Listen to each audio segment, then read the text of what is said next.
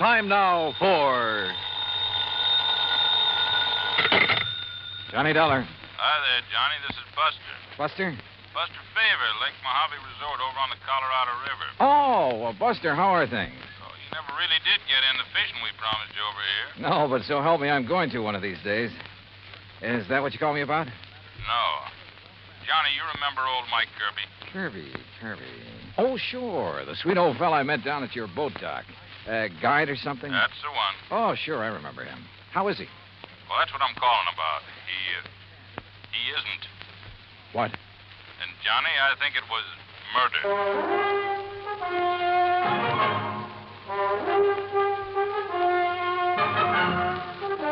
Bob Bailey in the exciting adventures of the man with the action-packed expense account. America's fabulous freelance insurance investigator. Yours truly, Johnny Dollar.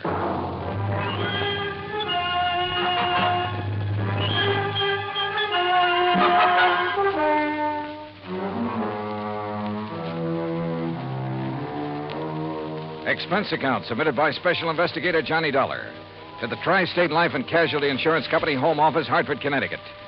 Following is an account of expenses incurred during my investigation of the Kirby will matter.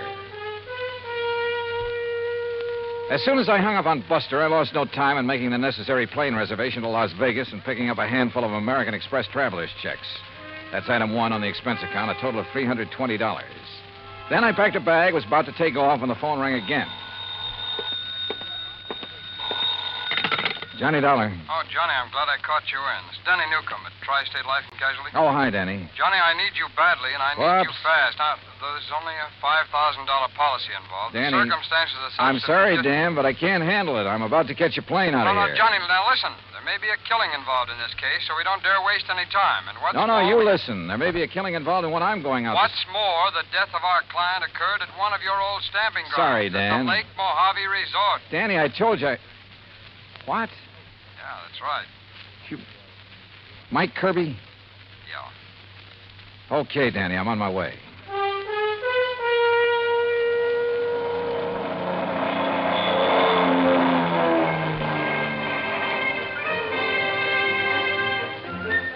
It was 7:30 a.m. when the plane dropped me off in Las Vegas, Nevada, smack in the middle of the Mojave Desert. Even at that hour of the morning, the otherwise clear, clean air was filled with the cacophony of this city of chance.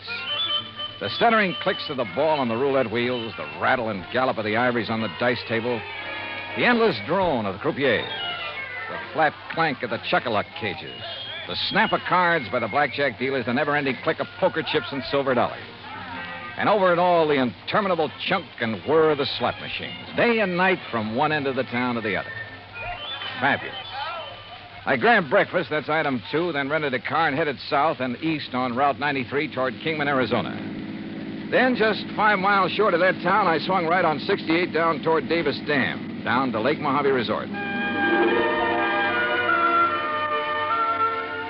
Mile after mile of nothing but sun-baked rock and sand, sagebrush and Joshua trees, tumbleweed and cactus. And right in the middle of it, the clear blue waters of Lake Mojave.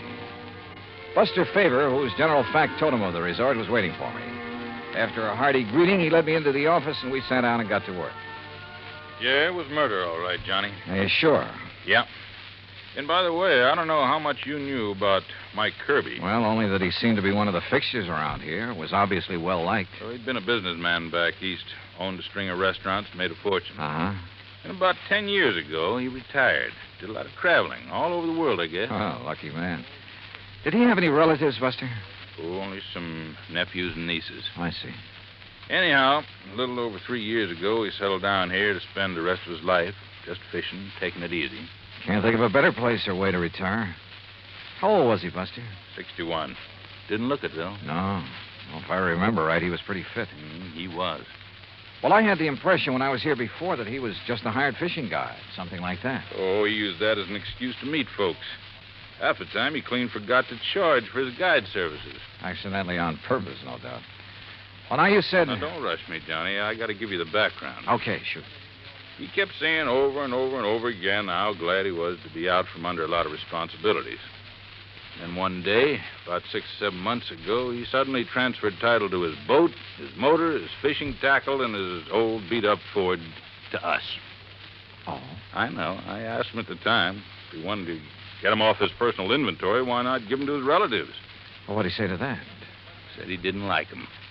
Felt they were just waiting around for him to die so they could get their hands on his money. Oh. Said he just wanted to make sure that if anything happened to him, the stuff would end up with us on account of we'd use it and appreciate it.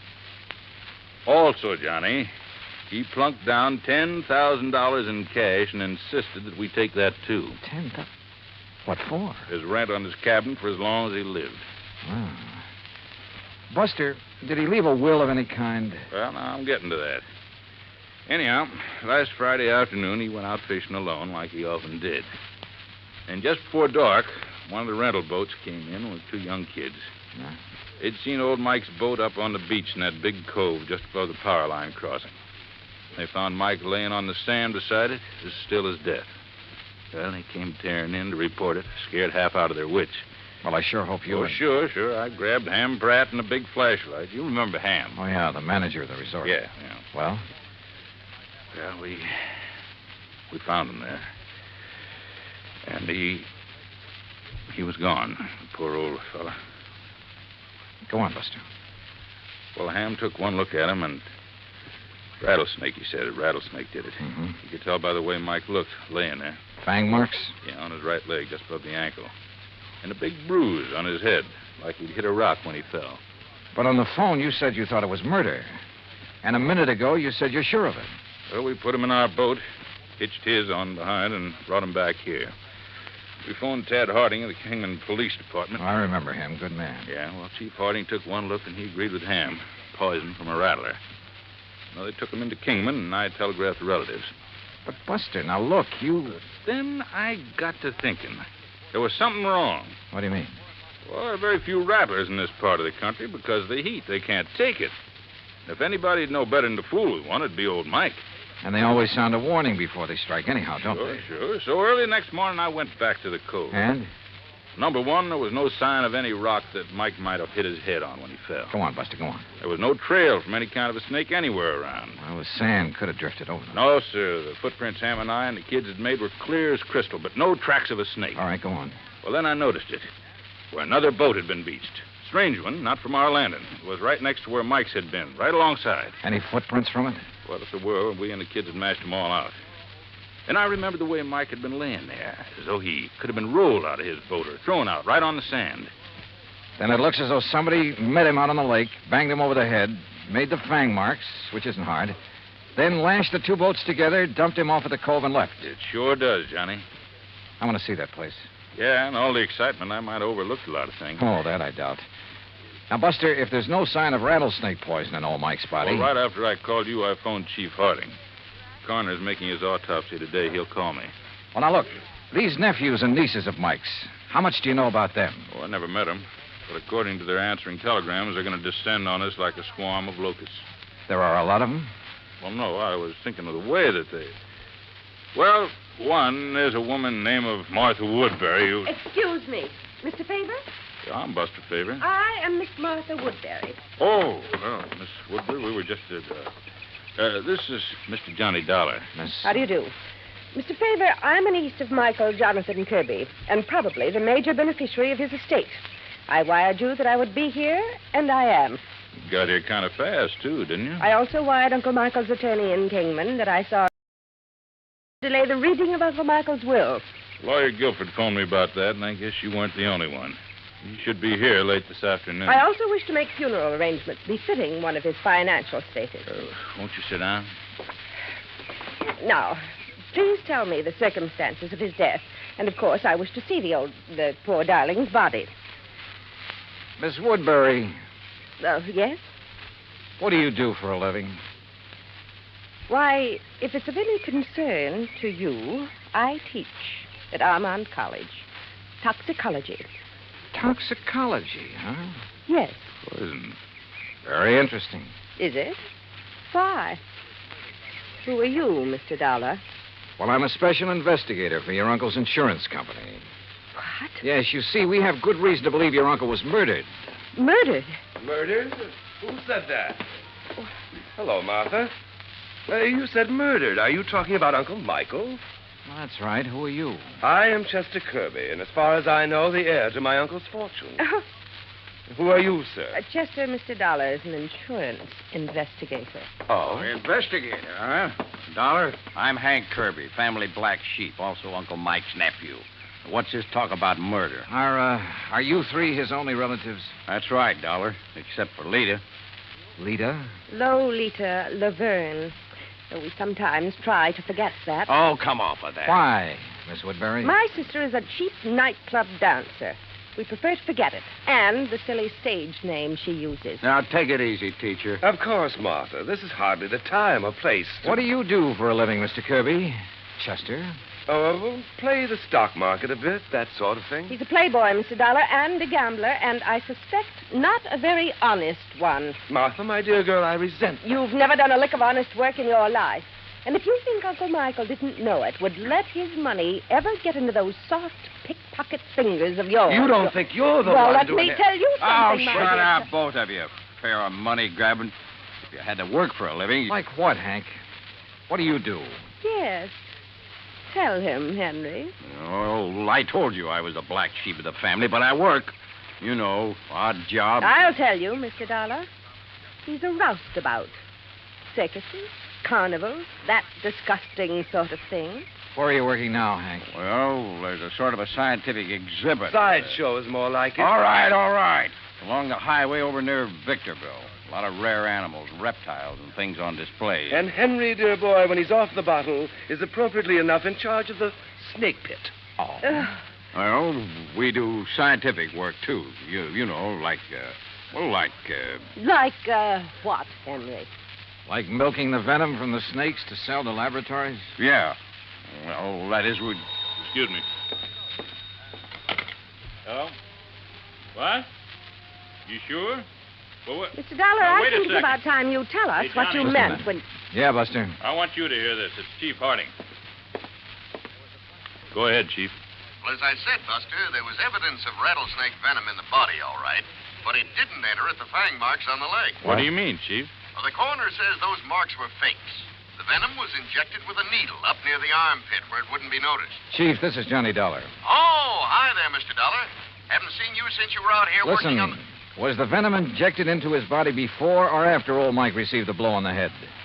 Was the coroner able to check that? I don't think he's tried, Mr. Dollar. Well, have him do it, will you please, if he can? Well, sure. Also, I'll do me a favor and check with lawyer Guilford. I'd like to know when he's coming out here with a will. Oh, I saw him just a few minutes ago, and he asked me to tell Buster. Sometime this afternoon, if he can get away. Good, thanks. I'll talk to you later. Well, sure, Mr. As I started to say, Mr. Look, Dollar, Miss Woodbury, there is nothing that you or any of us can do until we get the complete report from the coroner. Well, you can at least tell us what you meant. And when what you meant... about dear Uncle Michael's will, Mr. Dollar? That will have to wait for the attorney. He expects to be here sometime later today. Now, wait a minute. You said murdered. Incidentally, I suppose the will shouldn't be read until Lolita, or whatever her name is, gets here. According to her telegram, she ought to get here today. Well, she better. What I want you to do is arrange for quarters here. And all of you stay here. If you won't do it of your own free will, I'll have Chief Harding of the Kingman Police Department take whatever... No.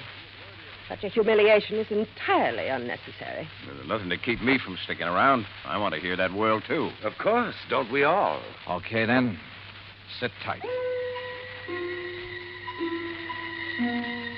For my money, any one of them could have done it. A toxicologist, a man whose business was handling poisonous reptiles, and a cheap tin horn gambler, and the nightclub dancer who hadn't appeared yet. Yeah, any one of them to latch on to the old man's fortune. I avoided telling the three present about the circumstances of their uncle's death in the hope one of them would slip, would give himself away by saying something to show that he or she already knew. As soon as they were ensconced in their rooms, Buster and I hopped into his outboard and headed up the lake. Remember the last time we rode up here looking for evidence, Johnny? Yeah, I sure do. That was the Midas touch mine. Yeah. And the pretty little lady owned a high-power rifle with a scope sight. Just about here, she started taking pot shots at us from the shore. Wow, that's one thing we won't have to worry about this trip. Now, right around this point is where I found Mike's boat on the beach. And like I told you, I may have overlooked some clue that you'll spot in a second. Buster, Yeah. tell me, You know, Mike, earn enough as a fishing guide to make a living? Well, just about enough to buy food and a few odds and ends and... Well, like I told you, most of the time he deliberately forgot to charge, not needing the money and all. Hey, Johnny, there in the cove. What? A boat, right where Mike's was. Whose is it? Do you know? Isn't out of our landing by... Hey, that puff of smoke from behind the bush way up on the sand dune. Swing us around. That's somebody with a gun. And look, we're taking in water, those holes in the bottom. Grab that can, start bailing. Hey, that guy can shoot. Pull us around, Buster. We're like a pair of sitting ducks out here. Right.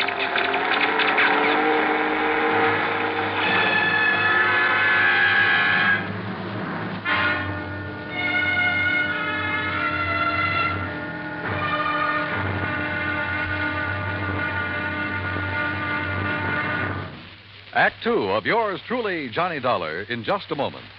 Democracy. It takes an awareness of life and a respect for mankind to make democracy work. But when this happens, democracy works in mysterious ways to better the lives of everyone. Why? Because democracy is concerned with everyone. One could say that democracy is people. For the people rule themselves in a democracy. No tyrant stands a chance. No dictator can get a foothold. The systems of laws and justice in a democratic government is made and operated by the people, for the people. And people like to be free. That's why democracy gives mankind its finest legacy of freedom. Now, Act Two of yours truly, Johnny Dollar, and the Kirby Will Matter.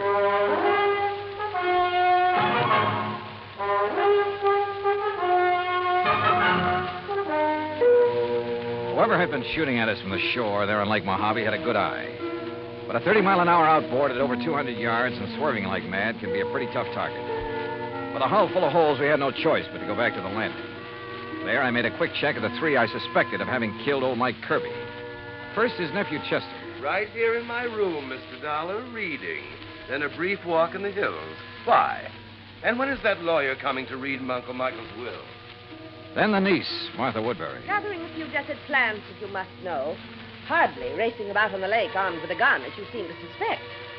Why don't you question Henry? If anyone should know how to handle a gun, he should. So I questioned Hank Kirby. Fishing, that's what. I saw no reason to just sit around waiting for that lawyer to arrive. I was fishing in that first big cove on the right. On the Arizona side. That's right. And I saw you and Buster tearing back here. That's when I come back to see what was up. Now, what is up? Mr. Kirby? Yeah, Buster? On the payphone, the phone booth next to the cafe. Yeah? Kingman operator just called. Yeah? She still hadn't been able to reach your party on whatever that call was you made. Oh, yeah, thanks. What call, Hank? I've been trying to locate Lita to find out why she hasn't got down here. Maybe she doesn't care about the will. Where is she, Hank? It was to a dive up in Las Vegas that I sent the telegram, Johnny. Yeah, that's where she's been working. Is that where you called earlier, Hank? Earlier? Yeah, didn't I see you in that phone booth when Buster and I pulled out? Oh, yeah, sure. Trying to get Lita then, too. Yeah. Yeah, it reminds me, Johnny. Lawyer Guilford just phoned me from Kingman. He'll be over here in about an hour. Then the will gets read, huh? Perhaps we ought to wait for Lita. What do you think, Hank? She'll be here. Well, did you talk to her? Is she on her way? Yeah, she's on her way. All right. If Buster's willing, we'll use the office when Guilford gets here. Sure. So, Hank, you tell the others to be ready and waiting. Yeah, sure thing. Come on, Buster. Right, Johnny. What's on your mind? Well, maybe it's just a hunch, nothing more. But I want to get on that phone in the office. I called Armand College first. Yes, Miss Martha Woodbury had left there only last night. So she couldn't have been here when Mike Kirby was killed. A call to Chester's Hangout, a private gambling club in Reno, indicated the same thing. Call number 3 was to the so-called museum where Hank Kirby worked with the snakes, a place within easy driving distance of Lake Mojave.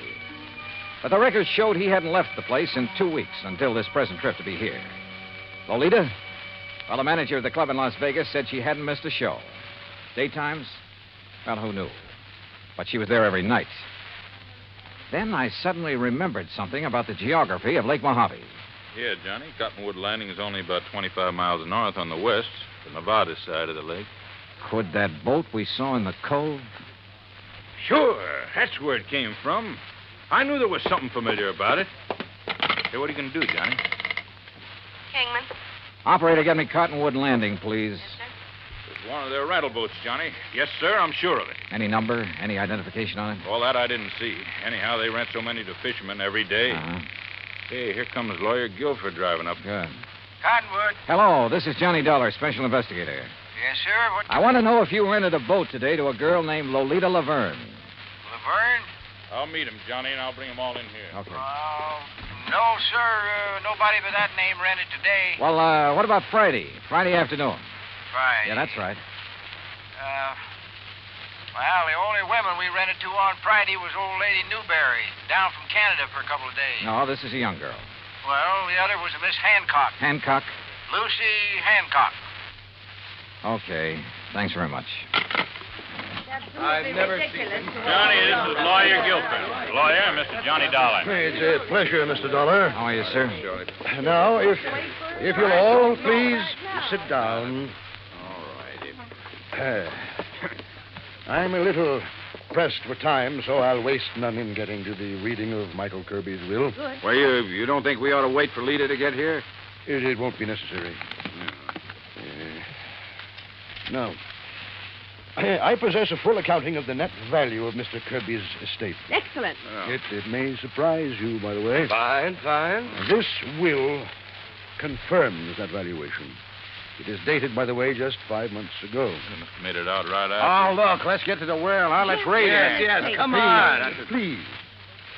His real property consisted only of his clothes, then the outboard motorboat, and an old car which he transferred to the Lake Mojave Resort, together with a sum of money to provide for his living here. How much? Only $10,000. Oh, well, good. Some years ago, he turned all other of his real property, including some rather important real estate and business holdings, into cash. Well, where is all the cash deposited now? Yes. Surely you aren't considering adding bank robbery to your rather questionable career, Henry. Martha, that is quite uncalled for. Now, why don't we proceed with the will? Yeah. There is one asset specifically set aside that perhaps I should mention since it concerns Mr. Dollar. He is the beneficiary? Oh, no. I refer to the insurance policy for $5,000. Well, don't worry about a piddling amount like that. Let's have the will, man. The insurance policy is to cover burial expenses and nothing else. All of it is to be used. Okay. Let's have the rest of the will. Yes. Can't you leave all that out? Very well. I, Michael Jonathan Kirby, do make, ordain, and declare this instrument to be my last will and testament. Oh, why don't you skip that stuff? Please. Being of sound mind and body, determined to enjoy the fruits of an industrious life to the fullest. The bequests, man. Life to the fullest. And rather than burden others with the responsibility that money demands. What? For these and other reasons, I have carefully spent every dollar I ever owned. What? No, he was out of his mind. He couldn't do that. That is the will of Michael Jonathan Kirby in its entirety. Good day. Good day. What fools we've made of ourselves. What fools. And it's no less than we deserve. I only wish that Lucy had been here. Wait a minute. Lucy? Yes, Lucy. Her real name, her proper name, not Lolita Laverne. It's Lucy Hancock Woodbury. But as I told you before... Now listen, all of you. You're to stay right here. Stay in your rooms. Oh? What's the point? Now we know the contents of that stupid will. Yeah. By Buster, what call right Chief Harding. Tell him to stand by in case these people get itchy feet. Right. What little I'd done so far in this case was based on nothing but hunches. So when 10, then 11 p.m. came and Lolita, Lucy Hancock Woodbury, hadn't arrived, I acted on another hunch. Sure, Johnny. My room is right next door to the office, so if this leader arrives and signs in, I'll let you know right away. No, Buster, no. Huh? Just sign her into a room after you've done a little tampering with the register. What do you mean? Chester is in number 6, isn't he? That's right. All right. Change that on the register to number 8. That's this one, your room. That's right. And be sure that Lita sees the register. I don't understand. You don't have to, Buster. Let's just hope she gets here. Buster left. And with my door ajar, I turned off the light and lay on the bed and waited. It must have been after midnight when I heard the car pull in. Heard Buster admit someone to a room a couple of doors down the line and then go back to his own. Then, silence. Then the quiet click of feminine footsteps approaching my door. Quickly, in the darkness, I lit a cigarette, held the glowing end away from my face.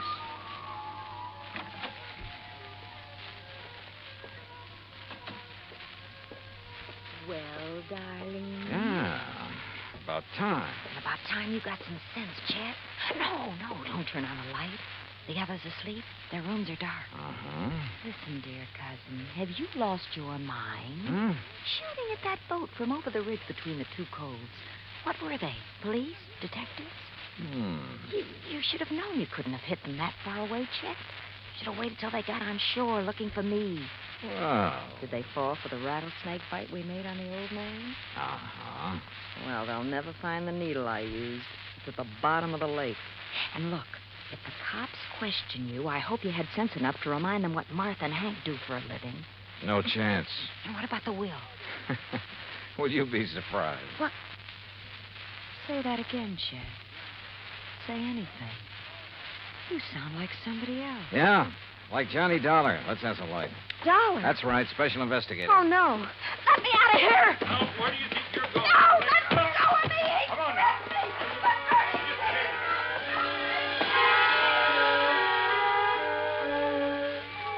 Yeah, all four of them had wanted to see old Mike dead. But Hank, the only honest working man of the lot, didn't have the brains. Martha wouldn't have used the means that tied in with her toxicology work, and probably didn't have the nerve. So Chet, who lived by his wits, and Lita, who was a real cheap, no-account... Well, the courts will take good care of them. And I still have to chuckle over poor old Mike's will. Being of sound mind, I have spent all my money. Which reminds me, expense account total, including transportation back to Hartford, $331.25. Yours truly, Johnny Dollar.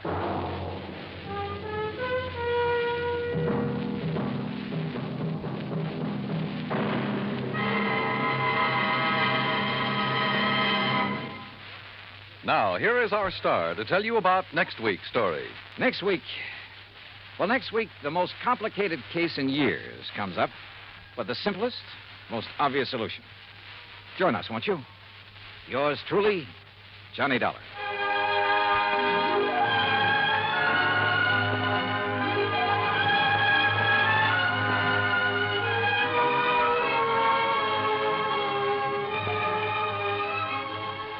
Yours truly, Johnny Dollar, starring Bob Bailey, originates in Hollywood. It is produced and directed by Jack Johnstone, who also wrote tonight's story. Heard in our cast were Virginia Gregg, Barney Phillips, Shirley Mitchell, Stacey Harris, Carlton Young, Forrest Lewis, Frank Nelson, and John Painter. Musical supervision is by Amerigo Marino. Be sure to join us next week, same time and station, for another exciting story of yours truly, Johnny Dollar. Johnny Dollar has come to you through the worldwide facilities of the United States Armed Forces Radio and Television Service.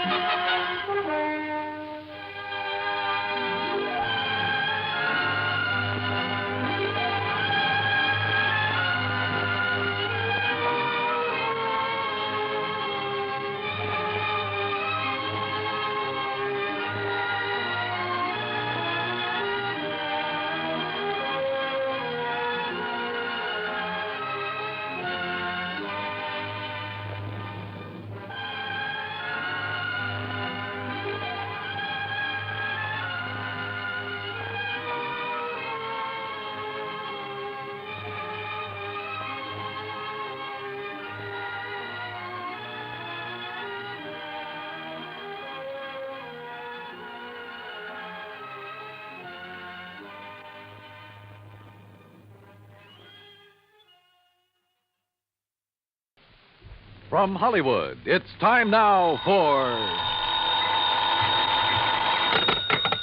Johnny Dollar. Dave Lawler, Johnny, over at Surety Mutual and Trust Company. Oh, hi, Dave. Long time. Yeah, I know. Listen, do you own a pair of dark sunglasses and some real loud sports shirts? Mine are so loud I have to keep them in a soundproof drawer. Great. But where you'll be at this time tomorrow, nobody will give them a second look. Oh? Like where? Well, according to the travel folders, it's, quote, the land where the summer spends the winter, unquote. In other words... Palm Springs, California. Dave, you're on. Good. But don't forget, this can be pretty expensive for your company. Oh, more than you know, Johnny. $75,000 hard cash. Wowee. Unless you're able to prove the bracelet Dan Galloway gave to his child bride wasn't really stolen. For a trip to Palm Springs at this time of year, I think I could prove anything.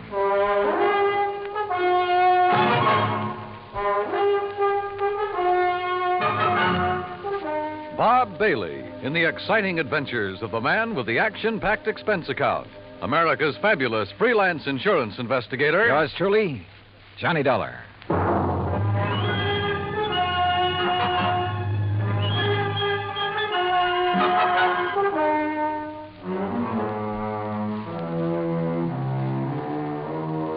Expense account submitted by Special Investigator Johnny Dollar to the Home Office, Surety Mutual and Trust Company, Franklin Building, Hartford, Connecticut. Following is an account of expenses incurred during my investigation of the suntan oil matter.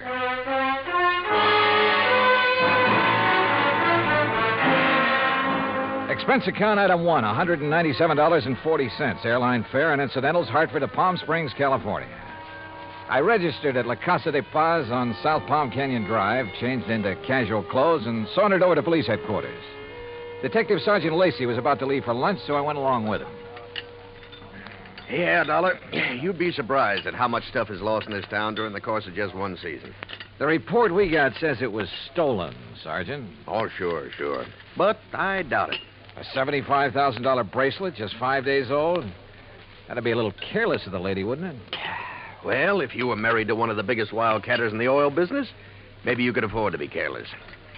What about Dan Galloway? Didn't you say he was drilling somewhere around here? About 80 miles south, in the middle of the desert, down by Salton Sea. Salton Sea. Oh, that's really a big inland lake that lies way down below sea level, isn't it? Want to bring me a check, Dottie? 245 feet below sea level, Dollar. There's oil there? Dan Galloway figures it this way. One of the most successful new fields that's been worked in years is deep under the Gulf of Mexico off the coast of Louisiana. There are a lot of salt domes down there, and underneath them are big pools of oil, millions of barrels. So, why not under the Salton Sea, which is all salt deposits? Who knows? Maybe he has something. Anybody else drilling down there? Just Galloway. Who else needs it? I mean, any more than he does. Well, does he? All yours, Dottie. How would I know if Galloway needs it? But there has been talk around. You know. But if he's hard up, how could he afford that fancy bracelet last week? Yeah, or the snazzy Italian sports car the week before that. I don't know either, Dollar. What about his wife? Oh, that Roberta. What a doll. And in 3D, if you know what I mean. How an old coot like him could ever latch onto a pretty little chick like her? Ruff. I take it Roberta's somewhat younger than her husband. Oh, not more than 35, 40 years. Oh, I see. How long have they been married? 2, maybe 3 years. Down in Dallas, I think it was. She's a Texas girl. Well, is it working out? I mean, are they happy? There's talk about that, too. What kind of talk? Oh, it's really just small-town gossip for the most part. Ever hear of Sonny Wyman? Wyman? No. Well, Sonny's around Roberta's age. One of those kids who came up from nothing, but all the time knew exactly where he was going. You know, made a point of meeting the right people, shaking the right hands. Real nice kid, too. What's he do? Well, when the season's over here, he works Pasadena, Beverly Hills, and L.A. Always has something that'll intrigue his wealthy friends. This season, it's Italian sports cars. Cosmo Romas, I think they are. And he's the one who sold the Galloways theirs, huh? He sold Roberta hers. Any angle there in connection with the bracelet? There is. You let me know. Well, if there isn't, what have you been working up to? Well, actually, nothing. You see, I still believe it was lost.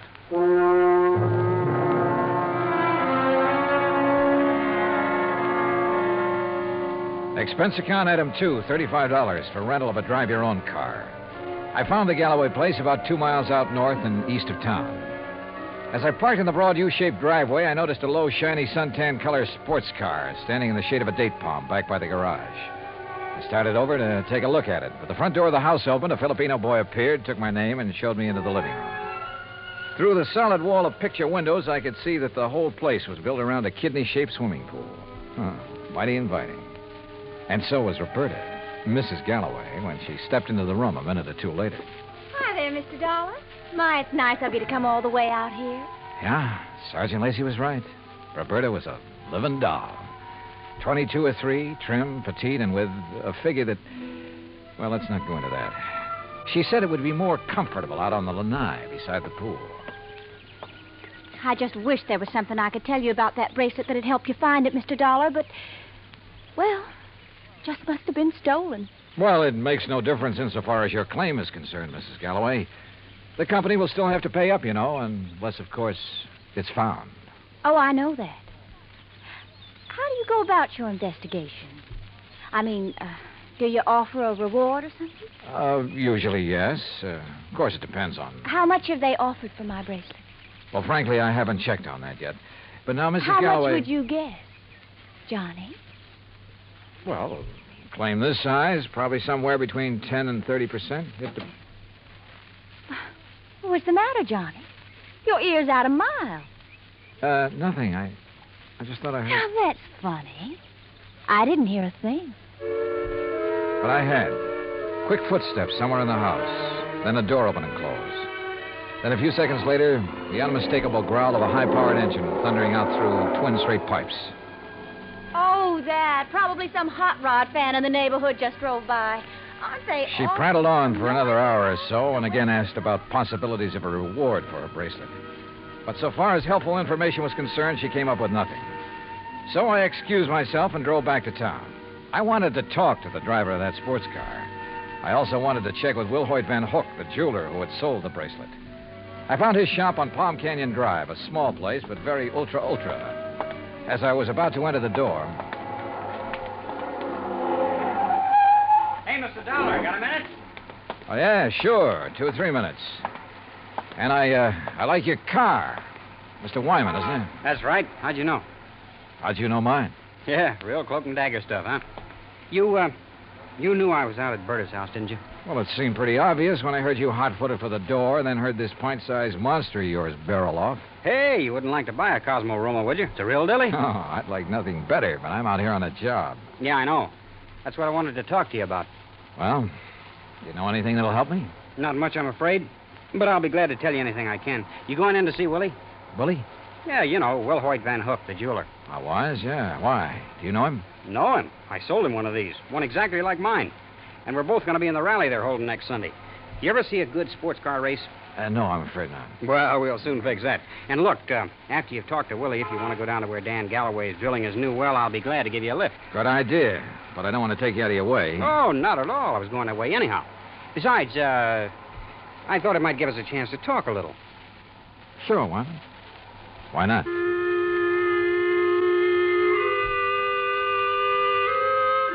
With a name like Wilhoit Van Hook, I expected... Well, I don't know what I expected. As it turned out, he was a smartly dressed chap of about 40, tall and slim, blonde hair and quick blue eyes, an alert mind. I told him why I was in Palm Springs, showed him my credentials, and he immediately offered full cooperation. Now, here we are, Mr. Dollar. Here's a copy of the appraisal. A duplicate of the statement I sent Dan Galloway. And here's a sketch of the bracelet. Ah, very good. Diamonds here, emeralds, and the mounting is yellow gold. Hand-worked, all of it. Mm-hmm. One thing I can't help wondering about, Mr. Van Hook. Yes?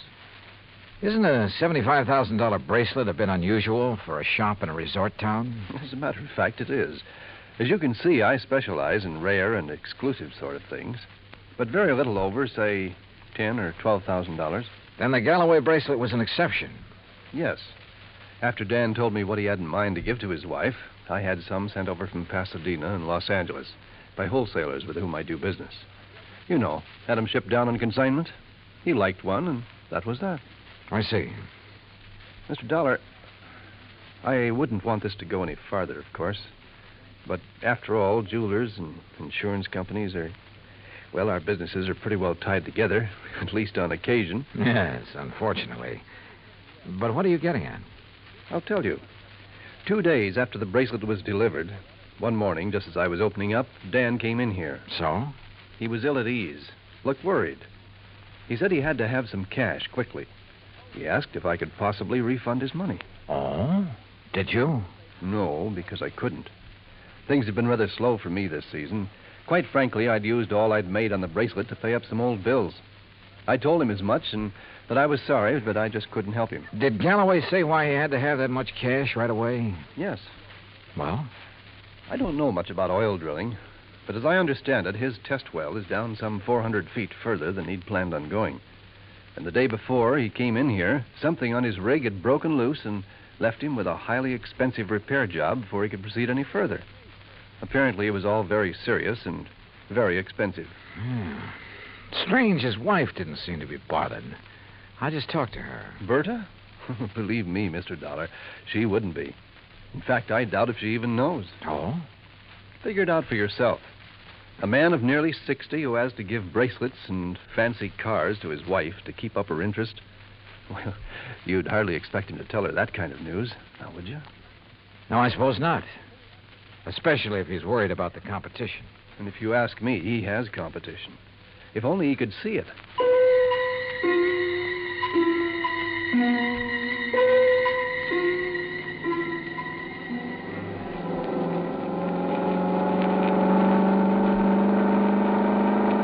That suntan and chrome Cosmorama was all Sonny Wyman claimed it was. It purred like a kitten, performed beautifully.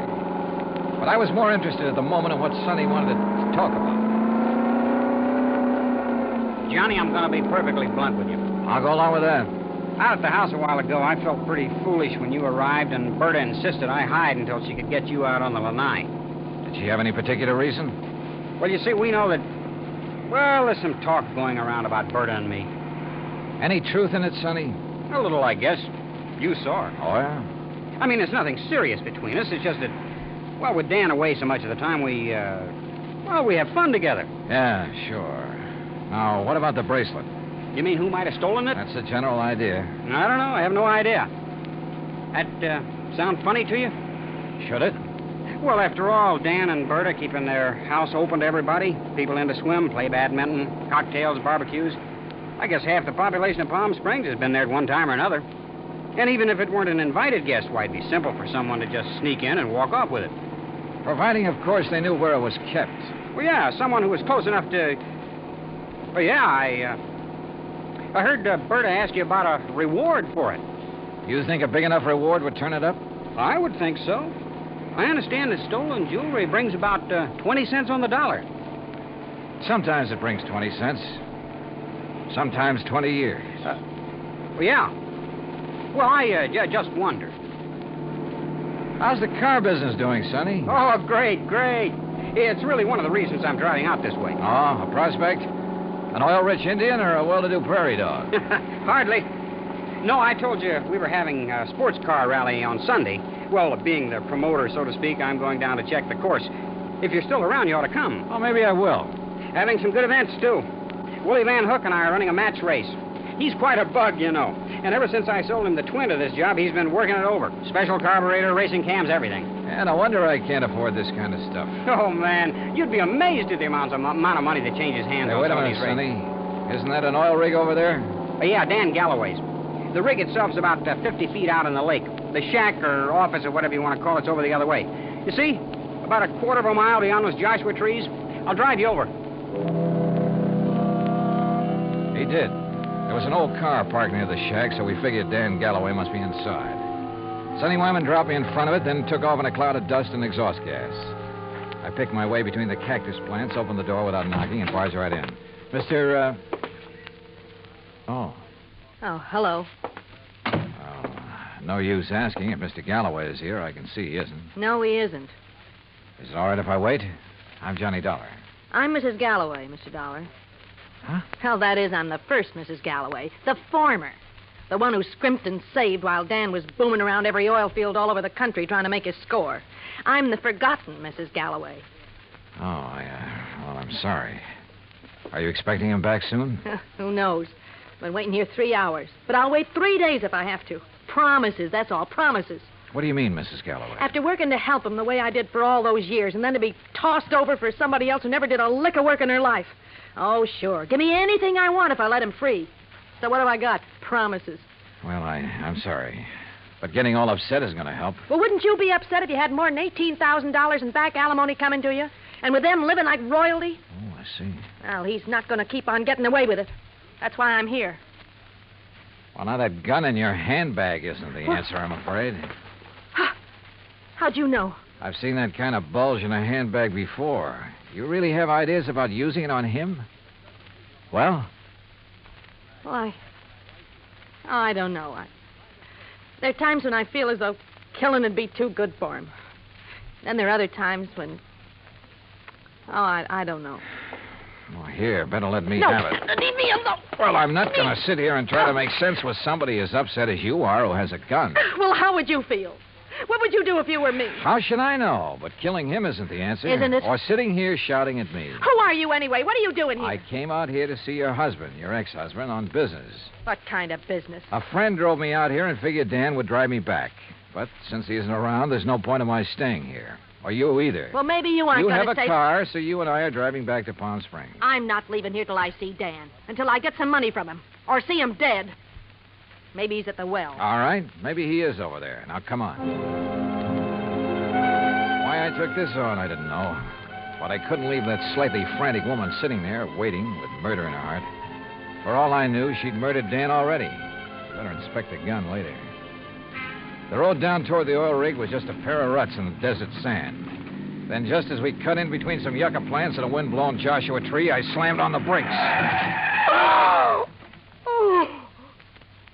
There, in the middle of the trail, lay a man's body, crushed and twisted. Dan Galloway had been carefully, repeatedly, run over by a car.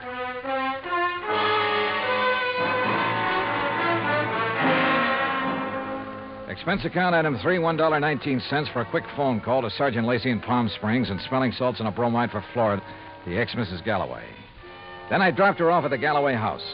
She and Roberta ended up consoling each other while I huddled with Lacey in his office at headquarters.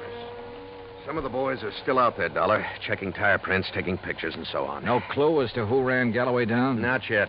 Looked to me as though Galloway stepped out of his own car to see whoever had pulled up in the other and was run down for his trouble. The car that did it ran around in a circle over and over him. Any suspects, Sergeant? You found his ex-wife, Flora, waiting for him in the field office, you said. That's right. And she was pretty nervous, on edge, you said. So? Also, she was carrying a gun. Whoa, now, wait a minute. Any reason why she couldn't have run him down earlier, then gone back and just waited for somebody like you to come along? Somebody with whom she could then discover the body? Only one hitch. You told me yourself, Dollar, that she was pretty insistent about your going over there to look for Galloway. Yeah, I know. But, Sergeant, you're off on the wrong foot. Why? Because of the tracks left by the killer's car. They didn't match the tires on Flora's car. You checked? I checked.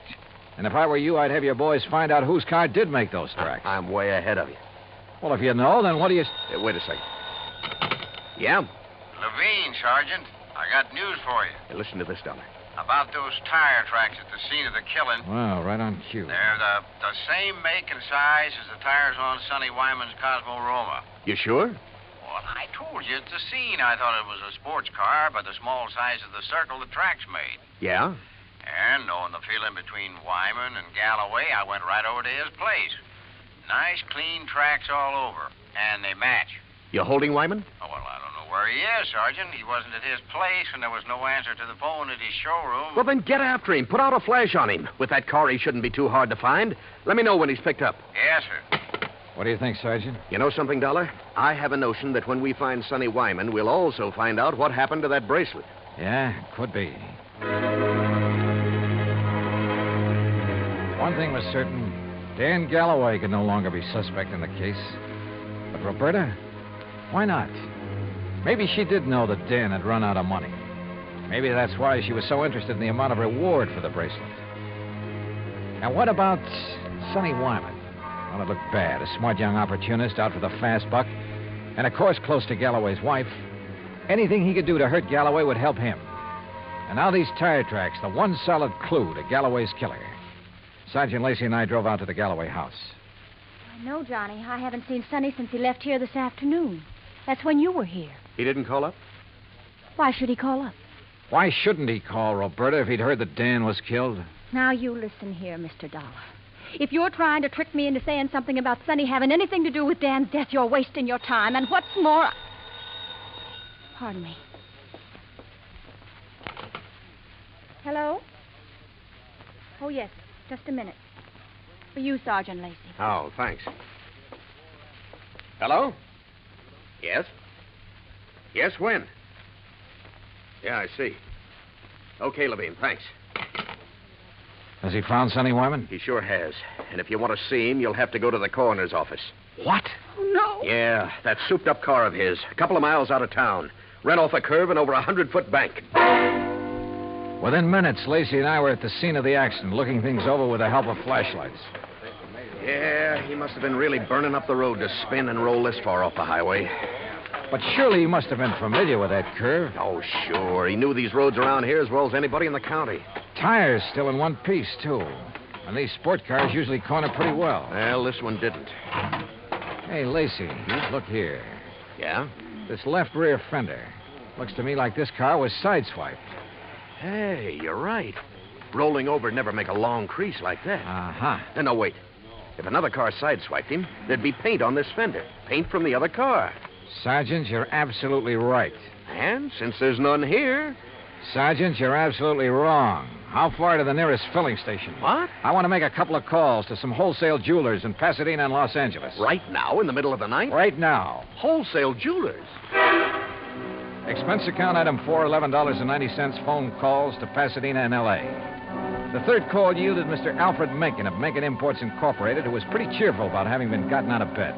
It's quite all right, Mr. Dollar. Now that I'm up, I'm wide awake almost. Well, I hate to throw something like this at you in the middle of the night, Mr. Mencken, but tell me, please, did you ship a diamond and emerald bracelet to Will Hoyt Van Hook in Palm Springs within the past few weeks? Why, yes, Mr. Dollar. Oh? As a matter of fact, I sent him 3. That was 2 weeks ago, and he returned them all. Returned them? When? Well, 2 of them the day after he got them. But the third one he kept for a while. I got it back just last Thursday. Now, I don't know if that means anything to you. You bet it does. Thanks very much. Lacey and I piled into one squad car, 4 patrolmen in another. It was several miles out to the little ranch where Van Hook lived, and Lacey and I chewed it over as we drove along. Don't hold out on me, Johnny. Whatever made you think of Willie Van Hook is the one who drove Sonny Wyman off the road? Well, apparently there was no paint on that fender from the car that sideswiped him. Actually, there was. Holy... Of course. Van Hook's car is exactly the same color as Sonny's. Another thing. The car that ran down Galloway, like the one Sonny drove, even down to the tires, but not necessarily the same car. Plus the fact I couldn't help wondering about Van Hook all along. Yeah, but why? In a job like mine, you have to wonder about everybody connected with a case.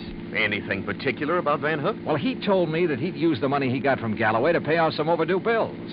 And yet, a few weeks ago, he was able to buy an $8,000 sports car. It ties up, Dollar. It all ties up. But how did Sonny Wyman figure in it? Oh, Sonny was a fellow who lived by his wits. He may have reached the same conclusion about Van Hook that I did. May have had an idea for latching onto the reward money. He mentioned the matter of reward to me a couple of times. Or he may have had ideas for blackmailing Van Hook. Another thing. Van Hook saw me drive away from his shop in Sonny's car. That meant he had to act fast, get rid of Galloway, who'd given him back the bracelet, and, of course, take Sonny out of the picture, too. Yeah, it all seems to add up very nicely. And when we face Van Hook, well, there's his place now. Here's his driveway. Well, either he's skipped out or he's asleep. No lights on in the place. Well, if you ask me, he's far... No, wait. Yeah? The third window on the right. The blind was pulled away for a second or two. Well, then let's get out of this car. We're sitting ducks in here. Well, how about it, Sergeant? What do we do? You boys split up. Cover the back and sides of the house. He's in there? Yeah. Okay, boys. Come on. Johnny, maybe you better keep out of this. Are you kidding? Hey, listen. The car door, I'm sure of it. Yeah, I know. Holy... What's he up to? Gonna lock himself in and take the monoxide route? Come on. Are there back doors in that garage? Not that I know of. Here, wait a minute. Van Hook! This is the police. We've got men all around this place. Turn off that engine and come out of there with your hands over your head. Don't be a fool, Van Hook. You haven't got a chance. Come out of that garage.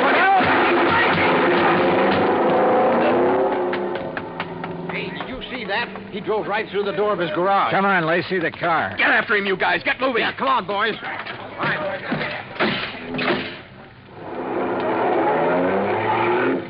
Crazy fool. He's getting into the side-swiping habit.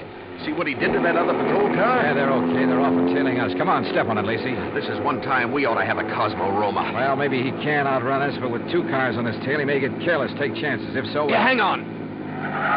Oh! Lacey, you could qualify for some of those road races yourself. That guy's out of his head. Main highway like this, full of trucks and trailers. Oh, don't worry about those guys. Those interstate truckers will give you a clear road after them. They're the best drivers in the country. Come on, hit your siren. You're right. Hey, you see, I told you those guys would give you the road. Holy... Look! The trailer in front of him. And the oncoming truck. Van Hook's trying to squeeze through. Pull up. Pull up, or we'll...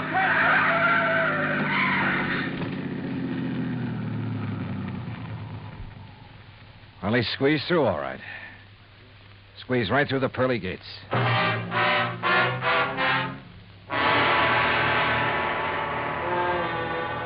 Expense account item 5, $38.75, room, 2 meals, and valet service at the Casa de Paz.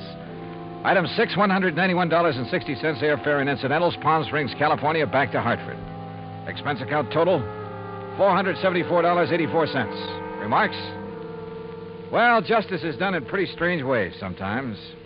Kind of makes you think. Maybe it pays to tread the straight and narrow, doesn't it? Yours truly, Johnny Dollar.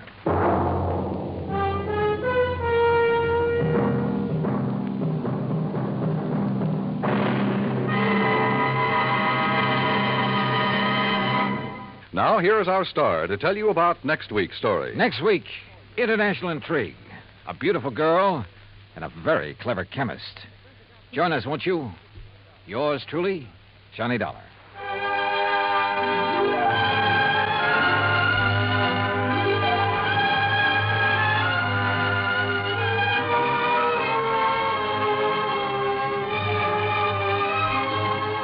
Yours truly, Johnny Dollar, starring Bob Bailey, originates in Hollywood.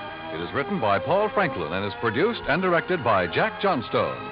Heard in our cast were Barbara Eiler, Paula Winslow, Forrest Lewis, Frank Nelson, Sam Edwards, Austin Green, and Shep Menken. Musical supervision is by Amerigo Marino.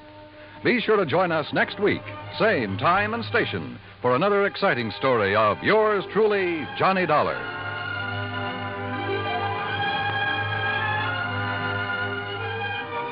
This is Dan Cubberly speaking.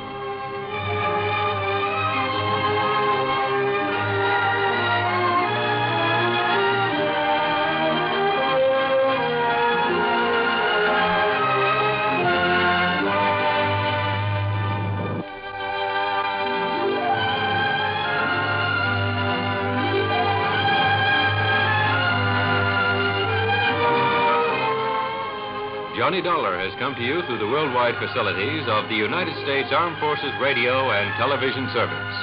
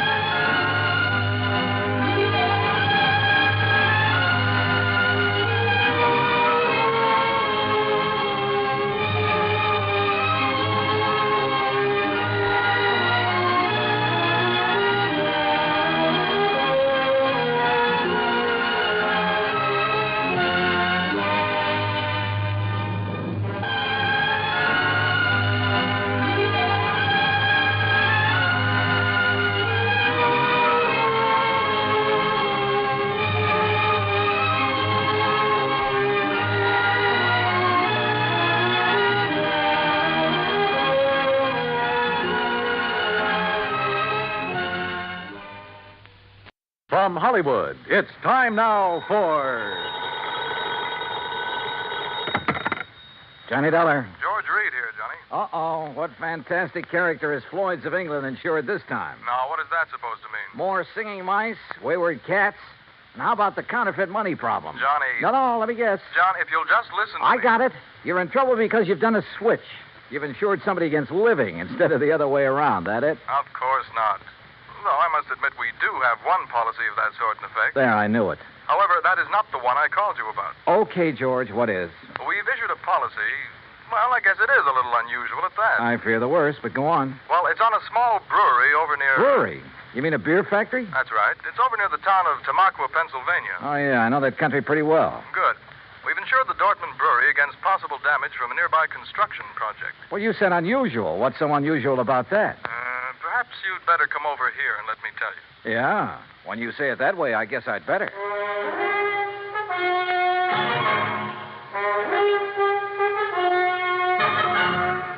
Bob Bailey in the exciting adventures of the man with the action-packed expense account. America's fabulous freelance insurance investigator. Yours truly, Johnny Dollar. And now, Act One of yours truly, Johnny Dollar.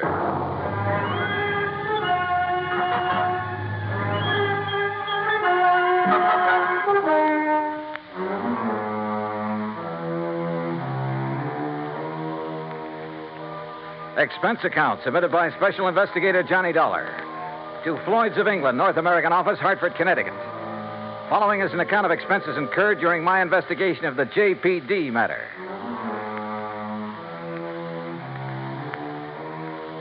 Expense account item 1, $1.10, taxi from my apartment to George Reed's office, where he promptly dragged me over to a large map tacked to one of the walls.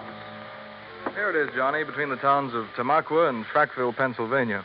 On a little river that's called Pinxatawney Creek. Old Indian name, I believe. Uh-huh. The Dortmund Brewery is just about here. Yeah. Well, okay. I'll rent a car in New York and drive over there. Now, wait. By making a couple of train changes, you can get most of the way over there by rail. Anything to save the company a buck, is that it? Why not? When that freewheeling expense account of yours gets into operation. Okay. What's the face value of the policy? Coverage for the whole plant, $820,000. Wow-wee.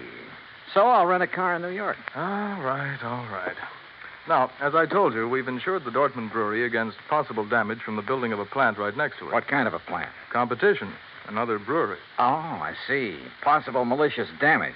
Is that what they're thinking of? That's what JP seems to be worried about. JP? JP Dortmund. Owner, manager, president, brewmeister, and anything else you can think of. Has anything happened yet? No, but I want you to go there and be sure that nothing does. Is this JP my contact? Yes. Okay, George, I'm on my way.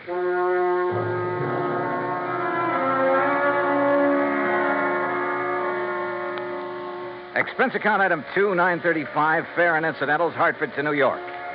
Item 3, $50, deposit on a drive-your-own car.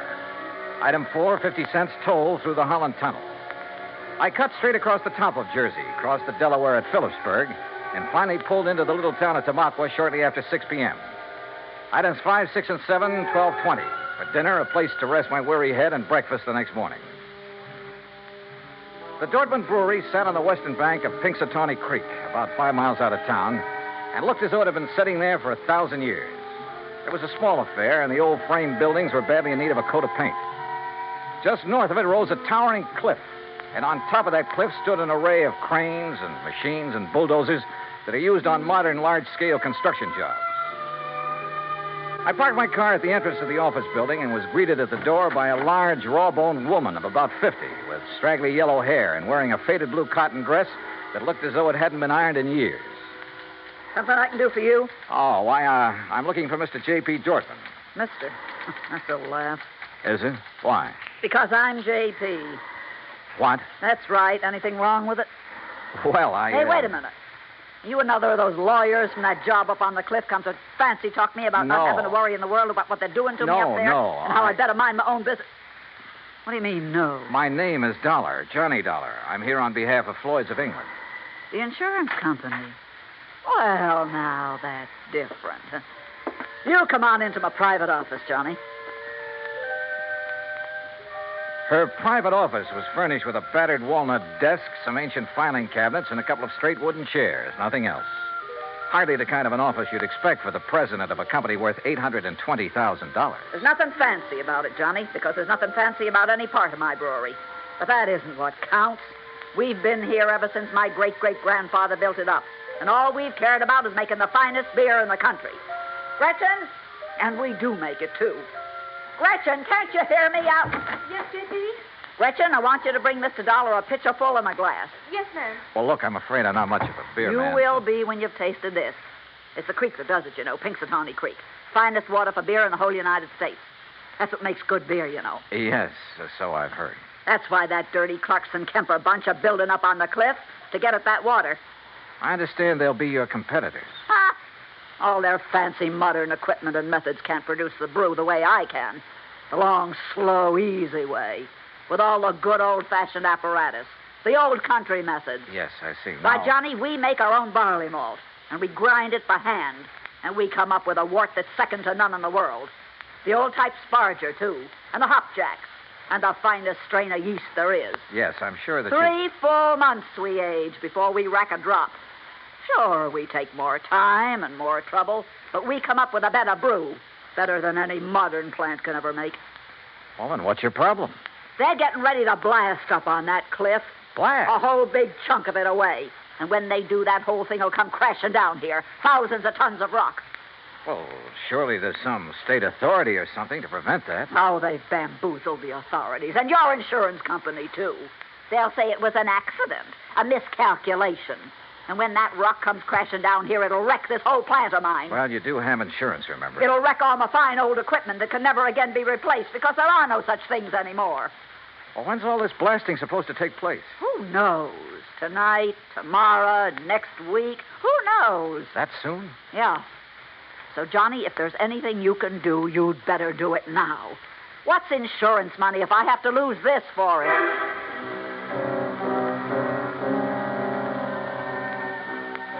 Who knows? Maybe she was right suspecting her rivals might try a stunt like that to put her out of business. But it all seemed a little too far-fetched. And yet, when I think of some of the unscrupulous things that have been done to put down competition, maybe she was justified in suspecting this Carlson Kemper crowd of... Yeah, maybe she was.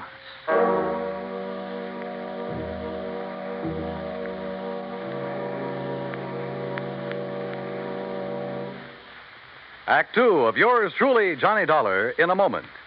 Our flag now numbers 50 stars, and behind each star there stands yet another flag representing one of the 50 states. Massachusetts state flag, bearing a green pine tree, is the descendant of the famous Liberty Tree flag that came out of Boston to serve all the original 13 colonies. It was under the Liberty Tree flag that the Sons of Liberty met and planned the Boston Tea Party, that our floating batteries on the Delaware River defended Philadelphia, and on the Charles River defied Howe's cannons. Beneath the tree is inscribed the state motto, Ensu petit placidum sub libertate quietum. By the sword we seek peace, but peace only under liberty. These words were originally written by the famous English patriot Algernon Sidney about 1659. This was a message intended for King George III. Unhappily, it went unheeded. Massachusetts state flag, the flag of the sixth state to enter the Union, was adopted on March 18th, 1904. And now, Act 2 of yours truly, Johnny Dollar, and the JPD matter. If J.P. Dortmund was right, if there was the least possibility she was right in her suspicion that Carlson Kemper would blast thousands of tons of rock down on a little plant in order to put her out of business, well, there was only one thing to do. I got back into my car and drove by a roundabout way up to the top of the cliff overlooking the Dortmund Brewery. There in the middle of the vast array of heavy construction equipment, giant cranes, trucks, huge cement mixers, and so on, I found the main construction shack. And by a stroke of luck, one of the partners in the proposed new brewery, Mr. James Carlson. That crazy old lady's being absurd, Mr. Dollar. If you really want the truth, well, I think she'd welcome our smashing that antiquated brewery of hers out of existence. Is that what you plan to do, Mr. Carlson? Can you be serious? By blasting a few tons of rock off the face of the cliff into the river? Or a few thousand tons? Or a few thousand tons. Won't do that place of hers a bit of harm. You're sure? Of course I'm sure. Only thing I'm not sure of is why she stays in business. What do you mean by that? Well, she can't be making any money. The methods she uses were out of date in this country 50 years ago. The product's good, sure. But today, you've got to snowball. Did you know, Dollar, that out of the goodness of my heart, I offer to take that crummy plant of hers off her hands? Or because her location is better down next to the water supply? Oh, partly, sure. I offered her nearly $500,000 for her spot. 400,000 to be exact. But no dice. She just kept bothering us, trying to get out a lot of injunctions against our building there. I assume you have the necessary permits for this blasting operation. A whole drawer full of them. Hey, look at them yourself. At the same time, appreciate the volume of red tape necessary to do anything these days. But suppose that something should go wrong, that quite by accident, the top of that cliff should drop down on JP's brewery. Mr. Dollar, it's to obviate any such possibility that I called in one of the foremost blasters in the country, who, purely incidentally, is top man for one of the biggest makers of explosives in the world. You talk to him, Mr. Dollar. Maybe I will. Believe me, I can understand why you might not take my word for the safety of the operation we're about to undertake, but certainly you can't question his word. You say about to undertake. When? I believe he's planned the big blow-off for tonight. Tonight? Yeah, come on, I'll take you to him.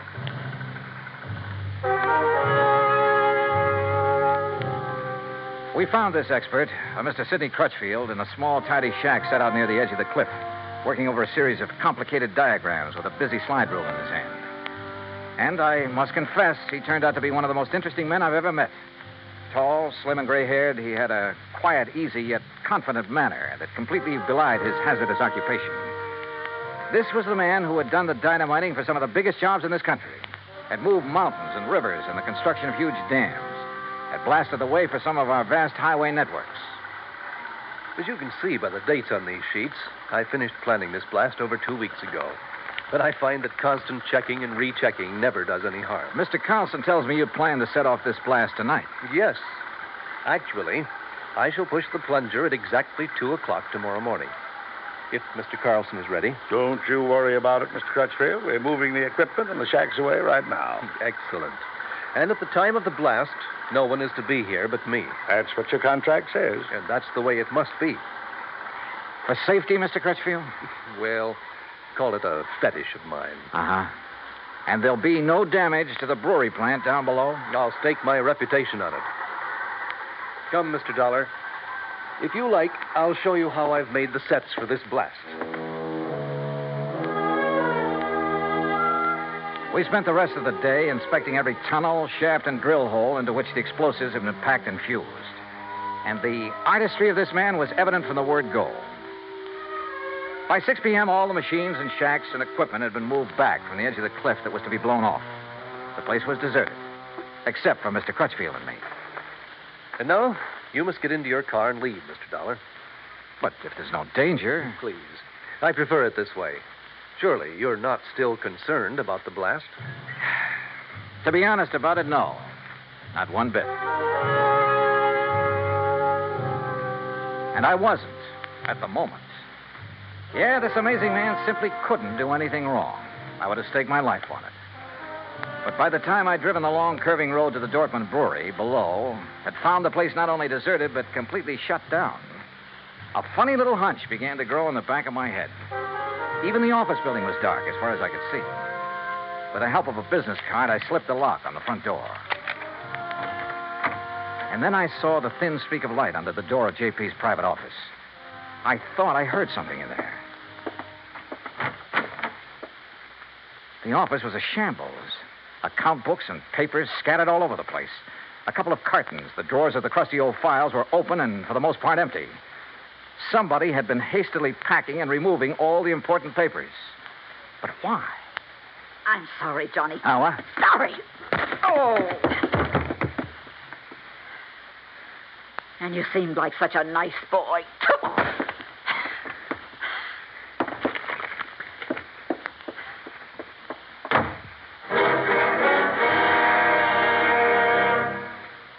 Act 3 of yours truly, Johnny Dollar, in a moment.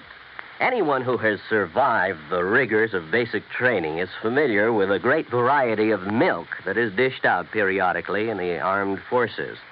Now, there's frozen milk, concentrated milk, frozen concentrate, and good old powdered milk.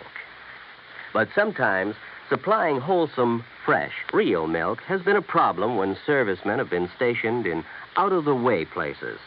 The United States Air Force came across that problem some time ago in the island of Terceira in the Azores, those Portuguese islands that dot an eastern portion of the Atlantic Ocean. The air base there was considered powdered milk country for a long time. Although cattle have played an important role in the economy of the island of Terceira, the herd was badly inbred and milk production was very low. Modern milk processing was not a part of the picture. And with the help of Portuguese veterinarians, the men in the United States Air Force unit worked out a free breeding service by using a small herd of milk cows acquired in England and the cattle there at Terceira improved. Then, a complete pasteurizing, homogenizing, sterilizing, bottling, refrigeration plant was flown in from the United States. As soon as this activity got underway, milk production began to climb steadily, and thirsty Air Force men and civilians were soon buying and drinking the new fresh milk. When economy of the island began to rise rapidly, the people were happy and grateful. You might say that a little milk of human kindness increased understanding on an island of freedom, the right of all men everywhere. And now, Act 3 of yours truly, Johnny Dollar, and the JPD matter.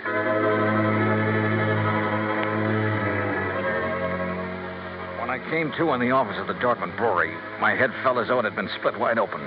The sash weight that had been used on it lay beside me. But why had J.P. struck me down from behind the door where she'd been waiting for me? And why, before that, had she been hastily packing a lot of business papers, bills, and so on to take away? A couple of them still lay under me where I'd fallen. It was several minutes before I found strength enough to roll over and try to push myself to my feet. As I did so, I saw two things. One was a bill she'd overlooked in her haste to get away. A bill from Frankline Powder Company addressed to her personally. A bill for 21 cases of dynamite and some other explosives. The other was my watch. I'd been out for hours, too many hours. For according to my watch, it was 1:52 a.m., exactly 8 minutes before the tremendous dynamite blast on the cliff above was to be set off. And suddenly I knew where, somehow, by her plan, those thousands of tons of rock would land, and not harmlessly in the river below. And I knew why J.P. had left me here, so I'd be crushed by them.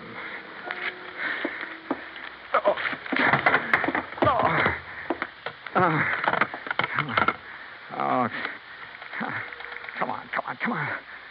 Oh, please, come on. Hello. Oh, please, hello. Operator, this is emergency. Yes, sir. Hey, look now, I'm calling from Dortmund Brewery. It's between... Yes, I know where it is, sir. There's a big construction. Carlson Kemper, that's the name. Well, sir, up on the cliff above this sir, brewery here. I'm sorry, but those lines were disconnected late this afternoon. What? But look, surely there's some way to... Operator. I'm sorry, sir, but there's no way to ring them. Oh, no. Oh, I've got to get out. I just got to get out of here. Somehow I got to get out there and get it. Oh, no. Please. I got to get in. Get in.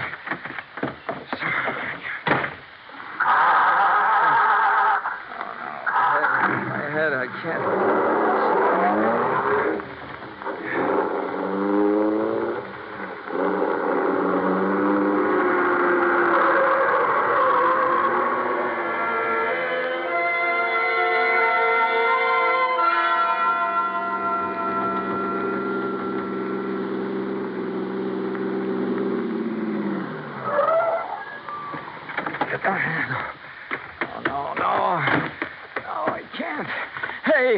Hey, stop! Stop! Who's that? What are you Crutchfield! Stop! Stop! Dollar, Don't! what are you doing here? Don't do it! I thought I told you. Don't push that plunger. I'm sorry, Don't set Mr. off that Dollar. blast. That's no! exactly what I'm going to do right now. No, you're not. No. I'm sorry, Mr. Dollar. You have no right to interfere. You now stand back. hear what I said. Dollar, put down that gun. You touch that plunger, and so help me, I'll pull this trigger. Now, wait a minute. Dollar, what's the matter with you? Oh, what's happened to you, man? Oh. Good heavens, man.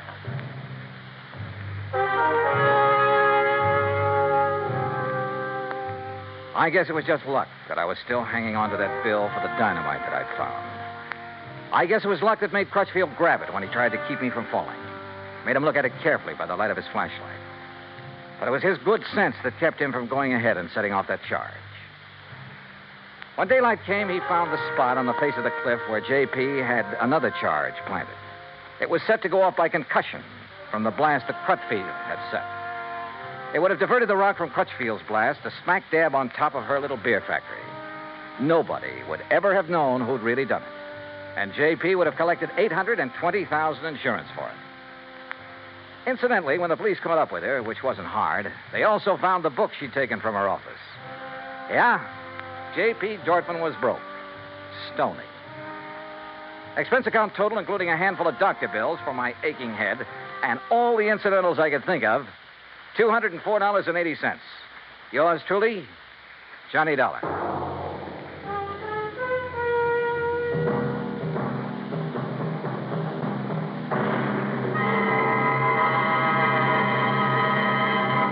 Our star will return in just a moment.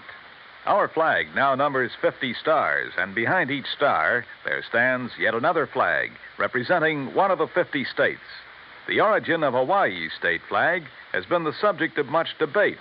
It is now believed that it was the work of foreign advisors to King Kamehameha. Legend also has it that it was designed at the request of King Kamehameha by George Beckley, an English sea captain. The flag consists of 8 horizontal and alternating stripes of white, red, and blue, representing the 8 major islands in the chain. Also represented is the British Union Jack, a reminder of Captain Vancouver, who on his voyage around the world in 1794 gave King Kamehameha a British flag and the promise of British protection. The Union Jack is also a reminder of Captain James Cook, who discovered the Hawaiian Islands in 1778. Hawaii's state flag, the flag of the 50th state to enter the Union, was adopted in 1845. Now, here is our star to tell you about next week's story. Next week, the ideal vacation matter. But believe me, it turns out to be neither ideal nor a vacation. Join us, won't you? Yours truly, Johnny Dollar.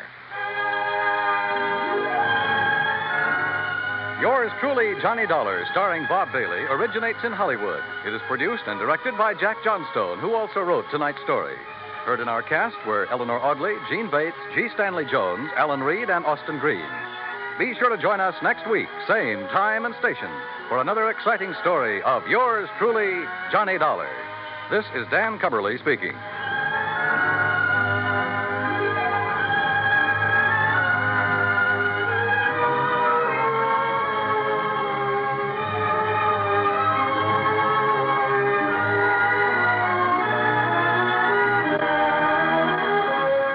This is the United States Armed Forces Radio and Television Service.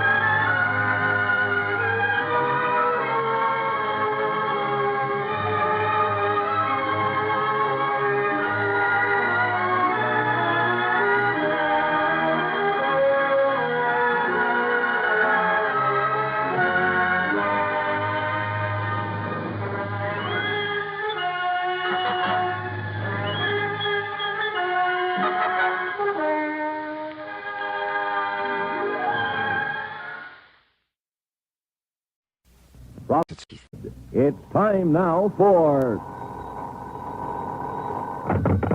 Johnny Dollar. Pat McCracken, Johnny, Universal Adjustment Bureau. Hi, Pat. What's new? At the moment, Cooper's Bend, Nevada. Never heard of it. Neither did I till this morning. They're having a big celebration out there, Frontier Week. So what do you want from me? A beard? It might help if you started growing one, Johnny. And how about a 10-gallon hat? You got one of those? Oh, sure. And my horse is tied up in the bedroom. Now, look, what's this all about, Pat? Well, from what I can gather, Cooper's Bend was just a sleepy little western town dying on its feet. That is, until last week. So what happened last week? A publicity man named Bill Williams organized this Frontier Week to wake the town up. I guess somebody out there doesn't like being waked up. What do you mean? Oh, looks like somebody's trying to put Bill Williams to sleep. The hard way. I'll be right over.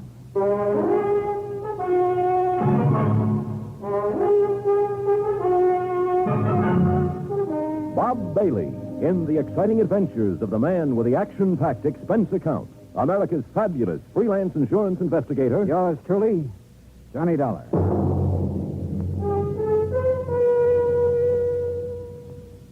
And now, Act One of yours truly, Johnny Dollar.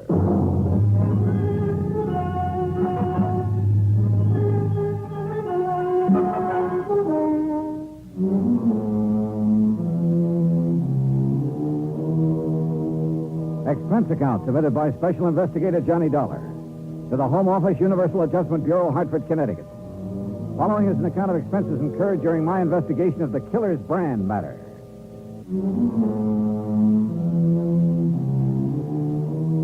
Expense account item one, $1.20, cab fare from my apartment to the office of Universal Adjustment Bureau. Pat McCracken was waiting for me. Not too much to go on, actually, Johnny, but I figure it's worth your taking a trip out to Cooper's Bend to see what's what. One of the companies we represent has a hefty policy on Bill Williams' life. Who is this Bill Williams? What's he do? Little of this, little of that, I guess. Sort of a fly-by-night type. Freelance publicity, that sort of thing. Hey, you suggested over the phone that there'd been an attempt on his life out there. Well, at least somebody took a shot at him. Oh? You have any idea who? No. That's what I want you to find out. Could have been an accident, Pat. Maybe somebody got carried away during one of the at celebrations. 2 o'clock in the morning, Johnny. Even during Frontier Week, people in Cooper's Bend don't stay up that late. Okay. Where do I find Williams? There's only one hotel. You look for him there. And, Johnny? Yeah? Watch yourself. Some of those characters out there can shoot pretty straight. And one of them is pretty riled up about something. Shoot straight. He missed Williams, didn't he? Oh, yeah. The first time. Expense account item 2, $187.50. Incidentals and transportation by plane and a rented car to Cooper's Bend, Nevada. The town was baking in the sun when I arrived in the middle of the afternoon. Aside from the fact that there were cars parked on the main street instead of a string of horses, the place could have easily passed as a set for a Western movie. A saloon, a general store, one weather-beaten hotel, the works. I kept wanting to go around behind the buildings to see if they were real. There was even a big horse trough in front of the hotel. I stopped for a moment to take a look at it, and that was my first mistake. Suddenly, I heard a crowd bearing down on me. All right, let's get him. Hey, look at him, a real dude. I'll lay off him. This is kid stuff. What do you mean, lay off of him? You know the Frontier Week rule. Hey, look, what's this all about? Come on, mister, off with your shirt. My shirt? Now, just a minute. The rules, partner. Anybody on the street without a 10-gallon hat during Frontier Week gets sunk in the horse trough. Yeah, well, look, I just got into town. How am I supposed to know the rules? Well, this is one good way of finding them out, stranger. Anybody want to sell me a 10-gallon hat quick? Too late, buddy. Well, he's got a sense of humor anyway. Come on, I'll help you off with your shirt, stranger. Okay. That's it. Now, just take it easy, partner. Take it easy. Welcome to Frontier Week, partner. Oh, thanks. Thanks a lot.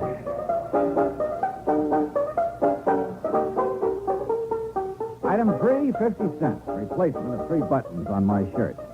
I bid a fond farewell to the horse trough committee and went to the hotel to find Bill Williams, the publicity man.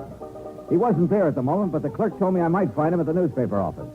That was 3 doors down the street, the Cooper's Bend Sentinel, no less. Bill Williams wasn't there, but for the moment I didn't miss him at all.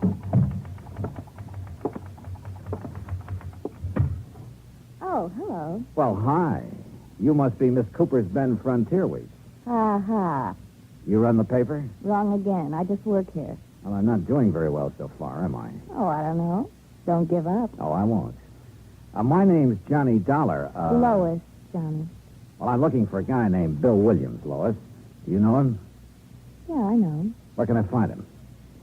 Well, this is as good a place as any. He ought to be here soon. Last I saw him, he was with Fred Kirby. Kirby? The editor of this paper. The two of them were all wrapped up in further plans for our glorious Frontier Week. I gather Frontier Week doesn't appeal to you. It's a two-bit idea, like everything else about this town. Oh, here's Fred. This is Johnny Dollar, Fred Kirby. Well, thanks, but we've already met. Mr. Kirby was one of the boys who helped me take a swim in the horse trough a couple of minutes ago. All in fun, Mr. Dollar. Part of Frontier Week. Yeah, sure. Kirby, I'm looking for Bill Williams. Oh, he's out making some final arrangements for the rodeo this afternoon. He ought to be back in a few minutes. Okay. Any place I can get a cup of coffee while I'm waiting? Oh, sure. 4 doors down the street. You can't miss it. I'll show you where it is, Johnny. Fine, thanks. I thought you had some work to get out, Lois. It'll keep. You don't mind, do you, Fred? Oh, no, of course not. Well, take your time. As we left, I could sense an undercurrent between Lois and Fred Kirby. And I could see his point. Matter of fact, though, undercurrent was too mild a word for Lois. Item 3, 20 cents. Coffee for Lois and me. You going to be in town long, Johnny? Oh, it depends. How long does Frontier Week last? This is the last day. Oh. Rodeo this afternoon, dance tonight. That ends it. Then the town goes back to sleep, huh? Probably. I won't be here to watch it, though. Oh, where are you going? Away. As far away as I can get. For long? For good. Well, how about your job? You mean the paper? That's a job? I think I can get along without it. How about the editor? Can he get along without you? Fred Kirby? Sure, why not? I don't know. I thought he depended... Where you been, Lois? I've been looking for you. Having a cup of coffee, obviously. This is Johnny Dollar, Dan. Dan Biggers, Johnny, owns a ranch near here. Dollar? Hi. Look, Lois, about the dance tonight. What time will I pick you up? Oh, I don't know about the dance, Dan. I don't know if I'm going or not. We're gonna go, Lois. Look, Dan. I said we're gonna go. Oh, for heaven's sake. Thanks for the coffee, Johnny. Lois! You know, Biggers, if you don't mind my saying so, that approach doesn't seem to go over so well with her. Yeah? Well, I do mind your saying so. I don't need any advice from you. Okay. And just for the record, Lois and I are engaged. Oh, congratulations. Don't get funny with me. Oh, now, easy, Biggers. Simmer down. You simmer down, Dollar. What do you mean? I mean, stay away from Lois. Are you kidding? So I bought her a cup of coffee. Anything wrong with that? You heard me. Stay away from her. One thing about Lois, she sure had the knack of stirring people up. The news that she was engaged to Biggers was quite a surprise, though, and I wondered if she was as eager about it as he was. If so, she didn't show it. But all of this wasn't getting my job done, which was to find out who'd made the attempt on Bill Williams' life. I went back to the newspaper office, and pretty soon he came in. He turned out to be the gent who'd supervised my dunking in the horse trough. Well, you're probably not feeling very kindly toward me at the moment, Dollar. Why not? You come all the way out here to protect me and get thrown in the trough right off the bat. I didn't know who you were. Look, you better get yourself a 10-gallon hat so it won't happen again. Don't worry, I'm going to. As I understand it, Williams, this Frontier Week was your idea. Yeah. I was driving through here on my way to Frisco a few weeks ago. The town was dead on its feet, but I could see the possibilities of waking it up. So I cooked up this scheme. The town went for it. How come you were so interested in waking the town up? For the dough. What else? I get 10% of the gross on the rodeo, dance, and other celebrations. I figured to get close to 1,000 out of it, and frankly, I can use the money. I see. Well, how about this attempt on your life? Come on. Out back, I'll show you. Show me what? My car. There it is. Take a look at the windshield. Yeah. Bullet hole. Mm-hmm. How did it happen?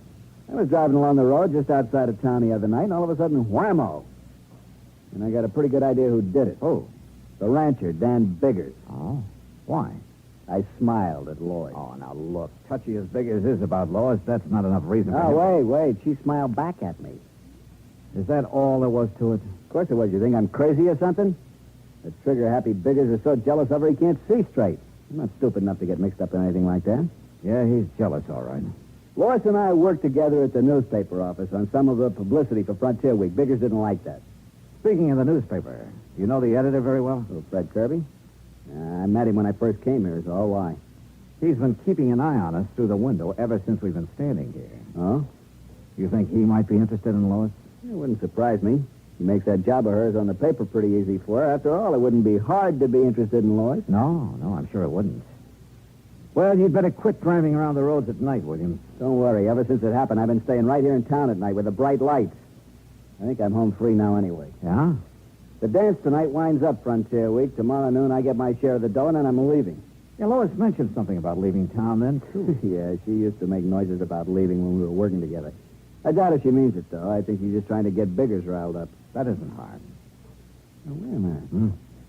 Remember now, she said it once in the office when Fred Kirby was around. What was his reaction? He didn't say anything at all, but he gave her a real funny look. I see. Well, I got to go make the final arrangements for the dance tonight. You going to be there? Oh, yeah. In the meantime, Williams, better keep your eyes open. Don't worry. Since that attempt on my life, I sprouted eyes in the back of my head. Oh, and speaking of head... Yeah? You better get yourself a 10-gallon hat.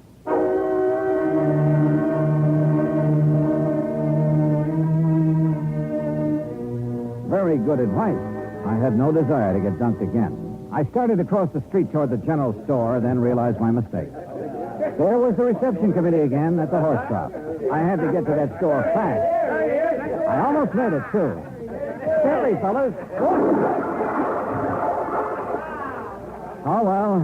Expense, item 6, $15 for a too-late 10-gallon hat.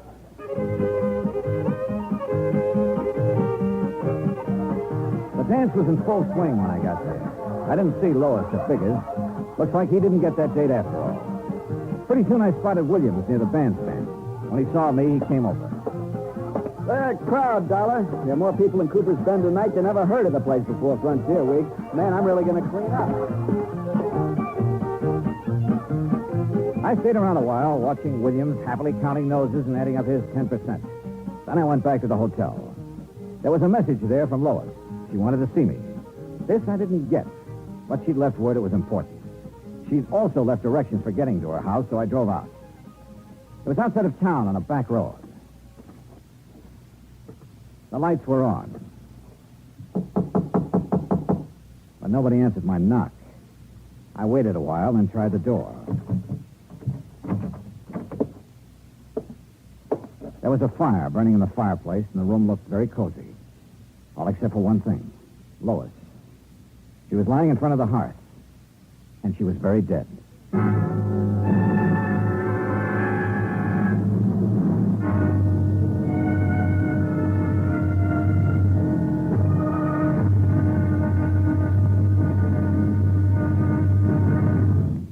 Act 2 of yours truly, Johnny Dollar, in a moment. For a long time, people have been saying that the Earth is shrinking because transportation is getting faster and faster. And because this is true, people are getting closer, too. Today, our neighbors are not only the ones who live next door to us, they're all over the world. It is axiomatic that one should help his neighbor. But Americans have gone a step further. In addition to individuals helping individuals, now many American cities help many other cities through the Sister City program. Now, perhaps you've heard how it works. If not, here's an example or two. In the fall of 1959, a large area of Nagoya, Japan, was struck by a devastating typhoon. Her sister city, Los Angeles, California, sent tons of relief materials to Nagoya by way of an Air Force plane headed for the area. The Marines and the Navy rendered vital emergency aid during the disaster. When earthquakes shook Villa del Mar, Chile, during the summer of 1960, her sister city, Sausalito, California, sent hundreds of dollars worth of relief materials to help out. Another case in point, the school children of Clovis, New Mexico, sent a number of cultural exchange packages to students in their sister city of Adana, Turkey. There are hundreds of such examples because there are hundreds of sister cities. By using this means of diplomacy, friendship and understanding have increased throughout the world and paved the way for permanent freedom, the right of all men everywhere. And now, Act 2 of yours truly, Johnny Dollar, and the Killer's Brand matter.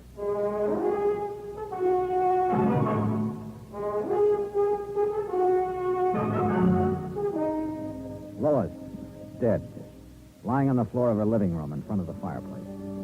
There was a poker near her hand that had been pulled out of the fire and scorched the rug.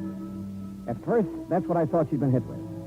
But then I took a closer look and could see she'd struck her head on the hearth. There were signs of a struggle in the room. Then, suddenly, I heard a noise outside. I ducked into the next room, found a side door, and eased outside. I listened. Nothing. Then I heard the car.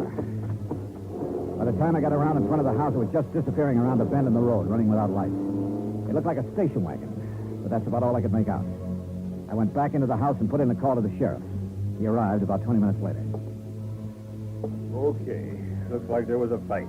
She got thrown down, hit her head on the hearth. Yeah, that's the way I sized it up. Now, let's size you up for a minute, Dollar. Me? Mind telling me what you were doing here tonight? I don't know. Oh, come on. No, I mean it. Lois left a message at my hotel that she wanted to see me. You don't know what about? No. Except it's a good bet this killing ties in somehow with that attempt on Bill Williams' life. Williams thinks it was Dan Biggers took that shot at him. Yeah, that's right. Well, it could be. Dan's always been awful jealous. I had trouble with him once before for the same reason. Oh? A month ago, he beat up a guy pretty bad. On account of Lois? Yeah. Seems the guy had asked Lois for a date. Trouble was, Lois never discouraged guys asking either. Hey, look, Sheriff. Lois told me earlier today that she was planning to leave town tomorrow. Now, if Dan Biggers learned about that. Yeah. Well, come on. We better drive out to his ranch and have a talk with him.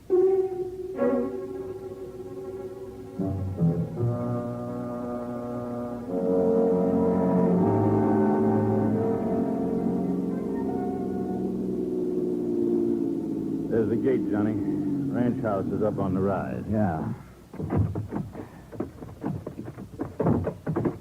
No lights on up there. You think Dan might have cleared out? Hey, came from that clump of brush over there. Hold it right where you are, Sheriff. I've got you covered. Now, don't be a fool, Dan. You drop that gun and come out of there. I said hold it. Came to take me in, huh? Well, I'm not going just now, Sheriff. Look, Dan. First, I'm going to find out who killed Lois and take care of him. Then you can question me all you want. Very interesting you should know about the killing already, Dan. I can think of one reason you might. Guess again, Dollar. I was in town when the call came in. One of the deputies told me about it. I figure it differently, Dan. You found out Lois was going to leave town tomorrow. Lois, leave? You're crazy. That's what she told me. She'd never do that. She'd never leave me. You tried to stop her. She grabbed a poker and swung at you. You threw her down on the hearth. That's a lie, you hear me? Dan, you're acting like a fool. Now give me that gun. I'm not coming in now, Sheriff. I can put these shots where I want to. Don't make me put them in you. Okay, Dan. You got the drop on us now, but I'm coming back. And I'm going to take you one way or another.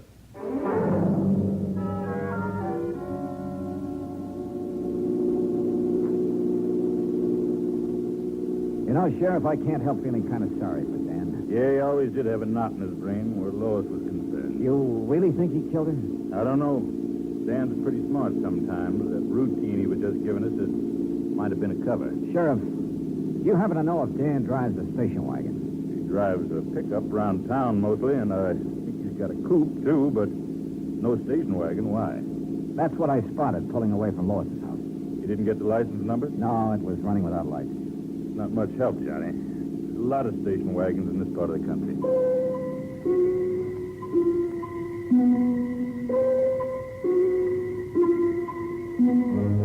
Expense account item 8, $1, 2 drinks for me, while I tried to put some pieces together. However much I shifted them around, they still seemed to add up to Dan Biggers. But somehow I wasn't convinced. If he was the killer, why hadn't he taken off? Of course, maybe he figured he couldn't very well leave his ranch. So I went round and round again and ended up nowhere. I started thinking of other possibilities. Bill Williams, for instance. I'd seen him at the dance, but he could have left for half an hour and nobody'd have missed him in the crowd. But why? I couldn't figure any motive for him. And then I thought of Fred Kirby, the editor. Yeah, he might be worth talking to. So I went to the newspaper office. Kirby and Bill Williams were there. Any idea who killed her, Johnny? I don't know, Williams. That's what I want to talk to the two of you about. I'll bet anything it was Dan Biggers. What makes you so sure, Kirby? You saw him around Lois. You know the way he was. Question is, if he did it, why? Lois said she was leaving. Maybe he couldn't stand the idea. He claims he didn't know she was planning to leave. That's a lie. Oh, is it? I heard her tell him once right here in this office. You know, it's quite a coincidence. What's that? Lois was going to leave town tomorrow, Williams. So were you. You weren't by any chance going to leave together now, were you? Now, look, G-Man, I told you there was nothing between us. You think I'm a jerk to go fooling around with her knowing what Biggers was like? Sure, she kidded me about, what was it, Kirby? Hitching a ride to Frisco with me? Yeah, here in the office once. Williams just laughed it off, and that's all there was to it. Hey, wait a minute. If Biggers happened to hear about it... Yeah, maybe. No, Dollar. I was smart enough not to get involved with her. Matter of fact, I guess I'm one of the few guys in town who can make that statement. Hey, you don't have to talk that way about her. I'm sorry. I guess I'm tired. There you go, turn in. I'll see you in the morning, Dollar. You'll be around, huh? Yeah, to pick up my money. Night. You know, Kirby, you're trying pretty hard to pin this on Dan Biggers. Why? Because I think he did it. He didn't want Lois to leave. There's someone else didn't want her to leave either. Who? You. What? You've been carrying the torch for Lois quite a while, haven't you? What's that got to do with it? And what business is it of yours? I think it all ties in. Well, I didn't kill her if that's what you're You thinking. drive a station wagon, don't you? So what? After I discovered her body, I spotted a station wagon leaving her house. But a lot of guys drive station wagons around here. I wasn't near her place. I didn't use the wagon at all tonight. You're lying. Now, look, Come Dollar. on, open up, Kirby. Well, Okay, Dollar. I drove out to her place to try to talk her out of leaving. Go on. Well, that's all there is. When I got there, I changed my mind and came back to town. Sure. I didn't go inside, Dollar. I didn't kill her. I swear it.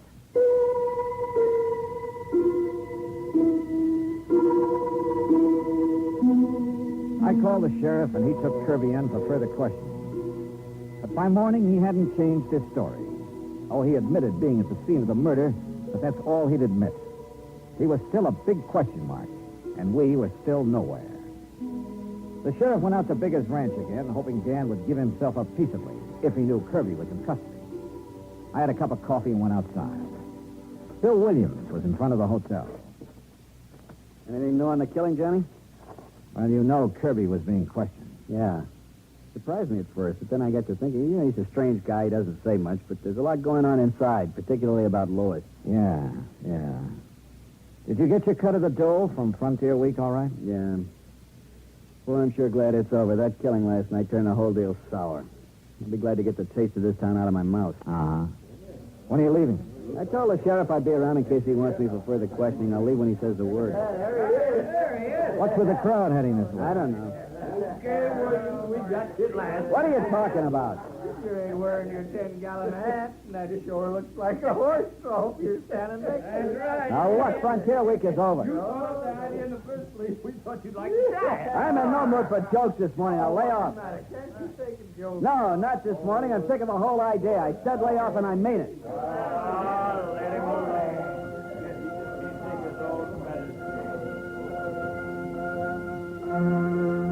The crowd broke up and drifted away, and the street went to sleep again. But all of a sudden, I woke up. I thought of that hot poker I'd found lying near Lois's body, and a couple of things added up fast. Sure, it was a wild idea, but it was worth a chance. Bunch of jerks. Hey, you know, Bill, when I first arrived in town, you ducked me in this horse trough because I wasn't wearing a 10-gallon hat. Yeah, it was part of Frontier Week. Well, you're not wearing a hat now. Look, like I told those guys, Frontier Week's over. I still want to return the compliment. Am I going to have trouble with you too, Dollar? I guess you are, because I'm going to duck you in that trough. Take off your shirt. Now, look, stay away from me. I said take it off. Get your hands off of me. What's the matter? You afraid to take it off? What are you talking about? Let go. I said let go. Where? What do you know? A nice big burn on your chest and on your arm. A few scratches, too. Lois did that just before you killed her. Branded you. Okay, smart boy. There's a gun in my pocket and it's pointed right at you, so just relax. You were a lot more involved with Lois than you were letting on, Williams. Why did you kill her? I was trying to shake her. She wouldn't shake. She wanted to go with you, huh? Yeah, and that would have been just great, dragging something like her with me to San Francisco. That's a real sweet thing to say. I suppose you said it to her, too. That's when she grabbed the poker. Come on, Dollar, we're getting off the street. Now move. My hand was beside the horse trough. I scooped the water right into his face. The shot went wild, but his chin was wide open.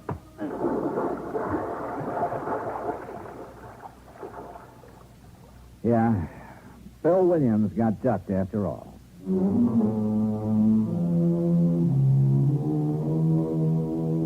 Expense account item 10, $183.50. Transportation and incidentals back home. Total expenses, $528. Remarks. About Dan Biggers. He really wasn't such a bad guy, except that, like the sheriff said, he had a knot in his brain about Lois. He sold his ranch and moved away. About Bill Williams, well, you better cancel out his policy, Pat. He's due to go on trial soon, and in my book, he's a pretty bad risk. Yours truly, Johnny Dollar.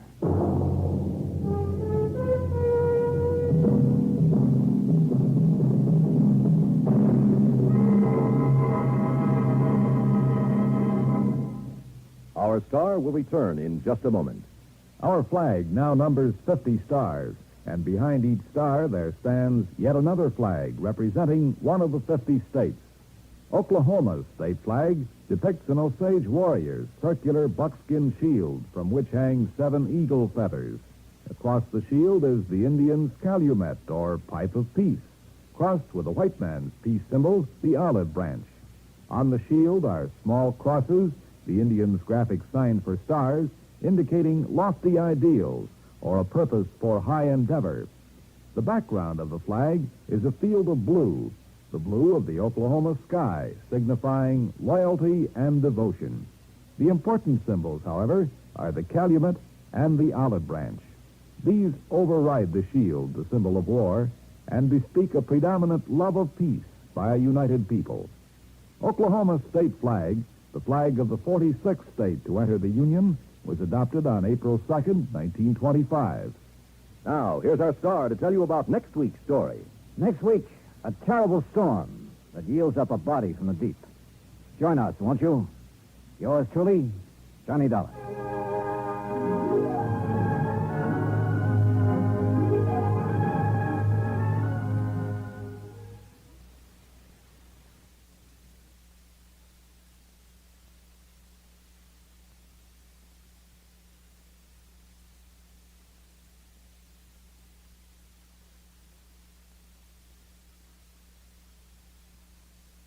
From Hollywood, it's time now for Johnny Dollar. This is Peter Hardy at Tri-Western Property and Casualty Insurance. Hi, how are things in the Golden West? You still in Reno? Sure am. Good boy. What goes, Pete? A little trouble with a big dairy farm out here, Johnny. Armenian Dairies. Okay, Pete, tell me all. A year and a half ago in a fire, Armenian lost one of his silos. You know, one of those big towers where they store and cure a lot of chopped up corn and stuff. Yeah, I know. Cost us $21,000. $21,000 for a silo? This time it's a compound silo, and the claim is for $56,000. Oh. But I don't want to pay it. I don't blame you. Sure, because, Johnny, I think it was arson.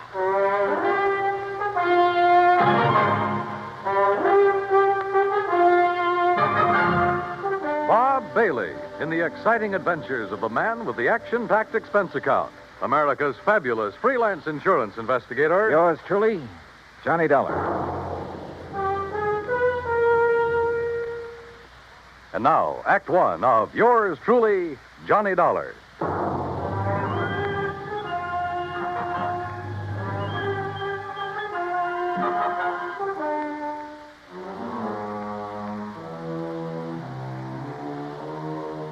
Expense account submitted by Special Investigator Johnny Dollar to the Tri-Western Property and Casualty Insurance Company, Reno, Nevada office. Following is an account of expenses incurred during my investigation of the doubtful dairy matter.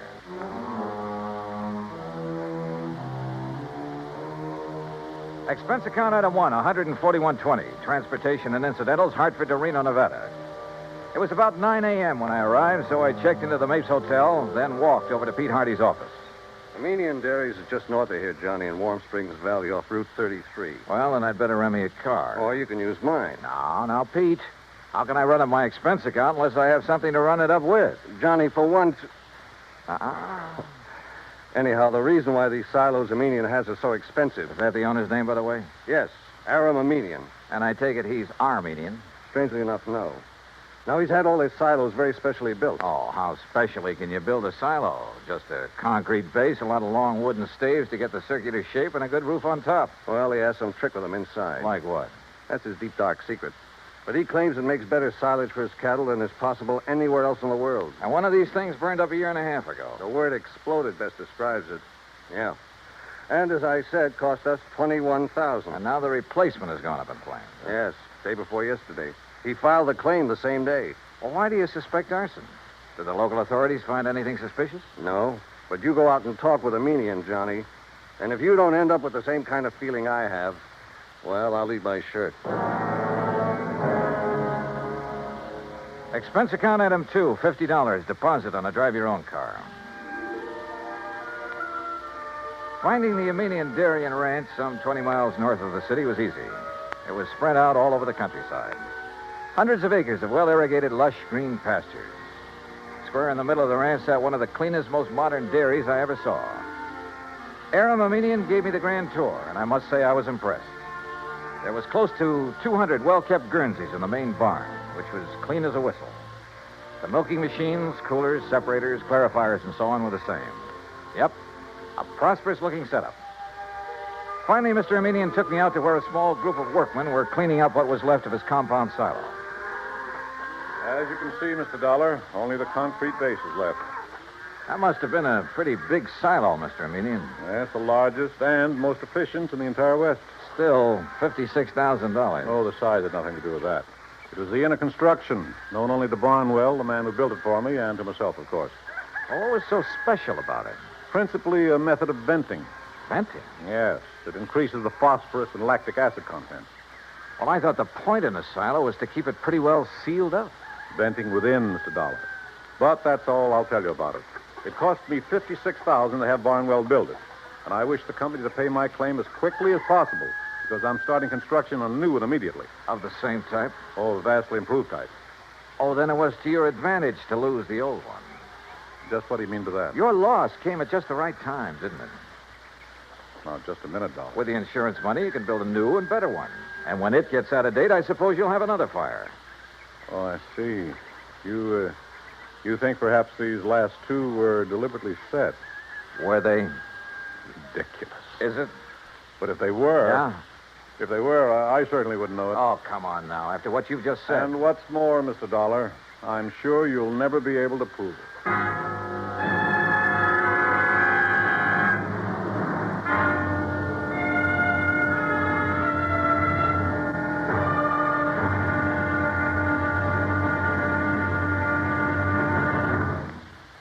Act two of yours truly, Johnny Dollar, in a moment. We sometimes wonder, what is the life of a human being really worth? Not too much? Or maybe a great deal? Does it depend on whose life it is?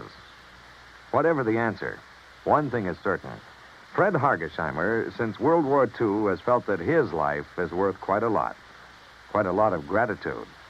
During the war in the Pacific, about June of 1943, Lieutenant Hargesheimer had his P-38 fighter plane shot out of the sky. Badly wounded, he bailed out over a tiny island, New Britain.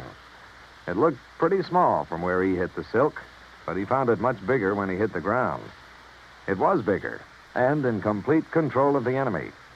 But Hargesheimer was lucky. After a month of lonely hiding, he was found by a group of friendly natives from the village of Nantambu. They cared for him and successfully hid him from enemy patrols for the next 4 months at the risk of their own lives. Then Hargesheimer was able to make it back to civilization. For the next 17 years, Fred Hargesheimer thought about those wonderful people of Nantambu. 12,000 miles away in the United States of America, Hargesheimer put a great plan into effect. He made speeches, took up collections, sold jewelry belonging to his family, and worked out a way to bring a bit of civilization and happiness to the little village of Nantambu. Needless to say, the villagers gave him a spectacular welcome upon his return. Fred Hargesheimer showed his gratitude to the people who had saved his life. But life is worth little without freedom, the right of all men, everywhere. And now, Act two of yours truly, Johnny Dollar, and the doubtful dairy matter. Why, what he said and the way he said it. Aram Aminian was practically challenging me to find out how arson was involved in the destruction of his $56,000 secretly constructed compound silo. Expense account item 3 phone call from a gas station on Highway 33 to Reno Police Headquarters. But Lieutenant Brady of the arson squad assured me he'd failed to find anything indicating the fire was set. So dead end. Until I remembered a little trick that had worked for me before and might work again. Item 4, 27 cents for a loaf of white bread at a grocery store along the highway. Then I drove back to the Aminian Ranch. If I'd known you were hungry, Mr. Dollar, I should have had something provided for you at the ranch house, in spite of your rather nasty attitude about this loss of mine. Food is the last thing I'm thinking of, Mr. Aminian. Well, then why this loaf of bread, if you're not... Whoop. Now, let's see. Oh, now, surely you're not going to eat the piece that dropped in the ashes. No. For now. Well, then get it out of your mouth, man. Well, Whatever in the world are you doing, Mr. Dollar? Yeah, I knew it. You knew what? A sure test for kerosene, Mr. Armenian. What? Yeah, fresh bread dropped in the ashes of a fire even days after the fire is out. I don't understand. I can still taste the kerosene. And, mister, it makes things look pretty bad for you. Me? Oh, good heavens, man, you can't... Dollar, I resent this completely unfounded accusation. Go right ahead and resent. Or better still, let me get hold of a stenographer and you can dictate a confession. Get out of here. Want to do it the hard way, huh? Get off this ranch, Dollar. Now leave. Immediately. Sure. I warn you, don't come back. Because if you do... Better be careful, Mr. Armenian. The kind of a threat you're about to make wouldn't sound very good in court. Get out. Get out. Out on the highway, I stopped at the mobile gas station again and made another phone call. Item 5, another 20 cents. It was to my old friend Herb Carlbert, cashier of Reno's Farm Trade National Bank. It was past closing time, but he promised to leave a door open for me. So I grabbed a sandwich and a Coke along the way. That's item 6, 80 cents, including tip. Then at the bank, Herb led me back to his private office. Oh, sit down, Johnny. Tell me all about yourself. Yeah, later, Herb. We'll go out on the town and talk our heads off. Right now, I need some information. I hope you can tell me where to get it. Oh? Information about what? The Armenian Dairy. Or better still, Armenian himself. You know him? Oh, I certainly do. We're his bank. His happens to be one of the best accounts we have, especially in our investment department. You mean it's big? Plenty big. Like how much? Well, now, Johnny, I'll tell you this. If I had a quarter of his net worth, I'd have retired long ago. No big outstanding debts on his place? Anything like that? Not a penny. Aram's financial condition is as... Now, wait a minute. Yeah? That fire and explosion of his compound silo? Yeah, that's right. Herb, I've found evidence indicating arson. Well, certainly aren't accusing him. Who else? Oh, no, you're wrong. Oh, now look, Herb, he filed that claim so fast. It's the most natural thing in the world for him. It's the way he does everything. Like paying his bills immediately on receipt. He works that way. You expect everybody else to. Well, he gave me the impression he wanted to collect quickly in order to have money for rebuilding. Of course. Rather than cash in some of this blue chip investment. Herb, somebody fired that silo. Well, it certainly wouldn't be Aram. You sound like you're in cahoots with him. What about his employees? From my impression of the man, They love him like a father. Every one of them. And if every employer was as generous as he is, there wouldn't be any labor troubles in this country. Well, the fact remains that somebody somehow stood to profit by destroying that silo, and the one before it. Well, I can't imagine who. Even his competitors like and respect the man. Or so they say. No, they do. He's helped them stay on their feet during hard times, developed new ideas and methods, then passed them on to them. Oh, the fact remains... But, Johnny, I've had a rough day. How about a nice, cool, casual drink? Then we'll have dinner and take in the town. Item 7, 2130, for drinks and a good dinner back at the Mapes. But I didn't enjoy either. Because Herb in his defense of Armenian was no help at all. Except perhaps for giving me a list of all the people he could think of who did business with him. I decided to check them all first thing in the morning. Finally, about midnight, having lost our share at a couple of nearby gambling clubs, we parted. Herb drove away to his home on the outskirts of town. I went back to the Mapes. Take Mr. and Mrs. Kenworthy to room 314, boy. Yes, sir. What's your... Oh, Mr. Dollar. Just my key, please. Certainly, sir. Here you are, sir. And I hope you enjoy a pleasant night's rest. Thanks. Oh, by the way, there was a gentleman here looking for you early this evening. Hung around quite a while. Said he'd be back. Well, who was he? He didn't give his name, sir, nor did he wish to leave a message. Mr. Armenian? Mr. Armenian the dairyman? Oh, no, sir. I'm quite sure. Okay, thanks. Yes, sir. Good night. Good night, sir. Oh, Mr. Dollar. Yeah? There he is. There. Huh? Going out the door, the dark brown coat. You're sure? Yes, sir. The same man. I wonder. Yeah, so do I. But if he knows you, sir, and saw you, sir... By the time I got out the front door, the man in the brown coat was halfway down the block and walking fast. Faster and faster, as a matter of fact, as I gained on him. He turned the corner, and by this time, both of us were running. Hey! Hey! Were you looking for me? By the end of 3 or 4 blocks, it was a real foot race. Then suddenly he turned into an alley, and like a darn fool, I plunged into the darkness of it after him. Hey! Hey! Right here. Oh, no, you...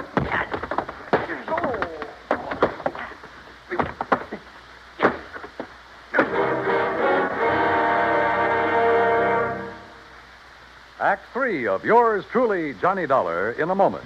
Our flag now numbers 50 stars, and behind each star there stands yet another flag representing one of the 50 states. New Hampshire state flag carries its state seal on a field of dark blue. The seal is surrounded by a wreath of laurel leaves, the symbol of peace, interspersed with 9 stars because New Hampshire was the 9th state to join the Union. The heart of the state seal is a representation of the frigate Raleigh, recalling the glory of the early days of sail. New Hampshire state flag, the flag of the 9th state to enter the Union, was adopted on April 29, 1931. And now, Act 3 of yours truly, Johnny Dollar, and the doubtful dairy matters.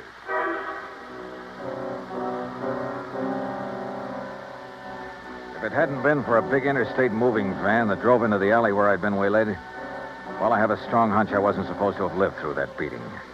The truck driver, who absolutely refused a tip, incidentally, half walked, half carried me back to the Mapes. And the desk clerk had a doctor in my room within a few minutes. A terrible thing, Mr. Dollar. You're being attacked like this. And, of course, I'll have to make a report of it to the police. Oh, do anything you like, Doctor. Just get me patched up, will you? And you, easy now.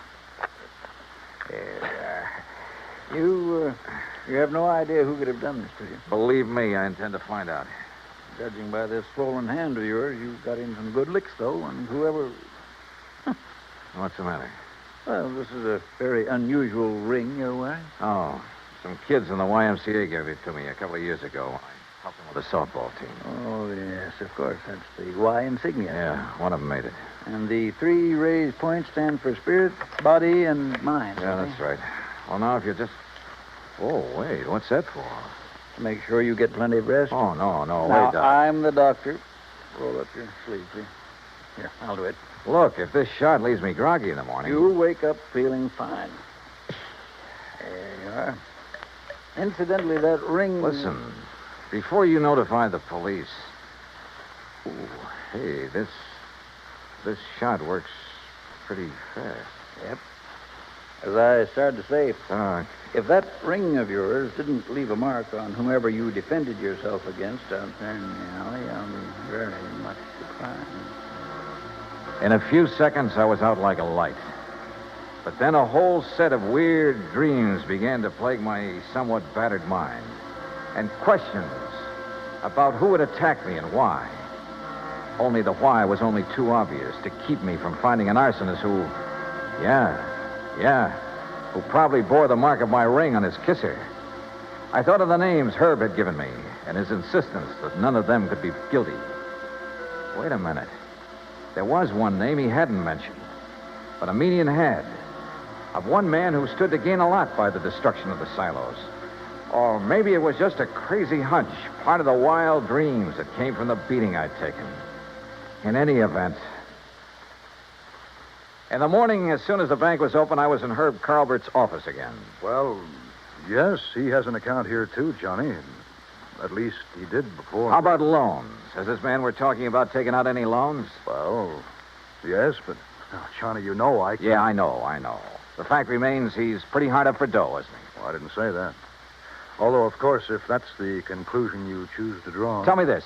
He owes the bank money now, doesn't he? Yes. All right. Did he also owe the bank a lot of money about a year and a half ago? Johnny. Yeah. Well? Johnny, you're right, but who would have suspected? And when you consider that Aram Aminian is the one man who has given him money for all the work he's... I can't believe it. Herb, it started out as a pure hunch, but right now I'd bet my... Where can I find him? Well, if Aram plans to go ahead with new construction, he's probably... Sure, out there at the dairy. You want to come along? Well, maybe I'd better after the way Aram threatened you. I guess I owe him an apology for the way I tore into him. Let's go. Johnny. Yeah? What if we're wrong?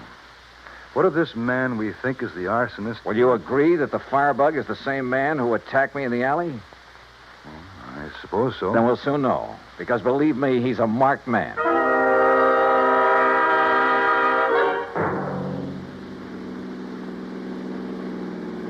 We made the Aminian dairy in 30 minutes flat, and we're told at the gate that Aram Aminian was in the pasteurizing plant.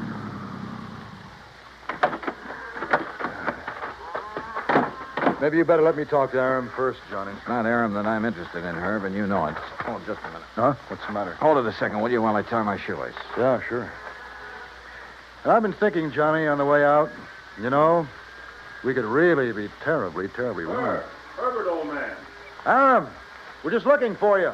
Well, when I heard the car pull up, I thought it was Joe Barnwell. He's due here to show me final plans for the new stylo he's going to. Well, Mr. Dollar. That's right, Mr. Armenian. I want to apologize for Well, what's the matter?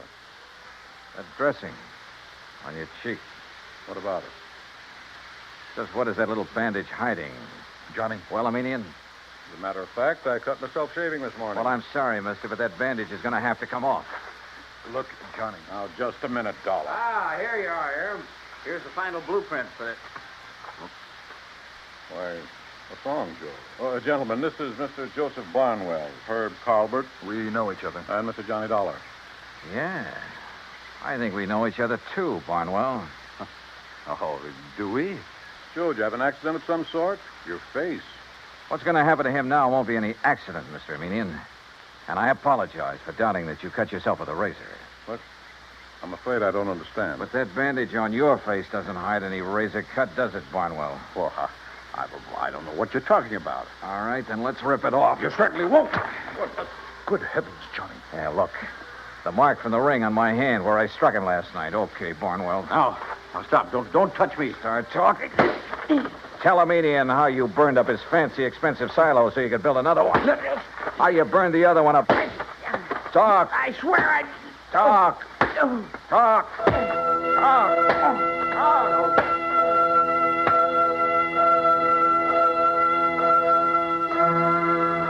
Yeah, he talked all right, plenty.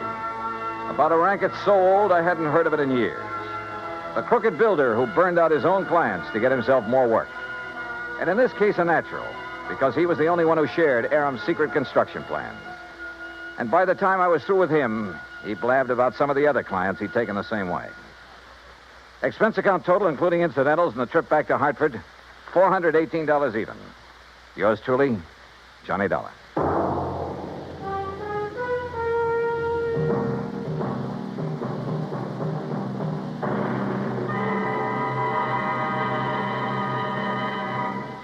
Our star, Bob Bailey, will return in just a moment to give you a hint about what's in store for you on next week's program.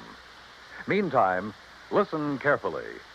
There is a biblical verse which promises life is going to be better for everybody in the world when mercy and truth are met together and righteousness and peace have kissed each other. When the people of the United States of America express that thought, it is not in idleness, but in deeds. Today, it is common knowledge that when the gigantic earthquakes and tidal waves struck the Republic of Chile in South America not too long ago, thousands of lives were lost and tens of thousands were left homeless, hungry, and suffering. Immediate aid in the form of food, medicine, clothing, supplies, and professional and technical help were flown to Chile by the United States Air Force in a Mercy airlift. When the work was done and the suffering people made happier and more comfortable, American servicemen received such grateful thanks from the people of Chile that they felt increased pride in being able to wear the uniform of the United States of America. This same pride has come to other Americans in uniform when mercy and truth have come together to follow the wake of disaster in other parts of the world. After the earthquake in Agadir, Morocco, after 2 devastating cyclones swept across the Bay of Bengal into East Pakistan, after a typhoon rocked and battered Japan. As mercy and truth got together, so did peace and righteousness to form a pact for freedom, the right of all men everywhere. And now, here's our star to tell you about next week's intriguing story on yours truly, Johnny Dollar. Next week, well, I get into cattle country again. And a Hereford steer solves the case for me. So join us, won't you? Yours truly, Johnny Dollar.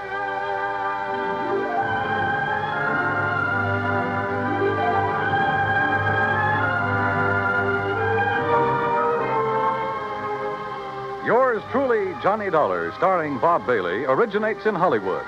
It is produced and directed by Jack Johnstone, who also wrote tonight's story. Heard in our cast were Paul Duboff, Will Wright, John Daner, Harry Bartell, Parley Bear, and Forrest Lewis. Be sure to join us next week, same time and station, for another exciting story of yours truly, Johnny Dollar.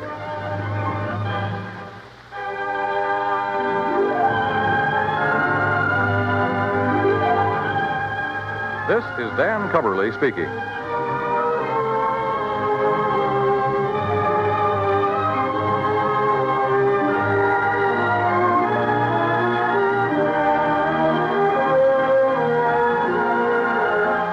This is the United States Armed Forces Radio and Television Service.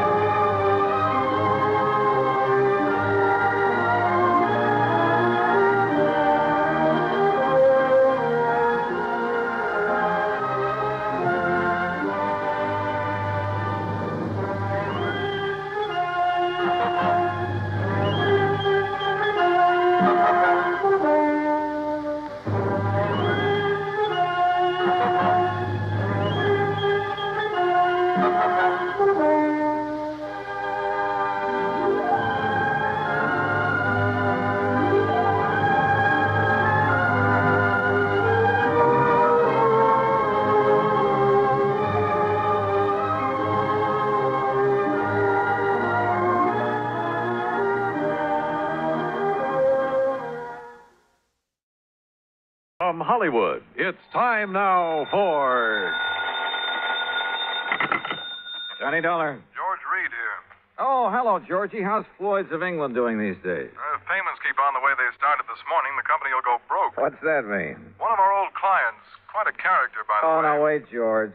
For just once, give me a case involving some nice, ordinary, normal person. No, Johnny. First, it was that old fuss-budget Jediah Gillis. Yes, but then now... big bad Michael Meany, who thought he owned half the state of Louisiana. Well, yes, I know, but compared to them, Durango Laramie Dalhart is as normal as they come. Durango what? Except for one thing, of course.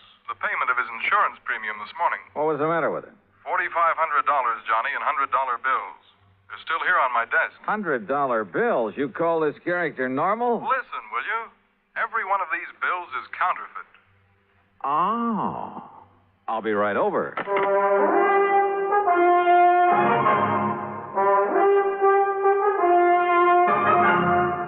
Bob Bailey in the exciting adventures of the man with the action-packed expense account.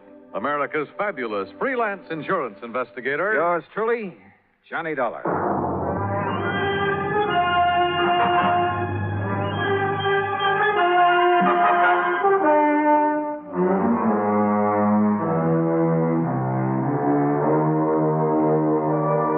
Expense account submitted by Special Investigator Johnny Dollar to Floyd's of England, North American offices, Hartford, Connecticut.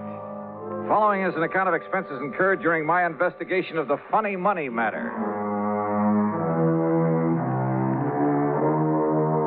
Expense account item 1, $1 even, taxi from my apartment to George Reed's office. I found him sitting, staring grimly at a pile of paper money spread around on the top of his desk. Well, there they are, Johnny. 45 $100 bills, and every one of them as phony as I've ever seen. Look at them. Yeah, I see what you mean. Whoever turned these out didn't even have sense enough to use the proper kind of ink. Yeah, it looks like he must have diluted it. Yeah. Have you ever seen such washed-out-looking money in all your life? Good tough paper, though, just like the real McCoy. Yes, real crisp and new. But, Johnny, look at those colors. Even the black isn't really black. Yeah. You'd think they'd at least have tried to wrinkle them up a bit and dirty them. Yeah.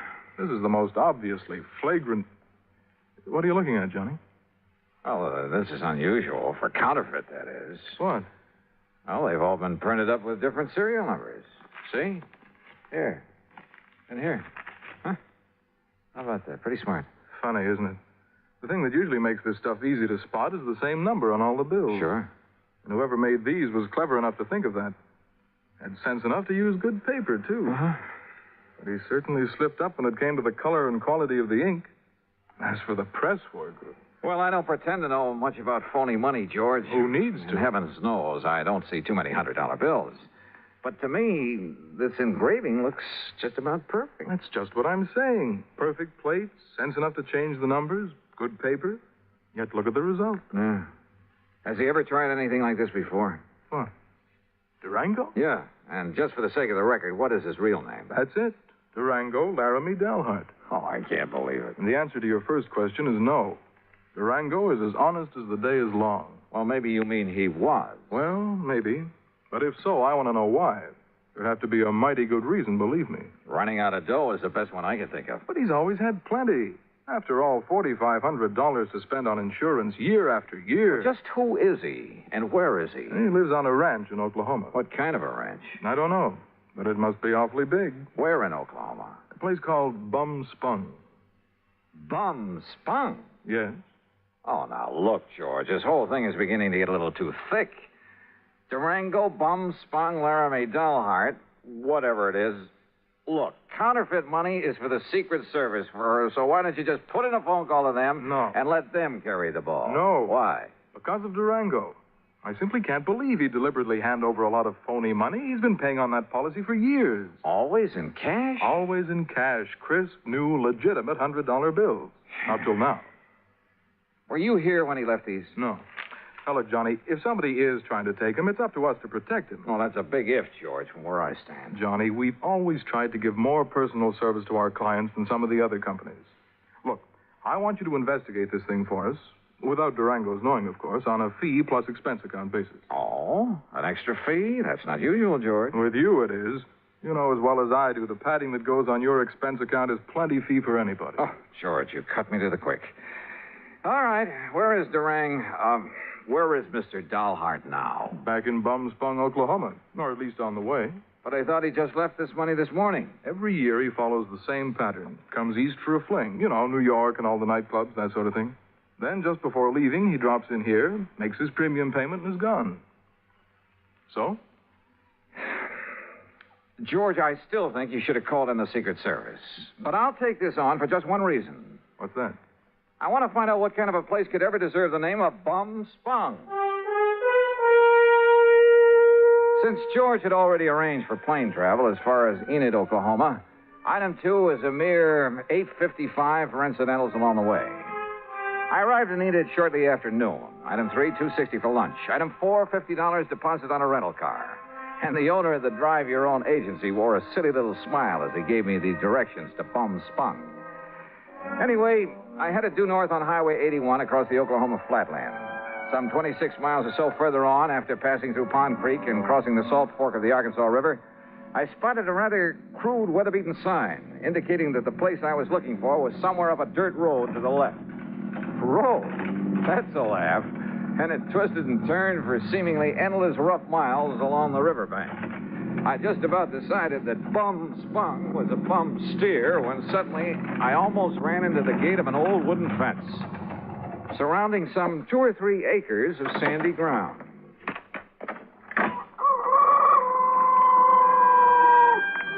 And there they were. A huge, ramshackle, unpainted building that passed for a house. An even more dilapidated affair, propped up with timbers that probably served as a barn. There were a couple of broken-down outbuildings, too. And on a small irrigated plot in the back, 2 cows. Steers?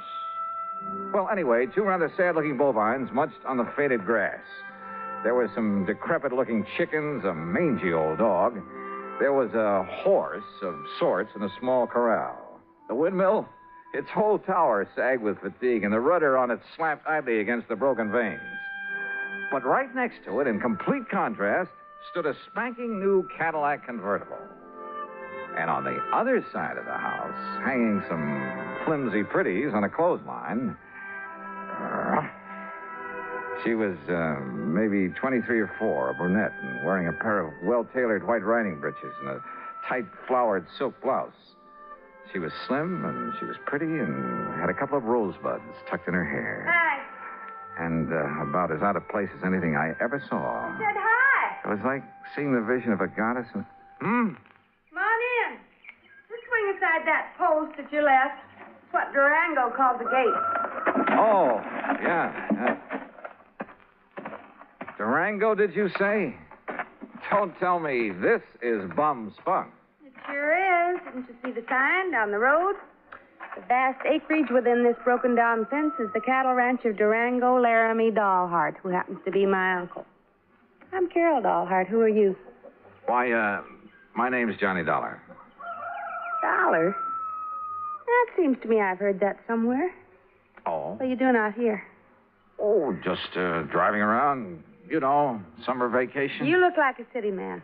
I was intrigued by that sign down the road. Curious about what bum spunk could mean. Bad water. Bad spring, so the Indians called it Bum Spunk. Ah. Durango liked the name, so he bought up these 2 acres and settled here. And this is all there is to his ranch? What's the matter with it? He likes it. But I'd had an idea. Well. Yeah? Nothing. From what you've told me, I think I'd like to meet Durango. Is he around? You trying to kid me or something? I haven't told you anything about him. Now look, Johnny Dollar. Yeah, look! Suddenly she turned, drew an old Colt 45, and as I ducked, she let go with it. Holy! I got him, see? She got him all right. A small snake that had poked up out of a hole in the ground some 25 feet away. And she'd got him right through the head with both shots. Oh, God darn rattlesnake? Rattlesnakes? That looks to me like a poor old gopher snake. What's left of him. So what's the difference? Could have been a rattlesnake. Hey, you were plenty fast with that gun. Yeah, gotta be. Or old Durango wouldn't have me on the place. It's no use for anybody that... Hand me a couple of those clothespins, will you? I gotta get these things hung up. Yeah, sure. Here. You said you're his niece. That's right. Only one left to take care of the old buzzard. You live here with him? Part of the time. Well, enough to look after him, make sure he don't get lonely, that he's got enough food in the house, that kind of thing. And I stick around when he goes out on the West Coast or back east for a fling. That's where he is now. Yeah, and he's due back. Hand me that slip out of the laundromat. Sure. Here you are. I take it that convertible's yours, huh? Yeah, that was my birthday present. Oh, your family must be pretty well heeled. Family? Me and Durango, we're all that's left. Give me them stockings now. Sure. But certainly Durango... Why not? He gives me a new one every year. And this ranch is all he owns? Except for his money. Says he has a barrel of it. Well, he must have. Or else, Or else, what? Nothing. Go on with what you were saying. More clothespins. Yeah, here. And when he kicks off, I get it all. And I can give up the filling station. Filling station? Well, you must have passed it, just the side of Enid. Durango says a woman's no good unless she's got a job, so I got a filling station. Let somebody else run it for me, though, and Durango don't know the difference. Or at least he don't care. The main thing is I'm around to keep him happy and give him somebody to cuss at now and then. And say, why am I shooting off my face to you this way? I don't know, but don't stop. There. Them clothes will be dry in an hour, and if you're still here, you can help me take them down again. Okay. Carry that basket for me, and I'll give you a cool drink in the house. Hey, great. You say Durango's due back here, huh? Mm-hmm. Why, don't save yourself time traveling by plane instead of train, I'll never... Johnny, if you're just around here on vacation, I'll eat my shirt. Why'd you come here? And don't give me any guff. All right, come on. Pour me that drink and I'll tell you. Now, I'll tell you. If you're here to pull something on... Oh! Watch it. Son of a dog. Blasted gopher. Oh, Easy now. Easy. Don't you easy now, me. I busted my ankle. Oh, it's just a little sprain. Here, arm over my shoulder. Okay. Dang fool that I was to kill that gopher snake back there. Oh, Johnny, it hurts. Then I'll carry you. You know. Oh, that's better. And hey, boy, you got muscles. You know. Huh? What the? Well, take me over to the sofa. What's the matter, John? What stopped me was the inside of the ramshackle old house. Clean, modern, well-furnished. Even the kitchen with its gleaming porcelain, electric range, huge refrigerator, and freezer. Modern in every way. Well, don't just stand there staring. Get some water, hot and cold for this ankle. While you're at it, pour us a drink at the bar over there in the corner. I could use a good, stiff snort.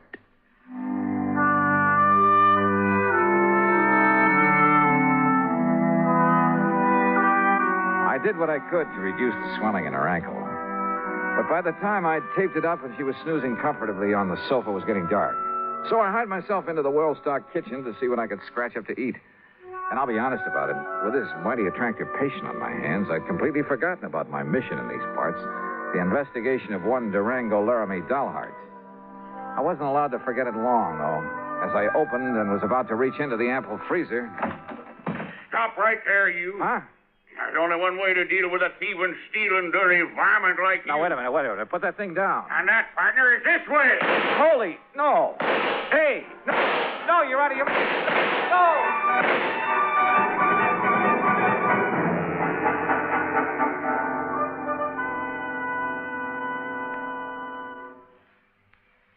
Act Two of yours truly, Johnny Dollar, in a moment. A number of years ago, it was said that, in spite of the large population of this planet, men and women remain the most inaccessible things on it. Today, we see this lack of understanding among peoples of the world reflected in headline stories. But it isn't because the people of the world are enemies. All people want to be friends. Long before the termination of World War II, Reverend Eugene Wood, a Methodist minister from Oceanside, California, went into a Scottsdale, Arizona camp where German prisoners of war were interned and offered his services to the imprisoned men. Among other things, Reverend Wood taught the men English, and he taught them about the United States of America. During the following years, after the men had been repatriated to their native Germany, nearly half of the internees corresponded frequently with Reverend Wood. Those men expressed a unique understanding of the people and the country of the United States of America. This great feeling of friendship and understanding prompted the minister to make a pilgrimage to Europe to seek out the men he had befriended in the prisoner of war camp in Arizona. This gesture on Reverend Wood's part gained him a fantastic welcome everywhere he went. In all the places he visited, he spread the gospel of love and friendship and had it returned to him. There were no enemies. Only men with the love of freedom, the right of all men, everywhere. And now, Act Two of yours truly, Johnny Dollar, and the funny money matter.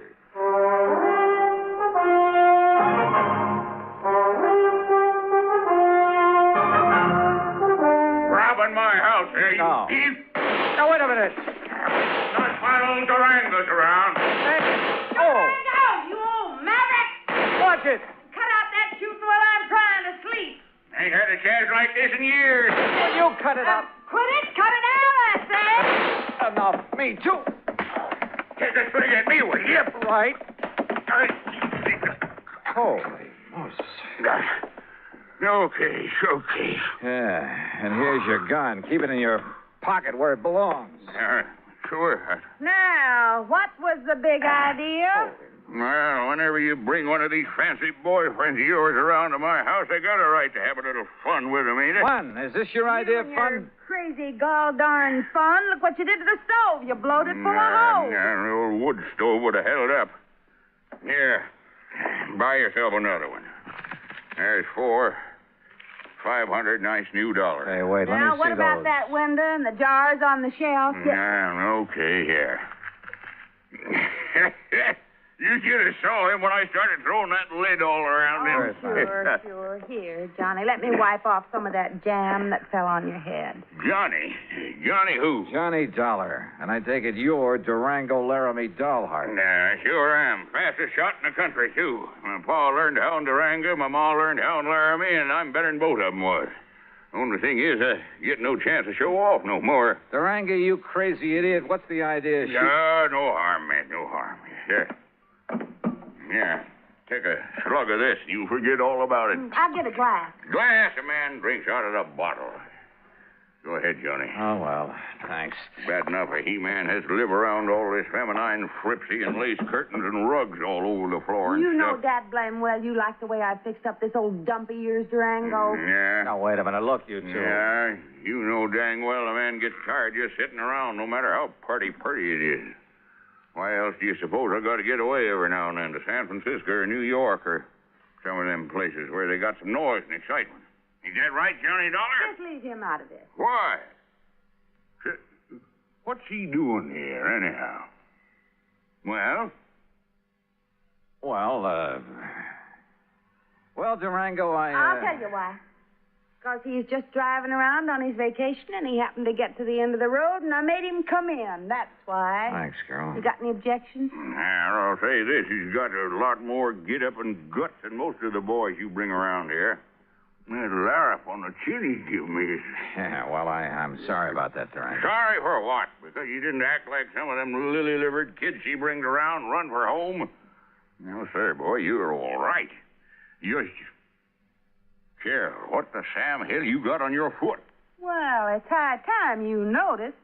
Well, what happened to it? I like to have busted my ankle in a gopher hole, and if it hadn't been for Johnny, I'd still be laying out in the yard howling with pain.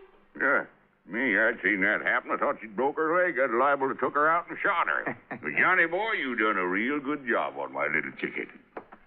Here, honey, I have to get back on the sofa. No, now, let Johnny. He's a lot gentler. And besides, well, I kind of like him. You hear that, Johnny? You better look out when a pretty girl starts talking to you like that. You're sure fixing to get lassoed and thrown. Well, I can think of a lot worse than... Durango, you just shut up and fix us up some victuals. We're hungry. Yeah, sure. No sooner than I get back here and some woman starts giving me orders. Take it easy now, Carol. Oh, I don't need help. I'm feeling fine now. I just wanted to talk to you. Hey, you should have stayed on that sofa. What, missed all the fun? Fun? You too? You know. Oh, thanks. Hey, sit beside me, Johnny. Well, sure. Why not?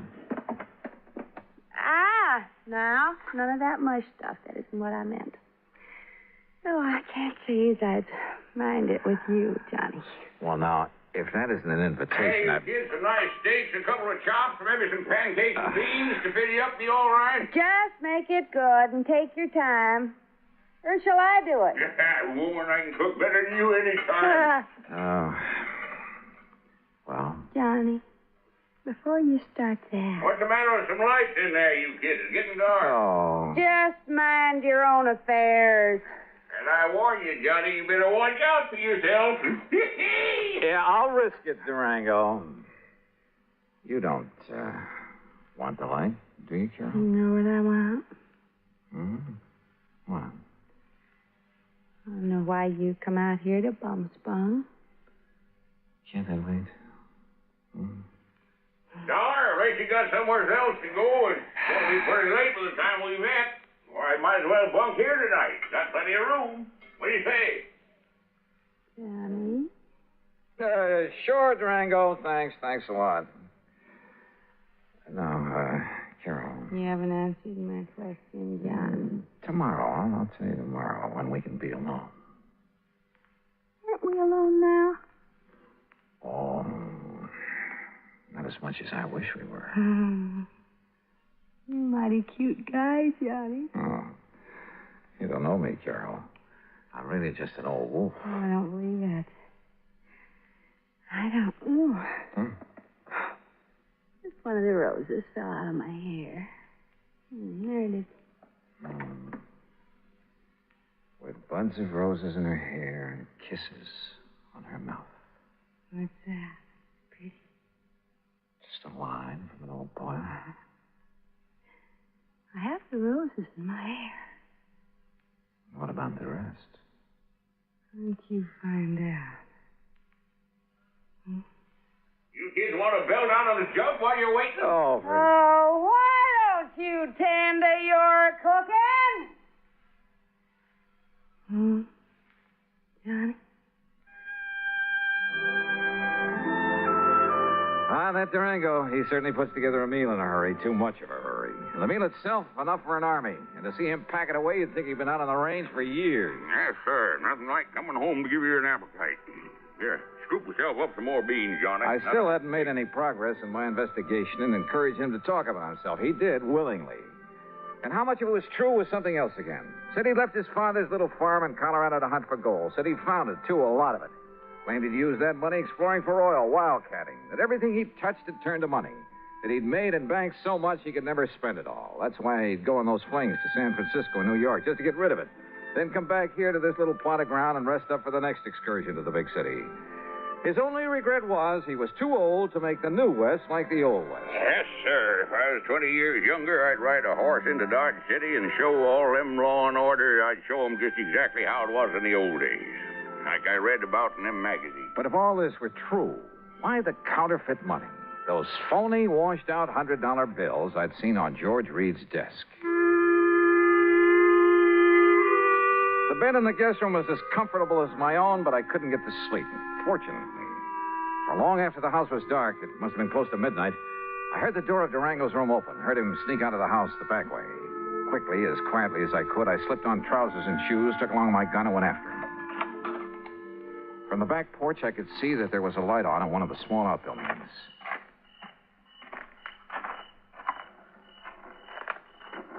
With my ear pressed tightly to the side of the little shack, I could hear it only too plainly. The printing press on which Durango was turning out the phony money. No question about it. And I was sorry. Kind of begun to like the old character. To say nothing of his beautiful... Johnny. Huh? Carol. What are you doing out here? If it's a walk in the moonlight you want, why didn't you ask me to come with you? Carol, listen. I'll lay my cards right on the table. What I really came to this place for was to find out... Well, it was right here inside this little shack. Oh, no. And now that I've found out, I've... Johnny, you'll break his heart. He thinks nobody knows about this. Oh, of course he does. He's been doing it ever since... And he thinks that even I don't know about I'll bet. Oh, Johnny, please, you'll spoil everything. Why not? It's about time, isn't it? And he means no harm to anybody. What do you mean, no harm? Are you kidding? Or maybe you're in this whole thing with him. Are you? Oh, no, but I don't see what difference it would make. Johnny, baby, Oh, don't pull that stuff. It's time for a showdown. Hey, what's the racket? What's going on? Oh. Snooping, huh? Why, you ornery, low-down, sneaking coyote. All right, Durango. Just cut it and stand where you are. Well, what are you doing with that gun? I only hope you won't make it necessary for me to use it. Johnny. Open up that door, Durango. I want to see what you've got inside there. Go ahead now, open it. Yeah. Now, look, son, there ain't no harm in what I'm doing in there. No harm? That seems to be a pat phrase around here. Well, it's just that well, ever since I made my pile, everywhere I'd go, I'd spend a lot of money. So you told me at great length. Always, maybe it was sort of showing off a bit, but when I draw it out of the bank, I'd make them give me brand new money. And, you know, to impress the folks, like a big shot up in Hartford where I pay my insurance for Carol here every year. In brand new $100 bills, supposedly. That's right, and no supposedly. But this last insurance payment to Georgia. Yeah, I know, but... Johnny, it wasn't my fault. The bank didn't have some nice new ones for me, and they couldn't get them in time either, so I had to... Well, this was the next best. Oh, that's a likely Johnny, story. please. Open that door. Oh, God, I kept hoping nobody'd find it. Come on, open it. Okay. There you are. What under the... That's the washing machine there, and that's the soap. And plenty of strong bleach and the starch to make them nice and crisp. Oh, no. And that there's the ironing board where I press them out real nice and flat. They'll never believe it.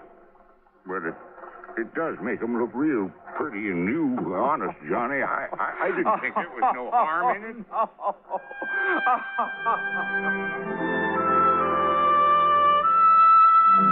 Well, there you have it, George. Full report on the funny money that turned out to be only cleaned up a bit. And the next time, call in the Secret Service, will you? No, I didn't mean that. Just don't question the charges on this account for the extra week I've spent out here. If you could see this pretty little Carol. Oh, that Carol. And if I ever get enough money, so help me, I think I'll retire to Bum-Spung, Oklahoma. Expense account total, including incidentals, and the trip back to Hartford, $171.25. Yours truly, Johnny Dollar.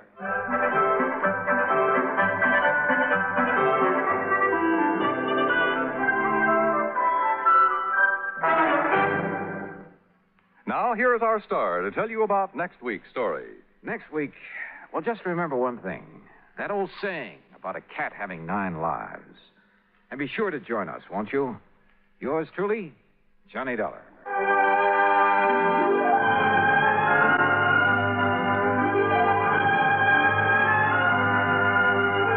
Yours truly, Johnny Johnny Dollar, starring Bob Bailey, originates in Hollywood.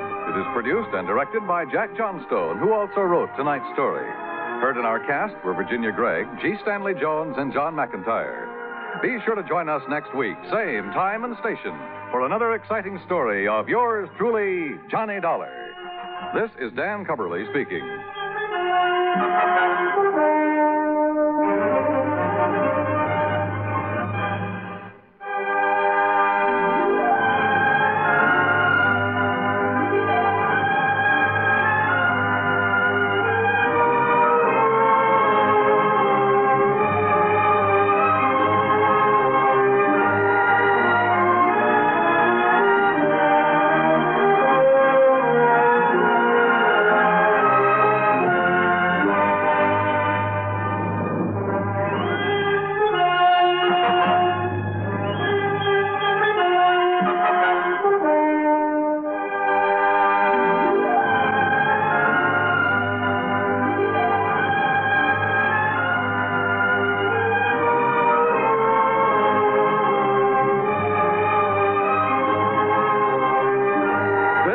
United States Armed Forces Radio and Television Service.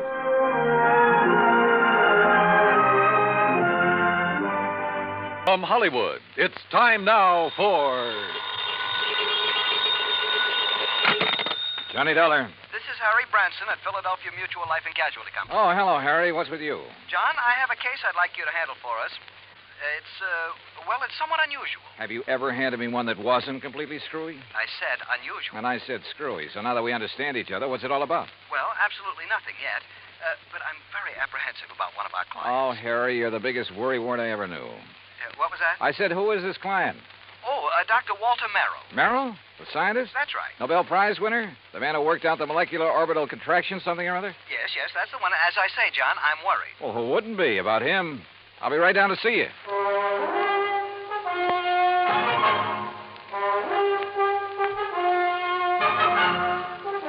Bob Bailey in the exciting adventures of the man with the action-packed expense account. America's fabulous freelance insurance investigator. Yours truly, Johnny Dollar.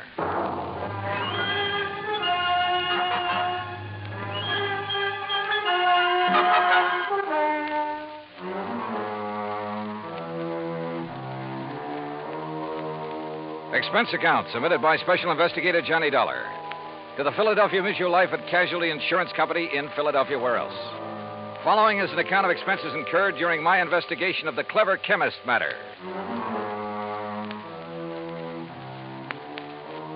Expense of transportation and incidentals, Hartford to New York to Philadelphia. I didn't even stop to check my bag, but headed directly for the Philly Mutual building on Walnut Street. Harry Branson is a good insurance man, but a great worrier. Nonetheless, he'd given me some pretty important, too. And after all, what do we live for? There you are. Keep the change. Thanks, Doc. John, what took you so long? Oh, now, what's the matter, Harry? Forget to pay the rent on your office or just forgot the key? No, John, as a matter of fact, I have the key right... This is hardly the place for levity. Well, surely you haven't been waiting here on the sidewalk ever since you called me. No, I haven't, but by checking plane schedules, I was able to determine when you'd arrive almost to the minute, and not wanting to waste time taking you upstairs to the office. Pretty urgent matter, huh? Well, you should be here shortly. What?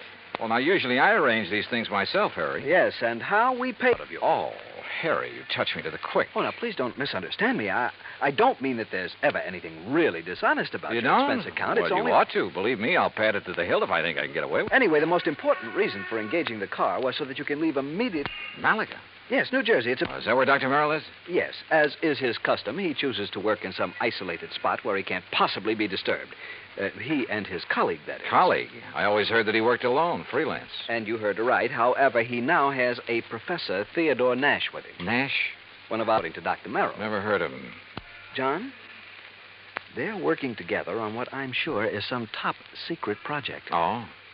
Oh, say, wait. Didn't Merrill have something to do with the early rocket experiments? Precisely. Which is why I suspect their present work may have something to do with the space satellite or intercontinental missiles or something of the sort. Yeah, possible. But what has all this got to do with you? Their insurance. Dr. Merrill has had a policy with us for some years.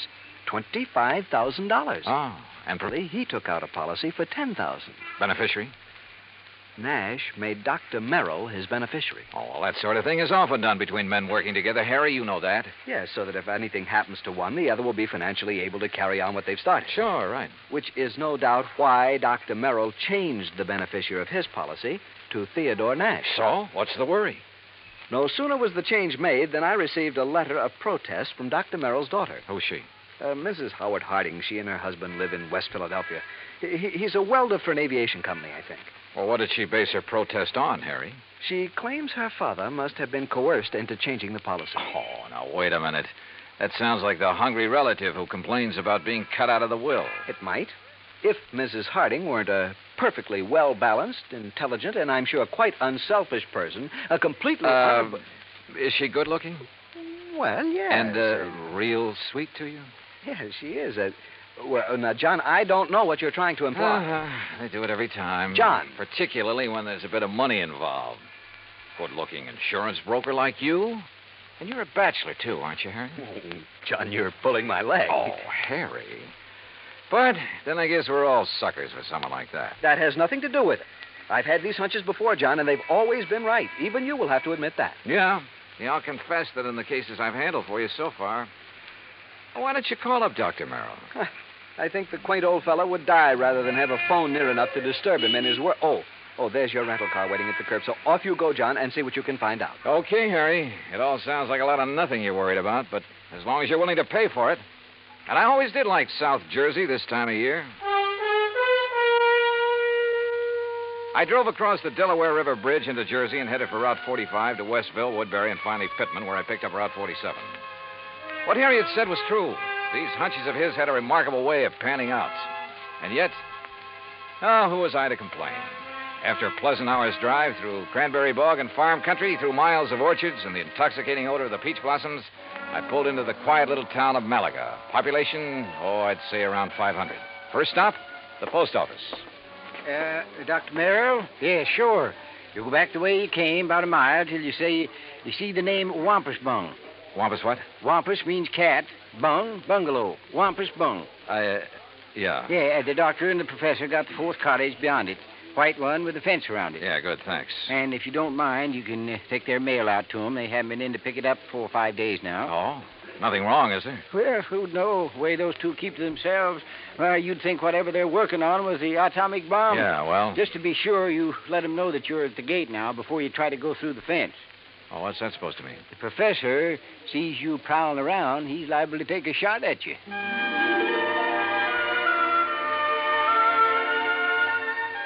As I drove back and toward the edge of Little Malaga Lake, the idea of getting shot at by anyone living in this peaceful, quiet place seemed ridiculous.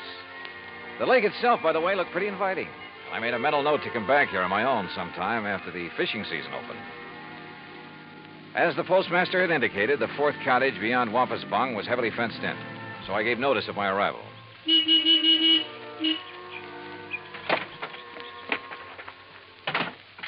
I'd barely left the car when the door of the little cottage opened. Yes? Who is it? Dr. Merrill? Oh, yes. My name is Dollar, sir. Johnny Dollar, insurance investigator. Harry Branson? Yes, sir, that's right. Harry Branson sent me down here to see you. Oh, come in. I'm most glad to see you. Please, come into the house. All right, thank you. Is, Professor Nash here?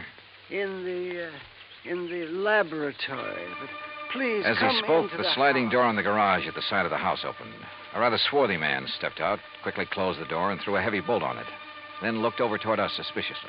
Yes, because it's better that you and I talk in private, alone. Doctor, who is that? Oh, yes, Professor. If we have a visitor, why do you not bring him here where we can both speak to him? Oh, yes, of course. This is Mr. Johnny Dollar, Professor Theodore Nash. Mr. Dollar? How do, Professor? I'm from your insurance company. Just making a little routine checkup. Oh, fine. I'm very glad to see you. As a matter of fact, I wish to talk with you. How do you do? Now, come into the laboratory. Professor, do you think it wise? Oh, of course, Doctor. since he is not a man of science, I'm sure there is no harm in his seeing it. And you have an experiment going, remember? But I wish to Mr. speak Dollar, to him alone. within these four walls, the genius of Dr. Merrill and my own poor efforts are creating things that will startle the world. Outside, the small building looked like an ordinary two-car garage, someone in need of paint and repair. But inside, it was immaculate and loaded with scientific equipment of all shapes and sorts and sizes. There were racks of test tubes, bottles of chemicals, beakers, a centrifuge, machines and apparatus I'd never seen before, that I imagine much of the world never dreamed of. And all of it as neat as a pin, not so much as a stirring rod out of place. Ah, look, Doctor. The polymerization step is almost complete. Eh? Now, you must continue the molecular balance check immediately. Oh, yes. And you must both leave me. This must not be seen by anyone. Yeah, we understand, Doctor. We understand. I hope you will pardon me, Mr. Dollar. Yes, of course, Doctor. Oh, come, Mr. Dollar. Yes, I will lock the door. Yes. He does require privacy, doesn't he? Yes. Oh, hey, you're not going to bolt that door, are you? Oh, of course not. Force of habit, I guess. Oh, it is he who keeps things locked so tightly when he is working, unnecessarily so. But then genius is permitted his idiosyncrasies, huh? Harry Branson seems to think you two may be working on something to do with guided missiles. Very perceptive man. But that is something we must not speak about. Now, why have you come here, Mr. Dollar?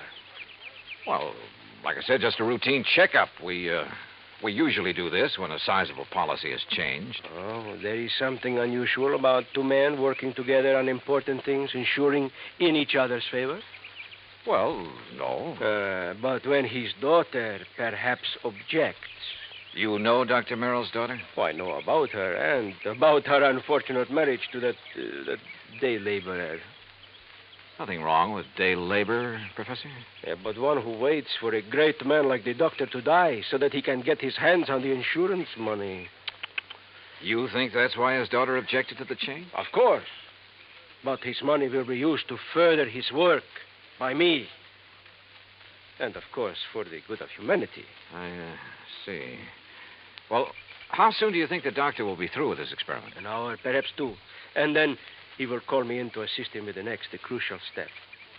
But now, about this look, why don't I insurance- run in town, arrange for a place to stay, grab a bite to eat, and then come back here, huh? If you like. I'm sorry we have no room in the cottage. No, to don't put give it you a up. second thought. I'll see you later. Something of Harry Branson's hunch had passed on to me. A strange feeling about the whole setup. There was something wrong about both Merrill and Nash, particularly the latter. Something I couldn't quite put my finger on. Was Dr. Merrill afraid of Nash? I don't know. Item 2, $1 even for a quick bite in a little cafe along the highway after I'd made arrangements for a room for the night in a private home. It was not much over an hour later when I drove back to the little cottage by the lake.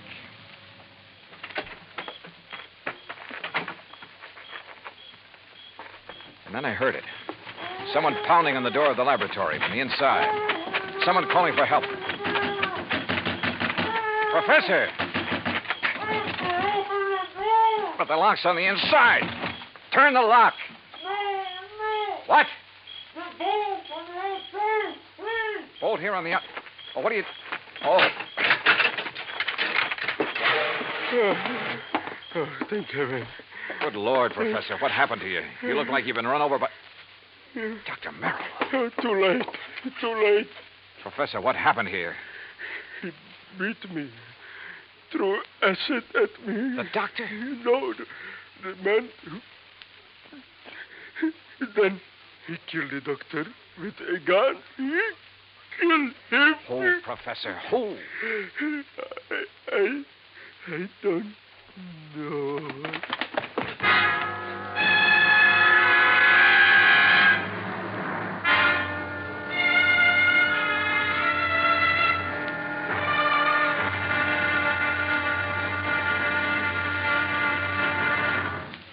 Act 2 of yours truly, Johnny Dollar, in just a moment.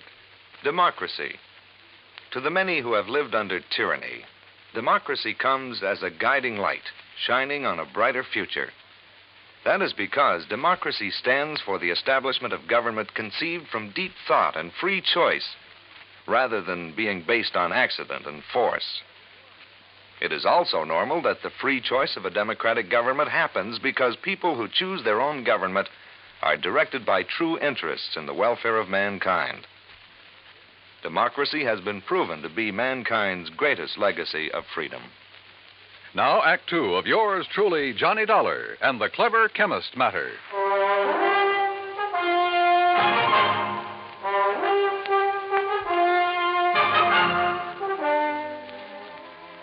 Expense account item 3, $10 for the services of one Dr. Frederick Foote, the only resident medico in the little town of Malaga, New Jersey. After pronouncing Dr. Walter Merrill dead, he took the badly beaten Professor Nash to his office clinic. While waiting for Nash to get in good enough shape to talk, I ran up item 4, 10 cents, phone call to the sheriff, who promised to come over as soon as he could enlist the aid of the nearby state police. Finally, Dr. Foote gave the word. But I suggest you talk with him as little as possible, Mr. Dollar. In pretty bad shape, huh, Dr. Foote? The intruder not only beat him severely, but threw a bottle of acid in his face. Oh? Professor Nash will never have the use of his left eye again because of that nitric acid. Has Nash said anything that might help us identify the assailant and killer? No? Now, please don't talk with him too long. Professor? Yes. Yes. Hello, Professor. Oh, Mr. Dollar. I will never see again with my left eye. He has told me. Yes, I know. I'm sorry. But the great Dr. Merrill, he is dead. What a loss. Professor. Professor, tell me, did you see the man who attacked you? Yes. Can you describe him at all? Yes, young, not more than 30, 5 feet, 6 or 8, very heavy, yes, stocky, and black curly hair. Yeah? Hands like working man, laborer. Have you ever seen this man before? No, Oh, here. Some water. Thank you. Do you know why he came in and attacked you and Dr. Merrill? No. Was he after something there in the laboratory? No, only to kill Dr. Merrill. I tried to defend him. I'm sorry, Mr. Dollar, but I think that's enough. Yes, okay, Dr. Foote. I think I've heard enough. I managed to get back to the cottage by the lake before the police arrived and came up with one very damning piece of evidence. In one of the bedrooms, I found a picture of a wedding couple. It was inscribed, "Love to the dearest father in the world." And next to the bride stood a man who answered perfectly the description Professor Nash had just given me. The husband of Dr. Merrill's daughter, Howard Harding. And then I thought of what Nash had said about Harding. His antagonism, his conviction that Harding was the one who resented the change in the insurance policy. But there was something else, too. That had happened when I talked with Nash in the doctor's office that... By the time I got back to the laboratory, the sheriff and state police arrived. The sheriff, I'm afraid, mussed up any prints that might have been left on the bottle of acid. However, in the weeds outside, a state trooper found the pistol, a .38 caliber Luger that had killed Dr. Merrill. Fingerprints had apparently been wiped off, but the gun was carefully... Fingerprints. Before taking off on a mad dash back to Philadelphia, I stopped at Dr. Foote's and picked up one water tumbler. Item 5, $3.70 for a tank full of gas. Item 6, 50 cents. Parking in Philadelphia as close as possible to Harry Branson's office. John, what have you found out about Dr. Merrill? Harry, he's dead. Well, oh, dear. Now, listen. Write down the address of Mr. and Mrs. Howard Harding for me. His daughter, does she know? No, she doesn't know yet, and I hope I can avoid telling her before I write it down, will you, man? Well, yes, of course. Take this. Don't unwrap it, but see that it gets to Ray Kemper at the Federal Bureau fast. I'll check with him about it later, thanks. But now, John... Harry, this is one time this expense account of mine is going to save you a lot of money. I think. I don't know how many red lights I skipped on the drive out to West Philadelphia, but I felt like a hound dog in a hot scent. The home of Mr. and Mrs. Howard Harding turned out to be in a nice, quiet residential area. I was met at the door by the girl in the wedding picture. A tall, very nice-looking blonde in her late 20s. Oh, yes? Mrs. Harding? I'm Terry Harding. Well, I'm Johnny Dollar from your father's insurance company. Oh, good. Come in. Perhaps you can help me make him do something about that policy of his. Well, that isn't exactly... Someone has poisoned Daddy's mind, Mr. Dollar. Oh? What do you mean? Well, it isn't that I need the money if Daddy dies, which heaven forbid. No. It doesn't exactly look as though you do. No, of course we don't. Howard's been doing so wonderfully at Colonial Aviation. Yes, apparently. And I'd had a notion he was just a laborer or something. Oh, dear, no. That's what Daddy called him because he wasn't too fond of Howard. And that is the way Howard started before we were married, but now he's one of the officers of the company. Where is he, Mrs. Harding? Well, as a matter of fact, I thought you were Howard when you drove up just now. He's been fishing. Fishing? On some little lake over in Jersey. He goes every Saturday all by himself. Malaga Lake? No, Malaga's where Daddy was. Mm-hmm. He and that. That what, Mrs. Harding? Well, I don't know. It's Howard, I guess. What do you mean? Howard has never liked or trusted him, even though they've never actually met. When Daddy changed his insurance to name that professor, there is something wrong about that man, Mr. Dollar. What, Mrs. Harding? I don't know. Daddy always worked alone until he came along. Daddy's such an alert, bright-eyed little busybody in spite of his Wait a age. minute. Your father... Like a cute little wound-up spring, hopping about like a... Mrs. Harding. Yes? Mrs. Harding, when I saw your father... You've seen Daddy. Well, then you know what I mean. He was tired, almost in a daze. He spoke with difficulty. Oh, no, you're mistaken. He chatters away like a jaybird. What is it, Mr. Dollar? Well, he must have been doped. He looked as though... Hi, honey. Well, I'm just as lousy a fisherman as usual. Not a single... Oh, excuse me. Mr. Harding, just tell me one thing. Well, that depends. Who are you? Mr. Dollar's from the insurance company, darling. Not Johnny Dollar. Yeah, that's right. Well, I've certainly heard of you. Tell me... No, you tell me, Harding. Where have you been? Why, fishing. Where? Over in Jersey. Where in Jersey? Little private lake. Where?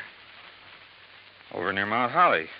One place I know of where nobody else ever goes, where I can get rid of the cobwebs at my job.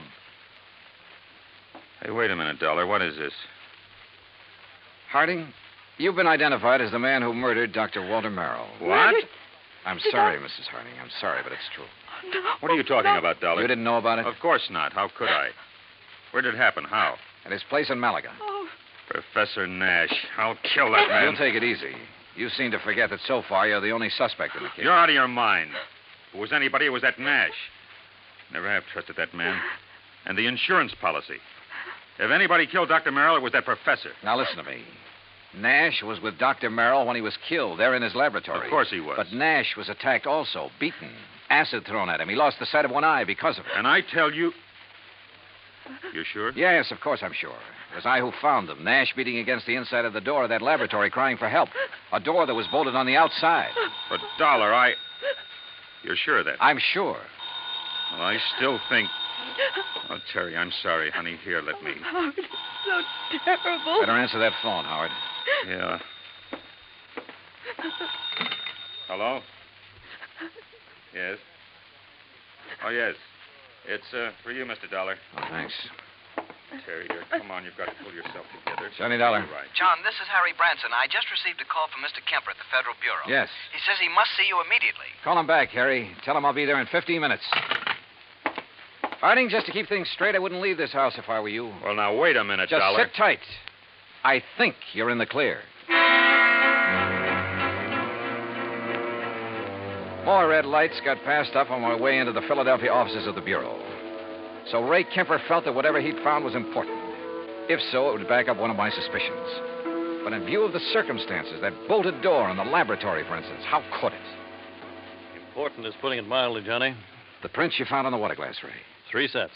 1, yours. Yeah, well, naturally. 2, Dr. Frederick Foote, who is currently practicing medicine. I know, in the town of Malaga, New Jersey. That's where the glass came from. Oh, but the 3rd set of prints. Yes. I had to go into the international file for them. And Johnny... Nash? Theodore Nash? Nash. Nashevsky.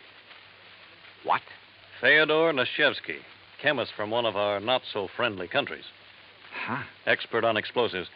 At one time, he was thought to have attempted to enter this country. That was in 1940. Ray, have you got any pictures on him? Plenty. From the time he was a kid. Here. Tell me how you picked up these prints. The beard in this picture.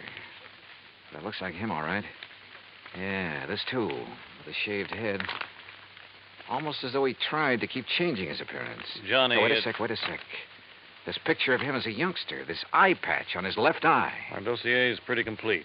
He was quite an athlete until he injured that eye. But it doesn't show in these other pictures, and he hasn't a glass eye. No, his eye always looked perfectly natural. Now, Johnny, if you have information... Ray, this has done it for me. Thanks. Hey, now, just a I'll minute. see you. Hey, Johnny! This is Kemper. Give me a man to tail Johnny Dollar. All the way back to Malaga, New Jersey, I hoped my rental car would hold together. It did, in spite of the fact I pushed it all the way. International intrigue is a bit out of my line, but this time, so help me, I was beginning to feel like an FBI man. I stopped at state police headquarters along the way, and according to them, Nash was off the hook. Not only because of the acid thrown in his face, but even more important, because of my own testimony that I'd found them locked in that laboratory. I stopped again at the lab. Nothing. Then back to Dr. Foot's office. Very well, Mr. Dollar. When they arrive, I'll insist that they wait for you. All right, thanks, Doctor. Well, Professor, you're sitting up. Oh, have they found anything, Mr. Dollar? Have they found the man who attacked us and killed poor Dr. Merrill? Professor, I think I have. Oh? But tell me something. Yes, of course. Your government doesn't pay you very well, does it? Merrill and I were not working for the government, Mr. Dollar. Although, of course, the results of our work... I'm talking about your government, your own real boss. I do not understand. No doubt it's very much interested in anything this country develops in the line of guided missiles, that sort of thing. Mr. Dollar... Now, let me go on. Merrill was doing important work. Stuff that would be of great value to any country in the world. Of course. Your country would have paid you well for the results of his work. But, brother, they'll never get it. I do not know what you are talking Money, about. the loot from Merrill's insurance, sure. Sure, it was enough to get you out of here after you'd gained the knowledge you need of Merrill's work. See here, Dollar. After you'd killed him, before he could give to his country, the United States, what he'd invented. You are a fool. I was beaten, The poor old man put up a pretty stiff fight, didn't he? Do you think I would have done this to myself? You My gave eye... yourself away earlier when you reached out for a glass of water I handed you right here in this room. A man who'd lost his sight in one eye would have lost his aim until he got used to it. Funny, though, it didn't come to me until You later. are mad. You haven't seen out of that left eye since you were a kid. I tell you, you are mad. And a little acid burn to make it look like somebody had thrown it at you would be well worth the alibi it gave you. Fyodor. That's right, Fyodor Nashevsky. Listen to me. You were the one who found us locked in, the door bolted from the outside. You found us. Yeah. Also the cord, the string you used to pull the bolt to. That you looped over the bolt and pulled after you got inside. You couldn't have. I dropped it in the vat of acid. Yeah. Thanks. I was bluffing. But I made a lucky guess. What? Oh, what a brain. Nashevsky, I'm sure glad you're not working on our side.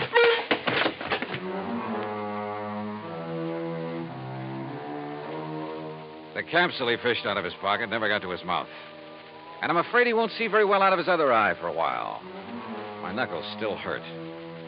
And it was lucky for him that the police arrived. I'm afraid I don't like guys like him. Expense account total, including all the incidentals I could think of, and transportation back to Hartford, $84.35. Remarks? Well, don't beef on this one, Harry. The criminal, in spite of being the named beneficiary, doesn't get paid. Yours truly, Johnny Dollar.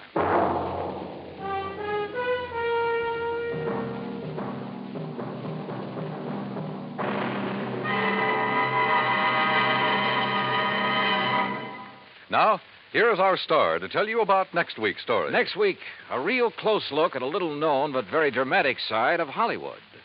Join us, won't you? Yours truly, Johnny Dollar.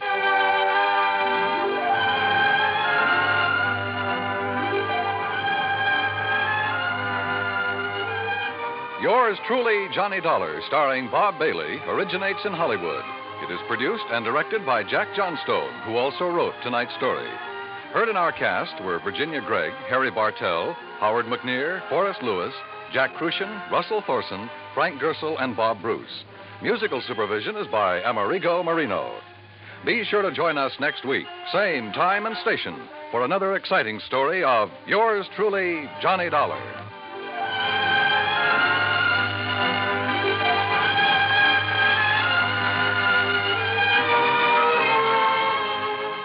Johnny Dollar has come to you through the worldwide facilities of the United States Armed Forces Radio and Television Service.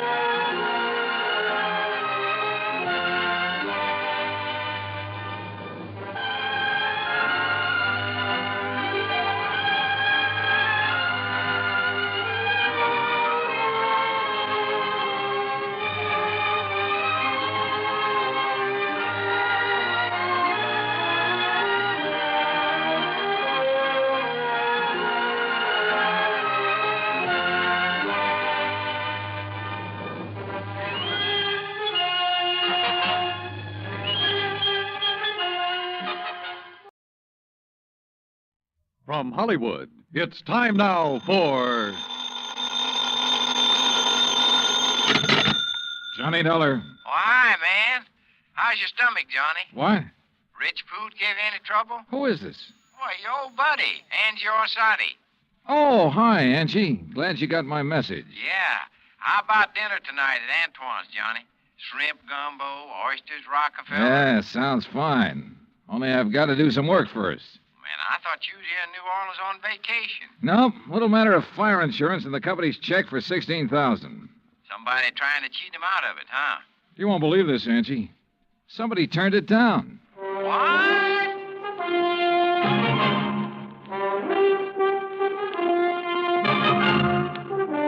Bob Bailey in the exciting adventures of the man with the action-packed expense account. America's fabulous freelance insurance investigator. Yours truly, Johnny Dollar.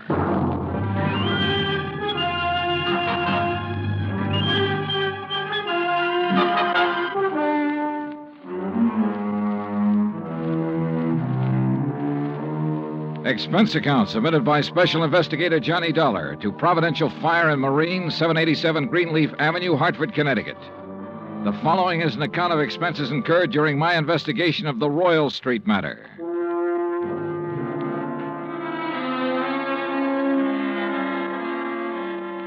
Expense account item 1, $103.82, transportation to New Orleans. Item 2, $4.20, cab from the airport to the Roosevelt Hotel. After unpacking, I put in the call to my old friend Angie Orsatti. Nobody knows the French Quarter or the people living there like Angie does. For 3 months of the winter, he stays in the swamp, trapping muskrats. The rest of the year, he lives with his mother near the Cabildo. Angie wasn't in, but his mother said she knew where to reach him, and 5 minutes later, he returned my call. We arranged to meet for dinner, then I phoned the agent who had sold the policy in question. His name's Binford, and naturally, he was anxious to see me. C.D. Binford's office is on the 3rd floor of the Hibernia Bank building. He's a stocky, red-faced man, probably in his late 50s. Come in, Mr. Dollar. Come in. Thanks. Help yourself to the chair. Say, you fellas sure don't waste any time, do you? We try not to, Mr. Binford. C.D., boy. What? You call me C.D. like all the other folks do. Oh, okay, C.D. Yeah. Now, like I was saying, you boys sure don't waste any time at all. Why, I didn't even call the home office till day before yesterday. I know. When was the fire? Last week on Thursday night. What'd they tell you about it? Well, not very much. Figured I'd get all the information from you. Well, it's a doozy.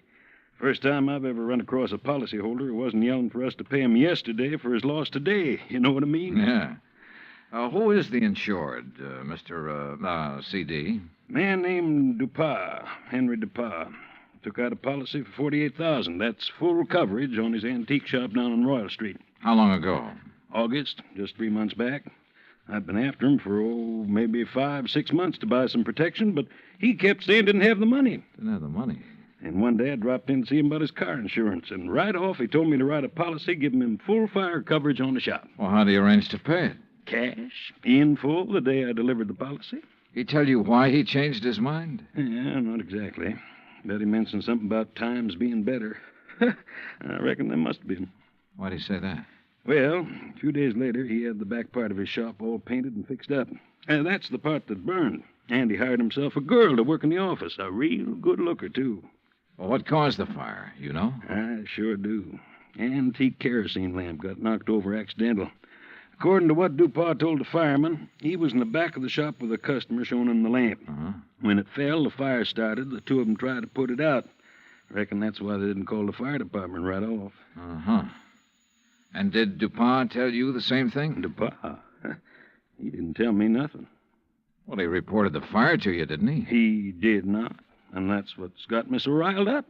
I wouldn't know about it now if I hadn't dropped in there the other day. Was Dupas there when you stopped in? Yes, sirree. And when I saw how the place looked, the whole back of the store gutted out and the slew of his antiques destroyed, I let him have both barrels, I tell you. Oh, what'd he say to that? Yeah, nothing too much. Just acted like he wasn't interested in whether we paid for it or not.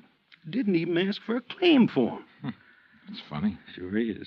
I thought maybe he was so upset over losing some of his valuable antiques, he didn't know what he was doing. So, after I checked with the fire department, got a copy of their report, I typed up a claim for him. You figured the damage at $16,000, right? Mm-hmm. I knew how much he spent fixing up the back. When I'd issued the policy, I'd gotten an estimate on most of the antiques. So what happened when you gave him the claim? He signed it? He did not. Said to forget about the fire. Huh? And when I kept after him, he called me a busybody and told me to get out of his shop and stay out. What do you think, C.D.?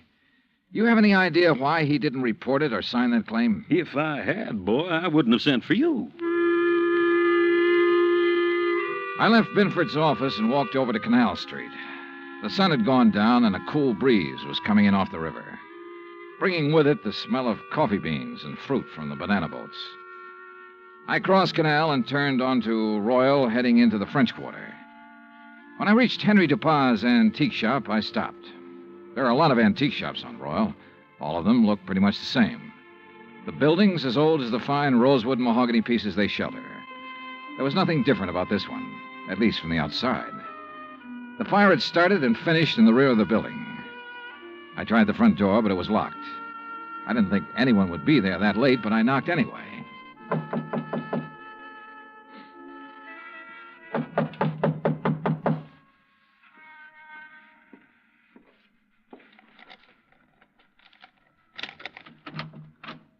Yes, who is it? Mr. Dupin? Who is it? My name's Dollar, Mr. Dupin. I represent the Providential Fire and Marine. Why do you people persist in annoying me? Well, we wouldn't if you'd tell us about the fire you There's had nothing special about that fire, Mr. Dollar.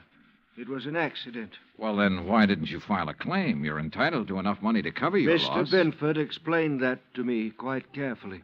If you haven't talked to him, Mr. Dollar, you should. Oh, I've talked to him. Well, then go away. Well, not until you answer a few questions. No, leave me alone, please. I'd noticed an alley next to the shop that ended where the rear door had been. I started back along it, not quite sure what I was looking for or what I expected to find. But I was sure of one thing. Dupin was a frightened man. It was too dark to see anything at the end of the alley, so I returned to the street. Item 3, $30.50, phone call, taxi, and dinner for two at Antoine's. Oh, man. Kind of nice, ain't it, Johnny? Oh, the way it never changes. Same waiter, same chef, same clientele. Yeah. Like another Cafe Royale, Ashy? No, thanks. Well, Johnny? Yeah? Well, when you gonna ask me? Ask you what? Oh, don't kid me, John. You had that old bloodhound look in your eye ever since we sat down. What's the question? Okay, Angie. What do you know about a man named Henry Dupin? Dupin's antique shop? That's right. Oh, not much. Seen him around some's all. Yeah, where? Oh, you know what kind of places I like, Johnny. Yeah, but I can't picture Dupin liking them. Well, maybe he don't, but maybe that little old blonde he's been carrying with him does. Blonde? Yeah, you know. Female, girl, bleached hair. I know. Yeah. How old? Oh, 24, 5. Yeah, real nice for an old coot like him. Real winter and spring, huh? Yeah. You seen them together often? Oh, a few times. Saw him about 2 weeks ago at Butz's place. Hey, you know something? I walked in there that night with a 5, and I walked out with 200. How about that? Great. You know who the blonde is? No, but I might be able to find out. You want? Yeah, I want.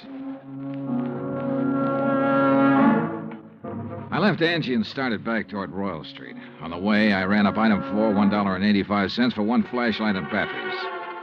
The shades on Dupin's shop were drawn, but I could tell there were lights on inside. In the alley, a small pickup truck was parked near the side entrance to the shop. In the back of the truck, looking like they'd just been taken off the boat, were several stalks of bananas. There wasn't much else to see except the charred wood and refuse left in the alley after the fire. I started back toward the street when a man, a much larger man than Dupin, came out the side door and got into the truck. He turned over the engine and switched on the lights before I could get clear. Hey, what are you doing there? Hold it, mister, right there. Here, buddy, you just hold it. What were you doing back there, huh?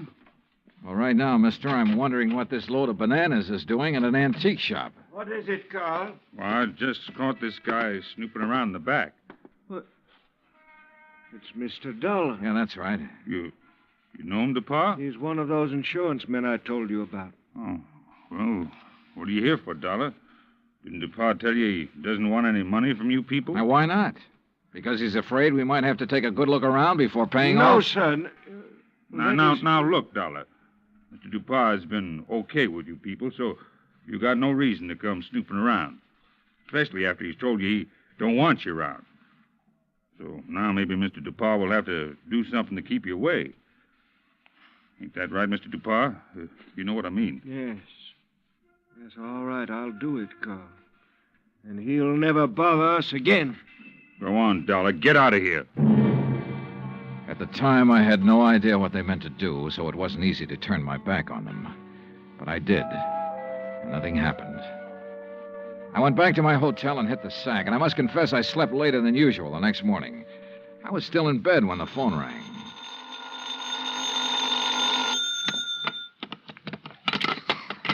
Johnny Dollar. Well, hey, now, where's my dynamic northern friend? Oh, he's off today. I'm taking his place. Well, in the news I got, well, I reckon it'll keep till tomorrow. Yeah. Well, so long. No, wait, Angie. Yeah? Did you find out anything about that blonde DuPont's been seeing? Sure, everybody around the French Market coffee shop used to know her. Used to, meaning up till she went to work for Mr. DuPont. She worked for DuPont? Yeah, in the office at his store. Started in there about 3 months ago. Well, come on. Well, since then, nobody sees her anymore. At least none of her old gang. You know where she lives? Yep. The Pont Alba Apartments. That is, unless she has moved. What's her name? Rose Ellen. What? Yeah, she used to be a dancer. That enough for you to go on? Yeah, Angie, thanks. That's plenty. Expense account item 5, $1.40 cab fare from my hotel to the Pontalba Apartments. The list of names on the register near the manager's office told me Rose Ellen's apartment was number 215. But when I got up there, the girl who opened the door wasn't a blonde. Yes? Oh, I'm looking for Miss Rose Ellen. She isn't in. Oh, she at work? Who are you? I mean, are you a friend of hers? My name's Dollar, Johnny Dollar. I'm an insurance investigator. Well, she hasn't done anything, has she? Well, not that I know of. Look, Miss... Garbo. Garbo? May Garbo. You're a dancer, aren't you?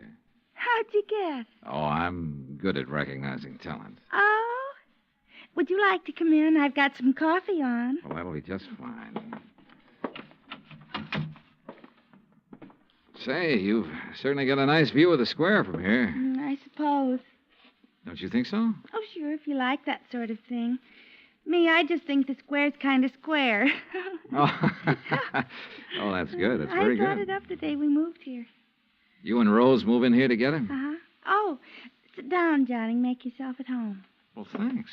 Gee, you're so polite. You wait to be asked. Yeah. Look, tell me, what time do you think Rose will be home? Oh, I couldn't say. May, this is important. What time does she usually get home? Well, I don't know. I mean, after all, she's got her own life to live, you know, and I'm not her keeper. Okay. Sometimes she doesn't get home for days. Oh, I better get the coffee. She ever say anything to you about the fire? Yeah? What fire? The fire down at the antique shop. No, you want cream and sugar? No, thanks, just black. Good. When was that? The fire? Last Thursday night. That's funny. What's funny? That was the last time I saw her. What? Yeah. Rose went to work last Thursday, but she never came home.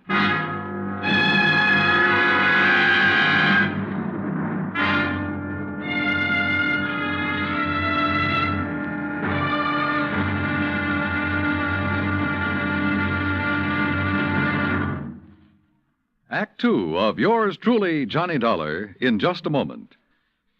You don't have to be a special investigator to know that Americans don't take their civic responsibilities lightly. The Election Day turnout proved that, beyond any shadow of doubt. So now it's time for you to face up to another responsibility to the nation in just as straightforward a way. Our Ground Observer Corps needs volunteers. We at CBS Radio urge you to write or telephone your nearest Civil Defense Center to learn how you can help in this vast program that patrols our skies. Now, Act Two of yours truly, Johnny Dollar, and the Royal Street Matter.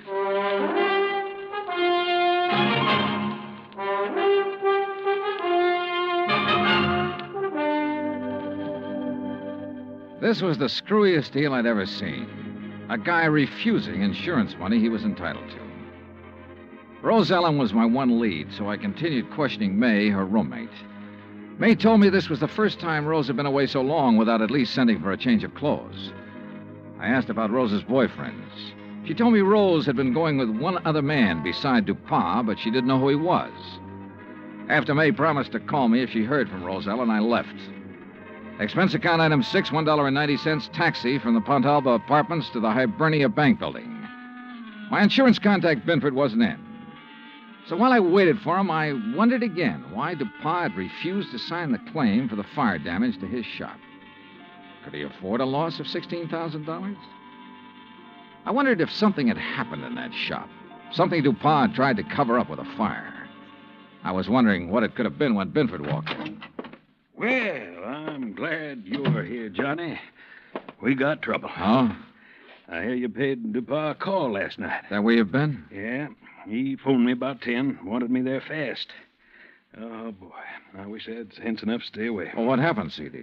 Now, before I tell you that, you tell me what he said to you last night. Nothing important. Just something about fixing it so I couldn't bother him again. Oh? Well, he did. How? He canceled his fire insurance policy and every other policy he ever bought from me. Cancel? Yeah. So you might as well go on back to your hotel and pack, Johnny. It's none of your affair now, no matter what he's up to. Yeah, it's too bad it had to turn out this way. You want a drink before you go? Yeah, I guess I need one. Yeah. What'll it be, scotch or rye? Scotch, neat, please. Good, saves making a mess.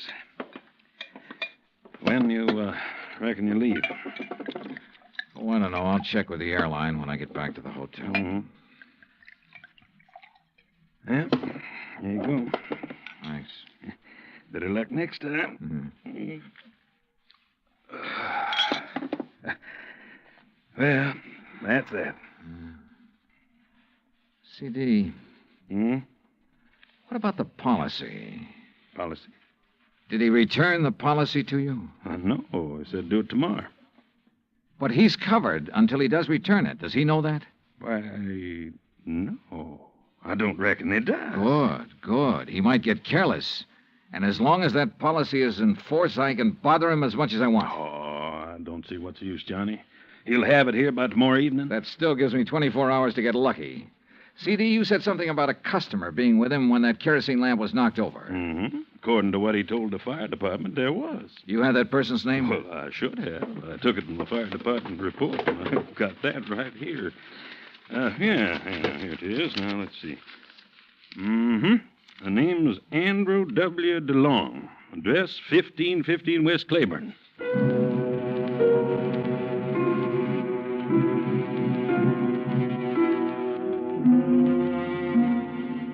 There wasn't any Andrew DeLong at that address. We checked the telephone book and the city directory, and the only Andrew W. DeLong we found was out in Metairie, in a mausoleum. So we drove back towards C.D.'s office.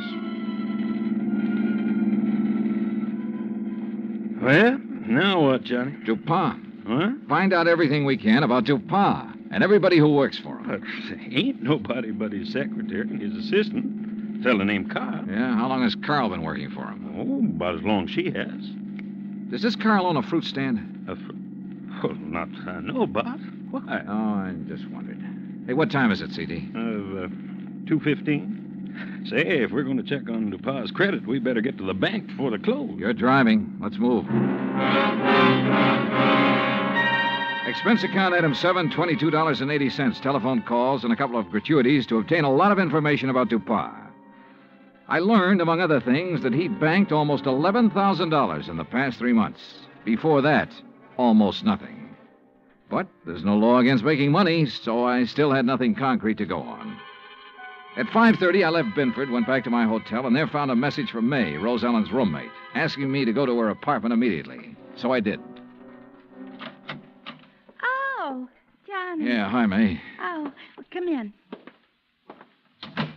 Johnny, you know what you made me promise. Yeah? Well, it happened. You mean you've heard from Rose? Well, no, not exactly. But a man called this afternoon and talked about her. Oh, well, I hope he had only nice things to say. Oh, yes, he said she's just fine. What? Didn't you hear me? Yeah, he said she's fine. Fine. Well, what else did he say? Well, he said he was going to come by at 4 o'clock and pick up her clothes. I should have them ready. No, but of course he didn't. Well, he did so. He did? Oh, what man? You know him? You get his name? Mr. Dollar, you don't think I'd let Rose's things go out of here with a complete stranger, do you? Of course he told me his name. Well? You aren't nearly as polite as you were this morning. All right, I'm sorry. What's the man's name, darling? Oh, well, that's much better. It's Grant. Grant? That's right.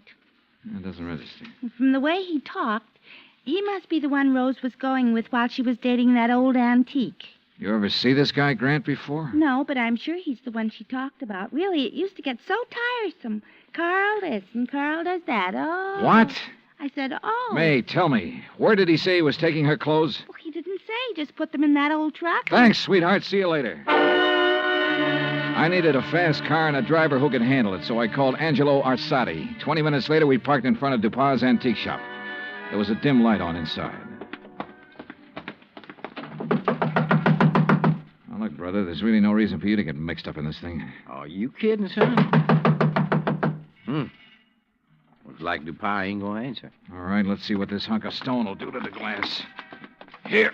Hey, that got it. I can reach through the lock.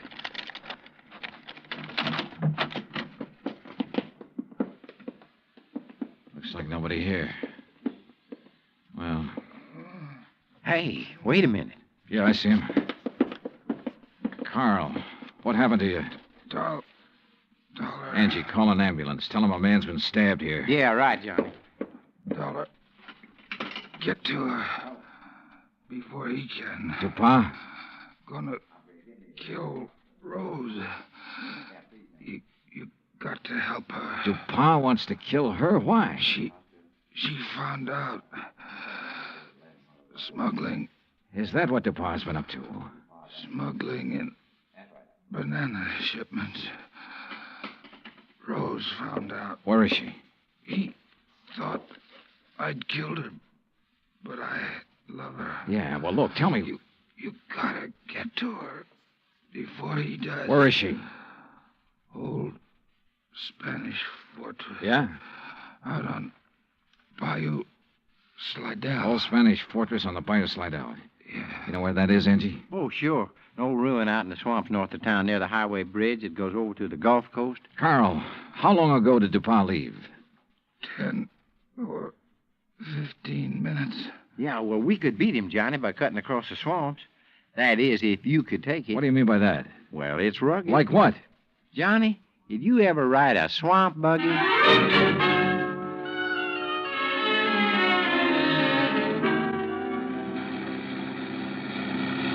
Oh, brother. How much farther, Angie? Well, should be right up ahead. How can you tell? All I can see is swamp and marsh grass. Yeah, well, I done a lot of trapping out here. I know the channel. Think we'll make the old ruins before Dupas? Well, we got to, don't we? Hey, there it is. That old wreck is called a fortress? Man, that's it. Well, get us up as close to it as you can. I don't see anybody parked. There's nobody approaching the bridge. There we are. Come on, let's go. Hey, look, John. There she is at the side entrance. Yeah, I see. Rose! Rose Ellen! She's scared. She ducked back inside. Rose! We're friends of Carl's. He sent us to help you. Well, come on, Johnny. We can get inside to her through this here doorway. Okay. This place looks like it's about ready to fall apart. Rose! Yeah, man. Dark in here, too. Yeah, don't step on them falling bricks. Okay. Rose! Rose Ellen! Yes? Where's Carl? Dupas tried to kill him. Oh, no. Rose! Come on out here where we can see you. Rose!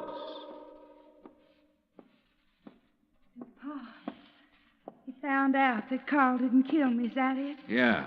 But Carl's all right now. Look, Rose, I want you to tell me all you know about the fire at DuPa's shop. Were you there? Yes. Well, what happened? Pa had me tied up. Told Carl I'd found out what they were doing. Smuggling, I mean. He told Carl to kill me. He didn't know Carl and I was going to be married. Go on, go on. Carl argued with him. That's when the lamp got knocked over. They didn't stop arguing until DuPas said he'd kill us both. So finally, Carl told DuPas he'd take care of me. Well, he had to, or DuPas would have killed us. But instead, Carl brought you here. Yes. Oh, come on, Johnny. Let's get out of this dark hole. Wait a minute, Angie. Rose, do you know why DuPas was afraid to report his fire to the insurance company? Some of the things he smuggled in was lost in the fire. If anybody come poking around, they might have found out what he's doing. What was he smuggling, do you know? Little tiny boxes filled with white powder, hidden in the bananas. Johnny, narcotics. Yeah, sure. No wonder he banks so much money so fast. I'll bank much more after I get rid of you, Dollar. Look at that. There he is in the door. Yeah, watch it. See, I ain't fooling, Dollar. He can't see us. No, but what a target he makes in that doorway against the light. No gun, Johnny? No. We can try one of these bricks. Yeah, man, but if you miss... Dollar. Wish me luck. Dollar. Right here to pop. Come on. Oh, man, dear. You could qualify for the New York Yankees, Johnny. All right, DuPas. On your feet. Let's get out of here.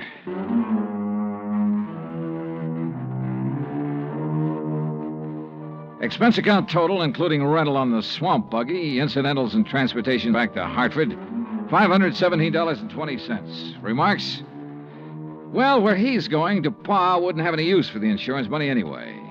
Carl Grant turned state's evidence and clinched the smuggling charges against him. Because of that, Carl may get off easy. I hope so. He and Rose could make a very happy couple. And to remarks and to report. Yours truly, Johnny Dollar.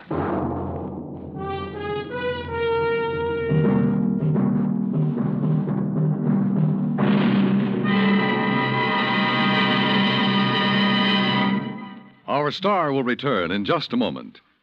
If we are to remain alert to possible acts of aggression, we need the continuous operation of the Ground Observer Corps. And if the Ground Observer Corps is to remain on the job around the clock, 7 days a week, your help is needed. Tomorrow, telephone your nearest Civil Defense Center and volunteer a few hours of your time each week to the Ground Observer Corps. Join our Ground Observer Corps at the Civil Defense Center nearest your home. Now, here is our star to tell you about next week's story. Next week, 3 sets of twins. 2 men, 2 girls, and 2 fires that hit the coast of Florida with the impact of a hurricane. Join us, won't you? Yours truly, Johnny Dollar. Yours truly, Johnny Dollar, starring Bob Bailey, originates in Hollywood. Written by Charles B. Smith, it is produced and directed by Jack Johnstone. Heard in tonight's cast were Virginia Gregg, Forrest Lewis, Lou Merrill, Lawrence Dobkin, and Frank Gersel. Musical supervision is by Amerigo Marino and Carl Fortina. Be sure to join us next week, same time and station, for another exciting story of yours truly, Johnny Dollar. Dan Cubberly speaking.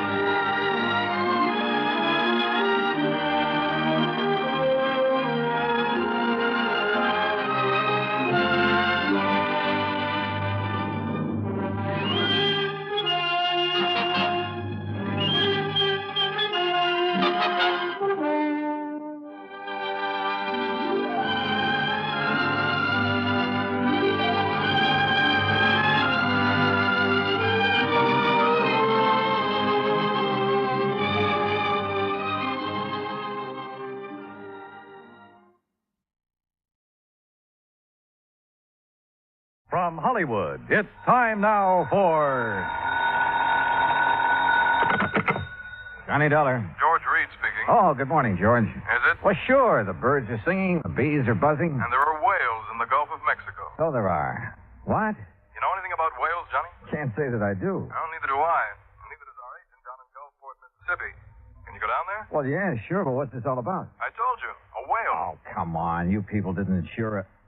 Now, George. Oh, Johnny, of course we didn't. But we did write a floater policy covering 80 pounds of ambergris. Amber who? Gris comes from a whale. Very valuable, used in the making of perfume. Oh, yeah. We issued the policy a week ago.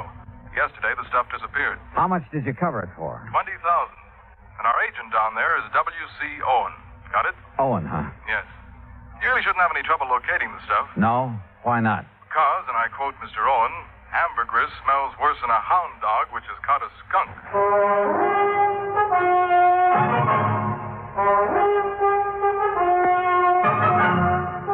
Bob Bailey in the exciting adventures of the man with the action-packed expense account. America's fabulous freelance insurance investigator. Yours truly, Johnny Dollar. And now, Act One of yours truly, Johnny Dollar.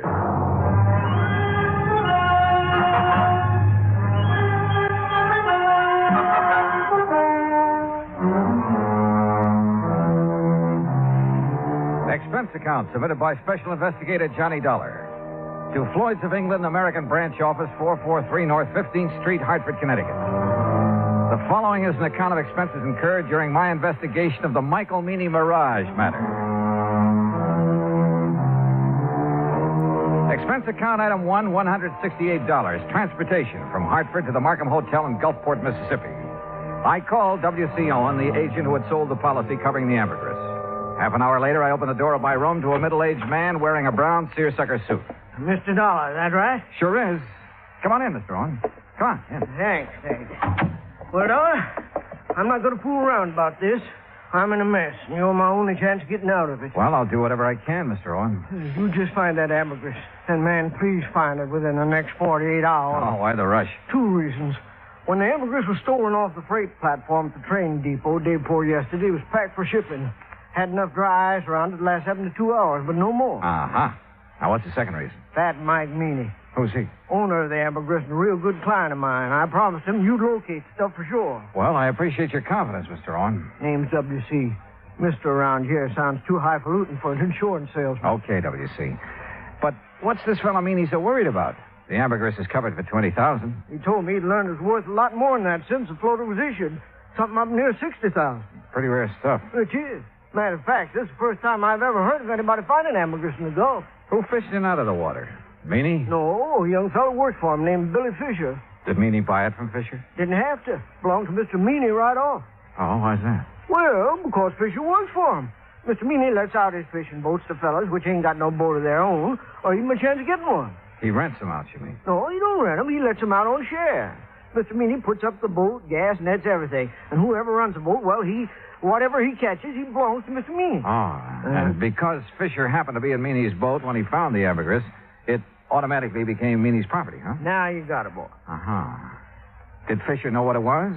Or the value of it when he turned it over to Meany? Well, you have to ask him about that. Yeah, I plan to. But first, I'd like to have a talk with this Mike Meany. I'm way ahead of you, Dollar. I called Meany right after you called me. He's waiting for us. How far does he live from here? Oh, about 3 or 4 miles down the beach road toward Biloxi. Place called Mississippi City. Mississippi City? Uh-huh. But don't let the name fool you. Ain't nothing there except a couple of stores, fishing boat landing, and the train depot. Sounds like a real quiet place. It is. It's also where this whole thing started and where I hope it finishes. And the sooner, the better. A few minutes later, we were driving east along the coast. Ahead of us, we could see Mississippi City's one and only landmark, a long wooden pier extending far out into the Gulf. Anchored near the end of it were several small fishing boats. We passed the Meany General Store and the Meany Fish Market, then turned into a narrow driveway. I'm not sure what kind of a house I'd expected Mike Meany to live in, but this certainly wasn't it.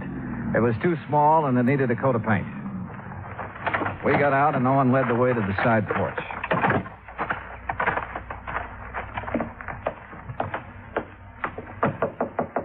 Mr. Meany, you at home?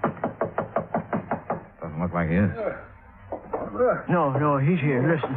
What in the name of Sure heavy, ain't he? Yes, sir. Ain't another man his size in the whole United States. Good night, I believe it. W.C. boy, you sure took your sweet time getting here.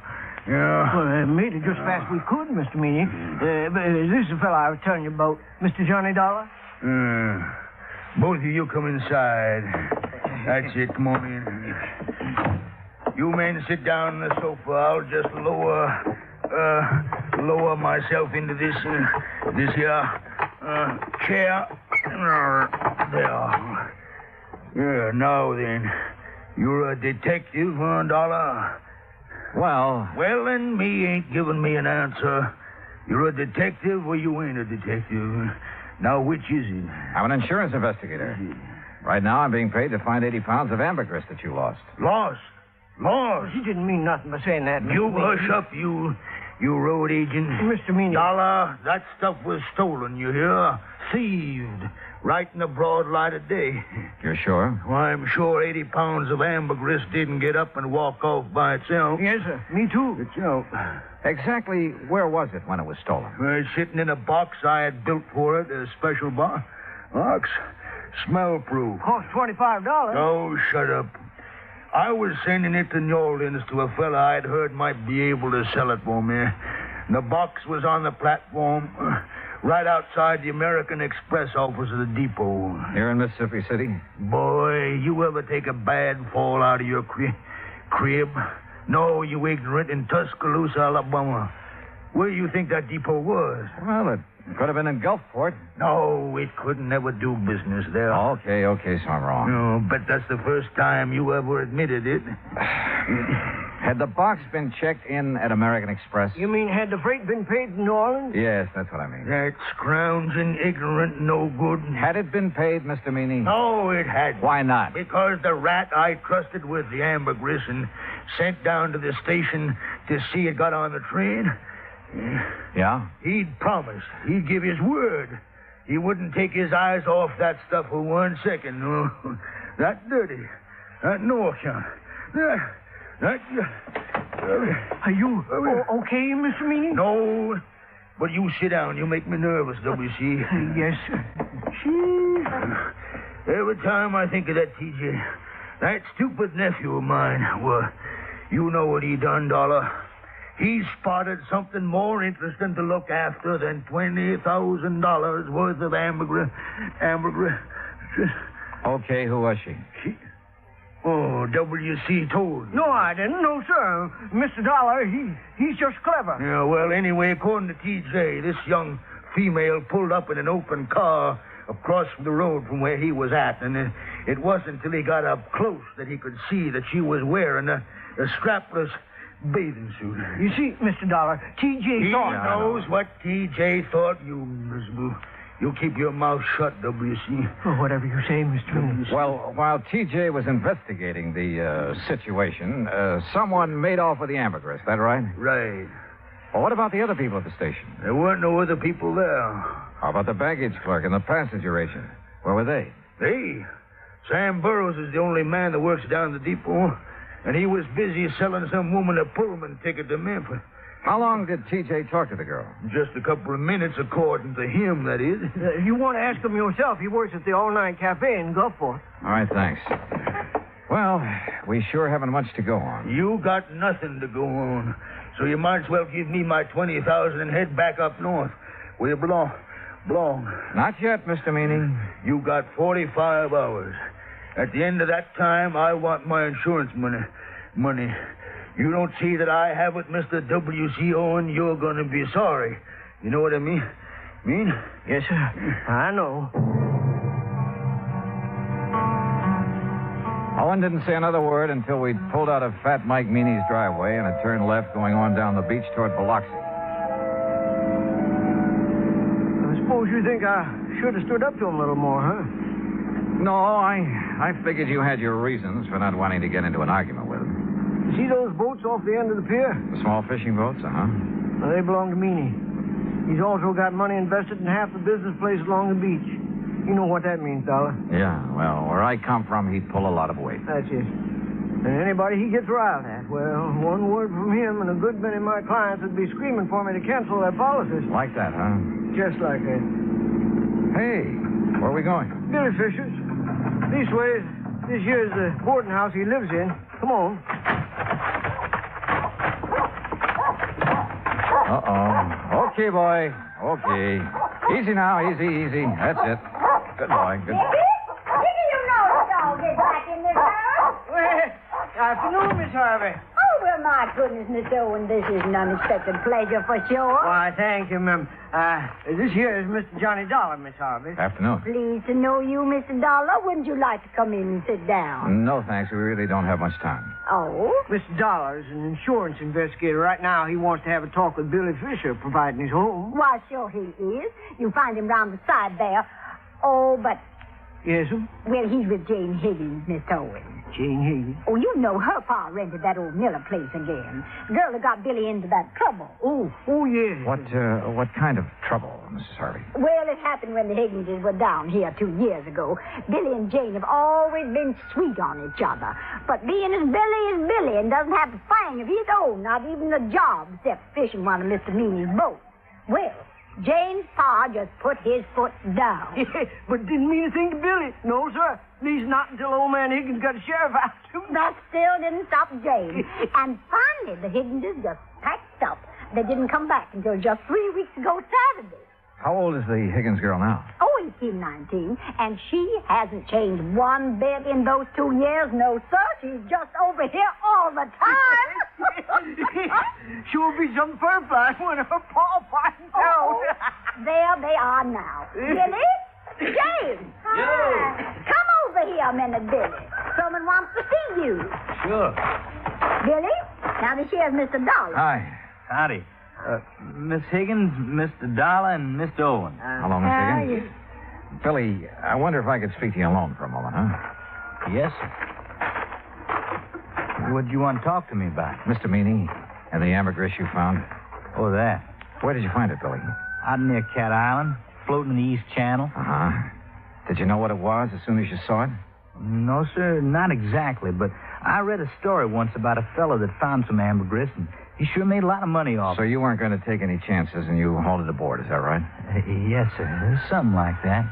Billy, you realized that anything you caught or salvaged with that boat belonging to Mr. Meany, it wasn't yours. You realized that, didn't you? Well, not right then, I didn't know, sir. He gave me some kind of a contract to sign when I started working for him, but I never read it. Well, what happened when you put in at the pier that night? Oh, that Cliff Stillinger, Mr. Meany's checker. He spied the ambergris right off, and he made me turn it over to him. Was that the last time you saw it? Yes, sir. Yes, sir, that was it. Okay, Billy. That's all I had on my mind. Well, that's all? I mean, no questions about whether I swiped it from the train station or not? Would you tell me if you had? You crazy or something? Heck no.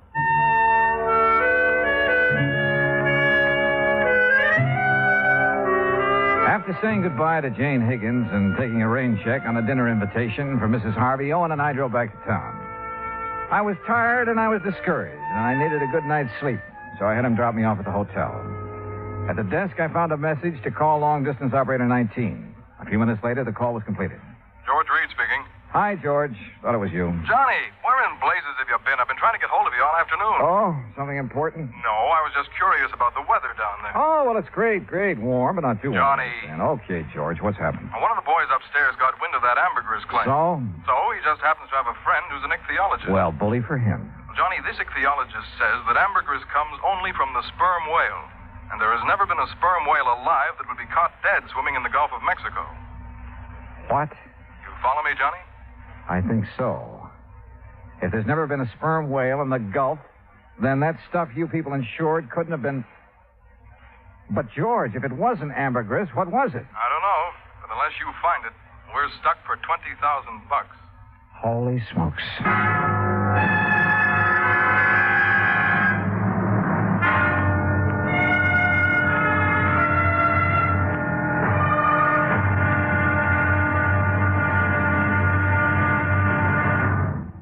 Act two of yours truly, Johnny Dollar, in a moment. Our flag now numbers 50 stars, and behind each star there stands yet another flag for each of the 50 states. New Mexico's flag is an ancient Zia sun symbol, a red circle on a field of yellow, radiating from 4 points, which we might indicate as north, east, south, and west, are 4 parallel lines. 4 was a sacred number of Zia, the number most often used by the giver of all good gifts. The earth had 4 main directions, each with its own gifts. The year had 4 seasons, each with a different offering for mankind. The day had 4 phases: sunrise, noontime, evening, and night. Life had its 4 divisions: childhood, youth, manhood, and old age. Everything in life and nature was bound together in a circle, the circle of life and love, without beginning and without end. And in this great brotherhood of all things, man had 4 obligations. He must develop a strong body, a clear mind, and a pure spirit. 4th, and most sacred, he must spirit to the welfare of his people. From this simple symbol, the Zia sun, we read the legend of a wonderful philosophy. The flag's colors of flaming red and golden orange represent the banners of Ferdinand and Isabella, which were carried by Columbus across the Atlantic. New Mexico's state flag, the flag of the 47th state to enter the Union, was adopted on March 19, 1925. Now, Act Two of yours truly, Johnny Dollar, and the Michael Meany Mirage Matter.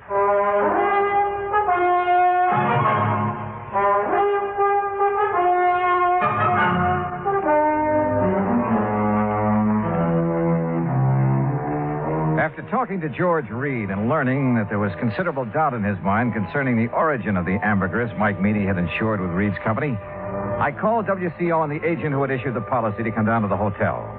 He was as shocked and surprised as I'd been. Johnny, I just can't believe it. Yeah, well, it's true. At least according to a man who studied the habits of sperm whales for years. Oh, and those kind of whales never come into the Gulf? No, not according to him. What if ambergris isn't ambergris? What is it? WC, your guess is as good as mine. But whatever it isn't worth $20,000. No, guess not. Johnny? Yeah? You don't think Mr. Meany's trying to pull a fast one, do you? Trying to defraud the company? Yeah. Oh, no, I doubt it. He has all the money he'll need for a while. Yeah, that's for sure. Tell me, WC, did Meany have the ambergris analyzed before he asked you to insure it? Matter of fact, he did. Even showed me a letter which said that the stuff was ambergris. You remember who made the analysis for him? A chemist over in Biloxi. Don't recall his name offhand, but he signed that letter he gave Mr. Meany. Okay. First thing in the morning, we'll take another trip out to Meany's place. Good. In the meantime, don't mention any of this to anyone, will you? No, I won't. Johnny? Yeah? I should have checked on that chemist, shouldn't I? And I shouldn't have been so anxious to take Mr. Meany's word. Well, we all make mistakes. Not big ones. Not big ones like this. Johnny, we just got to find that stuff. Because if we don't, we'll never know if it was ambergris or not. Will we? No, WC, we won't. I felt sorry for Owen. I knew as well as he did that the company might recall his franchise unless we could prove it was ambergris that had been insured. And at the moment, I was quite sure we couldn't do that. The next morning, the coffee shop was crowded, so I started up toward the center of town, looking for another place to have breakfast. I was about 4 or 5 blocks from the hotel when I heard someone calling me. Mr. Dollar. Johnny. Oh, yeah. Good morning, Jane. Come on in yourself. Well, what are you doing in town so bright and early? I'm going on a shopping spree. Oh? A girl can't get married and just any old thing, you know. I guess she can't. Oh, well, who's the lucky guy? Well, who do you think? Billy Fisher? I certainly wouldn't marry anyone else. Well, Jane, it's none of my business, but I heard. You heard that my father is dead set against Billy, didn't you? Yeah, something like that. Well, he is. But there isn't much he can do about it. I'm over 18. Besides, he's going to change his mind about Billy. I hope so. He's going to be real sorry he ever treats Billy the way he has. Jane, look, I haven't had breakfast yet. How about joining me for a cup of coffee? Oh, I'd love to. Where we go? Oh, how about over there, the all-night cafe? All right. Oh, no, do you know what time it is, Mr. Dollar? Just 10 after 9. Why? Well, I just remembered something important. I'll see you later, here. Funny. Or is it? I crossed the street and entered the all-night cafe. Behind the counter, wearing a white T-shirt, apron, and a Valentino-type hairdo, was a man about 23 years old. Morning. What'll it be? Ham and eggs and coffee. I want them eggs. Over easy, okay? It's okay with me. I ain't eating them. 2.5 mice with pigs. You want your coffee now? Yeah, please. Do you happen to know a man named Mike Meany? I should. He's my uncle. Oh, well, then you must be T.J. That's right. How come you know me? I was talking to your uncle yesterday. My name's Dollar. Oh, yeah. Yeah, he told me if you come around, I should tell you anything you want to know. Well, what happened at the depot that afternoon, T.J.? Didn't he already tell you that? I'd like to hear your side of it. There ain't much to tell. I was sitting there waiting to put that box in the 303, and this here gal drove up. Uh-huh. What happened then? Man, she gave me just about the biggest come on I ever did get. So you left the freight platform and crossed the road to talk to her? Well, shoot, Mr. Dollar. I didn't see nothing wrong in doing that. There wasn't nobody around. Oh, there must have been. Yeah, I reckon so, but I sure didn't see her. T.J., did that girl tell you her name? Yeah. What is it? Betty Lou Miller. Betty Lou Miller. Yeah. Now, look, mister, I'm busy. No, wait. Have you seen her since then? Well, sure. When was that? Well, just now, out in the street. She's the gal you was talking to. I finished my ham and eggs and walked back to the hotel. Owen was waiting for me, but before we drove to Mike Meany's house, we made a stop at the railroad depot. The agent remembered everything that had happened that afternoon, the ambergris had been stolen, including the name of the woman who had purchased the Pullman ticket to Memphis at the time of the theft. After thanking Sam for his help, we went on to the Meany place. Come on in. Sit yourselves down. Well, thank you, Mr. Meany. Dollar, you find my ambergris yet? No, sir. But I think I know who has it. What do you mean? You mean you know who stole it from the depot? I think so, Mr. Meany. I'm not sure. Well, boy, you just let me have their name. Yes, sir, I'll get the sheriff out here and see they're put under the jail. Now, you come on. Tell me, who did it? No, sir, I'm sorry. I'll tell you when I'm sure and not before. What? Well, when's that going to be? Depends. Depends on what? Whether you'll help me or not. Why, you ignorant, stupid Yankee. You know good and well, boy, I'll help you. Yes, sir. Now, what? What do you want me to do? Give Owen here the letter you received from the chemist that analyzed the ambergris. Is that all? That's all for now. But, boy, you Dollar, where do you think you're going? To see a lady, Mr. Meany. Owen, I'll call you as soon as I'm sure. Right. Good luck, Johnny.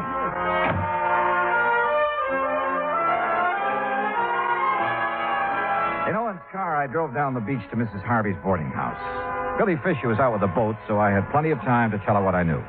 It's all my fault, Mr. Dollar. I planned the whole thing and put Billy up to it. And bought the Pullman ticket? Yes, I still have it. Been meaning to turn it in for the money, but just haven't had a chance to get down to the depot. Tell me, Mrs. Harvey, how did you know that T.J. would leave the ambergris when he did? Oh, everybody around here knows T.J.'s weakness for girls.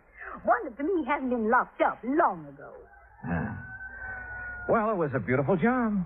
You timed it just like a professional. I thank you for the compliment. Where was Billy? In the woods on the other side of the railroad track.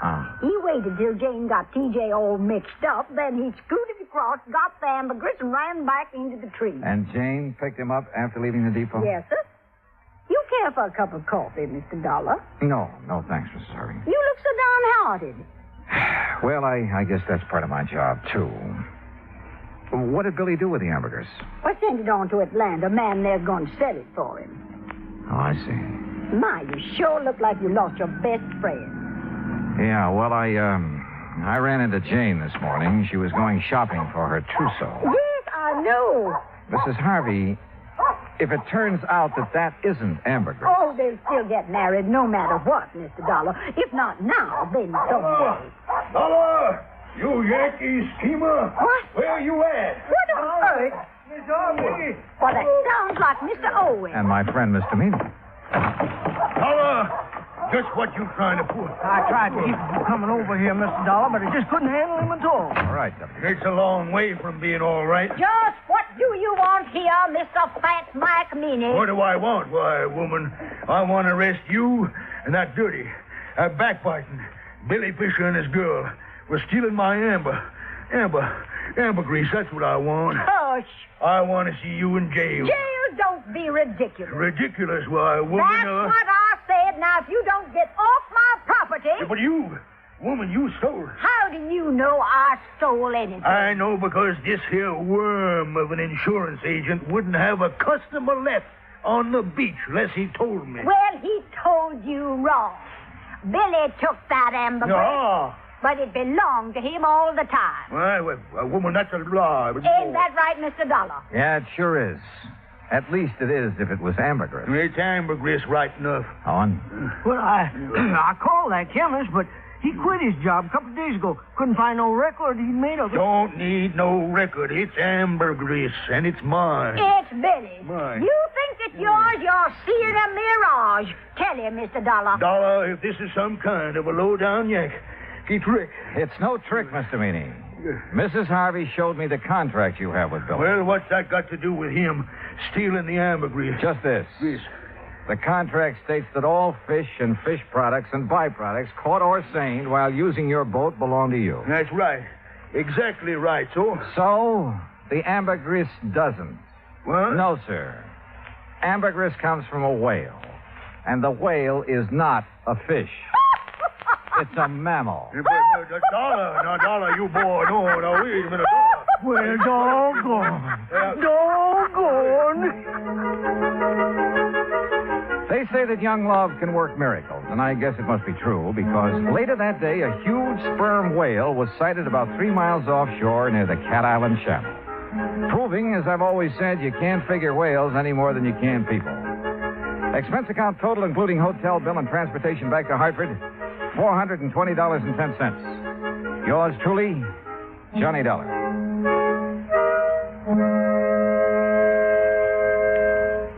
Now, here is our star to tell you about next week's story. Next week, the wayward truck matter. And I'll leave you to figure that one out for yourself. But join us, won't you? Yours truly, Johnny Dollar.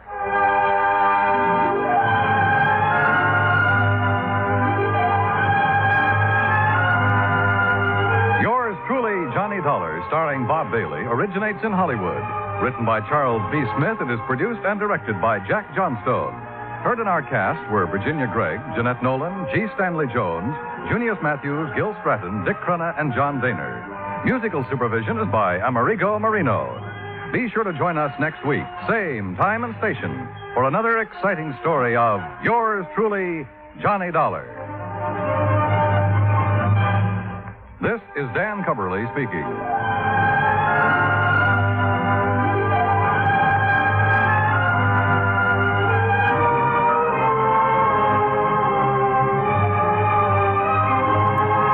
Johnny Dollar has come to you through the worldwide facilities of the United States Armed Forces Radio and Television Service.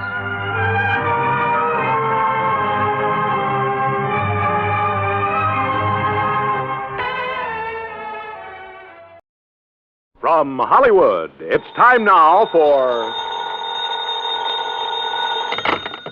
Johnny Dollar. John, this is Harry Branson of Philadelphia Mutual Liability and Casualty Company. Well, hi, Harry. What is it this time? Fraud, murder, arson? No, none of them. Then what kind of a case has you in a dither this morning? As a matter of fact, John, there is no case. Oh, now don't tell me you're spending company money on just a social call. Why, Harry. Of course not. John, I wish you to take a motor trip with one of our very important clients. Well, now, that depends. Perhaps you've heard of her, Betty Charlene Winters. No, but she sounds interesting.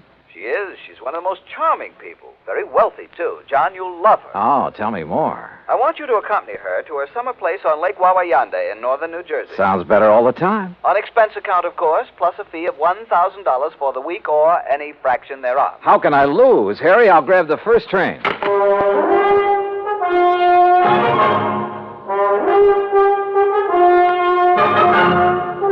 Bob Bailey in the exciting adventures of the man with the action-packed expense account.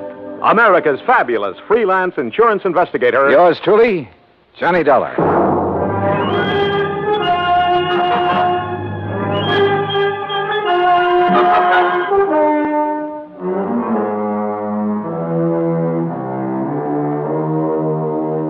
Expense account submitted by Special Investigator Johnny Dollar. to the Philadelphia Mutual Liability and Casualty Company, Philadelphia, Pennsylvania. Following is an account of expenses incurred during my investigation of the Wayward Widow matter. Expense account item 1, $21.50, fare and incidentals, Hartford to Philadelphia. At his office on Walnut Street, Harry Branson looked as though he'd been just sitting there waiting for me ever since his phone call. I'll get straight to the point, John. Well, good, good. You don't mind if I sit down first, though, do you? Oh, no, of course not. As I told you on the telephone, Mrs. Winters is one of our Mrs.? You didn't tell me that. Her husband died just a short time ago. Oh. And you, the old friend of the family, have been consoling the lovely widow, eh? John. Yeah, when you pick 'em, you really pick 'em, Harry. Hey, do you remember that little brunette you went for in the last case I handled with you? John, that has nothing whatsoever to do with the matter at hand. Yeah, okay, maybe not. Oh, but you sly dog. I'm betting right now you wish you could make this trip to the lake instead of me. Of course I do. The beautiful forests and mountains up there at this time of the year. Oh, sure. Just for the scenery. All right, now tell me all. Well, the Winters were very wealthy. Betty Charlene Winters still is. Thanks, among other things, to the $500,000 she received on her late husband's double indemnity policy. $500,000? You make this sound more attractive every minute. John, you don't suppose the gorgeous babe helped him have an accident in order to collect that? John, you are being absurd. Am I? Tell me this. Was he older than she? Yes, he was. Uh-huh. And 2 and 2 make 4. And you are making no sense at all. Hey, you have got a case on her, haven't you? Will you please stop this nonsense and listen to me? Now, as I started to say, their lovely home is out between Ardmore and Bryn Mawr. All right, go on. Their home, which Mr. Winters inherited from his father and his grandfather before him, is a veritable art gallery. I see. But she is going to dispose of most of it to the better-known museums and galleries. She plans to sell the family mansion, too, just as soon as the estate is settled. Doesn't go for the old stuff, huh? You're quite right. Her taste is more for the modern. That's the way I like 'em. I beg your pardon? Nothing. Go on, Harry. Yes. Some of the things, however, she is taking up to the summer home on Lake Wawayanda. Oh, well, now, wait a minute, Harry. Am I taking Betty Charlene up there? Mrs. Winters, John, please. Okay, I'll stay out of your territory for the time being. But am I being hired to take her up to the lake or just some of this junk you've been talking about? Both. Ah. You see, there's one thing in particular, some statue or other that she wants help with. Statue, huh? So you and she and the statue will make the trip. Now, that's the kind of chaperone I like. When do we start?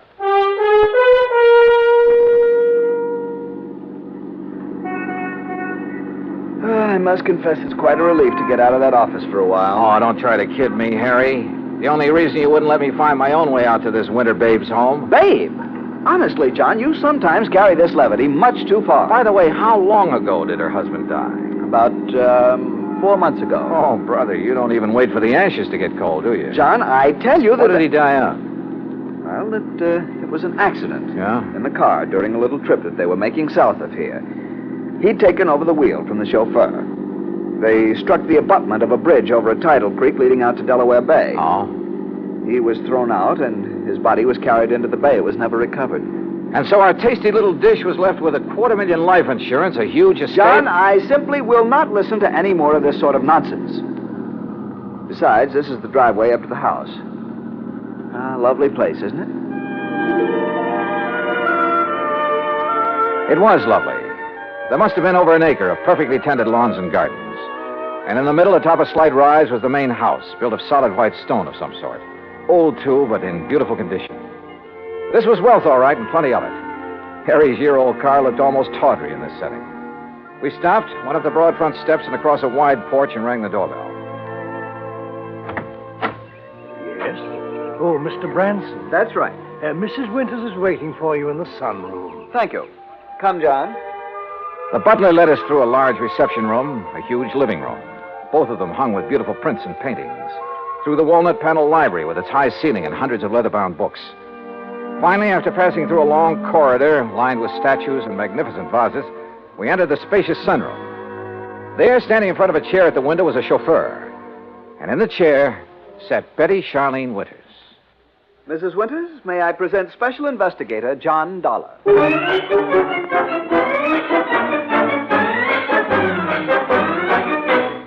Well, she was a cute little thing, that I will say. But instead of a young, blonde, and beautiful, well, let's face it, she was 70 if she was a day. All my dreams of a high old time during a week at a mountain lake suddenly vanished into thin air. How nice of you to come, Mr. Dollar. Investigator, did you say, Mr. Branson? Yes. I see. Well, don't just stand there. Sit down and be comfortable, both of you. Thank you. Yeah. Is something wrong, Mr. Dollar? No, not at all. Oh, Haskins here's my chauffeur and general handyman. Hi, Haskins. Mr. Dollar? I've just asked him to get the statue ready for our little trip. You may go now, Haskins. Oh, thank you, madame. No, wait, please. I wonder if I might see this thing we're taking up to the lake, Mrs. Winters. Well, of course, it's right there in the corner behind you, Mr. Dollar. The cherub. Cherub, huh? Oh, This? Isn't it beautiful? Well, it was a cherub, all right, about 4 feet high with a couple of doves fluttering around its feet. At least that's what I gathered from the garish paint on it. Believe me, it looked like something a third grader had slapped together as a joke on his modeling class. Now, I'm no artist, but so help me, I could have done better myself with a handful of mud and with my eyes closed. An old family piece, Mr. Dollar. Antique. I started to say what I was thinking, but then Haskins lifted the atrocity off its pedestal and left with it. Haskins has made a special box for it. He'll place it in the car so we can leave with it tomorrow. You are ready to leave on such short notice, aren't you, Mr. Dollar? Well, now look, Mrs. Winters, Yes, his luggage is right outside in my car, Mrs. Winters. Then, Eric, you may fetch it and put it in one of the guest rooms. Very good, madam. By the way, I hope you know how to drive a Pierce Arrow, Mr. Dollar. Pierce? Or did you think perhaps Haskins would drive us up to the lake? Well, I don't know. No. Haskins is leaving today on his vacation. And I wonder if he will come back. Why do you say that, Mrs. Winters? Oh, I've been having some trouble with him. Oh? I thought you were always eminently satisfied with Haskins. Until recently. Until the death of my husband. He's been... Well, if he doesn't come back, I shall have to replace him. But now, Mr. Branson... Yes? You're a bit of a rascal. You didn't tell me you were bringing a detective to go along with me. Investigator, Mrs. Winters. Insurance investigator. Since the company wouldn't permit me to issue any special insurance on that thing... But I'd thought you were going to bring me just some strong bodyguard. I have known John for many years, Mrs. Winters, and I assure you... Oh, now, don't apologize. I think this is fine. I just hadn't expected so much. Such a nice, good-looking young... But now come, Mr. Dollar, and I'll show you the rest of the house. We spent the next hour or so on a tour of the place, and Mrs. Winters pointed out the various works of art destined for specific museums and galleries all over the country after she moved out, after the estate was settled. Then Eric caught up with us and announced that Haskins had created the statue and placed it in the car. You know, I was curious about that car, so we went out to the garage and inspected it. It was a Pierce Arrow, all right. Vintage of 1928, complete with headlights on top of the fenders and as bright and shiny as the day it was made. When I tried to start her, it purred like a contented kitten. With a bass voice, that is. Along about 5 o'clock, Mrs. Winters, with a sparkle in her eye, announced it was cocktail time. Harry, being a teetotaler, decided to leave, but not before I buttonholed him for a quick conference. What doesn't make sense, John? Oh, that silly statue, Harry. All the fuss over that piece of junk. After all, John, with all the big policy she carries with us on the legitimate artwork, well, we just can't afford to displease her. But if it had any real value... Perhaps it does to her. How can it? Unless she has a lot of jewelry hidden away in the base of it or something. What, John? Cocktails, she said, and I'm sure ready for them. Go on back to Philly, Harry, and wait for my final report. Well, I must admit that Betty Charlene Winters turned out to be a charming hostess, a very interesting conversationalist. Even long after dinner, over brandy and cigarettes, we chattered away like a couple of magpies. I didn't question her about the statue because I wanted to find out more about it on my own hook. Finally, about midnight, we decided to retire, had a nightcap, and went to our respective rooms. But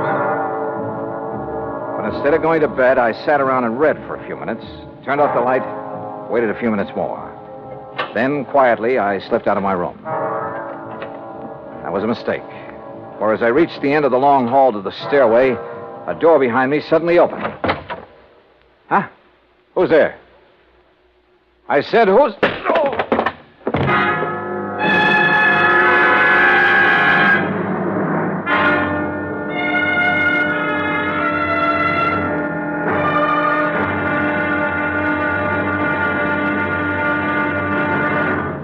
Act Two of yours truly, Johnny Dollar, in a moment.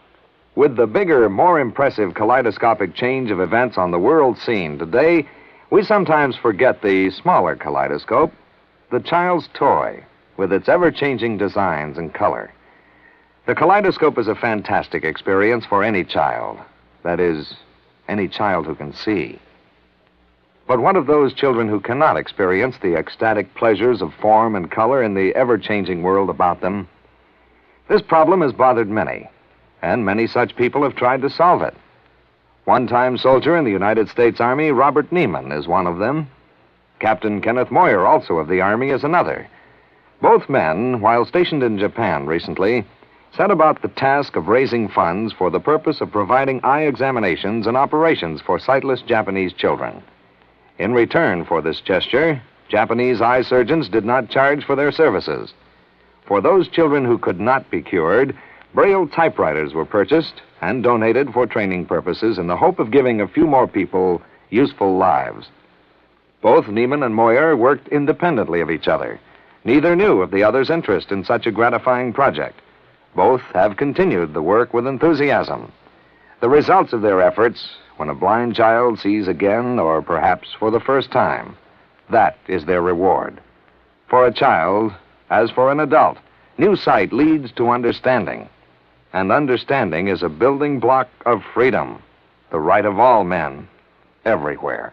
And now, Act Two of yours truly, Johnny Dollar, and the Wayward Widow Matter.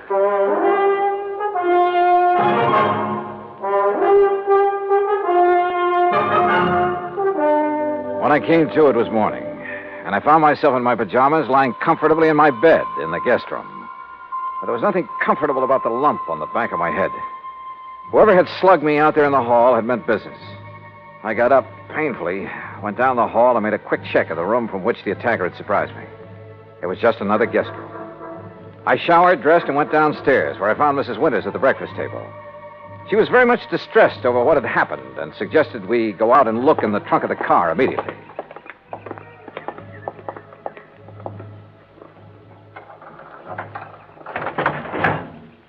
There now. Do you see, Mr. Dollar, the box with the statue in it hasn't been touched. I don't understand it. Where is your chauffeur, Mrs. Winters? Why, Haskins left on his vacation last evening. I thought I told you.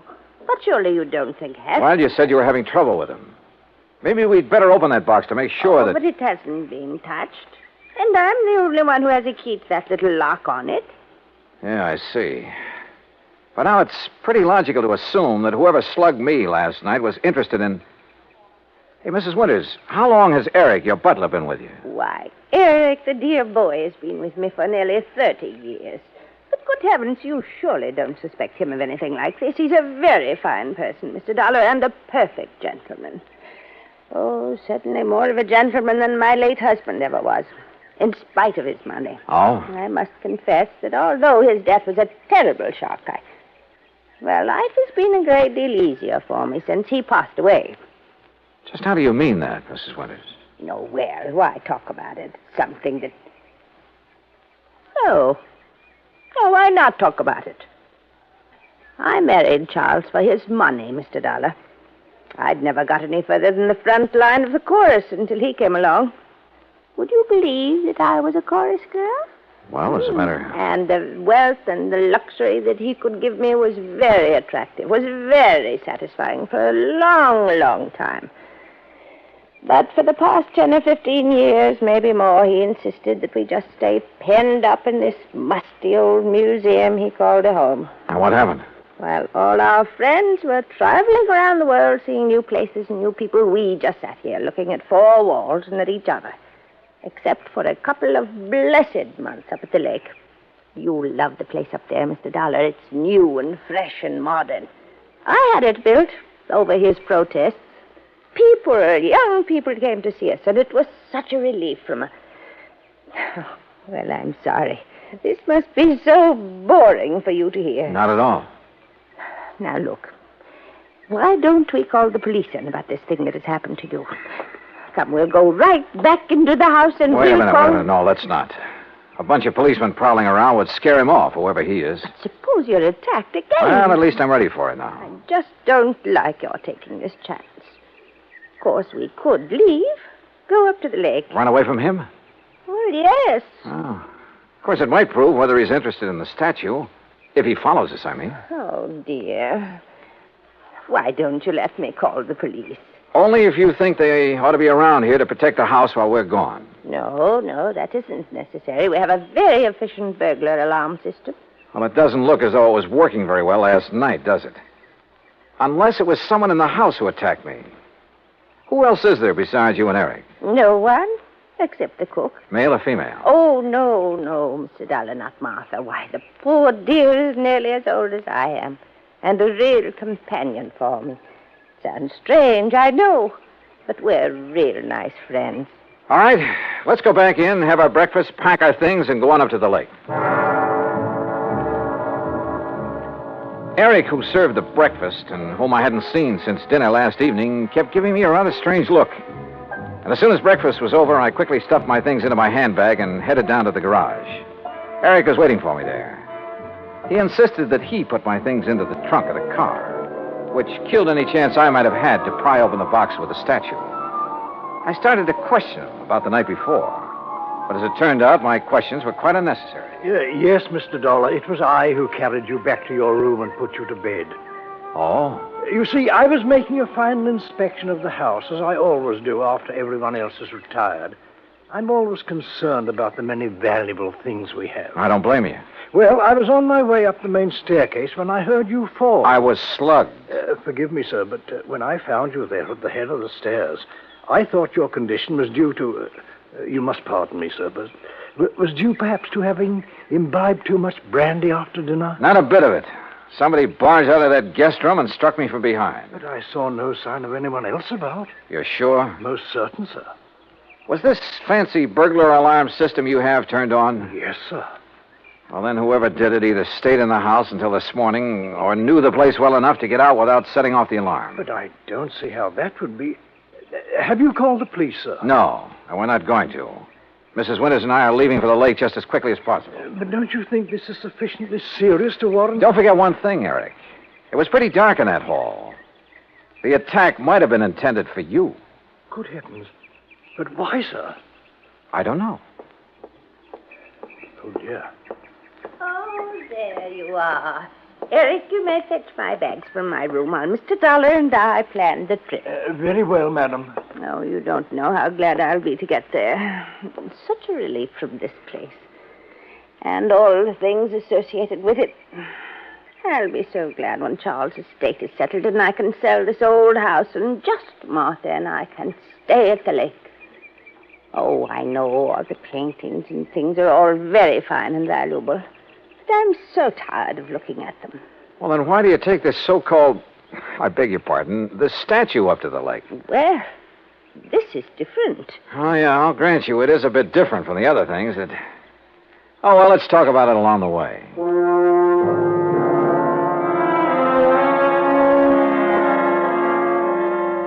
But we didn't. Simply because I didn't bring up the subject again. Why not?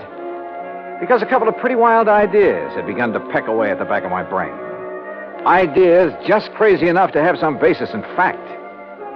The 1928 Pierce Arrow ran like a dream in spite of its advanced age. And Mrs. Winters, in spite of her advanced age, kept the conversation going at a merry clip. There was a sparkling, almost buoyancy about her.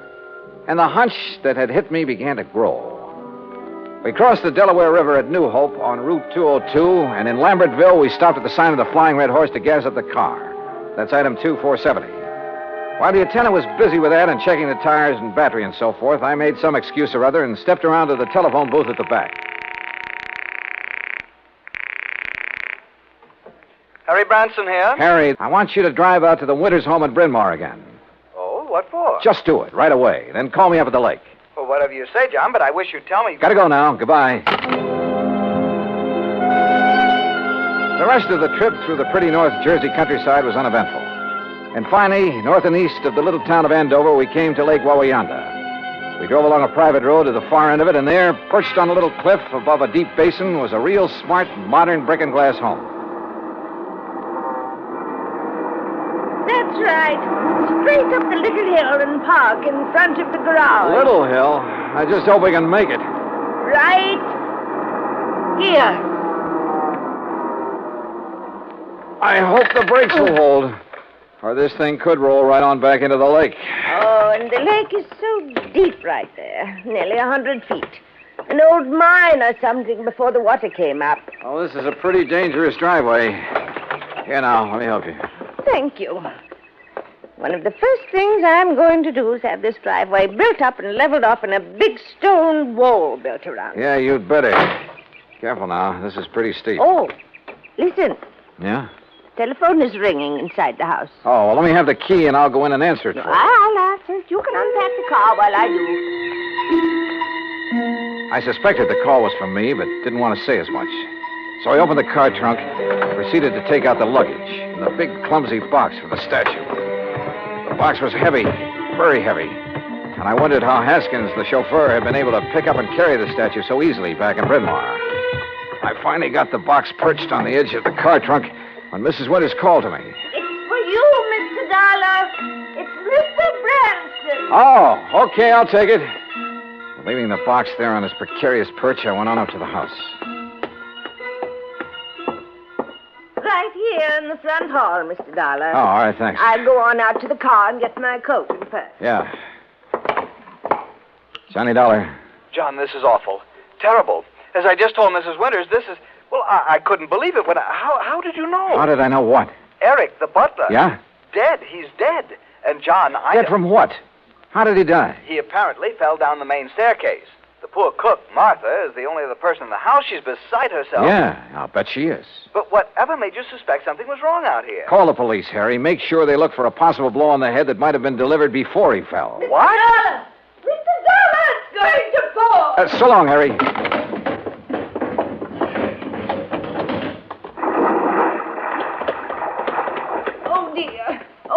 Mr. Dollar, oh, dear. Fell off the back of the car, huh? Yes, the big box. I must have bumped it when I reached into the trunk for my weekend case. Bounced right down into the lake, huh? Yes, my beautiful little statue is at the bottom of the lake. Oh, well, don't worry, Mrs. Winters. We'll get it back. I'll have a diver come up here. No. It's all right. We'll leave it there. Huh? No, you were right. It'd only be another memory of the musty old house in Bryn Mawr. It really has no place here where everything is so fresh and new and clean. We'll get it back. But it really had no actual value. You were right, Mr. Dollar. It's better to just...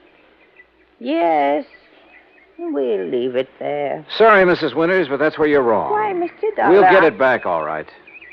And whatever's in it. Oh, dear. I suppose I might have known. Expense account item 3, $290 even for the diver who came over from New York and retrieved the box from the deep hole in the lake. 2 boxes, as a matter of fact. One with Haskins' body in it, and the other with the body of Charles Winters, the body that was supposed to have been washed out to sea after a car accident. The story? Well, of course. After Haskins got rid of Charles for me, I had to do something about him. Or rather, we did. Martha, you know. Such a wonderful friend. Was Haskins the one who slugged me? Yes, so foolish of him, wasn't it? But he'd heard Mr. Branson say you were an investigator, and it frightened him. Worried me a little, too. Well, he might have killed you, too, if Eric hadn't stopped him. And, of course, Eric knew that Haskins had unwittingly made this second box for his own body. So now Eric's gone. Martha, huh? Yes, she did it. But she had to put him away. Oh, yeah. You see, he was the one who took care of Haskins for us. And we couldn't have him around knowing everything. Oh, dear. Martha and I had planned so many wonderful things together. But now... Oh, dear.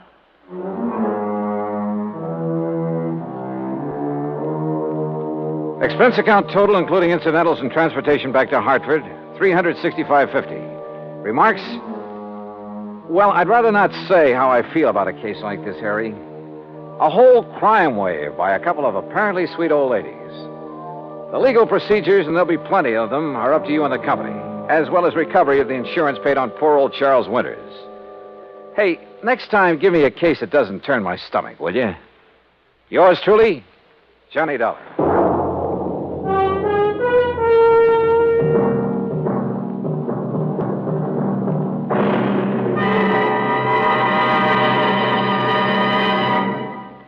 Now, here's our star to tell you about next week's story. Next week, a taste of the Old West and a taste of lead from a .38 Colt.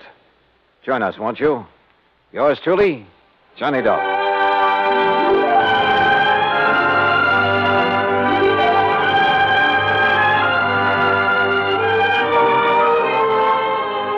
Yours truly, Johnny Dollar, starring Bob Bailey, originates in Hollywood. It is produced and directed by Jack Johnstone, who also wrote tonight's story. Heard in our cast were Virginia Gregg, Harry Bartell, Eric Snowden, and Frank Gerstl. Be sure to join us next week, same time and station, for another exciting story of Yours truly, Johnny Dollar.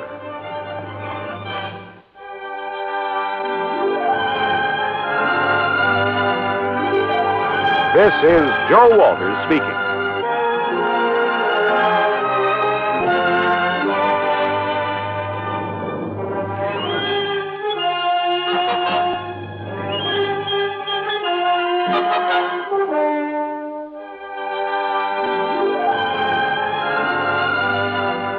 This is the United States Armed Forces Radio and Television Service.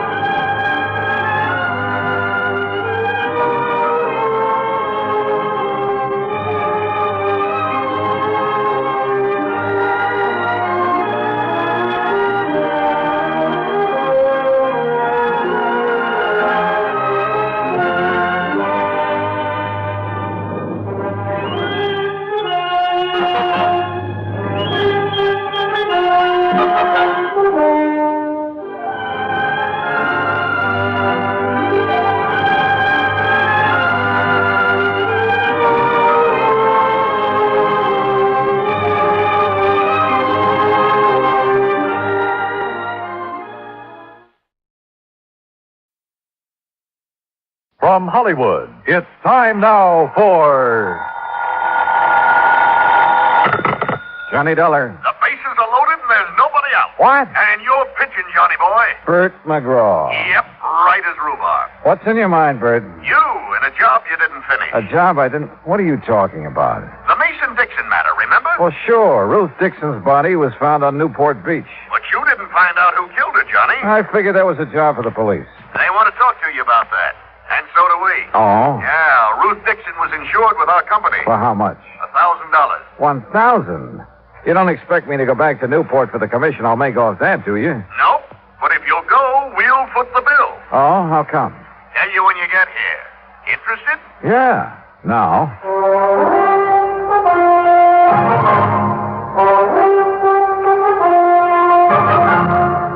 Bob Bailey in the exciting adventures of the man with the action-packed expense account, America's fabulous freelance insurance investigator. Yours truly, Johnny Dollar.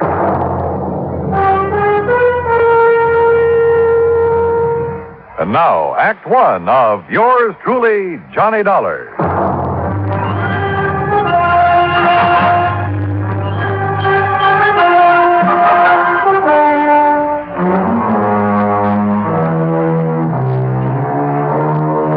Expense account submitted by Special Investigator Johnny Dollar to the Providential Assurance Company, 393 Dewey Avenue, Hartford, Connecticut. The following is an account of expenses incurred during my investigation of the Dixon murder matter. Expense account item 1, $1.20 taxi from my apartment to the Providential building. Along the way, I did some thinking. A week ago, a girl's body had been found on Newport Beach. The Masons and the Dixons had each identified it as the body of their missing daughter. I managed to locate the Mason girl. That meant that Ruth Dixon was the girl on the beach. Who had killed Ruth? Well, I didn't figure that was my job. But evidently the brass at Providential did. Why? Well, I hope Bert McGraw would tell me. Oh, Johnny, come in. Morning, Bert. About this Dixon matter. I suppose you're wondering why I was so anxious for you to go back to Newport. Well, I am kind of curious, Bert. Well, I told you, Ruth Dixon was insured with our company. But for only $1,000, you'd save money by paying it off and forgetting it. Maybe. But it isn't that easy. Oh, why not? Because of the Newport police, for one thing. Well, what have they got to do with her insurance? Oh, not a thing. But they have got plenty to do with our company and its representatives. And last week, you were one of them. So, the Newport police, Captain Lewis of Homicide to be exact, called here this morning. Who's Lewis? Miller was the man I worked with. Lewis took over because Miller didn't follow up on you. And he's very unhappy with you, Johnny. I can't imagine why. No? Well, Captain Lewis says you left Newport without giving his office all the information you had on the Mason girl. The Mason girl? What's she got to do with the Dixon investigation? Well, how should I know? Darla Mason didn't even know Ruth Dixon. Lewis says different. But that's beside the point.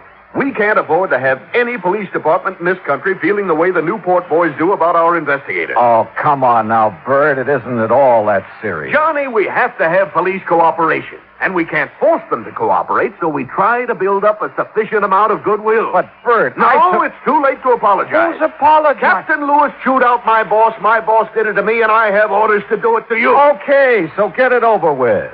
Well, I'm almost through.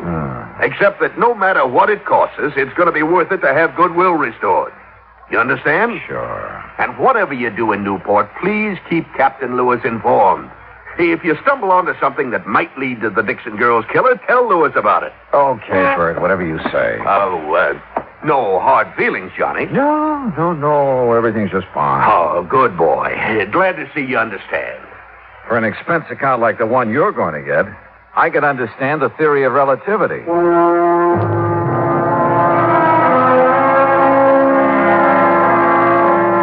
I took a cab back to my apartment. That's item 2. Item 3, $18.50, transportation to Newport, Rhode Island.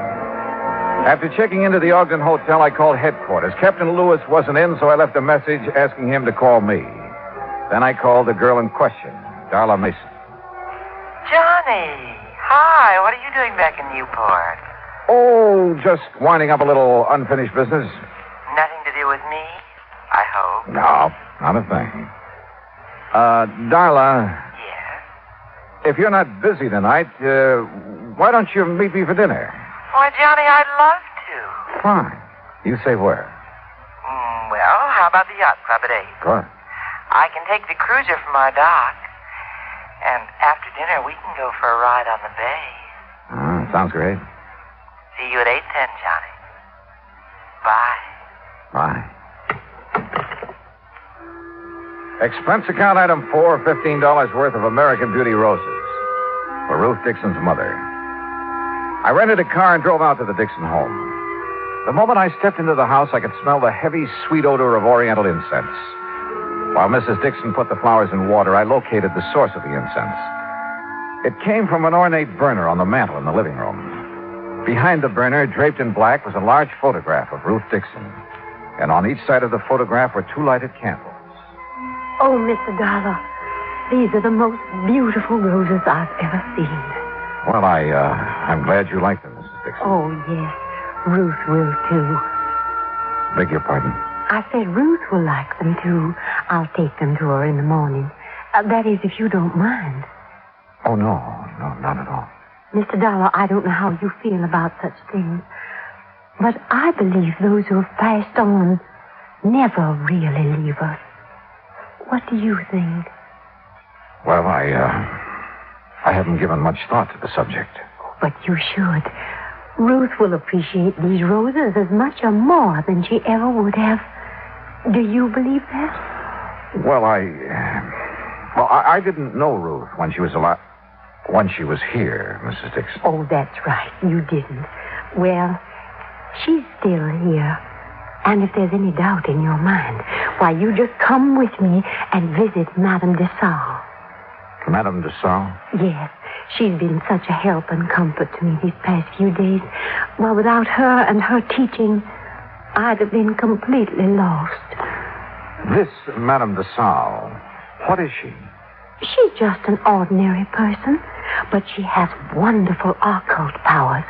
She can see beyond the veil, Mr. Dollar, and she's promised to let me speak to Ruth as soon as the conditions are right. Do you know when that will be? Lucille? In here, Henry. Oh, excuse me, Mr. Dollar. I have to put out these candles. Henry doesn't believe like we do. My, you've been at it again, haven't you, woman? Now, Henry. Open the windows. Get the smoke and the smell out of... Oh, Mr. Dollar. Afternoon, Mr. Dixon. What are you doing back in Newport? He's trying to find the man that caused our girl to pass on. Oh, she didn't pass on, Lucille. She died. Henry, really? Well, anyway, I wish you luck, Mr. Dollar. I have a hunch I'm going to need it, Mr. Dixon. Mr. Dollar, wouldn't you like to stay to dinner? We aren't having anything fancy, just leftovers and boiled cabbage head. Oh, my. Now what? Why, I just remembered why I burned that incense. And it wasn't what you thought, Henry Dixon. It was on account of the cabbage. It covers the smell. That's not the truth, and you know it. Oh, now, Henry. Look at that mantle, Mr. Dollar. She's made a regular shrine out of it. Looks like a heathen altar. Henry. Well, it's the truth. And I wouldn't blame Mr. Dollar if he was afraid to stay to dinner with a woman like you around. You aren't afraid to stay, are you, Mr. Dollar? No, of course not, but I do have another engagement. Oh, well, anytime you can come, you just let us know. Yes, thanks, I'll remember. Well, now, if you men will excuse me. You will. And you open the windows in the back. Yes, Henry. Oh, Mr. Dollar. Yes? When Madame de Salle arranges... That fraud. When Madame de Salle arranges for me to talk to Ruth, I'll let you know what she says. Good evening. Poor dear. She hasn't been the same since Ruth's body was found on the beach. Mr. Dixon, according to the medical examiner, Ruth's body was in the ocean for approximately 6 weeks. That's right. Do you remember if Ruth was going with anyone in particular just before the time she disappeared? The police asked me the same question. I couldn't answer it. You mean you don't remember? I mean that Ruth wasn't a girl to be tied down to one man and any more than she's content to live like she had to after my help failed. Did she date very often? Well, you know, she worked as a hostess at the yacht club. Yes, sir. She met a lot of rich young men there. And if you ask me, she dated too much. Of course, her mother took Ruth's side, said she had to if she was ever going to get herself a husband. But she went with no one in particular. No. She never settled down enough. What about her friends, Mr. Dixon? Was there someone she might have confided in? She didn't have any girlfriends. Liked men a lot better. But, Oh, there was somebody. Well, I expect you could say he was her friend. Too old to have been a boyfriend. Besides, he doesn't have enough money. Who is he? His name's Sam Hood. He runs a small craft repair shop down by Viking Beach.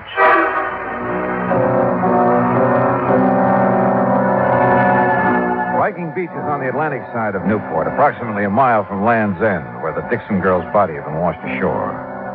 Once there, I didn't have any trouble locating Sam Hood's repair shop. It was on the end of a large wharf. For a moment, I thought the wharf was deserted. Then I heard it. Below the wharf, sitting low on the water, was an old converted PT boat, and standing on deck, tinkering with the controls, was a heavy-set man wearing thick glasses and greasy dungarees. I was about to call him when he looked up. Afternoon. Hi. Can I help you? Yeah, I hope so. I'm looking for Sam Hood. He ain't here. Gone on his vacation. Oh, fine. Can I do anything for you? I'm his brother, Leroy. Wow, yeah, Leroy, maybe you can. You want me to come up or you going to come down? I'll come down, but how do I do it? Stairs over to your left there. Oh, sure. You're a stranger around here, ain't you? Yep, that's right. Well, I'm always glad to meet up with a stranger.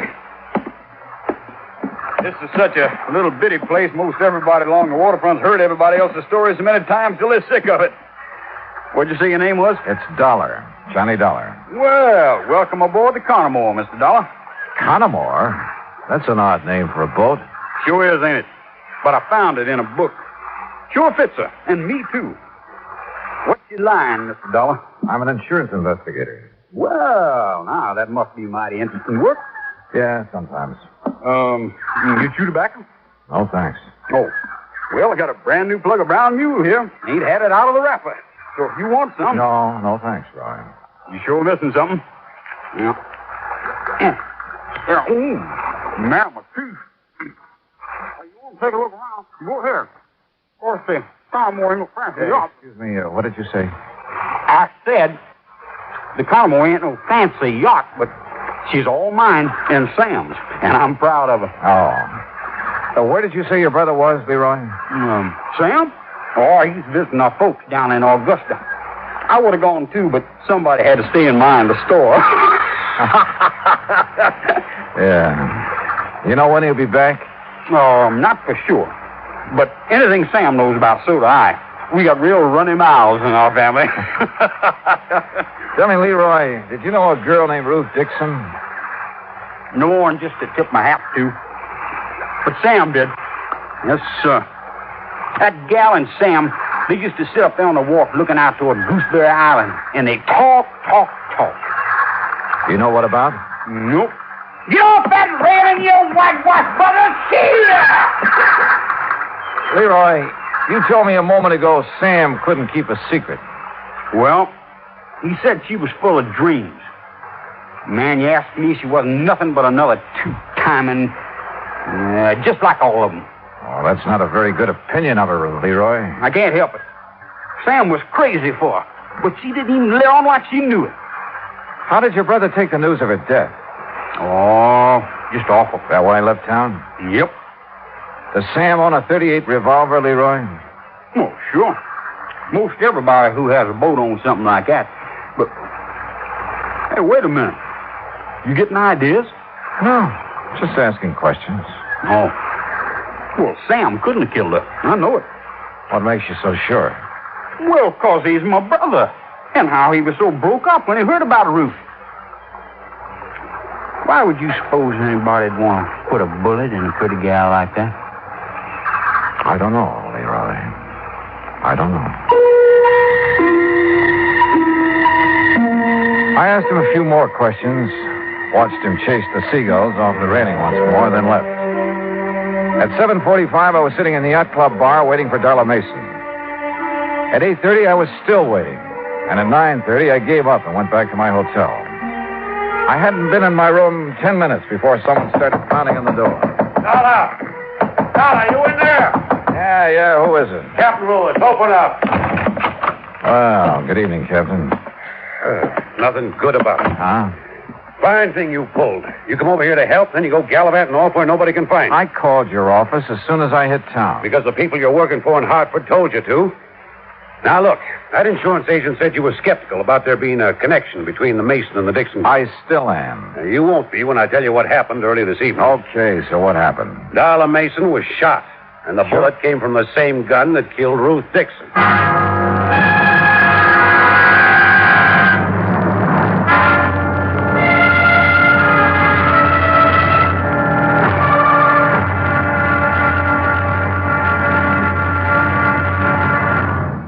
Act Two of yours truly, Johnny Dollar, in a moment. It is a very well-known fact that symbols are important to men everywhere. Whether they be symbols of country, religion, or honor, they're a cherished part of the culture and tradition of all peoples. As in almost all countries of the world, the people of Spain are very religious.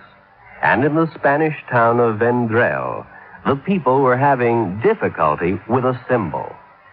A 300-pound angel sitting on top of a 150-foot church steeple. The angel had been there since 1784 and needed repairs to keep it from falling down on the heads of the parishioners. But 150 feet is a long way up, and 300 pounds are a lot of weight to bring down. Now, there was a great deal of head scratching over the problem until someone casually mentioned the problem to someone else who happened to be stationed at the United States Air Force Base in Zaragoza, Spain. It wasn't long before visions of a helicopter came to mind. Because Americans like to help other people everywhere, the Air Force Whirlybird lifted the Angel from the church steeple, brought it down for repairs, and later returned it to its perch. So grateful were the people of Vendrell for this act of friendly cooperation that they held a mass celebration of American Day to show their appreciation. Television and newsreels carried the story of kindness. So did the newspapers and magazines throughout Spain. This gesture on the part of the United States Air Force created a new symbol, a symbol of friendship and understanding. It became a symbol of freedom, the right of all men everywhere. Now, Act Two of yours truly, Johnny Dollar, and the Dixon Murder Matter.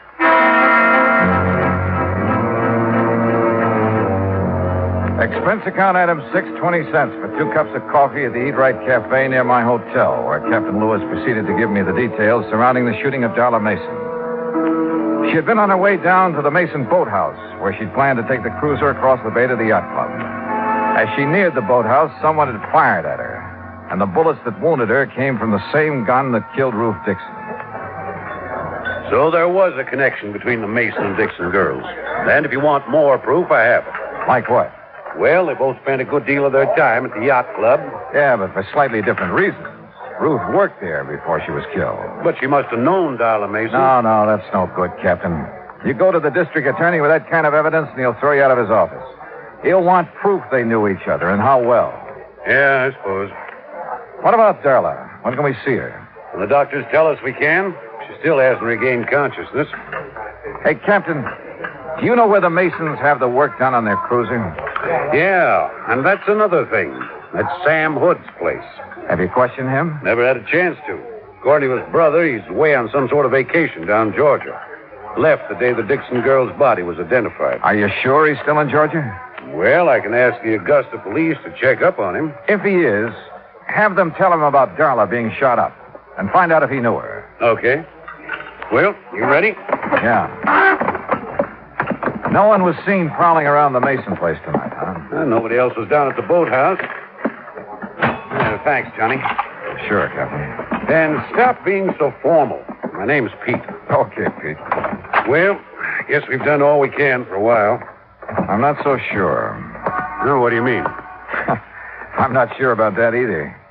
But I have an idea. Or maybe I ought to call it a hunch. About what? Well, I'd like to sleep on it first, if it's all the same to you. Have I anything to say in the matter? Nope, not a bit. It was late and I was tired, so I did the obvious thing and went to bed. Early the next morning, I called the hospital. Darla Mason had regained consciousness and would recover. But she couldn't be questioned for another 2 or 3 days. So I finished dressing and went down for breakfast. I was crossing the lobby when someone called me. Mr. Dollar. Mr. Dollar. Oh, Mrs. Dixon. I've been waiting to see you. Well, you should have called. I'd have come right down. Oh, no, I was afraid I'd wake you up, and I didn't want to do that. Oh, that's very thoughtful of you. Mr. Dollar, is there some place we can go and talk? Well, there's my room. Oh, no, I mean, well, it wouldn't look right, you know. Oh, yeah, well, then, how about over here? Looks like a nice, quiet corner. Yes, this will do nicely. Mr. Dollar, remember I told you about Madame de Salle? Yes, I remember. Would you like to sit down? Oh, no, I'm too excited to sit. Excited? About what? Well, I've been trying to tell you about Madame de Salle and what happened last night. What did happen? The conditions were right. I beg your pardon? The conditions. They were right. Remember, I told you Madame was going to let me speak to Ruth when the conditions were right. Well, they were last night. Oh. Well, aren't you interested in what Ruth had to say? Oh, yes, I am, Mrs. Dixon. She told me who killed her, Mr. Dollar. What? Yes, sir. Just as plain, I heard it from Ruth, and there's no doubt about it. It was her voice, all right. Mrs. Dixon, exactly what did Ruth say about the person who murdered her? Oh, Ruth described her to a T. Her? She said it was a woman. Young, dark hair, brown eyes, and a big red scar on the back of her left hand. I see. You seem disappointed, Mr. Dollar. I guess I was doing a little wishful thinking, Mrs. Dixon. Well, wishful thinking or not, Ruth told me who it was that killed her. Well, her name, too? Well, she didn't know her name. Oh. But that big red scar. Now, you find a woman who has a thing like that on the back of her left hand, and you'll have the guilty party. Yes, well, I'll look for someone like that today, Mrs. Dixon. Now, come on, I'll buy you some breakfast.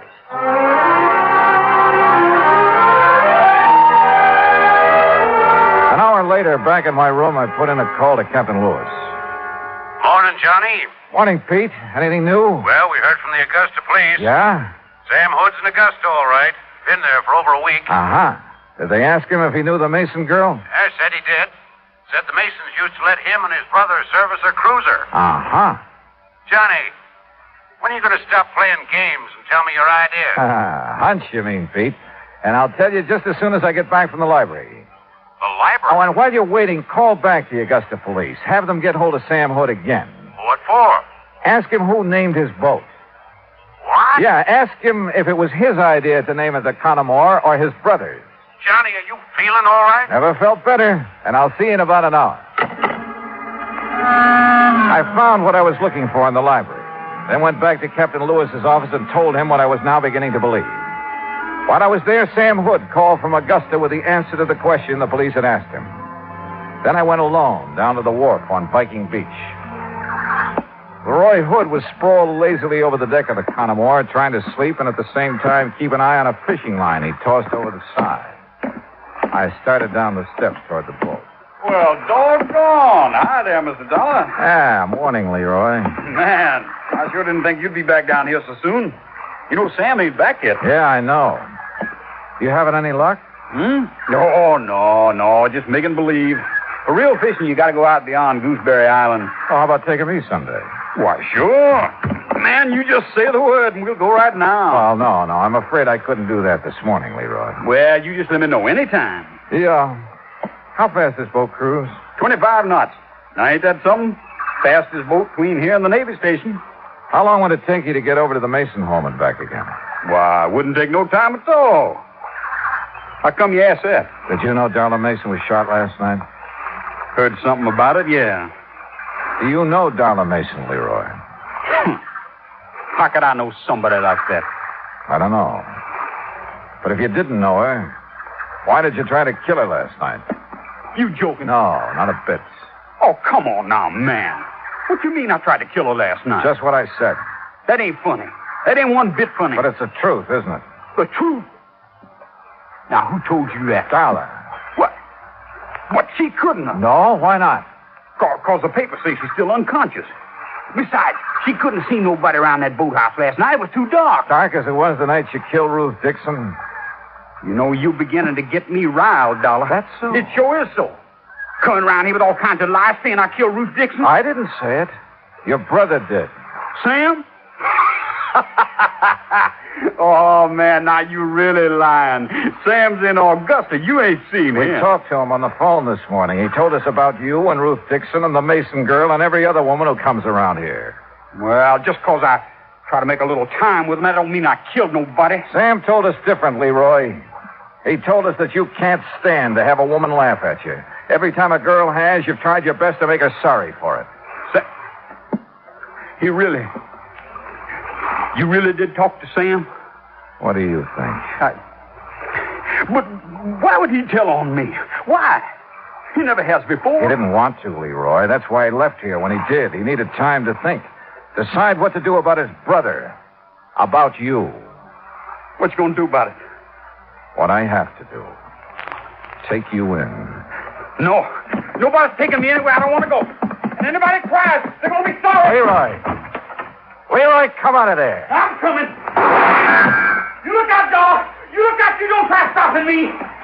Leroy, come back. No!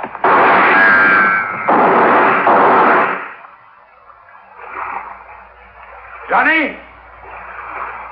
You all right? Oh, yeah. I'm just fine. Come on up. All over. Yeah, Captain. I know.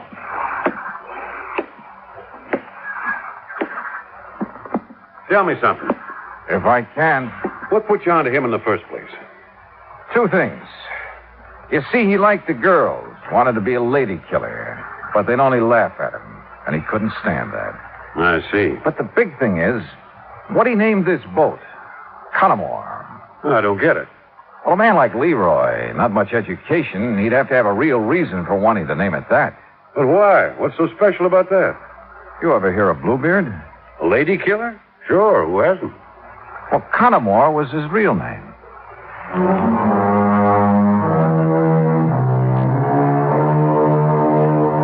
I saw Mrs. Dixon late that same afternoon.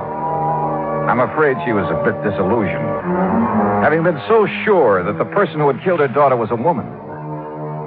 But there was one funny thing. On the back of Leroy's left hand was a long red scar. Expense account total, including car rental, hotel bill, and transportation back to Hartford, $968.20. Yours truly, Johnny Dollar.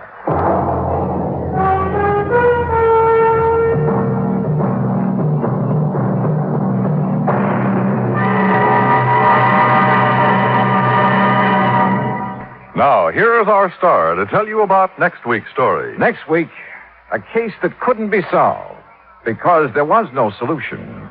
And yet, well, join us, won't you? Yours truly, Johnny Dollar.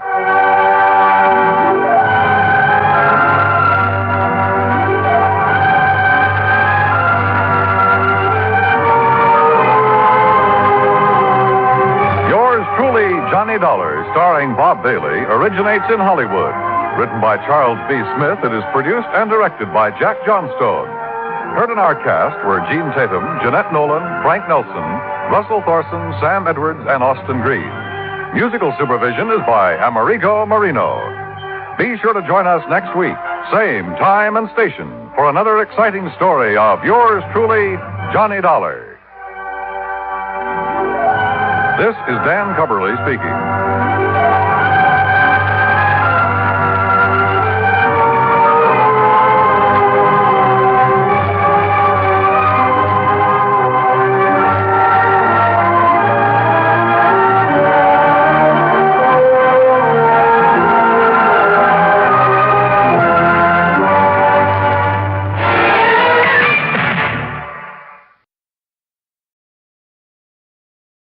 From Hollywood, it's time now for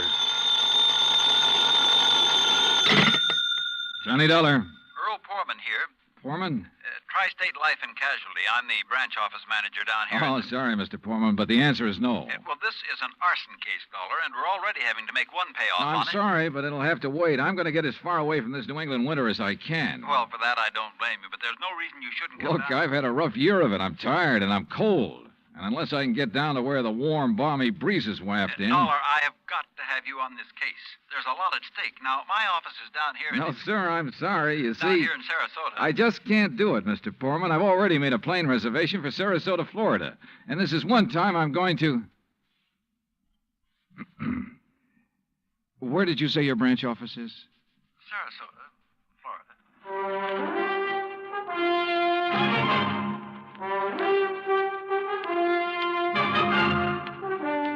Bob Bailey in the exciting adventures of the man with the action-packed expense account, America's fabulous freelance insurance investigator. Yours truly, Johnny Dollar.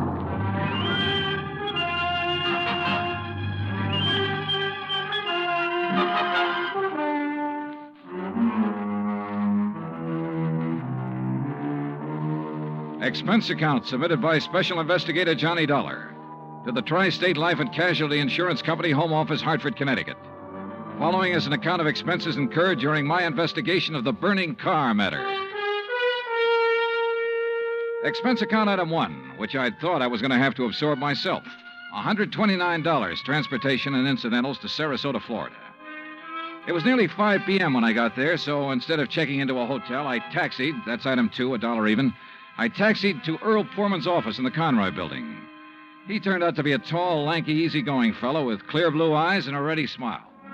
Sit in an office and talk business this time of day? You're in Florida now, Johnny. Well, I thought from your call this was a pretty urgent matter, Mr. Poorman. It is. Arson, you said. Yeah, probably, but here's no reason we can't go out to my little shack on the quay and be comfortable while we talk about it. Besides, Michael wants you for dinner. Mike? My wife, Gertrude. Oh. Come on, my jalopy's right out at the curb. Come on, Johnny.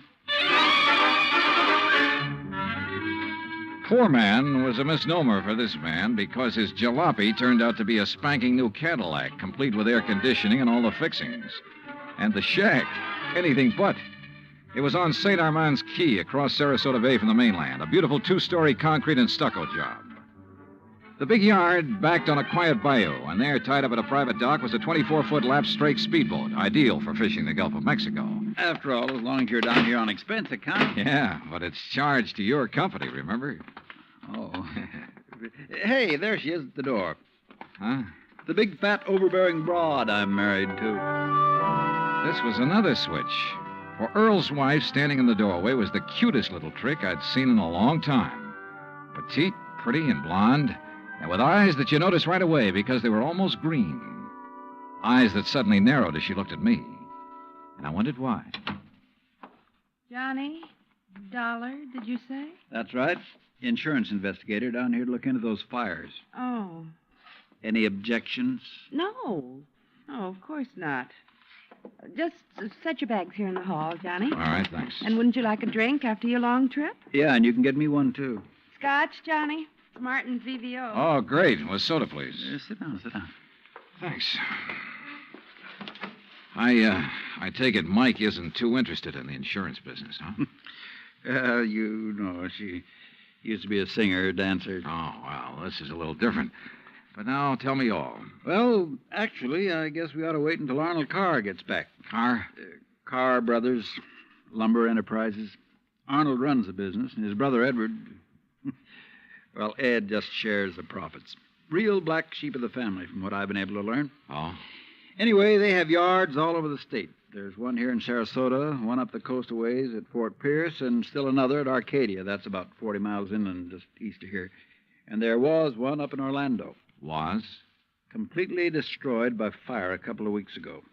And a $120,000 claim has been filed. Wow. That's where Arnold Carr is then, in Orlando, trying to clear things up. Here's your drink. Oh, thanks. Here, Earl. Yeah. Well, to the gods and goddesses and us. But shouldn't I be up in Orlando then? Arnold's on his way back here now. He lives here.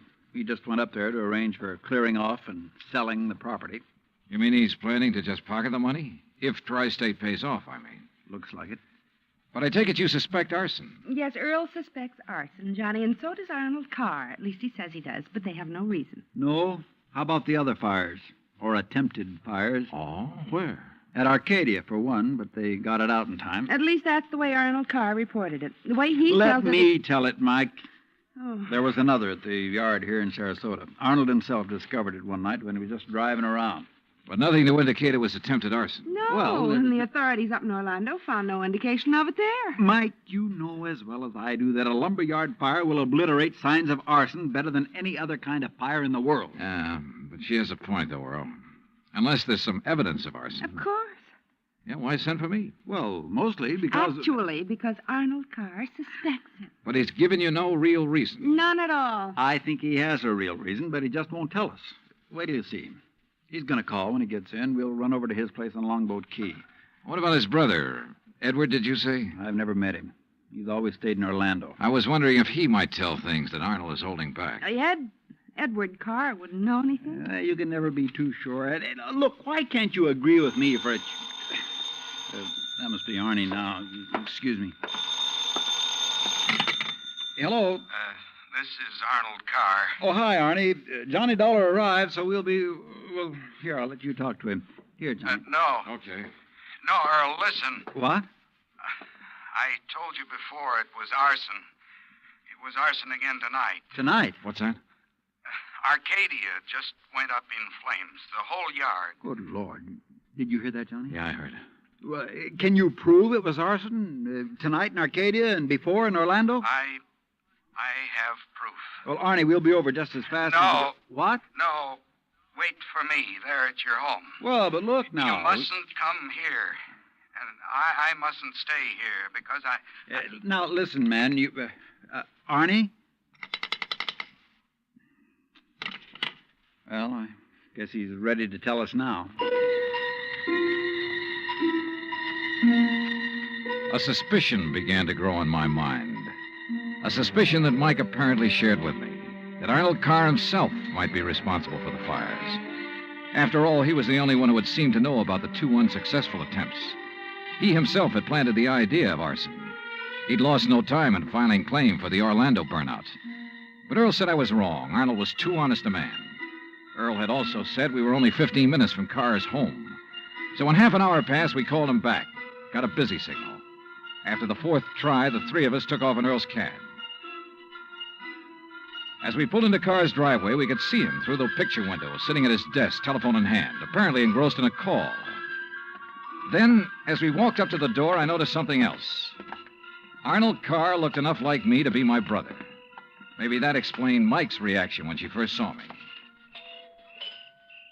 Hey, Arnie. Can't you see? He's on the phone in there. Well, the least he can do is hear his own doorbell. Earl, wait. Good Lord.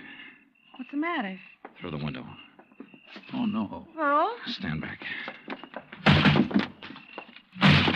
Earl, for heaven's sake, what is it? Couldn't you see from out there? No, what's wrong? Oh! Well, Johnny? Right through the forehead, Earl. Looks like a .38. Before I could stop him, Earl took the phone out of the dead man's hand and called headquarters. Mike turned pale and slumped into a chair. And I gave the place a quick rundown, checked doors, windows, etc. A few minutes later, an officious young sergeant named Larkin arrived and took over. 38 caliber straight through the middle of the forehead. Were all 3 of you here when it happened? Mr. Foreman, Mrs. Foreman, and who are you? The answer to your first question, Sergeant, no, none of us was here. And this is Johnny Dollar, insurance investigator. Hiya. You insurance guys work pretty fast. You related to Mr. Carr? No, why? Look a little like him. Who busted in the front door? The killer? I did. When we drove up, we saw Mr. Carr sitting there at his desk. We rang the doorbell and knocked, but... And when he didn't move, you took things in your own hands and busted in, huh? That's right. You haven't moved anything, have you? No. Except I took the phone out of his hand to call you. Dollar, if you're any kind of investigator, you should have known better than let him touch anything. Now, let's see. The shot must have come from somewhere near this window by the fire. Ah, sure, here we are. Bullet hole right through the pane. Bullet was fired from outside. You're sure, Sergeant? Sure, I'm sure. Look for yourself. You call yourself an investigator?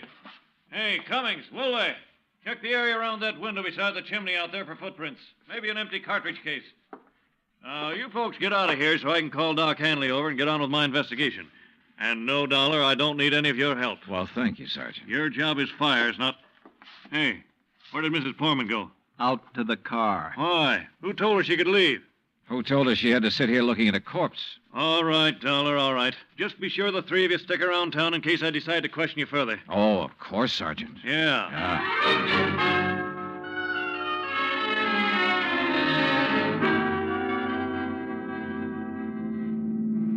Not shot by somebody standing outside? What do you mean, Johnny? Oh, I spotted that bullet hole in the window, too. So? I also noticed there were no particles of glass on the inside sill. But there were some on the outside. Yeah. The shot that made that hole was fired from inside that room to make it look as though it had come from outside. Then somebody was in there with Arnold Carr. Yeah. Either somebody he let in or who had normal access to the house. And he had to stop Arnold from talking about the fire in Arcadia. Hey, how much do you know about his brother, Edward? Well, nothing really, outside of what Arnold told me. Was either of them married? Family of any sort? Arnie wasn't, but Arnold's death means Edward will own the business then. Well, yes. And he lives up in Orlando, scene of the first big fire. Yes, good heavens. Johnny, you don't think his own brother... Where can I rent a car? Take Mike's Chevy. It's in the carport at the house. But what are you going to do? Drive up to Orlando by way of Arcadia.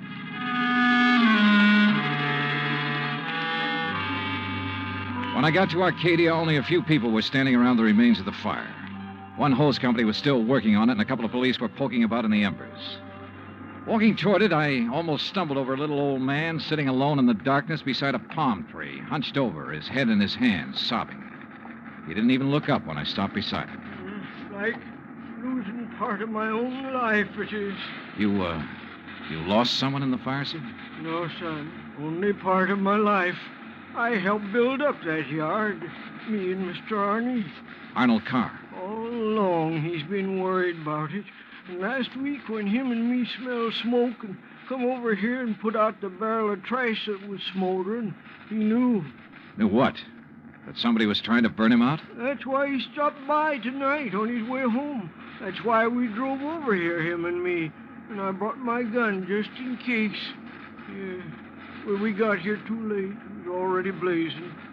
And when he seen the automobile pulling away... What auto? Yes, Frank, he said to me. I knowed he was the one trying to burn me out, he said. Who, old-timer? Who do you mean? He didn't say. Then he called the fire department. That car that pulled away, what was it? Just a auto, big white Buick. But he tied it in with whoever set the fire. All he said was, I knowed he was the one. Do you know who it was he meant? Well, he told me even if I did know, I should never tell. Even the police. Well, who do you think it was? Break my word to Mr. Arnie? Never, son. All right, look, old man, I'm sorry to have to tell you this. Mr. Arnie's dead. What? But he can't be. He was... You. Huh? Maybe you thought in the darkness I wouldn't know you. But I do know you. Oh, now, just a minute, old-timer. If Mr. Arnie's dead, it's because you killed him. What? Just like you set the fires. No, I'm not who you think I am. And I'll kill you. That's what I'll do. Put down that gun. I'll kill you.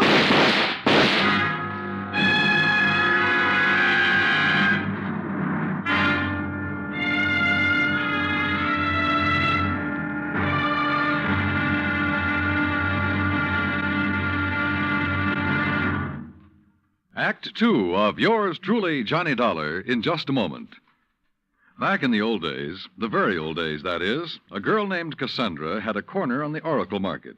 But nowadays, you can do some foretelling yourself.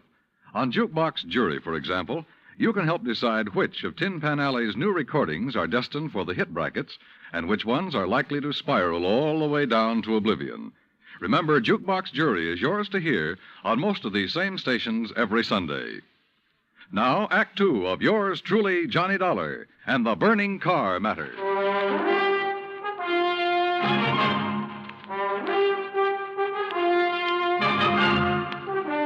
Expense account, item 3, $5.15, gas for the borrowed Chevy to keep me going to Orlando. Either the old man's eyesight was bad or he was just a lousy shot. Either way, it was okay by me. I hated to slap him down, but there was no point hanging around Arcadia trying to explain things to the local authorities. So after making sure I hadn't really hurt him, I appropriated his gun and took off fast. He'd thought I was someone else. Even I had noticed a family-type resemblance to myself and Arnold Carr. Sergeant Larkin had asked me if I was related to him. And now the old man at the fire had apparently thought I was the one who... Oh, well, I'm afraid I made the rest of the trip to Orlando in somewhat less than legal time. And at police headquarters, I barged into the office of Lieutenant Cal Hudson without bothering to be announced. Early in the morning? Sit down while I finish up a report, Mr. Carr. Thanks. I was trying to reach you, but we got no answer to the phone at your house. Well, that's very interesting, Lieutenant. I'm afraid I have the painful duty of notifying you that your brother Arnold down in Sarasota last night... Why did you say very interesting, Mr. Carr? Or had you already learned... I'll be doggone. Yeah. You're not the first one. Who are you? Johnny Dollar, insurance investigator. I can't believe it. Dollar, you look enough like Edward Carr to be his twin. You even sound a lot like him. I take it you haven't located Edward yet? Well, no. Lieutenant, I think Edward Carr is the firebug we're after. And the killer. Wait a minute. Briefly as possible, I told him of Arnold Carr's phone call to Earl Poorman, his emotional upset just before he was killed. I told him Arnold had been murdered by someone inside the house, someone close to him. and that everything indicated that someone could very well be Edward Carr. That's still all just theory, Dollar, without any proof. Well, I will admit that Edward is a pretty worthless playboy living off the profits of the lumberyard. In any event, the lieutenant promised to put out an APB on Edward Carr. That was at breakfast for the two of us, item 4, $3.25. Before I left him, he gave me Ed Carr's address, 1726 Allen Place. As I expected, there was no answer to the doorbell at 1726, so I tried visiting up the street. It quickly became clear that Ed Carr wasn't very popular in this otherwise quiet, well-ordered neighborhood. Those big, noisy parties at all hours of the night, cars parked up and down the street, blocking respectable people's driveways. Yes, ma'am. You know, well, once in a while you expect a person to have callers and such. Me, I have the ladies' bridge club every third Wednesday, for instance. Well, that's nice. But these are all ladies, not like some of the trash that man and his friends have, dancing and drinking and carrying on at all hours. yes, you mentioned cars, Mrs. You Harper. know, people like Mrs. Hereford Robbins. She's awfully nice. And Janet Osterworthy. Now, she's a widow. Well- And, you know, she could have her pick of anybody she liked. But does she ever look at another man? No, sir. And then there's Mrs. Harper, Yes. you mentioned cars. Do you know what kind Mr. Carr drove? Why, yes. It was a big white one. And the make? Well, no. My husband, when he was alive, always drove a Maxwell, and I guess that's the only kind I ever got to know by name. But Mr. Carr's is white. Only I guess that isn't much help to you, is it? All the white cars here in Florida, I mean. Look. Now, even that blonde hussy who's around him all the time drives a white car. Oh, I really shouldn't use a word like that, though, should I? But it fits. Wait a minute. What blonde, Mrs. Harper? Mr. Dollar, I don't pay any attention to people like that. Why, you'd think she owned that house of his, the way she keeps popping in and out all hours as if she belonged there. Mrs. Harper. And drives all the way up from Sarasota, too. Do you know who she is? I do not. I refuse to pay any attention to people like... And the way she dresses, too, like a newly rich chorus girl with all her fancy clothes and furs and things. How do you know she comes from Sarasota? By the license on her car, of course. Every city has its own number. You know that very well. And hers is 12WW something. And you don't know her name? Of course not. Flaunting all those expensive furs as though she bought and paid for them herself. And if there's anything I hate to see, it's a little shrimp loaded down with furs. Now, a tall person I like see. me... And Well, her thanks. eyes... Oh, if there's anyone I don't trust, it's a person with green eyes. Why, Thank you, Mrs. Harper. Her description of Carr's girlfriend stopped me in my tracks. That description could fit Mike Portman to the letter. Petite, blonde, green eyes, and she came from Sarasota. And then I remembered Mike's reaction when she first saw me. Her dismissal of Edward as a possible suspect. There was obvious friction between Earl and Mike, too. I figured it was just normal in a couple who'd been married for a while. But now... Item 5, $1.30 phone call from the nearest booth I could find to Earl Portman at his office in Sarasota. No, she isn't, Johnny. Why? Well, do you know where Mike is? When I woke up this morning, I could hear her talking to her girlfriend, Betty, on the phone downstairs. Betty? Betty lives here in Sarasota. They used to be on the stage together, sister act, you know. Yeah, well, Well, then when I went down for breakfast, she was gone. Took my car, too. I had to come here to the office in a taxi. Yeah, well, okay, Earl. Thanks a lot. Hey, now, wait a minute. How are you doing? You found out anything I ought to know about this arson and murder business? No, Earl. Nothing that you need to worry about. Liar. I sat down at a corner drugstore. That's item 5, 80 cents, over a sandwich and a Coke to try to think things out. But I'm afraid I didn't like anything that I thought. Finally, I drove over to Allen Place again. I parked a couple of blocks away and walked to 1726. I rang the front doorbell, knocked a couple of times. Then I slipped around to the back door, finagled a lock on it with a little celluloid pocket calendar, finally got it open. I left it open for the sake of a quick exit if such became necessary. But I guess that was a mistake. For a couple of minutes later, as I rounded a corner from the den into the living room, I felt the barrel of a gun poked into my back. Out of town, huh? Now, wait a minute. Don't move, Eddie boy. Trying to stall off pay me the $5,000 by saying you're going to be out of town, huh? Okay, so you think I'm Edward Carr? You kidding? Don't you know what happens when somebody tries to stall me? This. I don't know exactly how long I was out, but when I came to, it was dark. Except for the glow from a streetlight outside. And what roused me was the sound of footsteps, feminine steps, cautiously entering the back door. Then, briefly, silhouetted against a window, I saw a trim, petite figure that was all too familiar coming toward me. Then she saw me, too. Darling, you're hurt. What happened? What do you think? Who did this? Who struck you? You don't know? Yes, of course. It was Tony. Because you didn't pay him soon enough for the Arcadia job. Here, Eddie, let me help you. No, just let me rest for a minute. I thought that was Tony I passed on the road in from Sarasota. Why'd you come over from Sarasota? To see you. I knew you'd be here. Oh, why? Why, so the police could surprise you with the news of your poor dear brother's death. But why did you come to the house? Because I hoped you'd come here, I guess. Eddie, you should have waited until I could raise the money to pay off Tony. You mean for killing Arnold, too? Of course. No. Are you trying to say you didn't kill Arnold? But I saw you from outside in the Buick. You'd swear to that, wouldn't you? I don't know what you... Eddie, you sound like you don't trust me. We're in this thing together. Yeah, you sure of that? What are you talking about? Whose idea was it to knock off Arnold? But you had to. When he saw you at Arcadia, he knew that you were having the yards burned up. That's the way you figured it from the beginning, wasn't it? Now, look, baby. First burn up the lumber yards and collect the insurance on them. Then convince me that you and I should have it all by putting Arnold out of the way. But you had to kill Arnold. I don't understand you, Eddie. Yeah. And I wish I didn't understand you, Mike. Mike? Come on. Let's turn on the light. No. No, if somebody sees us. Eddie, you... Who are you? Are you kidding, Mike? Wait a minute. Who are you? You're that insurance investigator, Johnny Dollars, that Mike told me. Let me out of here. Oh, no, you don't. You're staying right here. Mike Poorman's sister, aren't you? Well? Oh, sister.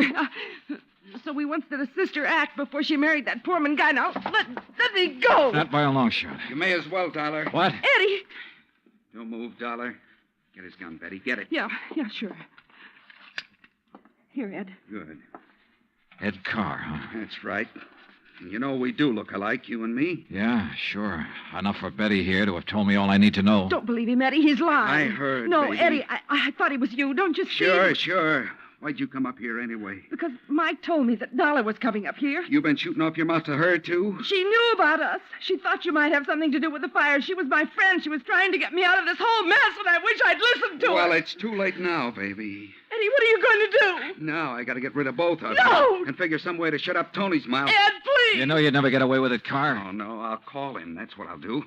Yeah, Betty, and he'll come here to get his money. Then I'll call the police, see?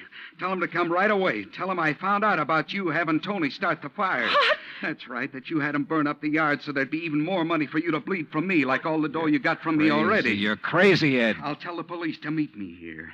And when they come in, it'll just be in time to see me kill Tony in self-defense. After getting here too late to save you, I'll tell them. You're out of your mind. They'll check that gun of yours so fast. And that'll prove it.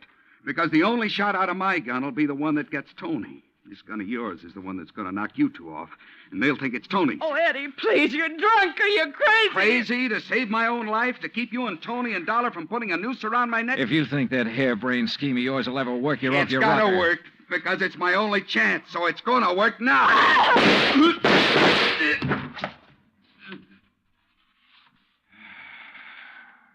Thanks, Lieutenant. I'm afraid I was too late to save it, Johnny. Mm-hmm. Yeah. But Eddie Carr will live to face a jury. What brought you here, anyhow? I did, Johnny. Mike, stay there.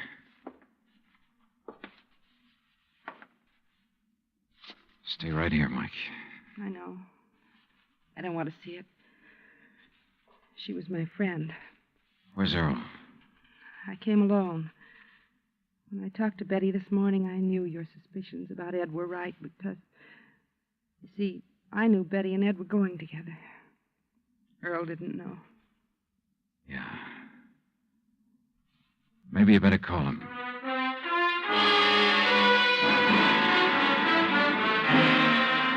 Expense account item 6, $9.80, gas and incidentals for the drive for the two of us back to Sarasota. Remarks? Betty, of course, has already paid for her part in the deal. And And I guess it's pretty obvious what'll happen to Ed Carr and Tony Ricardo. The insurance money in the Carr estates will be distributed according to Florida law. Further remarks, the apparent friction between Earl and Mike was only part of a normal married life. They're a pretty nice pair. Oh, and I thoroughly enjoyed 3 days of fishing in the Gulf, thanks to Earl. Expense account total, including all the incidentals I could think of, $385.26. Yours truly, Johnny Dollar.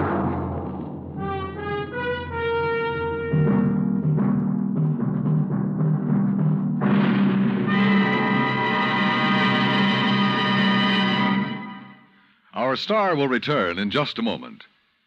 You don't have to be an efficiency expert to figure out that it's easier to lend your support to several worthwhile fundraising campaigns all at once than it would be helping one campaign at a time. That kind of efficiency is yours to enjoy through the United Community Campaigns. CBS Radio hopes that when the United Community Campaigns are underway in your town, that you'll remember how much good you can accomplish with one gesture of support. Now, here is our star to tell you about next week's story. Next week, a case with a real twist. One that I think will just about tear your heart out. Join us, won't you? Yours truly, Johnny Dollar.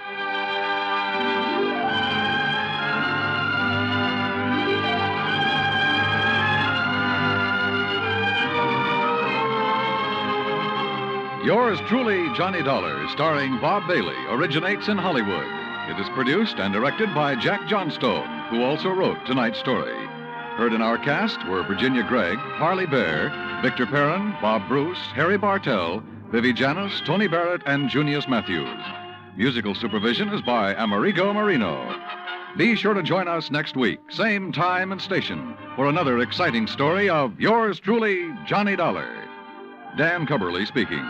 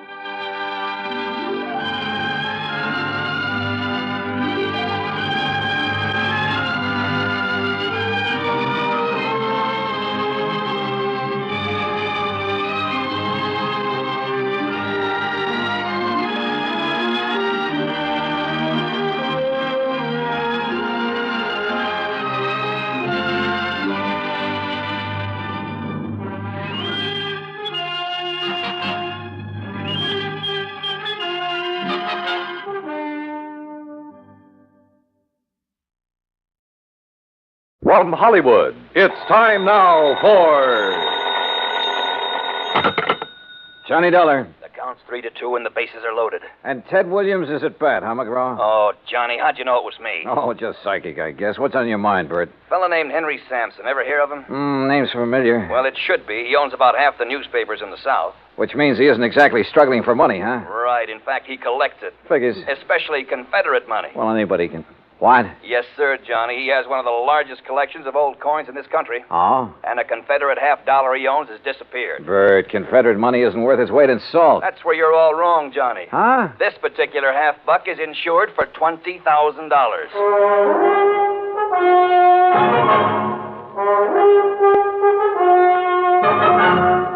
Bob Bailey in the exciting adventures of the man with the action-packed expense account. America's fabulous freelance insurance investigator. Yours truly, Johnny Dollar.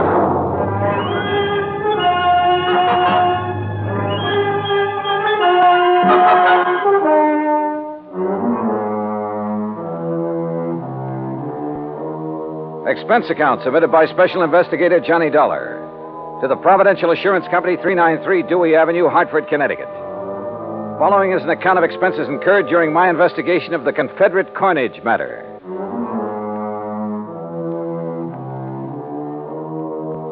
Expense account item 1, $1.20 taxi from my apartment to Bert McGraw's office. He was seated behind a haze of cigar smoke, reading a magazine. Oh, Johnny, come in. Hey, morning, Bert. Sit down. I was just reading about an old teammate of mine. Oh, who's that? Bob Feller. Feller? Yeah, he was a pretty fair country pitcher. Of course, he wasn't in my class. Of course. Yeah. Many's the time I had to help old Bob out of a spot. Yes, sirree, Bob. That boy could get himself into more jams. Well, I remember... I didn't know you played with the Cleveland Indians, Bert. What? Well, I... Blasted cigar. You been reading up on baseball, Johnny? No, but I remember Bob Feller. Who doesn't? In 1940, I saw him pitch a no-hit, no-run game for the Indians. Oh. Oh, well, now, wait a minute. You and me, we must be talking about two different fellers. Yes, sir. That's so? Why, sure. This Bob Feller that was my teammate, he played ball for the Apalachicola Alligators. Yes, sir. Good old Bob Feller. Spelled it F-A-L-L-E-R. Fowler. Yeah. Yeah. Yeah. Now, Johnny, about this Henry Sampson thing. His secretary called here just before I talked to you. Told me the coin had been stolen. Well, now, what makes that particular coin worth $20,000, Bert? Well, like I said, it's Confederate money, a silver $50, and where it was minted or something. That's what does it, I guess. Where was it minted? New Orleans. Now, during the whole time of the Civil War, that mint only turned out $4 $50. How come? Well, how should I know? I'm only going by what's on Sampson's original policy application.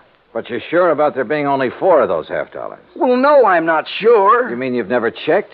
You insured the thing on Sampson's say-so? Well, Johnny, look, we were glad to get his business. Well, you must have been out of your mind. mind. Now stop balking, Johnny. You want to know how come that mint didn't make any more of them? You go ask him. I plan to. Where'd you say he lived? Right outside Birmingham, place called Shade Mountain.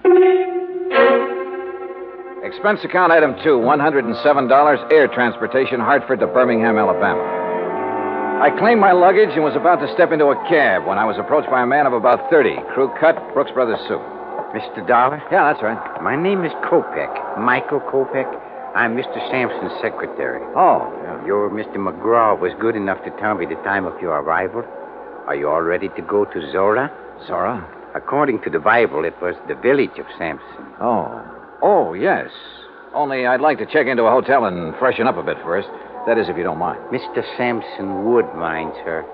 But look, I've been He aboard instructed me to assign you a room in the guest house. I'm sure you will find it more than comfortable, Mr. Dollar. This way, please.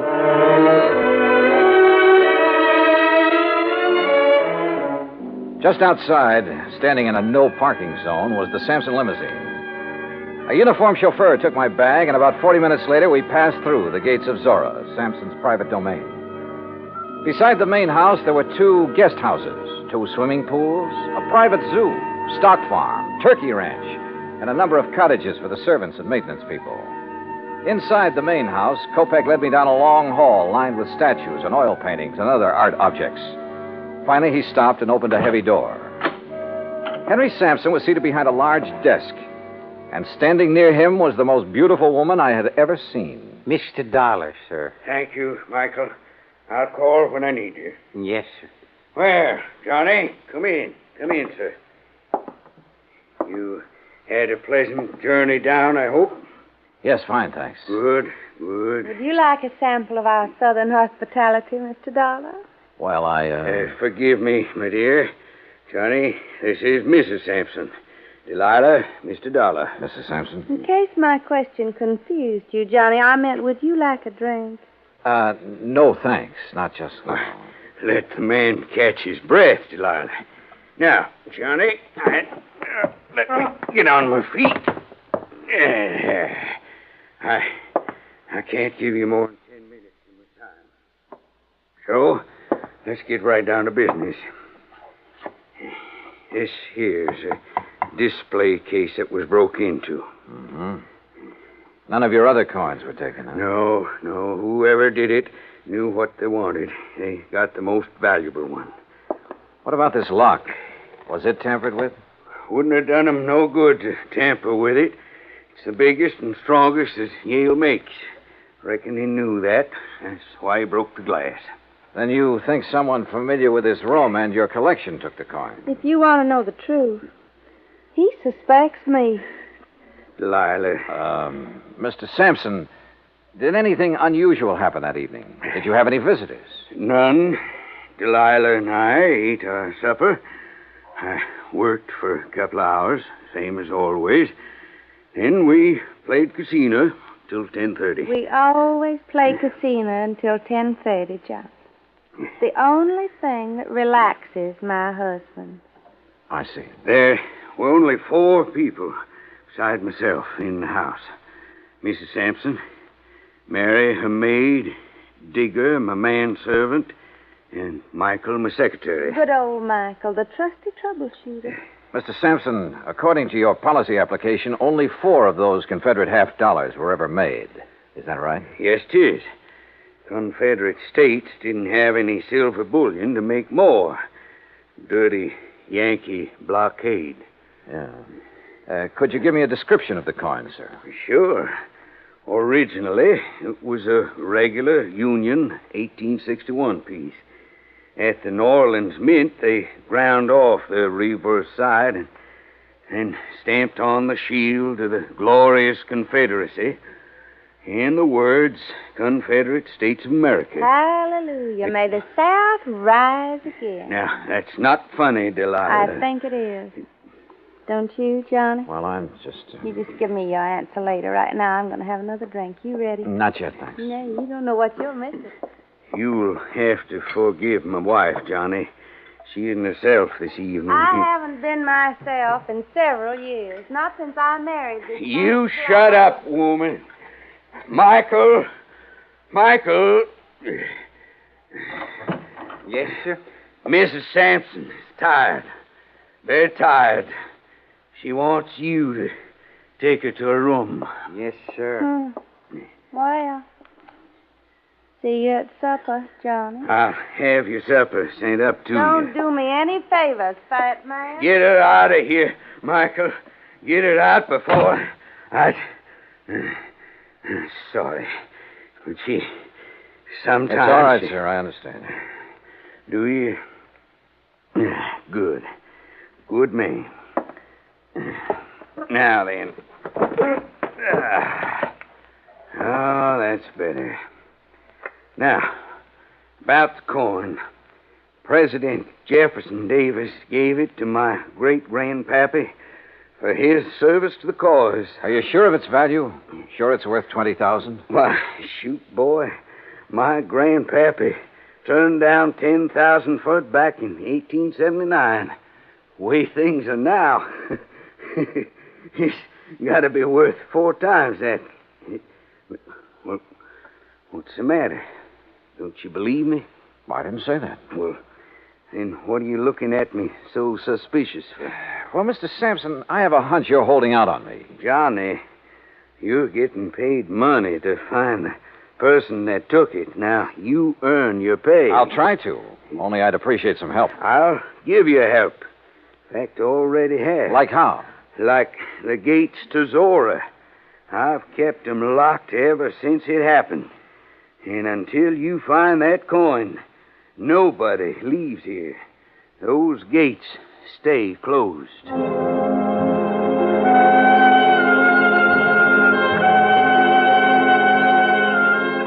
A few moments later, Kopek returned and escorted me across the magnolia-scented grounds to my rooms in one of the luxurious guest cottages. I unpacked, took a shower, then called Bert McGraw in Hartford. Well, how's it going, Johnny? It is not. Oh, come on now, boy. Sorry, Bert, but it looks like a real toughie. You don't want me to send in a pinch hitter, do you? Nope. But how about getting the dust off your pants and doing some legwork? All right, what kind of work? Find out for sure how many of those 1861 $half were ever made and what their value is today. Wait a minute. What'd you say, John? Not you, Bert. Somebody at the door. You check on that coin. Got it? Like the Yankees have the pennant. Good luck, boy. Okay, I'm coming.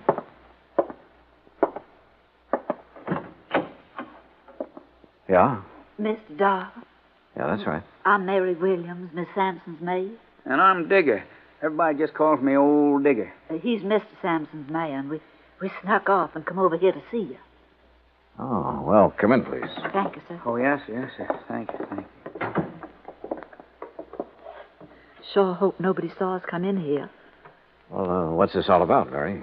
Mr. Dollar, being an insurance investigator, you work for a company instead of the police, is that it? Yes, the company I'm working for now is in Hartford, Connecticut. Way up north. Oh, that's good. Mr. Dollar, Digger here, he's just scared to death. Scared of what? If you'd be here a while, you'd know. Gosh, you sure would. Well, can't you tell me? Mr. Sampson's got a big place here. He needs lots of folks to keep it up for him, and he gets them cheap from the prisons. What? Yes, sir.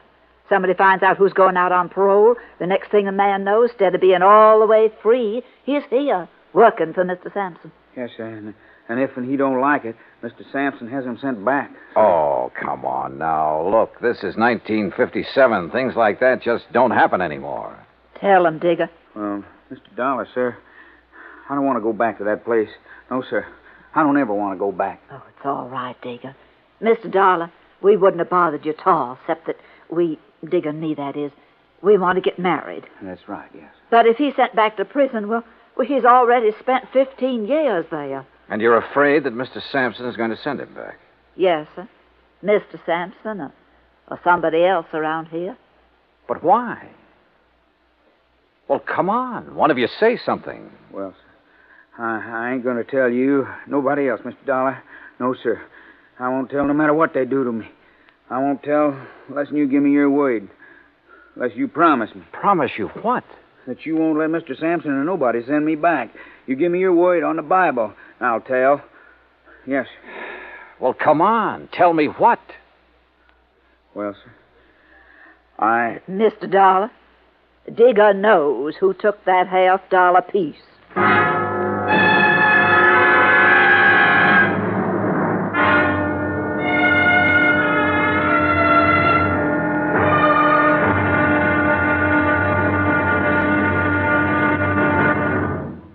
Act Two of yours truly, Johnny Dollar, in a moment. The American writer Christopher Morley once wrote, "When you sell a man a book, you don't sell him just 12 ounces of paper, ink, and glue. You sell him a whole new way of life," unquote. Now, that goes double when you give, not sell, a book. But the gift of 550 books to little children increases the legacy tenfold. Near the end of 1960, the employees of the Chase Manhattan Bank started a people-to-people program with such a gift to school children of a town in Tanganyika. That's on the southeast coast of Africa. And to give you an idea how the books were received by the children, let me first quote from Francis Bacon. He's an English writer of a few centuries back. He said, "Some books are to be tasted, others to be swallowed, and some few to be chewed and digested." In the past, children in Tanganyika may have done a little tasting and chewing and a little swallowing and digesting. But there's one certain thing. They wound up devouring the books they received from the United States.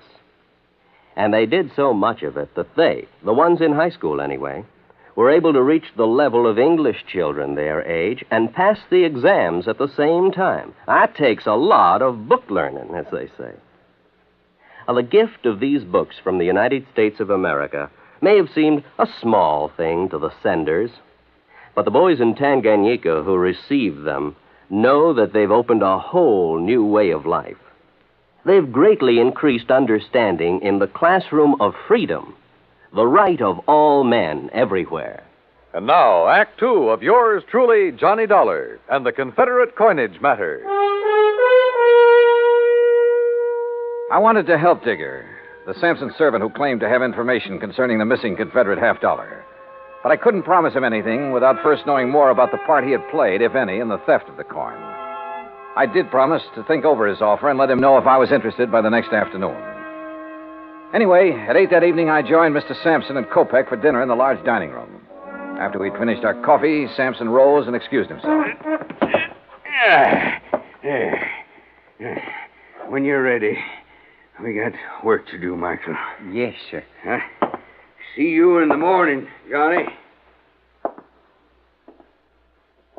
Well, how is the investigation coming, Mr. Dollar? Have you found any valuable clues? Nope, not a thing. Oh, that's too bad. But you haven't given up. Kopek, I haven't started. Well, would you care for something else? If not... No, I'm fine. Then shall we... Yeah, sure. Say, tell me something, Kopek. anything I can. What about the servants who were in the house the night of the theft? Digger and Mary? Yeah. What do you know about them? Everything that there is to know. I have a file containing the record on every one of Mr. Sampson's employees. If you like, I shall have the information on these two sent to your rooms. I'd appreciate it. Now, if you will excuse me, Mr. Sampson is waiting in the den. You can find your way back to the guest house? Hmm? Sure. Good night. Good night, Mr. Doll. Johnny. Hmm? Oh, Delilah. Oh, where are you? Up here, on the stairs. No, don't come up. Oh. Johnny, do you like to ride? Well, sure, only it's been a long time since I've had a chance to, and I didn't bring any riding clothes. Well, that doesn't matter. Meet me at the stables before breakfast. You will, won't you, Johnny? What do you think? I went back to the guest house, and about half an hour later, Kopek delivered the files on Mary Williams and Digger. Everything Digger had told me was true. He had spent 15 years in prison on a manslaughter charge. So early the next morning, I crossed the green lawns of Zora and met Delilah at the stables. And a few minutes later, we were riding our horses away from the main house.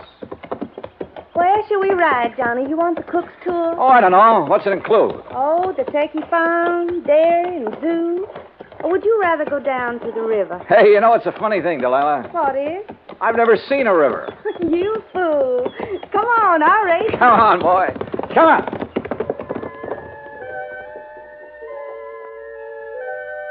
Finally, when we reached the river, we dismounted. And she just stood there for a long moment, looking down into the water. Well? I guess I'm just reaching for something I can't have. Yes. Do you understand, John? Why did you marry him, Delilah? His money. Only I was fooled. Or made a fool of. How do you mean? Well, he's a collector, Johnny. Of coins and paintings and people. Well, hadn't you noticed? I'm just another one of his possessions with all the rights and privileges of a statue. And you know why Sampson married me? Because my parents named me Delilah. Well, why don't you leave him? Oh, I'd need money, a lot of it. And I thought I was going to get some. But now? Maybe I'll get another chance. And when I do, Johnny, you keep in touch, huh? We rode on back, had breakfast, and I returned to my rooms in the guest cottage. Around 11 o'clock, I picked up the phone and called Bert McGraw again. Johnny, about time you called. Yeah, what'd you find out, Bert? Enough to know that I'm in trouble, and you got to get me out of it. Trouble? What kind of trouble? That Confederate $50. Do you know what it's worth? $5,000. What? But you insured it for 20. I know it, but look, Johnny, it wasn't all my fault. I mean, well, how did Sampson know about the dies? What dies? The dies a man named Scott made 500 of those $50 from back in 1879. That's what lowered the price of the original $50. You mean there are 500 of those $50 in existence instead of 4? 504. The 4 original ones made in 1861, and the rest were made later. Well, looks like you're out 20 grand, Bert. Oh, don't say that. Unless. Yeah? Unless you're willing to let me try something down here. Anything, Johnny boy, anything. Even if it costs $5 grand? Well, you know what'll happen to me if the company has to take a loss of $20,000 for something worth only $5. Johnny, please, go ahead. Thanks, pal. I'll call you later.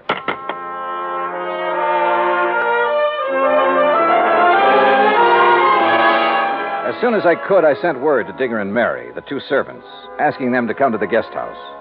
It was almost 3 o'clock before they arrived. Miss Doll, have you decided on what you're going to do? Yes, Mary, I have. Digger. Yes, sir? I can't promise that you won't be sent back to prison.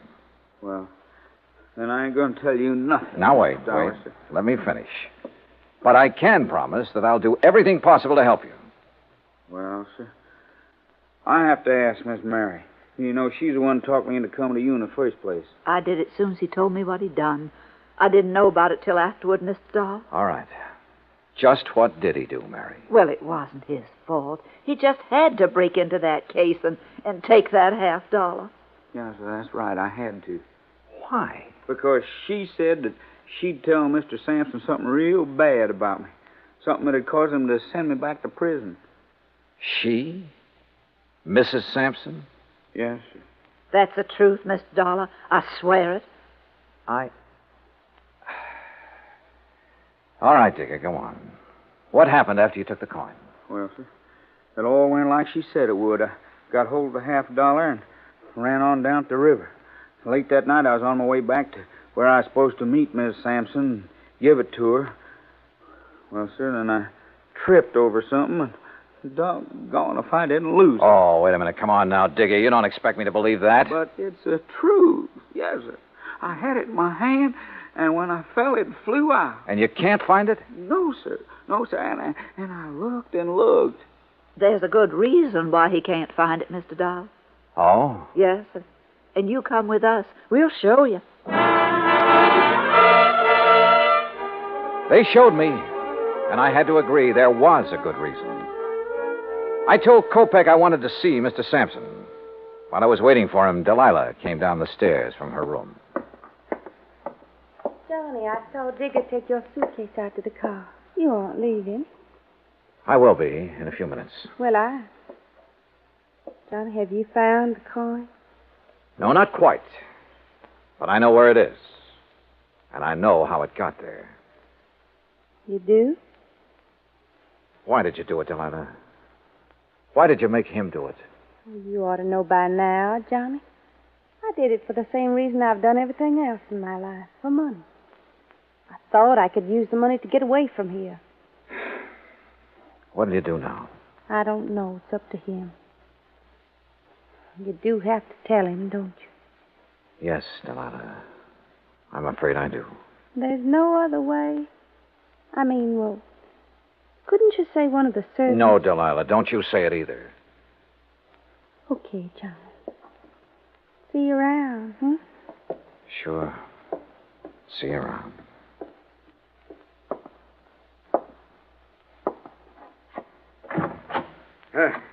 Come in, Johnny. Come in. I hear you have news for me.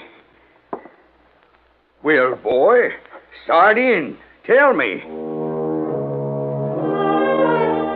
I told him as simply as I could. When it was over, he got to his feet and stared out the window for several minutes.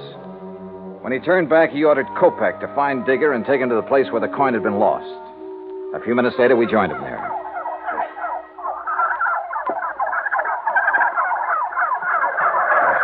I can't believe it. This where you lost the $50, Digger? On the turkey farm? Yes, sir. Yes, Mr. Sampson, sir. Right over there. Well, why didn't you get in there and find it? Well, I told Mr. Dollar. How come I couldn't, sir? Well, Dollar? He couldn't find it because when he dropped the coin, one of those turkeys swallowed it. Dollar, what do you mean, one of those turkeys swallowed it? Well, sir, just what I said. Turkeys will eat anything that glistens or shines that's dropped near them. And since Digger was cutting across this field when he dropped the coin... But, boy, do you realize there are 2,000 turkeys in there, and any one of them could have my $50? The $50 Jefferson Davis, president of the glorious Confederacy, gave my grandpappy. Any one of them could have it stuck in his skinny redneck? Yes, sir, it certainly could. Well, good. Now, you just tell me, how do you propose to get me my $50 back? You can't do it. You'll have to give me my insurance money. Yes, we know. That's why we're willing to buy the turkeys from you. What? Yes, sir. I'll give you $5,000 for the turkeys and guarantee to return the coin within 90 days, providing... Go on. Providing you allow Mary Williams and Digger to leave here and be responsible for the recovery of the coin. You mean you're going to let them tend the turkeys? I'm going to give them the turkey. What? Oh, Mr. Dollar, you're a good man. Digger, you miserable... You hush up. Well, Dollar, you sly fox. Doggone, boy. You just got yourself two 1,000 turkeys.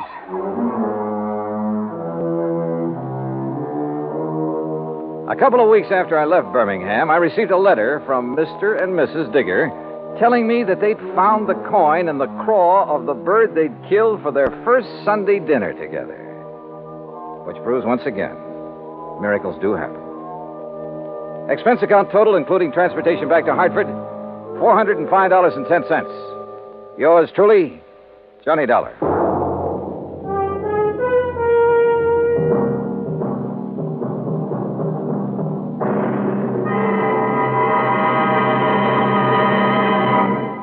Now, here's our star to tell you about next week's story. Next week, the story of a tragedy that befell a sweet old widow, and the very surprising results. Join us, won't you? Yours truly, Johnny Dollar.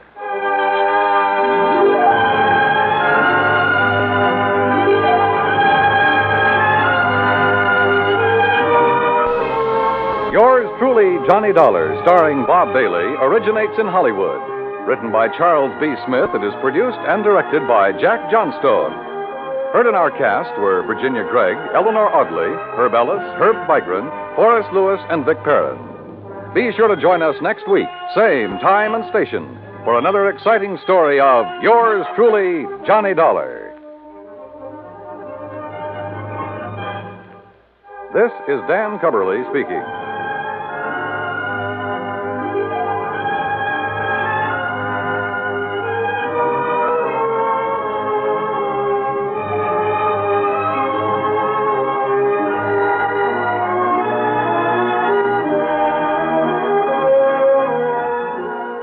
This is the United States Armed Forces Radio and Television Service.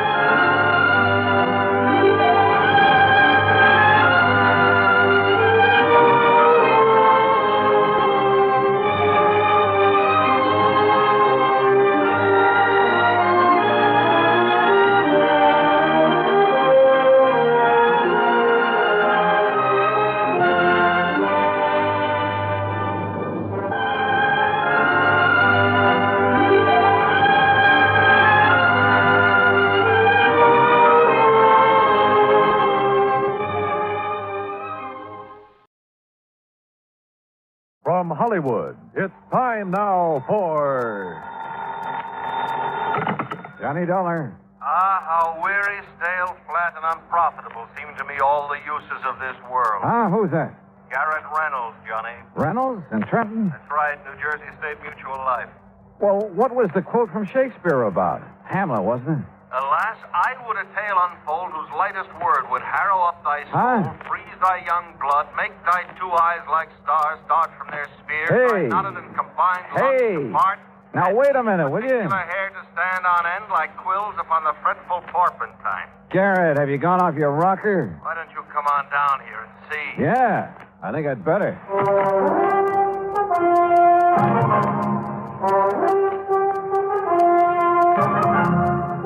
Bob Bailey in the exciting adventures of the man with the action-packed expense account.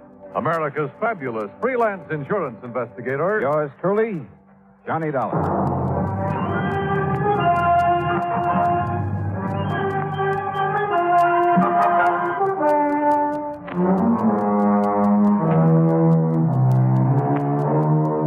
Expense account submitted by Special Investigator Johnny Dollar to the New Jersey State Mutual Life Insurance Company, Trenton, New Jersey office. Following is an account of expenses incurred during my investigation of the Heatherstone Players matter.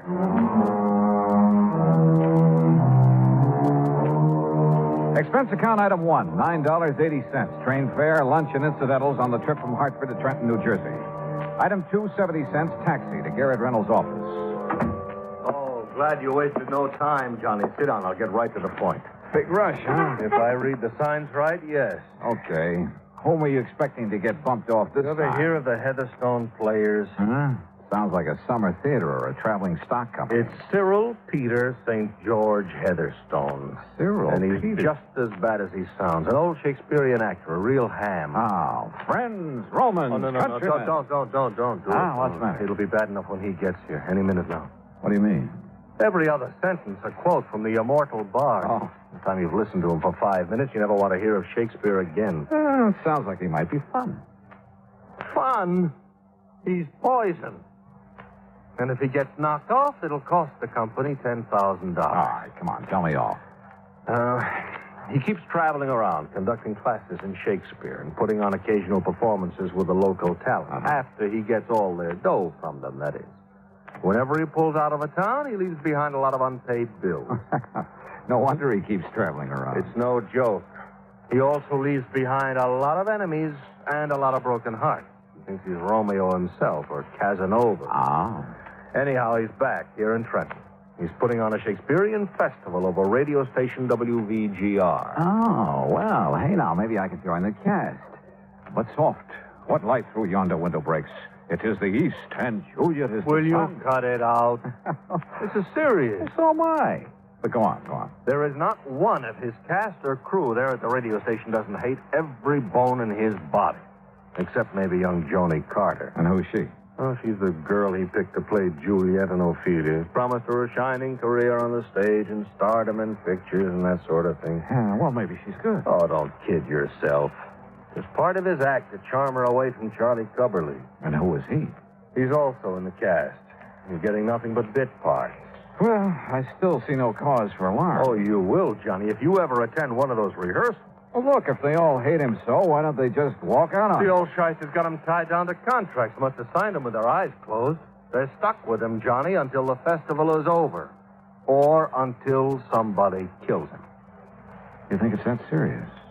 Johnny, one way or another, he has taken everybody he's ever come into contact with. Even you? Even me. Number of times I've had to go through the operation of changing the beneficiary on his policy. Who is the beneficiary? As of the moment, Joan Carter. The actress you mentioned. The girl I mentioned. He uses the policy as a come-on to charm the poor, unsuspecting young... Oh, what has this day deserved? What has it done that it, in golden letters, should be set among the high tides of the calendar? What the Sam? King John, my boy, Act 3, Scene 1. Mayhap for your plebeian ear, I should have asked this churlish fellow next to you why for he sent for me this hour. Heatherstone, this is Johnny Dollar. Oh? And here's my hand. And mine, sir, with my heart in. Uncle. Good man, that's from the Tempest, Act 2. Oh, no, not that I give you a charge. Look, Heatherstone, I've asked Dollar to act as your bodyguard until this play of yours is over and you can get out of town. Play festival, dear sir, in which the immortal Shakespeare's works, beneath my practiced hand, shall so enchant. Yeah, wait a minute, Heatherstone. Garrett, I'm not going to serve us I said bodyguard. I've received 3 anonymous notes telling me in no uncertain terms that his life isn't worth a plugged nickel around that studio. Threats, huh? Well, just warning. What matter? To quote the bard, I bear a charmed life. Have you given those notes to the police? Yeah, but I haven't heard back from him. That's why I sent for you in such a hurry. How fitting that my end should come there, on stage, so to speak. What? Blow wind, come rack. At least I'll die with harness on me back. Which is to say, my friend, that I'll die with me boots on. Yeah, I got that. Has anybody threatened you in person, Heatherstone? Yeah. And what about that girl, Joan, and the way Charlie Cubberly... Ah, her beauty makes the vault a feasting presence full of life. Oh, listen, will you? I'm talking about Charlie, the boy she's thrown over for you and your phony promises. That boy's crazy enough with jealousy to try almost anything. Aye, he is mad. Right. That he is mad, 'tis true. 'Tis true, 'tis pity. And pity 'tis. 'Tis true. Heatherstone, he's mad enough to kill you. And so are some of the others. Yeah, I've heard you're pretty rough on your cast of actors, on your crew. But I must be cruel, only to be kind. Now, what's that supposed to They're mean? so ambitious, all of them, but so inadequate, so futilely do they attempt to gain the highest talent of this art, with which I am so rich endowed. All right. Look, please. Apparently, Garrett feels that your life is in danger. I'm sure of it. And as long as I've come all the way down here, I'll take his word for it. that every one of your associates has a serious personal reason for wanting to see you out of the way. What private griefs they have, alas, I know not. Listen, will you? But this I do avow. Heatherstone, don't you care that somebody's out to get you? My cast, my crew, you say? Yes. Me? Stands not within the prospect of belief. Look, the fact remains... And yes, if 'twere true, then I must bear a countenance more in sorrow than in anger. In gratitude toward me, who've given them so much. Believe me, it is true. That's why I insist you have somebody to look out for you until you can get out of town. These words are razors to me, wound. That's why I sent for Dollar. This man, huh? Yes. Let me have men about me who are fat, Here we go again. sleek-headed men, and such a sleeper night. Yon Dollar has a lean and hungry look. He thinks too much. Such men are dangerous. Will you shut up? And yet, suppose I am to die. Believe me, if it weren't for the $10,000 it cost the company, I sometimes think I'd like to take care of that little matter myself. And you would be found out. That's what you think. Then, Dollar, look upon his face. I quote, so full of artless jealousy is guilt, it spills itself in fearing to be spilt. All right. The fact remains that in spite of what Garrett says, you're determined to go ahead with this play, this festival of yours. I am. In spite of the threats on your life. Why not? All that live must die, passing through nature to eternity. Okay. When's your next rehearsal? Well, this afternoon, but, sir... Station WVGR, right? Aye, correct, but, sir... And I'm going to be there. To interfere with me at work? No. To hide in a corner and see if all this fuss over you is justified. To see if the atmosphere down there is as thick as Garrett says it is. To either take on this case or not, depending on whether I think your life's really in danger. Oh, Johnny, his life has been in danger for years. Of course. You, admit it? Aye, that I do. So therefore, harm, if harm they could have done, would long ago have caught me in its grasp. Yeah, well, maybe you've just been lucky. Aye. In the past, I quote, treason has done his worst. Nor steel nor poison, malice domestic, foreign levy, nothing can touch me further. Oh, Lord. And with that thought, I bid thee now adieu. Yeah, well, goodbye. And yet, perhaps, for best we talk this out, I quote, to fear the worst, of yours the worst. Good day, gentlemen.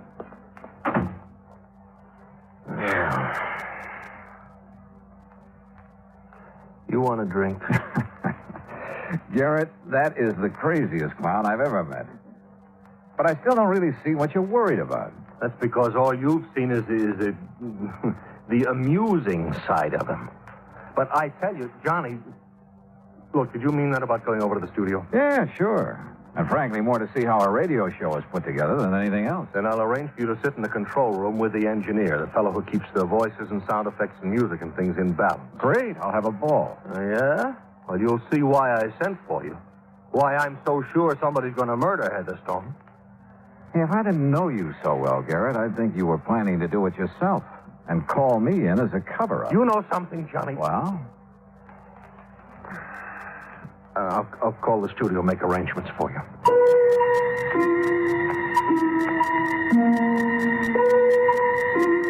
I couldn't help feeling that Garrett's own resentment of Cyril Heatherstone was for a lot more than the mere fact he'd have to revise his policy a few more times. But if so, he wouldn't admit it to me. Item 3, $1.25 taxi to the studios at WVGR. There I was escorted backstage, so to speak, to the control room. It was a small room, facing into the main studio through a large soundproof plate glass window, and it was loaded with complicated equipment. Before the control panel, with its knobs and keys and dials, sat Gordon Mitchell, the engineer, a nice-looking chap in his 30s. Through the window, we could see Heatherstone and the cast gathered around a table, working on the script. Sit here right beside me, Dollar, and you can see and hear everything that goes on in there. Oh, well, sure. Thanks, Gordon. Is that microphone sitting in the middle of the studio there the one they use when they're on the air? Yeah, that's one of them. There's one over there beside all that equipment for the sound effects men. Oh, yes, I see. And then there's another one in that booth over against the wall. And what's that for? Two isolated for special voice effects, like a voice coming over telephone, things like that. A filter mic. Oh, I see. And then the one hanging over the table where they're reading will be for the orchestra when it comes in later. Uh-huh. Say, you have a lot of stuff to balance when you're doing a show, haven't you? More knobs and dials and stuff. You see here? This knob controls the mic over their table out there. Listen, I'll fade them in. What, will the line stretch out to the crack of doom? Who's that? Charlie Coverley. Plays one of the small. Well, what? Oh. Well, idiot! Well, you said to get everything we could out of the line. That I did. So I added a couple of words to make the speech sound You more... added to Shakespeare. Well, I thought... Here we go, Dollar. Fool! Listen to his own words. To gild refined gold, to paint the lily, to throw a perfume on the violet, is wasteful and ridiculous excess. Remember that and stop being ridiculous. You heard enough, Dollar? Yeah, I'll cut it off. A gentleman's son. Brother, he really tears into them, doesn't he? Believe me, that was nothing. Dollar, he's the most hated man in this town. So I've heard. Pretty fast dealer, too. You're not kidding. Yeah, he sure nicked me. How do you mean? All my savings. You know, invest in this Shakespearean festival. He'll get a sponsor. We'll all make $1 million.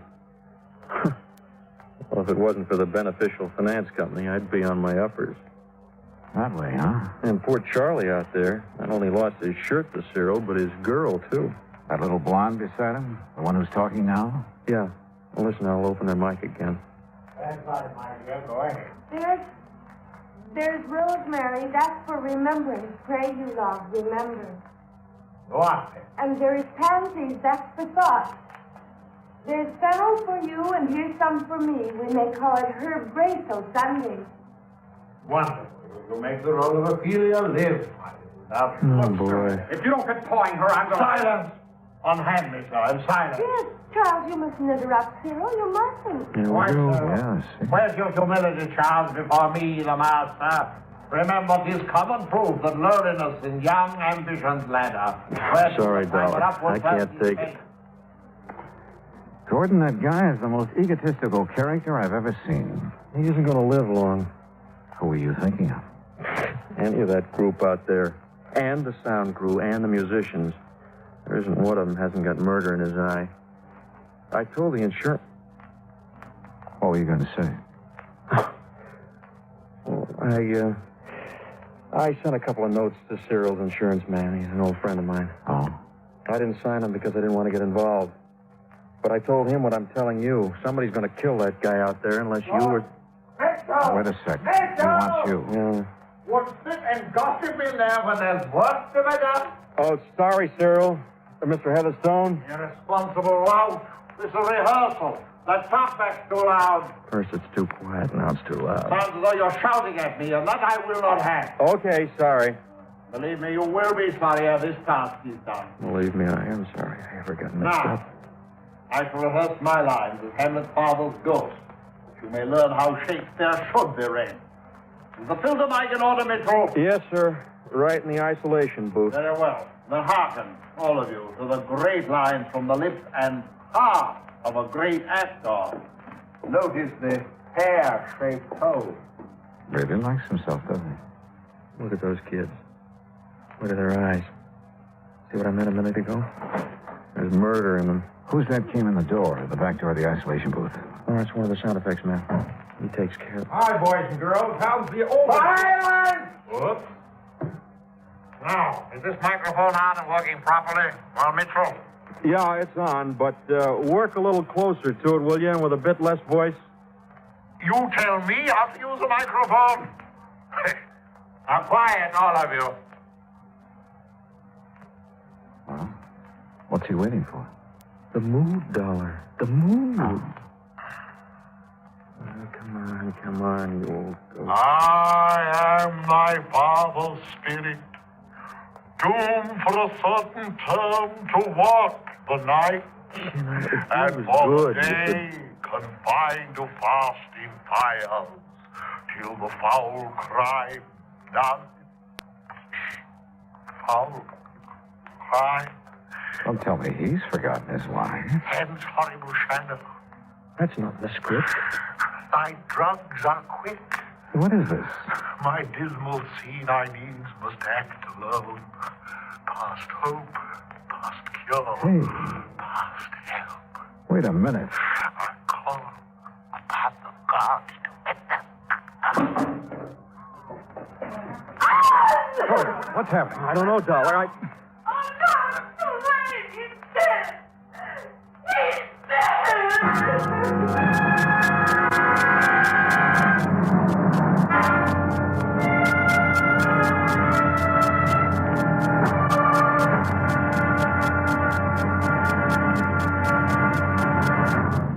Act two of yours truly, Johnny Dollar, in a moment. Who among us has not hoped for a better life? Who has not had a desire to help stamp out disease and suffering among more unfortunate people throughout the world? Many have wanted to help, and many have done so. That sort of work is going on everywhere.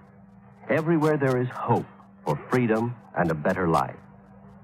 Outstanding in this field of activity is Project Hope, which operates from a converted U.S. Navy hospital ship called, appropriately enough, the Hope.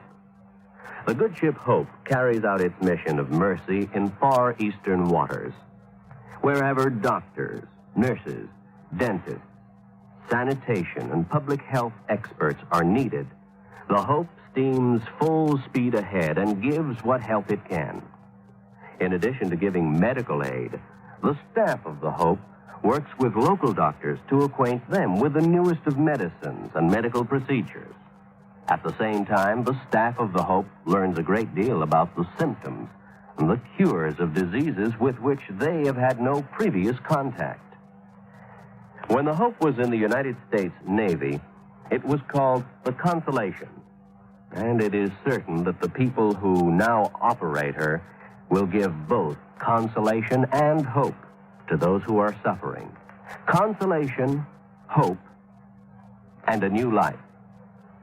For wherever the hospital ship Hope is anchored, its staff is to make emergency trips to scenes of disasters and epidemics.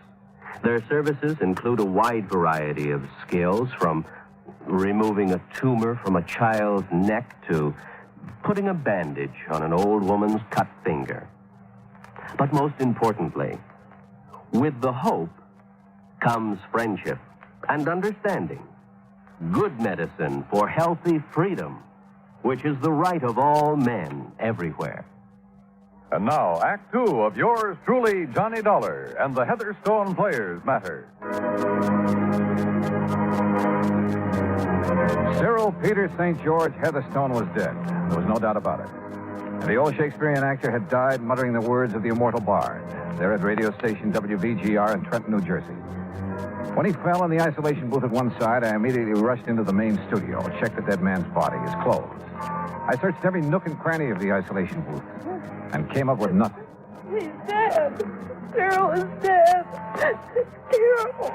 It's terrible. Is it? Well, I'm glad he's dead. He's had it coming for a long, long time. Oh, stop it, Joan. Stop it. But he was going to make me an actress. A great actress. A star. Oh, don't kid yourself, Joni. He was taking you like he took the rest of us. And me, I'm glad to see him lying there. Who are you? Huh? Oh, Don Ringo, sound effects man. I just came in time to... Hey, wait a minute. Who are you? Johnny Dollar, insurance investigator. Investigator? That's right. Gordon. Yeah, Dollar? That phone in the control room. Can you call outside on it? Sure. Then call headquarters. Get somebody from homicide over here. Right you are. Don. Yes, sir? I want you to stay right here by this isolation booth. Make sure that nobody... Say, who, by the way, opened the door of this booth? Well, I did, Mr. Dollar. Did you touch his body? No. Oh, no. Well, I hope not, because... What's the matter, Mr. Dollar? Plenty. What is it, Mr. Dollar? Well, at least I know what killed him. Yeah? What? Don, you stay here. Okay. The rest of you, back to the rehearsal table. I want to talk to you. It was so faint I wasn't quite sure for a second. But there was no doubt about that odor that came from the isolation booth.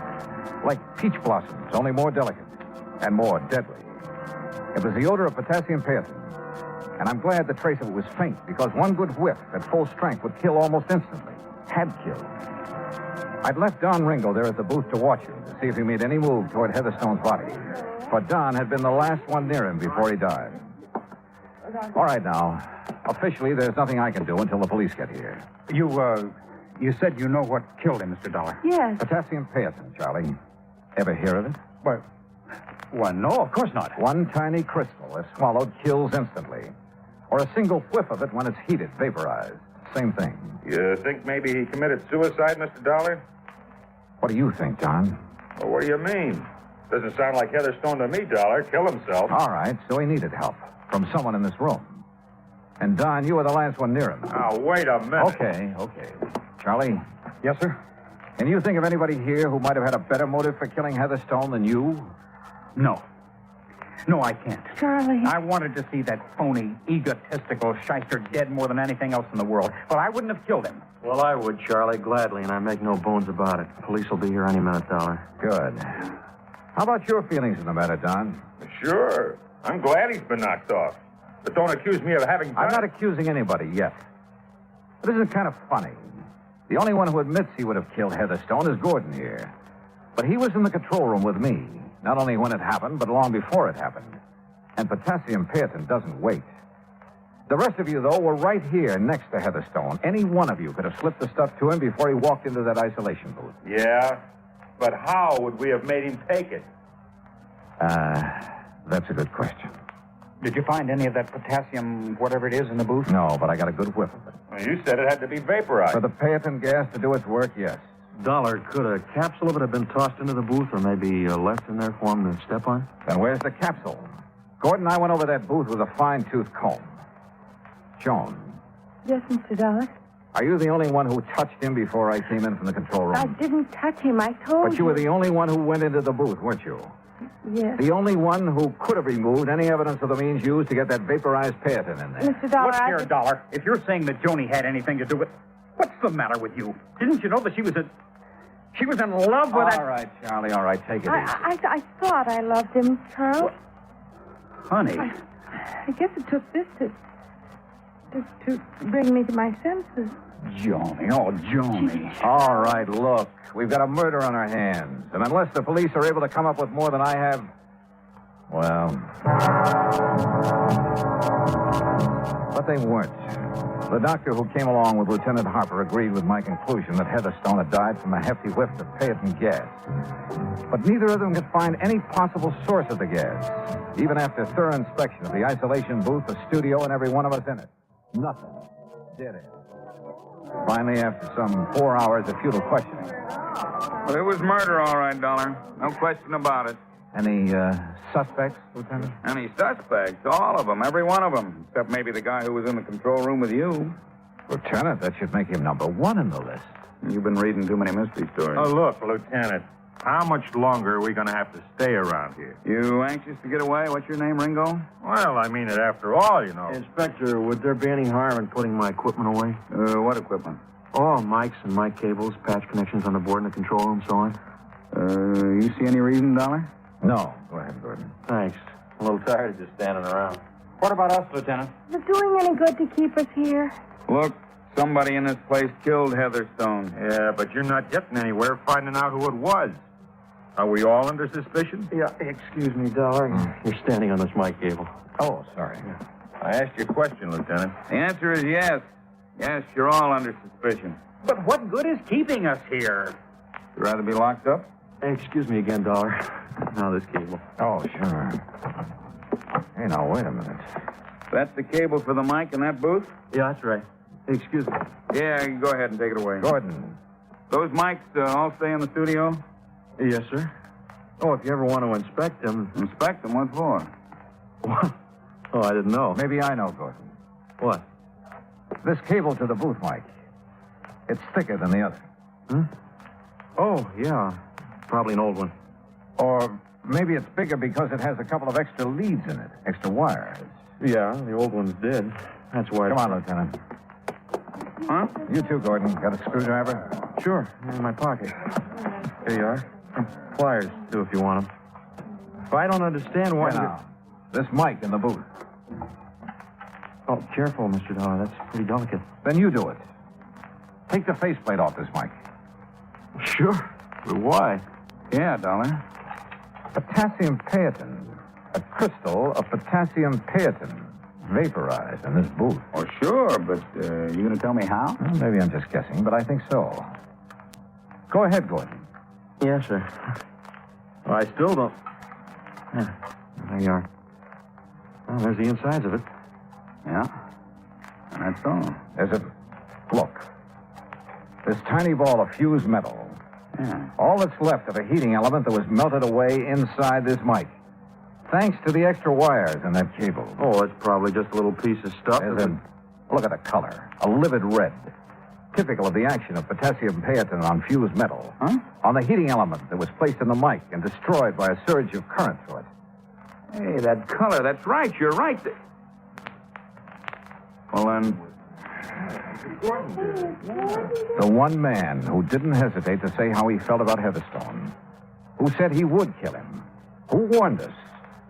And the one man with an alibi, because I was there in the control room with him. I suppose you disconnected the power leads to that cable when you went into the control room to call the police, didn't you, Gordon? Yeah, Mr. Dollar, you guessed right again. But it was a good try, wasn't it? No flight of angels will sing him to his rest.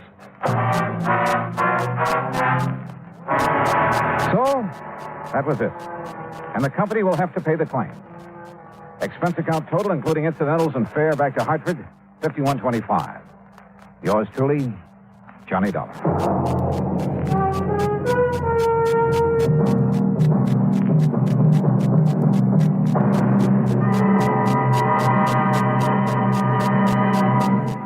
Now, here is our star to tell you about next week's story. Next week, the Yours Truly matter.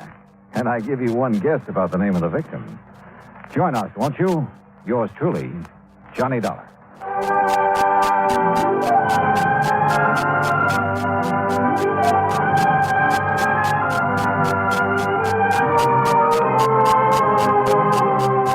Yours truly, Johnny Dollar, starring Bob Bailey, originates in Hollywood. It is produced and directed by Jack Johnstone, who also wrote tonight's story. Heard in our cast were Virginia Gregg, Lawrence Dobkin, Dick Crenna, Sam Edwards, Frank Gerstle, Herb Vigran, and Hans Conried. Be sure to join us next week, same time and station, for another exciting story of Yours truly, Johnny Dollar.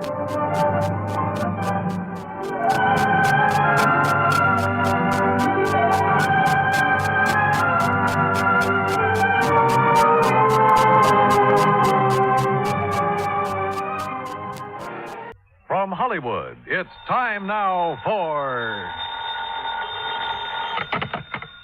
Johnny Dollar. Mr. Dollar, this is Henry Parker with Continental Assurance out in Reno. Well, how are things in Nevada, Mr. Parker? Terrible, sir, just terrible. Well, I'm sorry to hear that. What seems to be... Excuse me, Mr. Dollar. Yeah? There's someone here who would like to speak with you. Oh, who? Give me that. Who do you suppose it is, you sloth-eyed Pinkerton? Sounds to me like a cantankerous old character named Josiah Gillis. Cantankerous? Why, you miserable... What are you doing in Reno, Mr. Gillis? I tell you when you get here. When I get... Oh, no, now, wait a minute. I can't wait. If I do, he'll be dead and it'll be your fault. Who? A feline friend of mine. A what? Oh, being uncouth like you'd probably call him a cat. Oh, no. Look, Josiah. Also, he's rich. He's what? Rich, yes, sir. Last week he inherited $60,000. This week somebody's making sure he won't live long enough to spend it.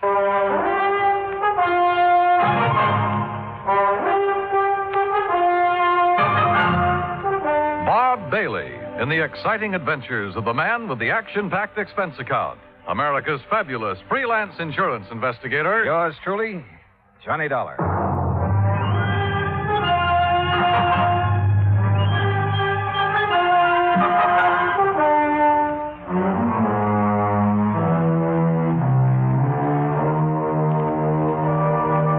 Expense account submitted by Special Investigator Johnny Dollar to the Continental Assurance Company, Reno, Nevada.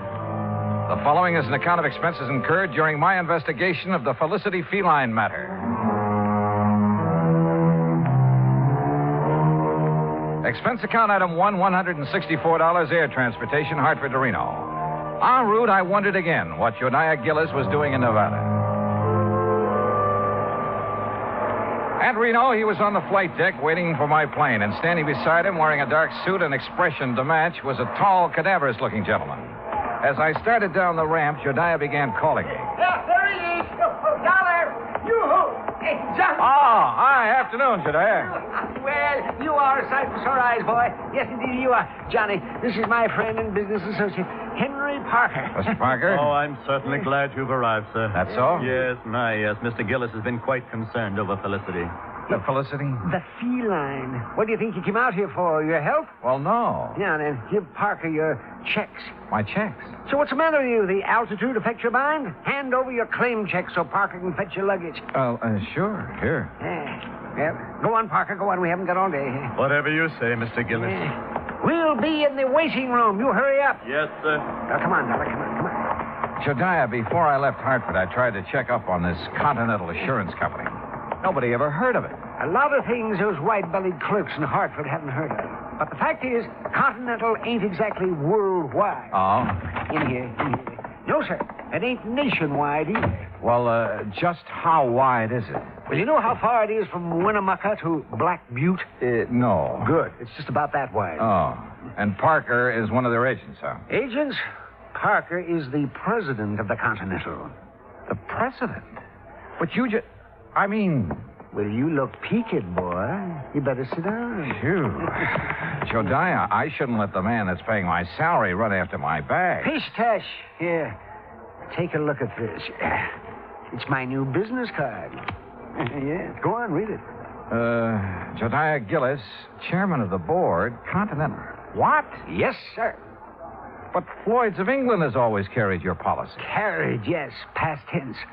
I don't take guff from anybody, especially a ninny of an insurance agent telling me what I can insure and what I can't. You had a fight with him? Yep. My cousin Rachel, oh, she's a sweet girl. She lives in the Belgian Congo. She sent me an African anteater.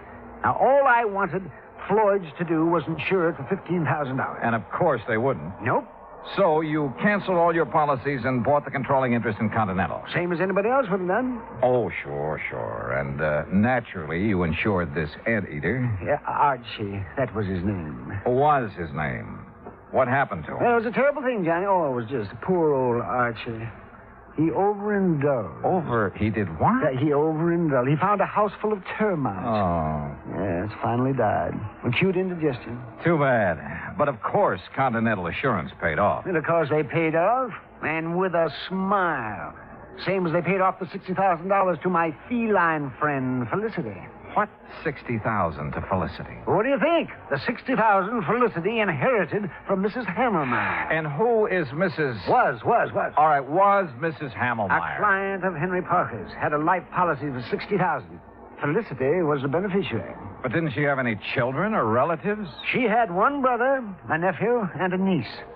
Oh, of course, not counting Mrs. Hawkins, who was Mrs. Hammermeyer's best friend. You see, the two ladies lived together 15 years. Right now, Mrs. Hawkins has been appointed trustee to administer the $60,000 as Felicity needs. Oh, I see. Yes, you'll meet her as soon as we get settled. Jediah, what makes you think someone's trying to kill that cat? I don't think so. I know it. There have been 2 attempts in 2 weeks. You ask Mrs. Hawkins. She'll tell you. Mr. Gillis, Mr. Dollar. Yeah, it's about time, Parker. Well, come on, Johnny, come on. We'll take you down to the Mapes. The Mapes? The Mapes Hotel. I'm staying there. And if it's good enough for me, it's good enough for you. The Mapes Hotel stands high above Virginia Street overlooking the Truckee River. After Gillis checked me in and introduced me to the owner, Mr. Charles Mapes, I unpacked, then went with Jediah out to the old Hammelmeyer place where Felicity the cat, Mrs. Hawkins, and the relatives still lived. We rang the old-fashioned doorbell and waited. In a moment, the door was opened by a pasty-faced man of about 28. Yeah? Oh, Mr. Gillis. Yes, afternoon, Oscar. Mrs. Hawkins in? Ain't she always? Who's he? He's a friend of mine who's also an insurance investigator. An insurance? Name's Johnny Dollar. Johnny, this is Oscar Emmett, the late Mrs. Hammermeyer's nephew. Hiya. I suppose you're here about that lousy cat. That's right. Come on in. I'll tell the old lady you're here. You know where the living room's at, don't you, Mr. Oh, indeed I do. Oh, friendly sort of character. Oscar's like the rest of the Emmets. They just can't stand seeing Felicity eat steak when they got to have tuna casserole. In here, Dollar. All right. Well, what kind of work does he do? Work? Oh, Oscar, none of the Emmets worked. No, sir. Not even Mrs. Hammelmeyer's brother? Emmett spends all his time in the gambling halls. You know, gambling's legal here.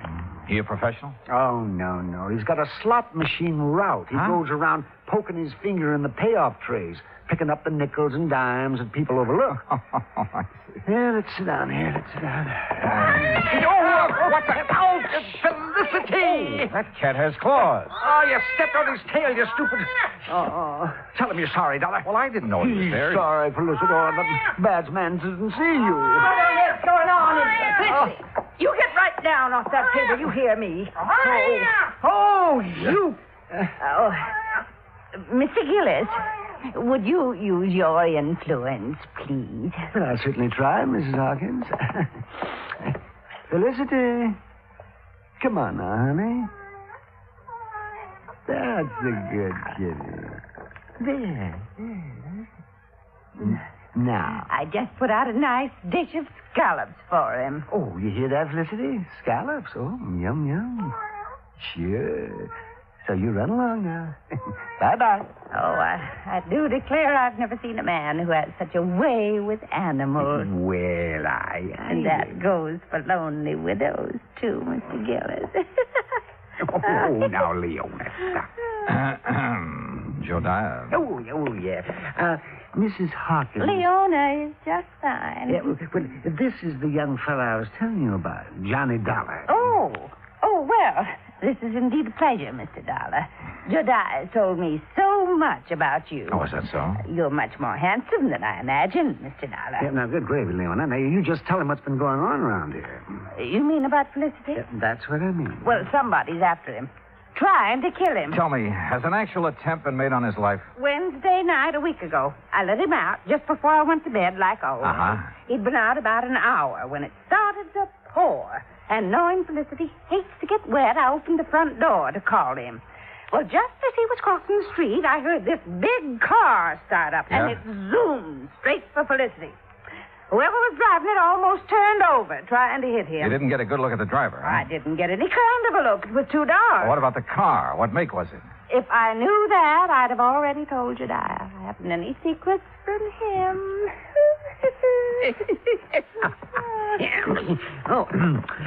Tell him about last Thursday, Leona. Felicity was poisoned. That's what the vet said. Somebody put arsenic in his lobster. Lobster? Oh, yes, he just loves it. According to the instructions Mrs. Hammelmeyer left, he's to have lobster once a week, steak 3 times, and boiled chicken every Sunday. I see. Yes, and as long as I take care of him and obey her instructions, I can live here rent-free, same as her kin, the Emmets. Uh-huh. Same as them. Mr. Gillis, just who gets Felicity's money in case he dies? The Emmett family? We aren't sure. Oh, why's that? Because Mrs. Hammermeyer left a sealed envelope to be opened only in the event of Felicity's death. Oh, the Emmets will get all that's left, Mr. Dollar, I'm sure of it. No, Leon. You mustn't look on the dark side. Well, I did rub Mildred's, Mrs. Hammelmeyer's back and bunions for a good many years.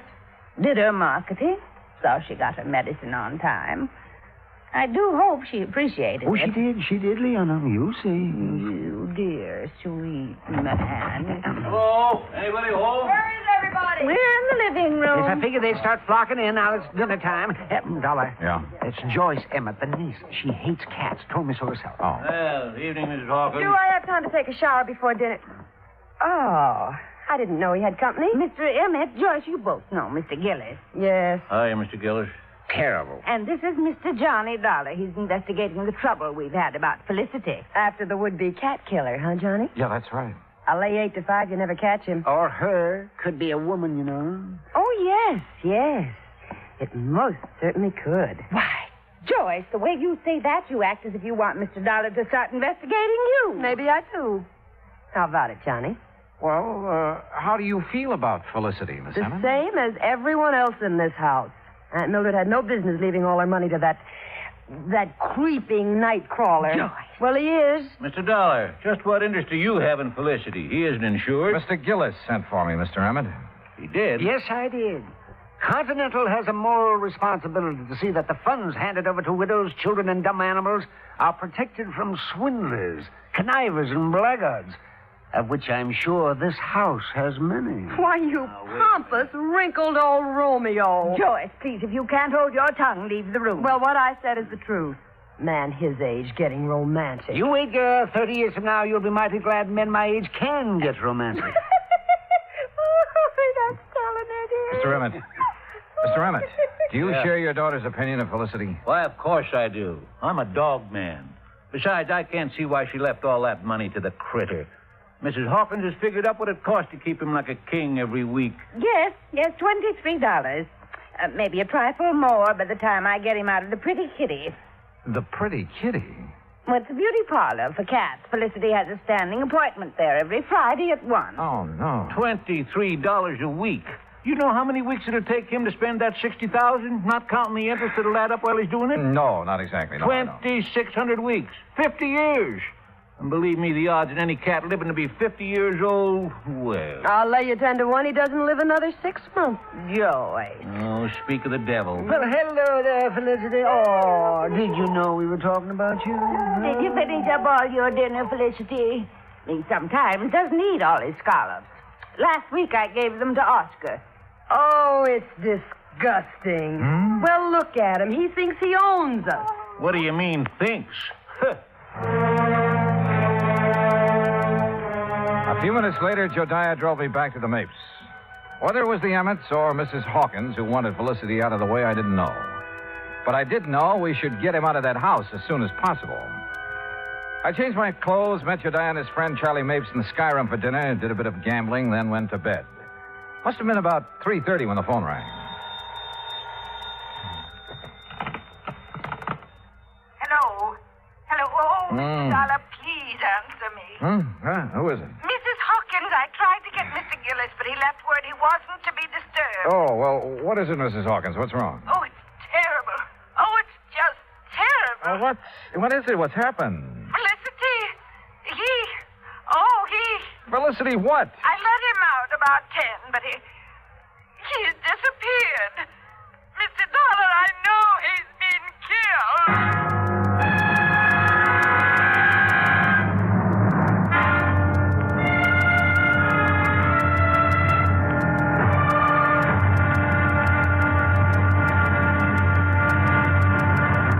Act Two of yours truly, Johnny Dollar, in a moment. Anyone who has survived the rigors of basic training is familiar with a great variety of milk that is dished out periodically in the armed forces. Now, there's frozen milk, concentrated milk, frozen concentrate, and good old powdered milk. But sometimes supplying wholesome, fresh, real milk has been a problem when servicemen have been stationed in out-of-the-way places.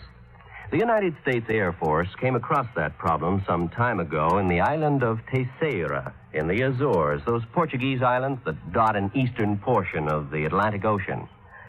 The air base there was considered powdered milk country for a long time. Although cattle have played an important role in the economy of the island of Terceira, the herd was badly inbred and milk production was very low. Modern milk processing was not a part of the picture.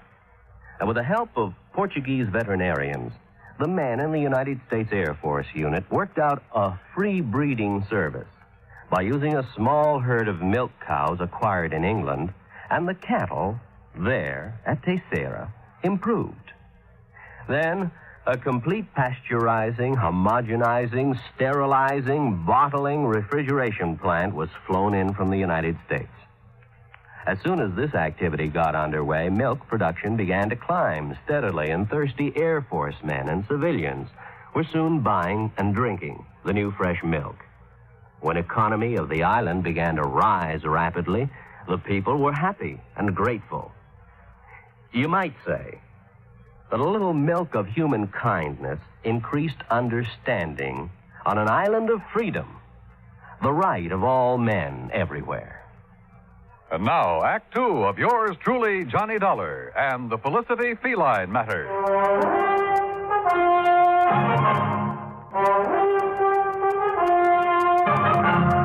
A few minutes later, Josiah Gillis and I were at the old Hammelmeyer home.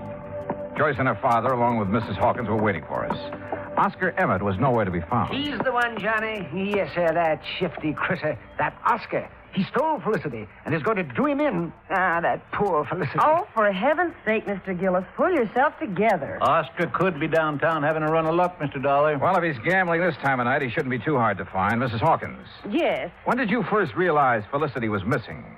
Why, about an hour ago, I guess it was. I woke up and remembered he was still outside, so I came down and called him. Yeah? Always before, ever since he was a little kitten, he's come back home for me. But tonight, well, he's just nowhere to be found. What time did you let him out? About 10:30, same time as I always do. Were you at home then, Joyce? No, she wasn't. I had a real good day yesterday, collected almost $4, so I took her to a movie. A movie? That's a likely story if I ever heard one. It happens to be the truth, Mr. Gillis. What'd you see? Come on, tell me. It was an old one about a giant gorilla. That's right. I'll bet.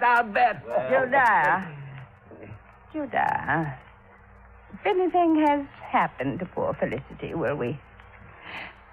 Well, how much time will we be given before we have to move out of this house? Well, that's up to the court, but I'd say a couple of weeks. That's all? Oh, my. Well, it's all they deserve. My. All except you, my dear. Well, Johnny, you've been unusually quiet. What do you think? I think we'll take in the late spots, Jodiah. See how our luck's running. We started at the Mapes and went down Virginia Street, stopping in at every gambling casino, hoping we'd find Oscar Emmett. Finally, we found him at one of the roulette wheels in Harold's Club. And in front of him was a large stack of chips. Take your bets, ladies and gentlemen.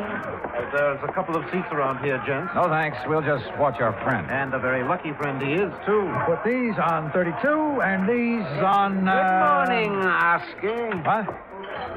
Well, what are you two doing here? We've been looking for you. That's so? What for? You know what for, you catnapper? What'd you do with Felicity? That cat. You know any other Felicity?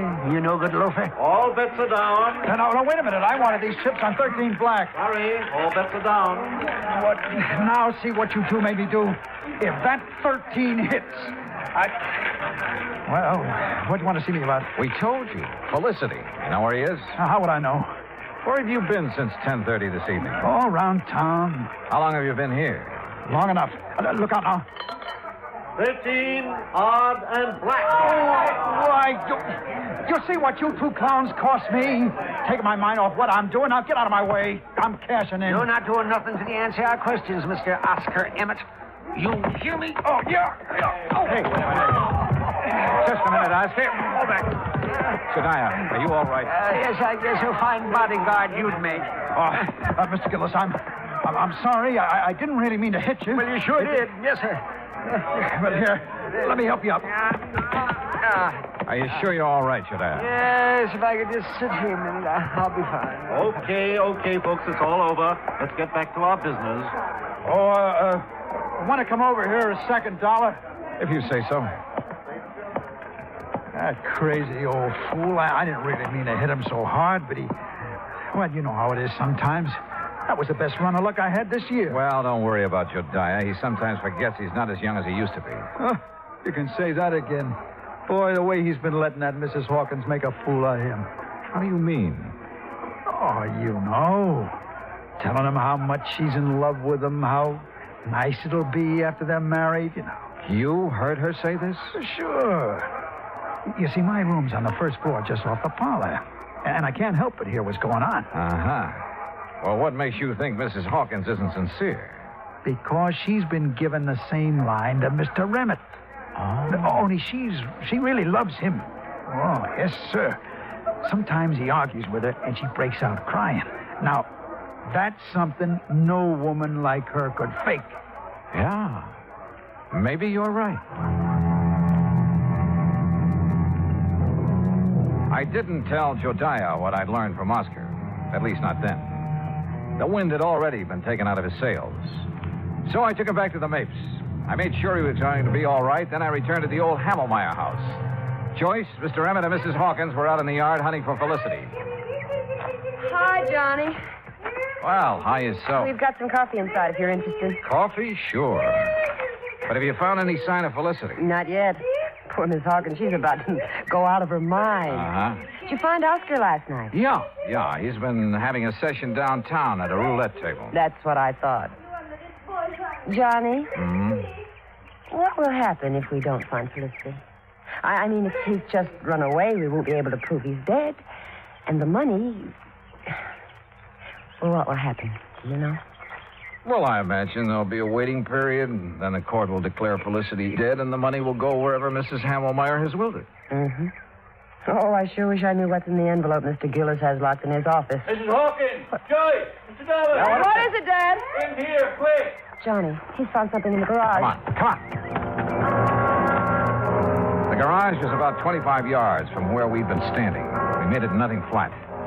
Inside, toward the back and on the ground, was a small hatchet. And near the hatchet was some blood and cat fur. Oh, Johnny. Oh, no. Poor Felicity.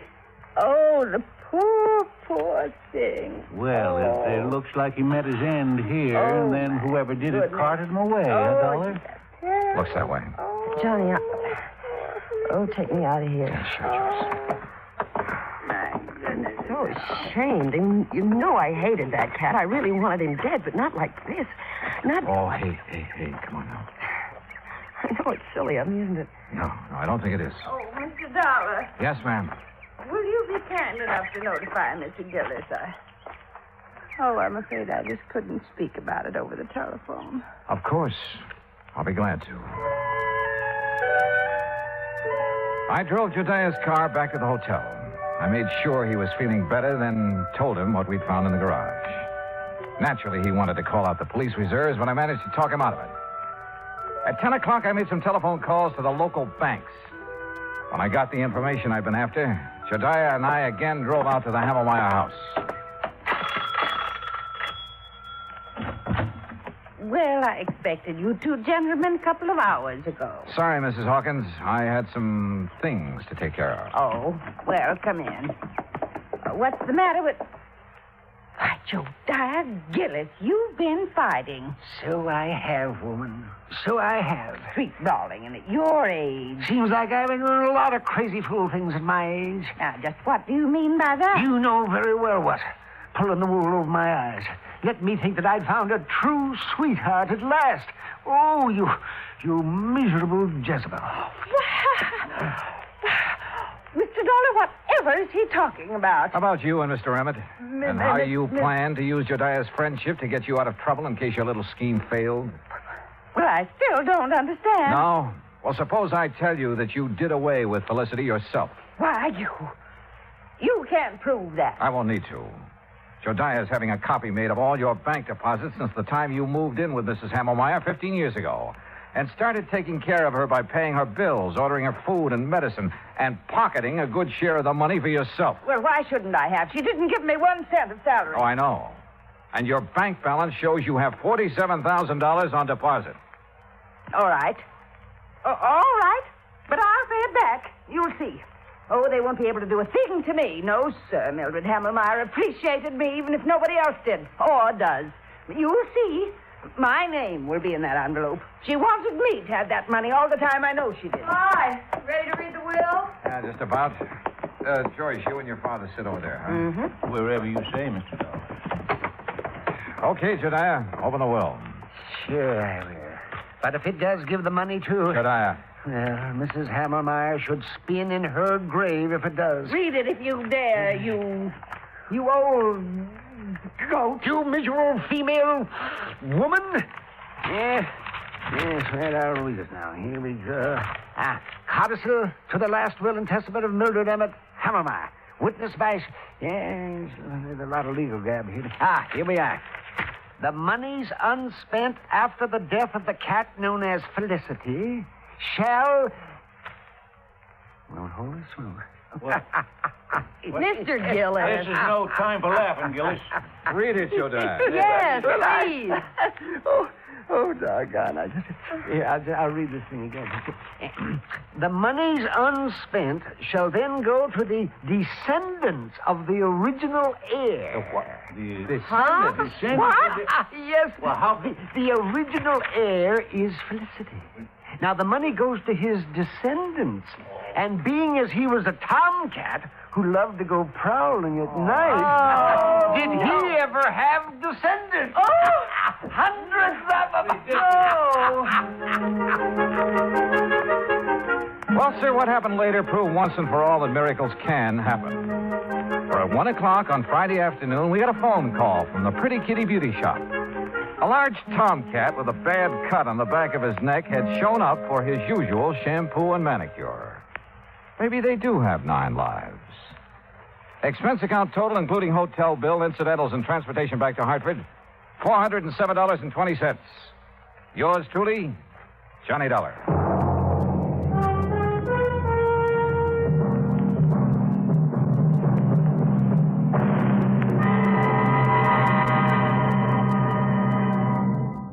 Now, here is our star to tell you about next week's story. Next week, an actor who talked nothing but Shakespeare and who talked himself into his grave. Join us, won't you? Yours truly, Johnny Dollar.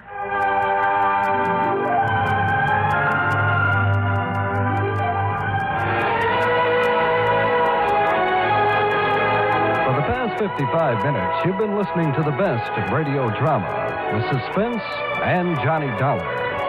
Be sure and join us again tomorrow night at the same time, 9:05, when FEN presents The Phil Harris Show and The Life of Riley.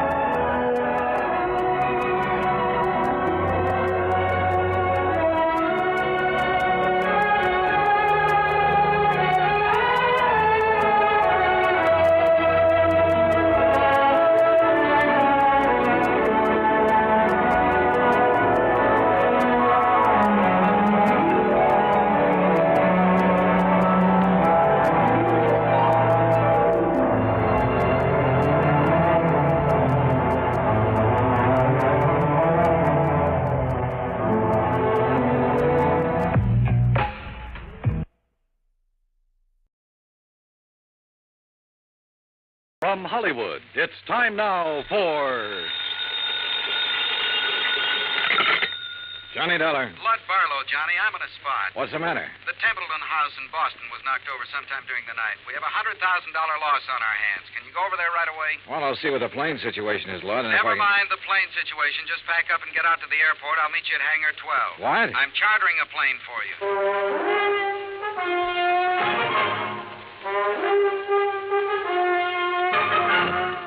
Bob Bailey in the exciting adventures of the man with the action-packed expense account. America's fabulous freelance insurance investigator. Yours truly, Johnny Dollar.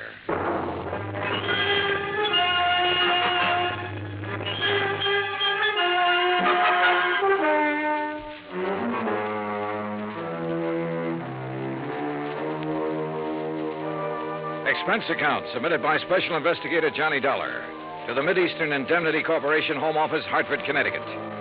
Following is an account of expenses incurred during my investigation of the Templeton matter.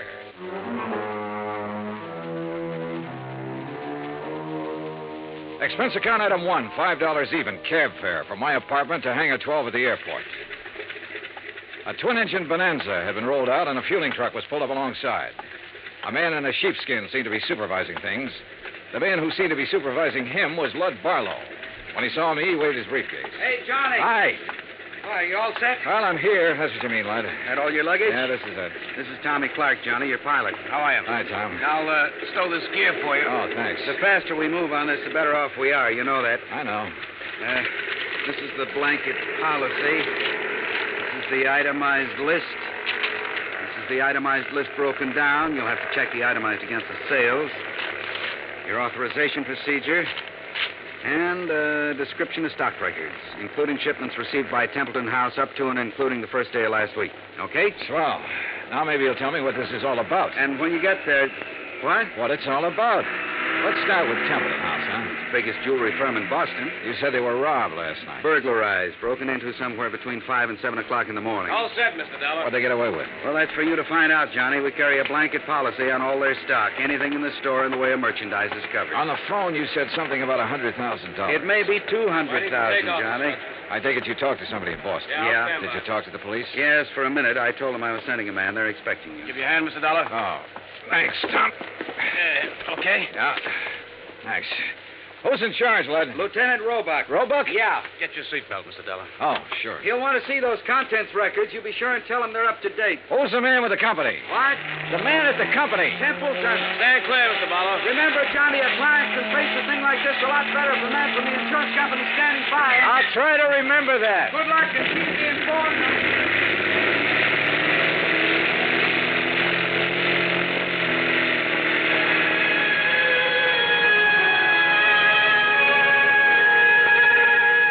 By the time we arrived at the Boston airport, I'd read over the policy and had a fair idea of the coverage involved.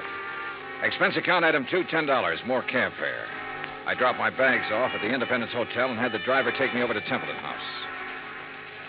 2 police cars were parked in front of the building, and 2 uniformed police officers were parked in the doorway. I'm sorry, mister. The store's not open today. Well, I'm from the insurance company. Oh. Lieutenant Roebuck's in the back. Go ahead. At the back of the store, a white-coated intern and an ambulance attendant were working over a blanket-wrapped figure laid out on the stretcher. One of them was operating a plasma tube. The other was checking the pulse. A group of men, some in uniform, were watching closely. The tall, thin one seemed to be in charge of things. Roebuck? Yeah. Johnny Dollar, Mid-Eastern Indemnity. Oh, that didn't take you long. This, Sergeant Younger, Sergeant Toohey. This is Mr. Dollar from the insurance company. Hi, man. What's this?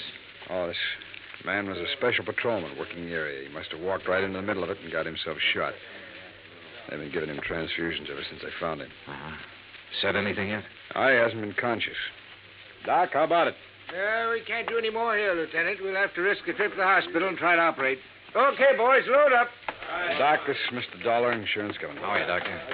Okay. Doc, we're going to want to talk to him the minute he comes around. I'm not going to promise you anything, Lieutenant. Well, see you. All right. Now, Mr. Dollar, you didn't waste much time. I brought a contents list that might help you, Lieutenant. Good. The best help we're going to get is from that patrolman. Come on, I'll show you around.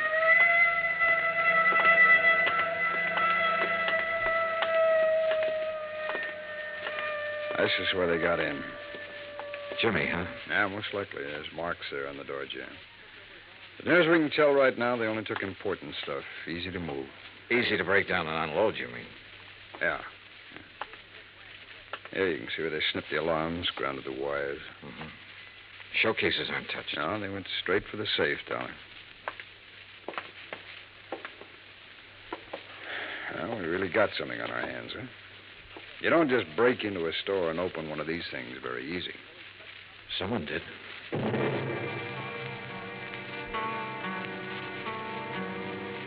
The neighborhood was canvassed for possible witnesses. I spent the rest of the morning with Dorian Templeton, the owner of the company. By noon, we had taken an inventory of the missing stock and drawn up a tentative list. As far as I know, that about does it, Mr. Dollar. Now, what's the next step?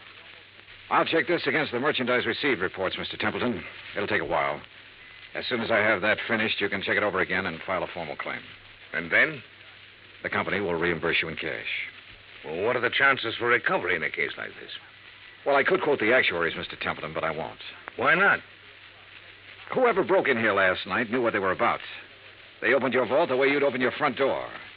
They took what they wanted and got out very quickly. No alarm, no witnesses. The chances are they planned the rest of it just as well. They probably scattered. The police aren't sure how many men were involved. They know it was at least 2 men, possibly 3. How do they arrive at that? 1 man working on the safe, another man looking out, possibly 2.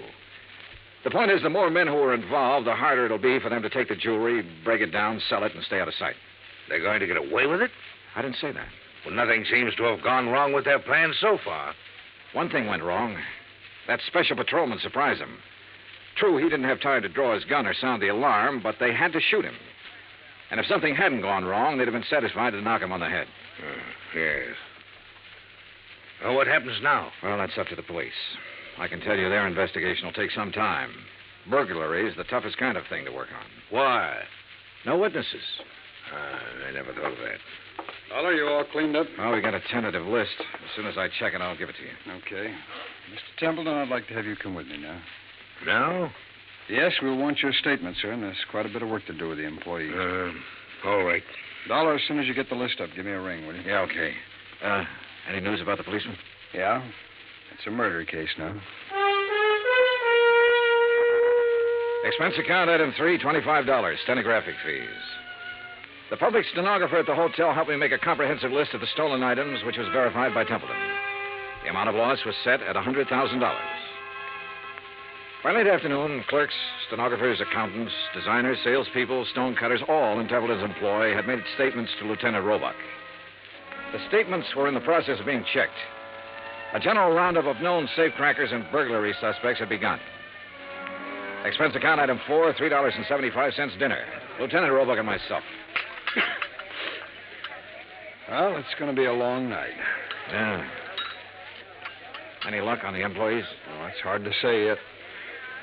One of them has a record. Hmm?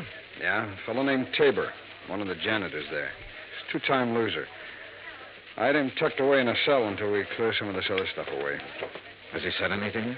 Oh, he denies all knowledge. As far as time incident goes, he was home sleeping when all this happened, but that doesn't rule him out of somehow getting that safe combination and passing it on to a friend. Yeah. Man with a record's apt to have that kind of friends who'd be interested in just that kind of thing. Hey, how much do you want me around? You're a free agent, Dollar. If you have any ideas, I'll listen. It's a tough baby, any way you look at it. Let me talk to Tabor. There might be a shortcut. Why not?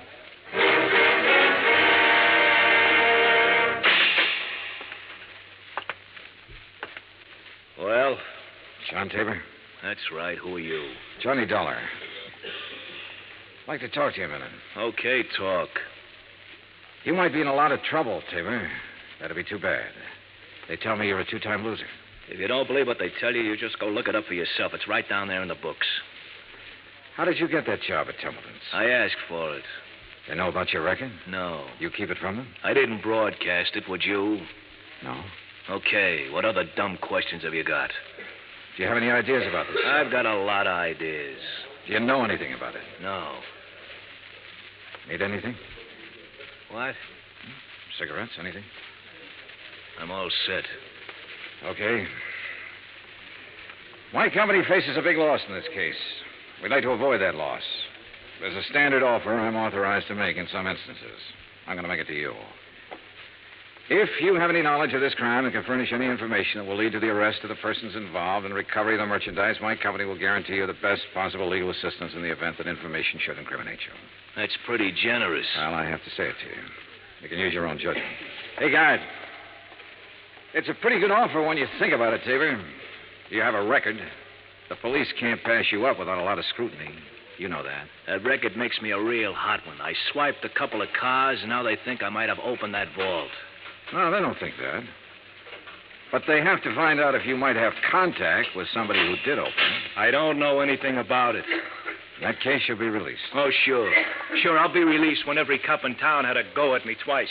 I'll be released when the guys who did the job walk into the station and say we didn't mean it, we want to give it back.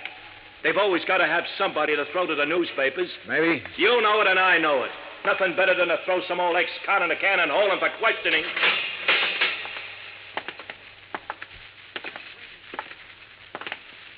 Well, Dollar? You go for it? No. Any more ideas? John Tabor was released without bail, and a 24-hour watch was put on his residence. By 10 o'clock the next morning, the police had located 3 witnesses to the shots that had killed the special patrolman. However, none of them had seen the burglars or the car that was used. The district attorney's office issued an order impounding the financial records of Templeton House. A complete audit revealed that its affairs were in excellent shape. It also revealed that Templeton himself was the only man in the jewelry firm who had the combination to the vaults. His statements emphatically denied giving the combination to anyone. As far as the police were able to determine, he was telling the truth. The search for all known safecrackers extended into New York and Philadelphia and Chicago. On the morning of the third day, a claims adjuster arrived from Hartford with a check for $100,000, full payment on the claim. 2 hours later, we had the first break on the case. Hey! Caller, hey! What? Oh, hello, Lieutenant. Come on, get in. What's up? Well, the Harbor Division found a body down by the docks early this morning, all weighted down with 38 slugs. They were fired from the same gun that killed that special patrolman. They match, huh? Like the dimples on your knee.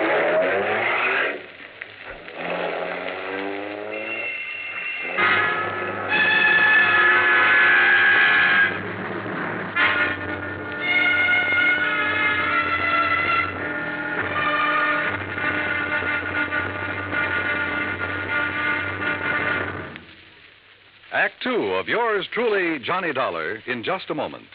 It is a rare event when a young man decides to leave civilization behind and hide himself away in the steaming jungle, just so he can help his fellow humans in a remote corner of the world. The late Dr. Tom Dooley did just that when he left the United States to help the sick and starving jungle people in the little kingdom of Laos in Southeast Asia. Dr. Dooley's story is well known to nearly everyone. And all over the world, people talk of his little jungle hospital on stilts. That's where he treated the dread diseases of the jungle and trained native medical technicians so that they might help their own people. Dr. Dooley wrote and lectured to many people so that the work of his medical assistance program, Medico, might go on. It was not easy for someone so young and so talented to give up the bright lights of the city and plant himself down in an unknown jungle just for the purpose of helping unfortunate people he didn't even know. But through Medico, Dr. Tom Dooley wanted to help people. He wanted to help people to help themselves. Today, the work of Medico is going forward in a number of countries besides Laos. Young men are being sent to the United States to be schooled in medicine with the idea of returning to their own countries to help their own people. Hundreds of thousands of dollars worth of medical supplies have been donated by American businessmen and pharmaceutical companies. Today, Dr. Tom Dooley's work is being continued for him. It is helping to create better understanding. It is an injection of the spirit of freedom, the right of all men everywhere. Now, Act Two of yours truly, Johnny Dollar and the Templeton Matter.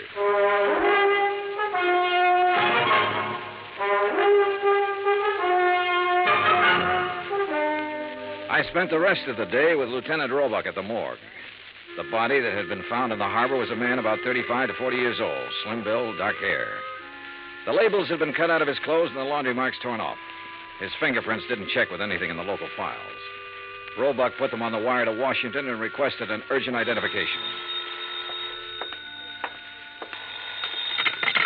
Johnny Dollar. Blood Barlow, Johnny. What's this in the paper? Well, the special patrolman and the unidentified man were killed by the same gun. As soon as we get an identification, we can go to work. How about that ex-con that turned up working at Templeton's? Tabor? Well, they're still watching him. He might have been the case man. So far, it's just an idea. I'd like a recovery on this one, Johnny. So would I. What do you think is possible? Well, 2 days ago, I would have said no. Today, things look better. For one thing, none of the merchandise has shown up on the market. For another thing, there has to be some kind of connection with this unidentified man. I just read your report on Templeton himself. He's out of the question as a suspect? So far, yeah. He's the only one who had the combination to the safe. There's no apparent motive for him to rob himself. But he's the only one Don't who start yelling at me, Lud. I know what you're thinking. Find a motive. Well, give us time, boy. Give us time on everything. Lud? Oh, I guess I hate to pay off big claims. You may get it back. Keep your pants on. Expense account item 5, $50 deposit for rented car.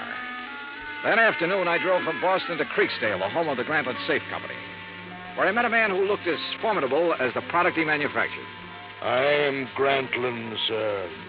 I found him standing inside a shiny new vault, ready for shipment. Beautiful thing, eh? On its way to South America tonight. Well, I never thought of a safe exactly that way, Mr. Grant. Ah, beauty, strength. Think for a moment, sir, the treasures it will someday hold. But I bore you, sir, with my enthusiasm. Now then, you say you are here on a matter of vaults? One vault, Mr. Grantland. No. The one your company sold and installed at the Templeton house in Boston 17 years ago. Yes. Have you read about the burglary? No, sir, I have not. Templeton house? Yes. The vault was opened.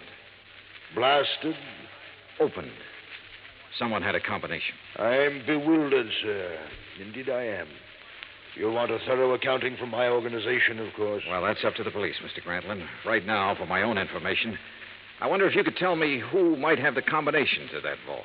Well, in answer to your question, I would first have to inspect our records. Well, I brought the serial numbers. Oh, well, let me see. That's as good as... the K series. Mr. Keating set the final combination. Mr. Keating? Yes, my chief engineer for years. And who else? Myself, sir.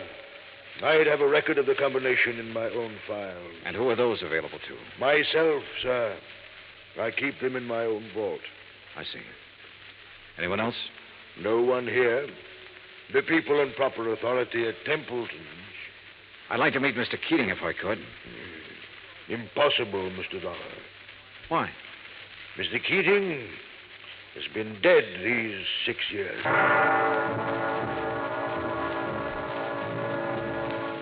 I drove back to Boston, phoned Roebuck, and told him about my interview with Grantland. He said he'd already started looking into Grantland's background and expected to have a report within 36 hours. I was a little surprised when Dorian Templeton called half an hour later and asked me to have lunch with him. Would you like a drink? No, not now, thanks, no. I didn't know whether to call you or the police, Mr. Dollar. I finally decided on you. Uh-huh. What's the matter? Well, it's one of those strange things. I'm not a particularly observant man, and I don't know why I observed this. Go on. However, last night, Mrs. Templeton and I went to a dinner dance at the country club. We thought with all this business, a little relaxation should do me some good. Yeah, sure. There was a young girl at the table next to ours, a very pretty girl whom I've never seen before. I happened to notice her handbag, jeweled affair, quite expensive. One of our items. Yeah? It didn't occur to me until we were leaving that it had been sample stock, not for sale. What do you mean? It was stolen, Mr. Dollar. Why not the police, Mr. Templeton? I was going to call them first thing this morning and report it. And then I got a package in the mail. It was the handbag, intact. Crazy? You said it. Did you happen to get the name of the girl? I asked the maitre d'. He said her name was Helen Tabor. That's not so crazy.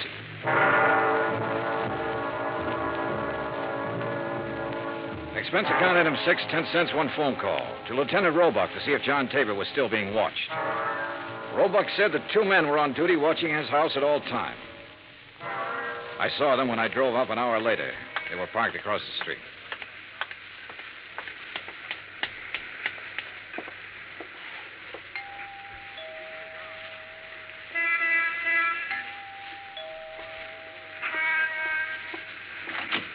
Yes? Miss Tabor? Yes, who are you? Johnny Dollar. Is your father in? He's sleeping right now. May I help you? I don't know. Didn't I see you at the country club last night? Why, yes, were you there?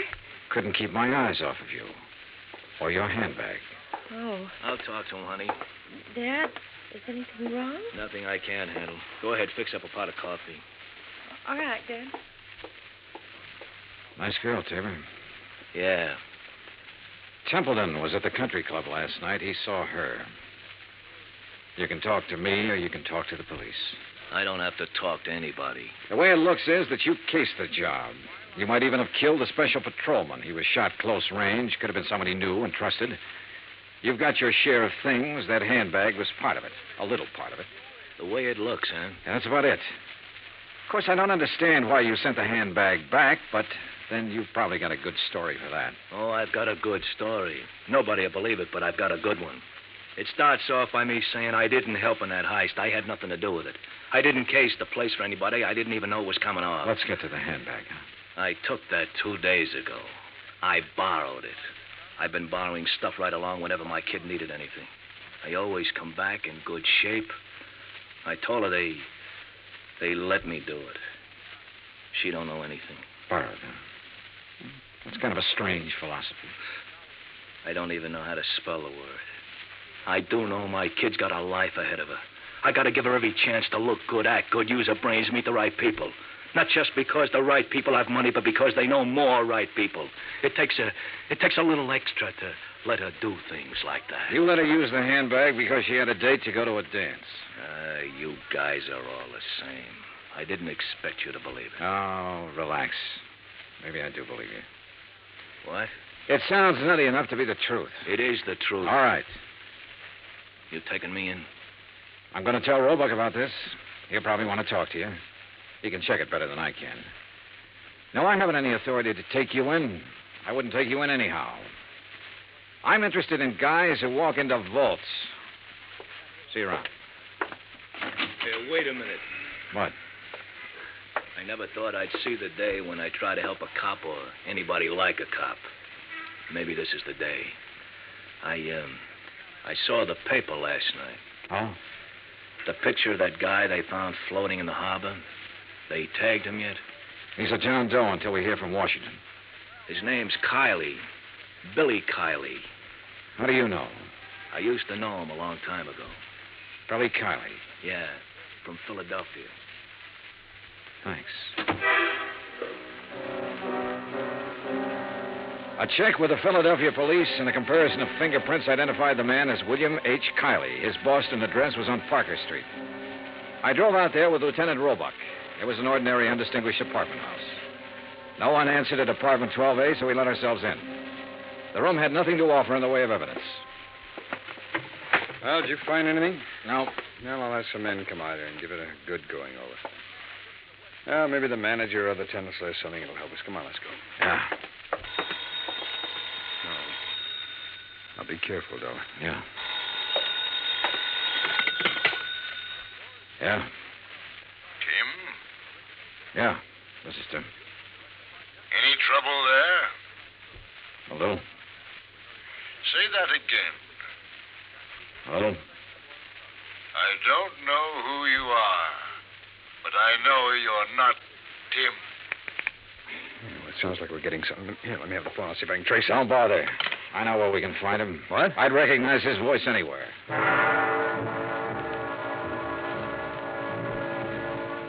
It was dark by the time we got to the Grantland Safe Company factory in Creeksdale. There was a single work light spreading a sickly yellow glow over the main floor loading platform. We were expected. It went off somewhere in the darkness of the building. You okay? Yeah, I'm okay. All right, let's try for that stair railing. Right.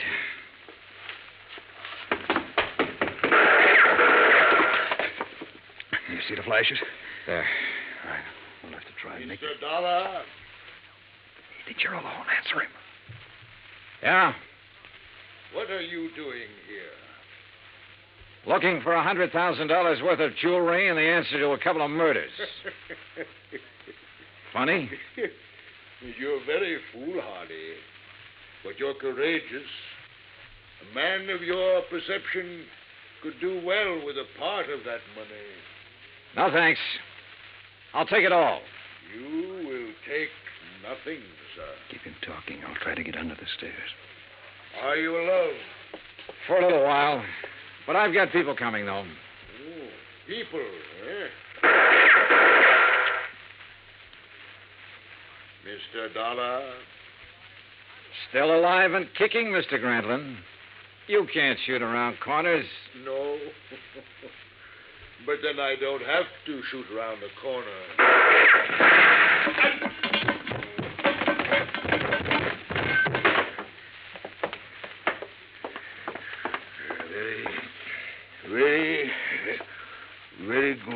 Very good shooting, sir. Grantland, I want a statement. No statement. No statement.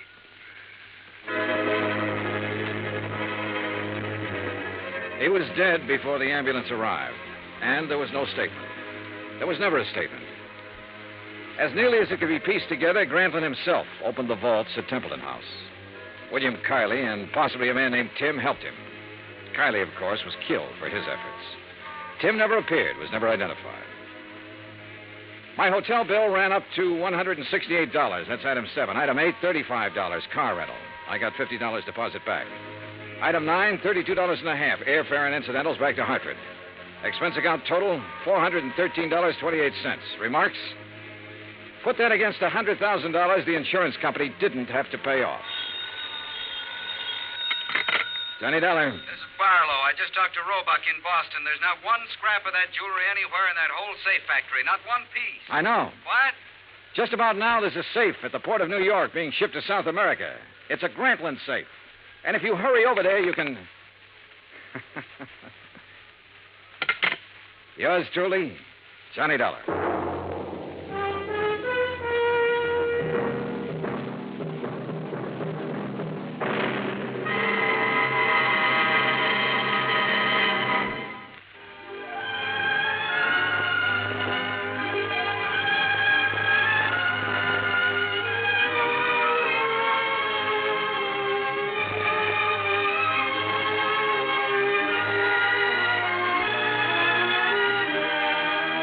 Johnny Dollar has come to you through the worldwide facilities of the United States Armed Forces Radio and Television Service.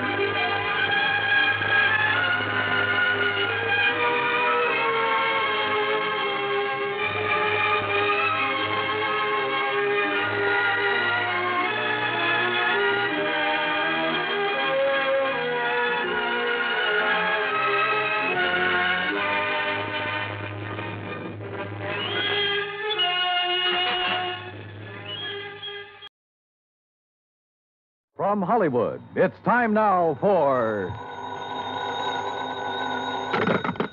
Johnny Dollar. Hillary Fuchs, Johnny. How's your time these days? Time to live, time to die, you know. What's up? A claim on a $100,000 policy. I want it investigated. 100,000? What kind of policy? Straight life. You sound worried. I am. I think we're going to be taken this time, Johnny.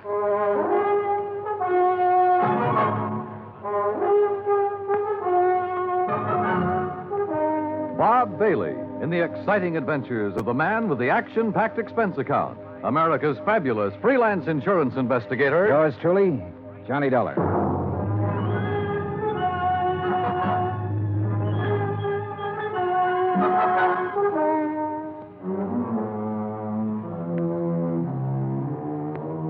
Expense account submitted by Special Investigator Johnny Dollar to Continental Insurance and Trust Company, 657 North Spear Boulevard, Hartford, Connecticut.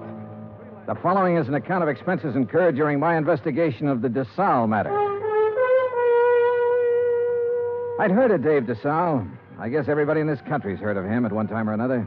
DeSalle Television, DeSalle Radio, DeSalle Electronics, DeSalle Appliances, racetracks, theaters, DeSalle this and that. But up until the time I talked to Hillary Fuchs about the case, I had never put a man behind the name.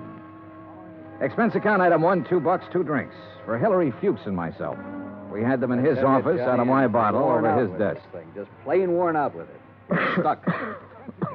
Ooh, have some water. Oh. But I'll tell you this. I'm not going to make a present of $100,000 of stockholders' money to anybody. I wouldn't do that either. Drink your drink. Here's to war. Salute. Now, while that's settling, maybe you'll settle down and tell me what it's all about. Dave DeSalle. Know him? I've heard the name, yeah. Well, he's dead. Drowned 4 days ago out on the coast. So? Did you ever see our K policy series? I've heard of it. Well, the premium's about triple a normal life policy. It's designed only for people with big money. Sure. But it's got a feature that makes those people with money look at it a long time. Uh-huh. This clause isn't anything more or less than the old accident clause paying double indemnity. Broken down, we aren't taking much of a chance. The incident statistics are with us. All right, I'll look it up if I need it. Okay. 3 months ago, we insured Dave DeSalle on one of those K policies. 4 days ago, he fell off the back of a yacht and drowned, and we're hooked for $100,000. Accidents happen. You betcha, all the time. But I'm not sure it was an accident. At least there's not enough proof in this coroner's report to convince me. You say it happened 4 days ago? Yes? Has a claim been filed yet? Yes, and the beneficiary is the deceased's widow. Inquest? Inquest, burial, everything. Was there an autopsy? No, there was not. Investigation? Yes, it was handled by the local police in San Ladillo. San what? Oh. San Ladillo, a little place about 30 miles south of Los Angeles. 4 days ago. Why didn't you put someone on it then? I did. Bert Kenyon. Here's his last report. No evidence available to dispute coroner's verdict of accidental drowning. Recommend claim be honored. Kenyon. Sounds like cold turkey to me. It may sound that way to you, but I still don't like it. I want it warmed up. Now, look, Bert Kenyon knows his way around. And he can miss like anyone else. I want you to go out there and work with him. Cover it all again. Get at DeSalle's widow. She stands to gain most by his death. Maybe the two of you can come up with something. Well, what do you do about the claim? Deny liability on the grounds that the accident is not proven. Hillary, you will be sued. I'll take that chance. Fuchs was an old chance taker who had been raised in the insurance business. The kind of man who gave a claim every kind of test, and if it still passed, he sat down and smelled the paper it was written on. And if he didn't like that, he'd take his chance. Expense account item 2, $138, plane fare to Los Angeles. Item 3, $3. A telegram to Bert Kenyon advising him of my arrival, which turned out to be at 1 o'clock in the morning, 10 minutes ahead of a fog that blanked out the whole area at the airport. Johnny Dollar. What? Oh, hey, Bert. How are you? Johnny, good to see you. Yeah, good to see you. Come on, I got a car. Well, have you got a cigarette? I ran out 2 hours ago. Sure, man. Here you go. Good to see you. Good to see you, boy. The last time I saw Bert Kenyon was July, a year ago, in Dayton, Ohio. He was there working on an arson claim for the National Underwriters. Before that, I'd run into him in Denver, Portland, and Chicago. And we'd worked together for 2 weeks in New Orleans on the San Antonio case. He sent me a Christmas card every year. I sent him one. We were as close and as far apart as two friends can be. When I saw him this time, he looked tired and thinner. And he lit one cigarette after the other. You'll like San Ladillo, Johnny. Yeah? How's the hotel? Oh, old Spanish job. Big rooms, fireplaces, smells kind of damp all the time. You get used to it. Are you tired? Yeah. Well, tell me about the claim, Bert. Nothing to tell. Routine so far. Oh, Fuchs was pretty worried about it. He doesn't like the coroner's report. You know, Fuchs, worry. That's what he gets paid for. Oh, that's what we get paid for, too. Okay. On the face of it, I'd question the claim right away. Just on the 3 months period alone, I'd question it. You still think it was an accident? I think we should pay up and shut up. I'd like to have met this DeSalle guy, Johnny. Stocks and bonds and pretty blondes. He sure had them all. Wait till you meet Mrs. DeSalle. Wait till you see the layup. Boy. And Fuchs worrying about a $100,000 claim. Do you know how much DeSalle's widow is worth? $8 million. $100,000 means about that much to her. Not that much. Peanuts. You want to hear something funny? Real funny? Go on. DeSalle bought that policy one day at the racetrack at Del Mar. Yeah, because an insurance broker gave him a tip on a horse. Yeah. I can just see Fuchs worrying about his $100,000 and finding out about that part. How did you find out about it? Mrs. DeSalle, she told me the story. What about her? Now, what about her? She's the beneficiary. Well, I told you, $100,000 doesn't mean a thing to her. Why would she kill him for $100,000? Why not? Fuchs sent you out here to take over because he thinks I lost stuff, didn't he, Johnny? He sent me out to see if I could give you a hand. He wants us to cover the whole thing again. Wouldn't kid an old pal, would you? I'd never try, Bert. I bet you wouldn't. I just bet you wouldn't. In another 10 minutes, we were in San Ladillo, a sprawling little town built around a natural harbor. The houses looked expensive, the boats even more expensive. Kenyon pointed out one house on a hill, a 3-story affair with an acre or so of lawns around it.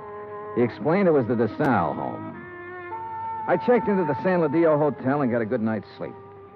Next morning, Bert Kenyon and I went over to the statements of everyone who had been on the yacht the night DeSalle went overboard. Then we went out and interviewed everybody again, including Mrs. DeSalle. This is getting awfully dull. You understand we have to do this. All right. Dave and I were having drinks with a few friends. He said he felt like getting a little air. He went up on deck. A few minutes later, someone was looking for him. Mr. Burke. It might have been. Well, that's what's on your statement. All right. Mr. Burke. We couldn't find Dave, and then I remembered he was on deck. We went up there and saw his hat floating on the water. We looked around. We didn't see him. I sent one of the crew to call for help. They fished him out an hour or so later. You were never on deck until then? No, I wasn't. Who were they? You said they fished him out. The police. Someone. I don't know. We're a lot of men. They tried to give him artificial respiration. Well, what did you do? I watched. What else was there to do? Hard thing to watch, Mrs. DeSalle. Your husband just drowned. Yes. Yes, it was. Is that all? Yeah. That's all.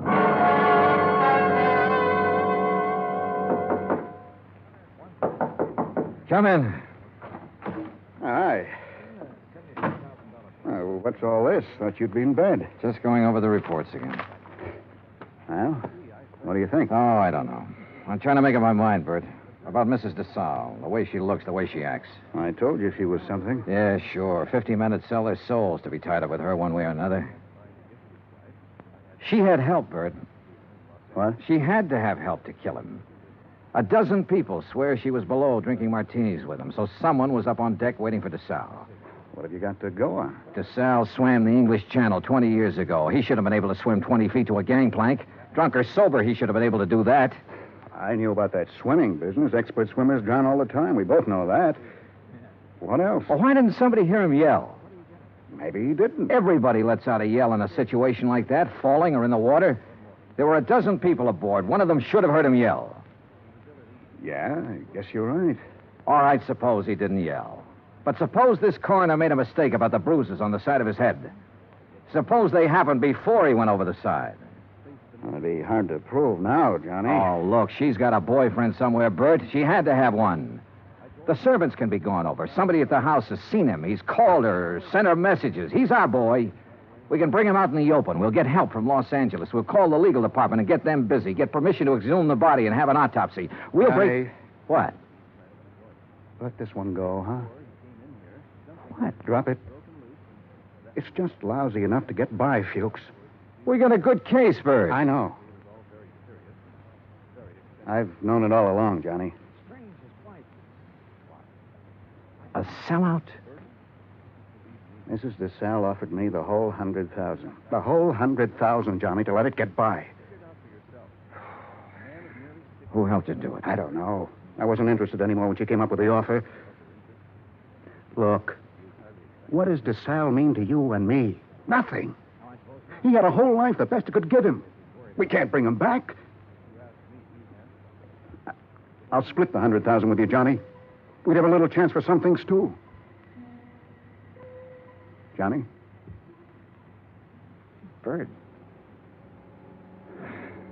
No deal? No deal.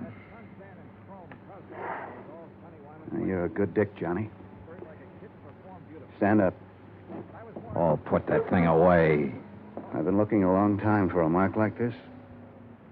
Now you've lost it up, and I have to beat it. Turn around. Bert. So long, Johnny.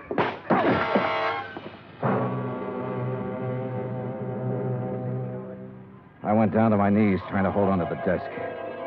I saw him stand there a minute, like he might want to help me. And then he was gone. I did everything I could to make my feet, but my legs wouldn't work. And then it was all over.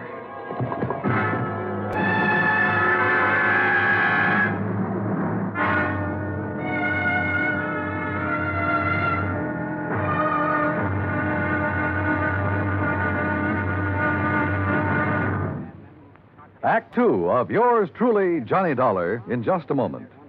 Democracy. What does it mean? The word itself is of Greek origin. Demos meaning the people, and kratos meaning authority. Thus, in a democracy, the people have the authority to rule themselves. But where does the authority come from? The authority comes from the people themselves. They put it in their Constitution, and the Constitution can't be changed by anyone except the people. That puts the supreme power of the government of a democratic country right in the hands of the people, and the people elect their representatives to run the government. In that manner, democracy gives everyone equal representation in the government. Democracy provides mankind with its greatest legacy of freedom. Now, Act Two of yours truly, Johnny Dollar, and the DeSalle matter.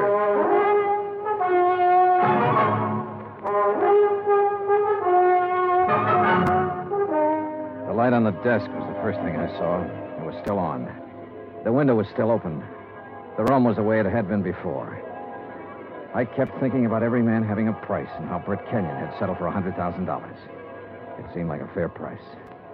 It also seemed too bad there was no way for him to collect it. There were two of them, a heavy-set man about 50 years old and a tall, lean-faced man with dark eyes. They looked me over. Your name, Dollar?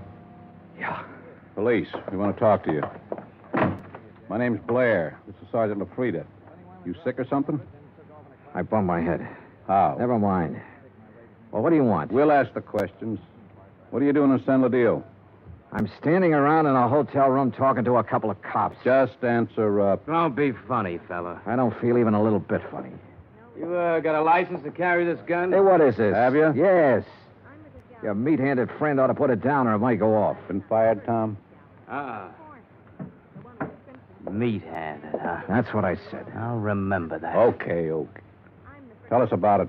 Tell us what you're doing here. And don't waste a lot of time doing it. I'm an insurance investigator. Tell this goon to back away and undouble his fist or I'll break a chair over his head. Are you going to try to be tough, baby? I'm going to try to find out what this is all about. You want me to pop him open to see if he's as tough as he sounds? Behave yourself, Tom.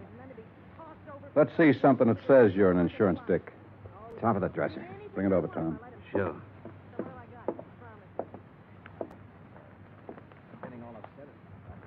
Here. Okay. Now tell us what you're doing in town. The DeSalle case.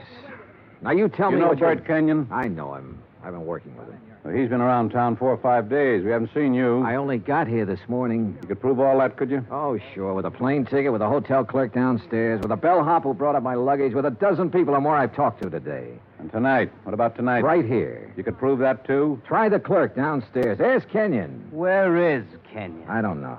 You ought to know. Why don't you sit down, Tom? Okay. Now, when did you see Kenyon last? A couple of hours ago. Now, tell us what you talked about, and don't forget anything. We talked about the DeSalle case. Kenyon have something new on it? No. Don't hold out on me, boy. This is police business. Tom here's pretty edgy for a cop, but I'll turn him loose on you if I have to because I haven't got a whole lot of time to waste being sweet. Tom worries me to death. One more minute. Just one more minute is all I'm going to take off this guy. Oh, shut up. I'll ask you again, Dollar. What's new on the DeSalle case? What did Kenyon tell you? The way we look at it, you came out here because something new popped up that might take 2 guys to handle it. Look at it any way you want to. Blair, you going to take this stuff? Never mind. Okay. Get your hat and coat, Dollar. We're going to see a fella. Not unless I know why. And I mean that. Dollar, your buddy's been killed. What? Kenyon. Somebody shot him up an hour ago.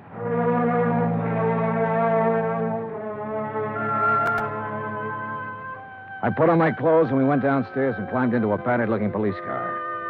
Tom LaFrida drove. I sat with Blair in the back seat. No one said anything. A half a mile out of San Ladillo, we turned onto the main highway and drove to a spot about 2 miles away, all-night filling station.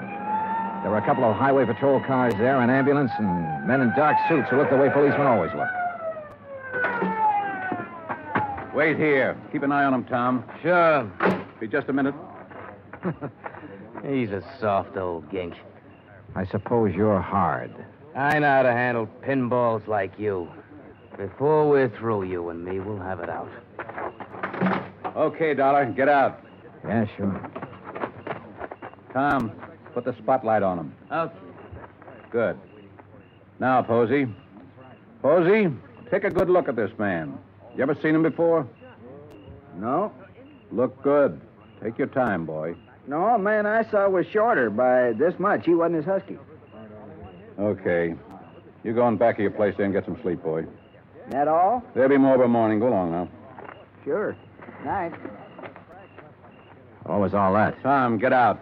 You stick Sure. around here with Dick and Wally. Okay. You're the boss. You get in the front, Dollar.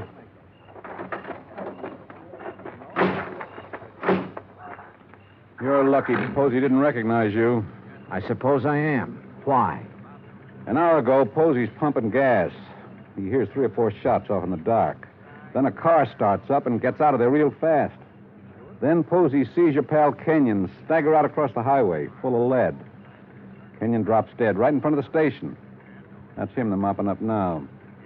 We had half an idea you might have been the man beaten in the car. That's a dumb idea. Yeah, he was shot close up, like it was somebody we were just standing talking to, an old friend. You're an old friend of his. Blair, you got it all wrong. Huh? We haven't been friends for 3 hours. His full name was George Blair. He'd been on the Los Angeles force 12 years. Then they retired him at half pay when a holdup man shot off part of his right foot. He'd taken the San Ladillo job because it was the only police force he could find that would take a man who limped more than a little. Expense account item 4, 20 cents coffee for Lieutenant Blair and myself. I don't know. Maybe we went at you the wrong way in that hotel room. That's my fault. But a man's been murdered, and I get excited about things like that. I don't blame you.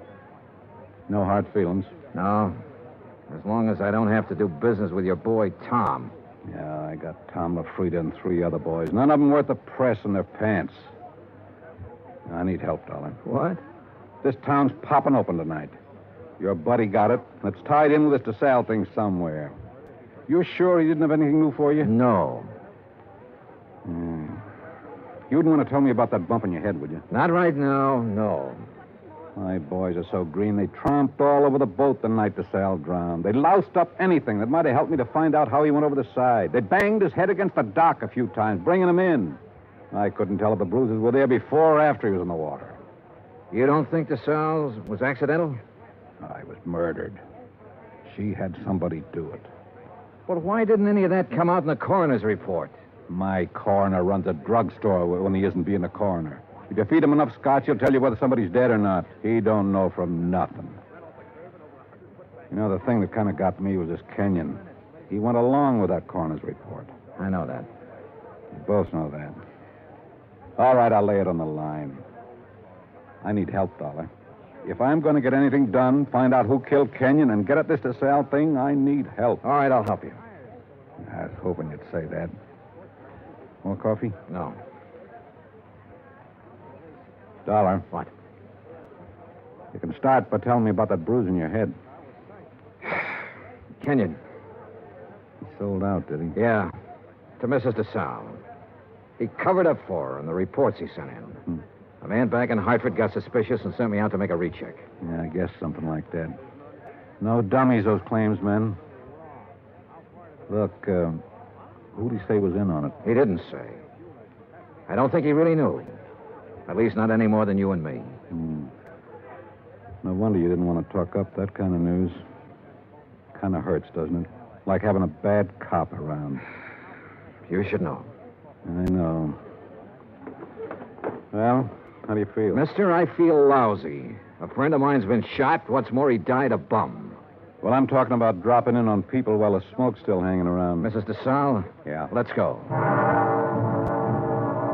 It was about 6:45 in the morning when we left the diner. By 7:30, we were winding up the driveway to the DeSalle mansion overlooking the ocean. Blair mumbled things about the fog lifting and what a nice day it would be. I smoked cigarettes and looked and watched the contented smile he kept on his face. Well, what do you know? Tommy LaFrida's car. Oh, what does that mean? Well, let's find out. Tom was off duty at 6 o'clock, as far as I know. I told you it was going to be a nice day. Yeah, you did it then.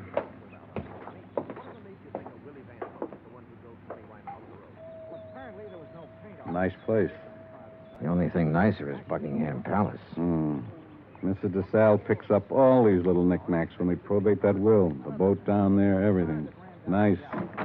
Yes? Mrs. DeSalle, please. At this hour of the morning. She's still asleep. Yeah, we kind of guessed she might be in bed. You tell her the police are here and want to talk to her. Police? Now, you got it. Yes, sir. Just a moment. That's you, Blair? Hello, Tom. I'm waiting to see her, too. Thought she might have a little something to say that'd help in that Kenyon killing and be willing... You remember Mr. Dollar? Mister? That's what I said, Tom. What is this? He's giving me a hand. You trust him. Better than I do you. Kind of a crack is that? No crack. Just that you're always talking when you ought to be listening. Besides that, you've been drinking again. Go on, get your hat and get out of here. Don't I just gave you an order. Beat it. Okay. He'd like to kill somebody, that bird. I'm not so sure he didn't. You got a gun in that coat? No. Take mine. What? I don't like him being here. It just came to me. He was the first one down at the dock the night DeSalle got it. The first one. Her boyfriend? Could be. I can't awaken Mrs. DeSalle. You'll have to come later. Well, we'll handle that part. Which room is hers? But you can't come in here Which like this. room? Top of the stairs, the first door. Oh, you run along and buy yourself a cup of coffee. Come on, Dollar. You can't go up there at this hour of the morning and break in on her. Mrs. DeSalle. No. Hey, get the light switch. Yeah. Come near me, please. Don't come near me, please. Please.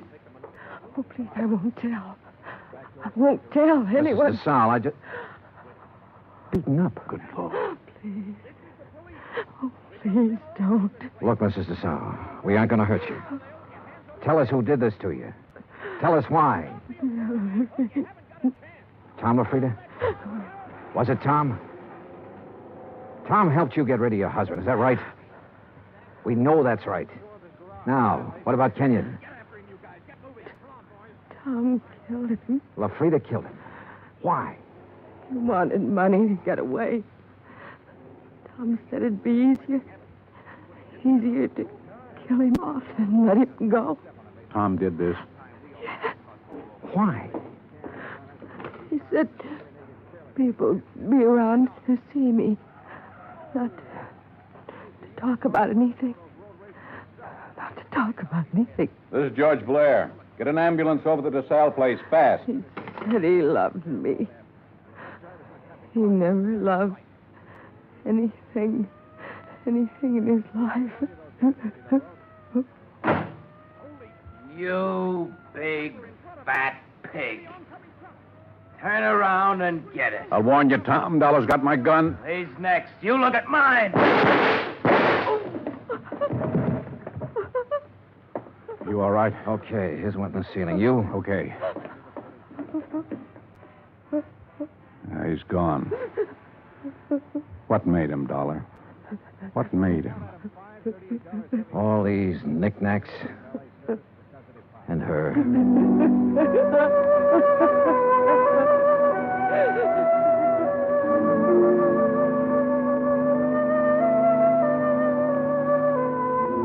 Expense account item 5, $25. One phone call to Hartford. I told Hilary Fuchs the whole story, and he promised to send out the necessary legal aid. Item 6, $10. Flowers for Bert Kenyon.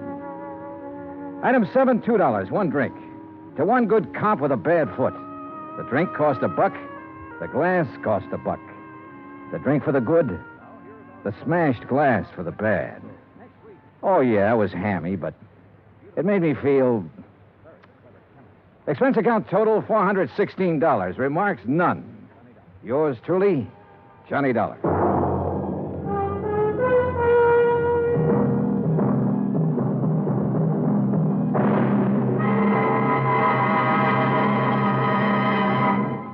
Now, here is our star to tell you about next week's story. Next week, one of the sweetest old characters I ever met. And with him, one of the cleverest killers. Join us, won't you? Yours truly, Johnny Dollar.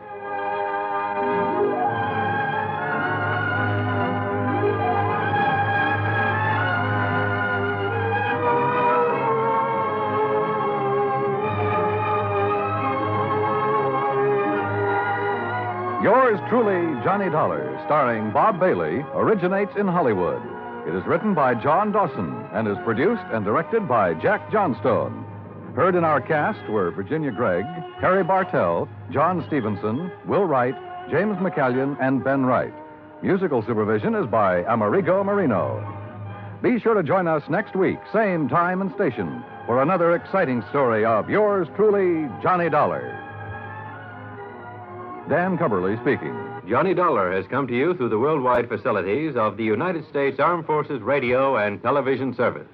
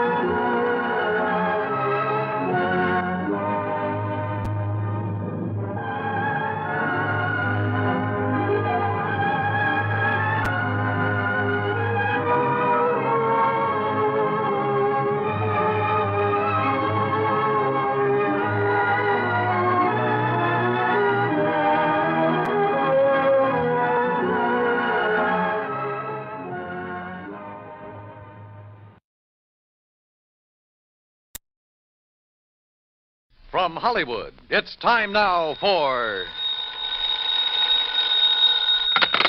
Johnny Dollar. Paul Brennan, Inter-Allied Insurance Company, Johnny. Oh, hi, Paul. How's the world doing by you? Oh, I got troubles. Oh, like what? Like Albert W. Winkler. Winkler? Who's he? Maybe you mean who was he? Well, which is it? Well, that's the trouble, Johnny. We don't know. Huh? Well, he's disappeared, and with him a hunk of emerald worth exactly 100,000 clams. Wow. Well? Sure.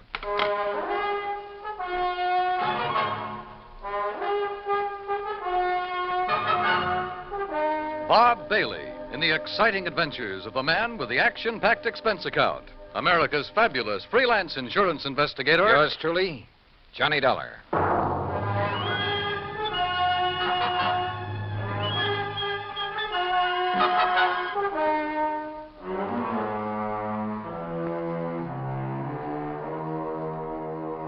Expense account submitted by Special Investigator Johnny Dollar to the Inter-Allied Insurance Company, Dawson Building, Hartford, Connecticut. Following is an account of expenses incurred during my investigation of the Blooming Blossom matter. Expense account item 1, $1 even. Taxi from my apartment to the offices of Inter-Allied, where Paul Brennan wasted no time in getting to the point.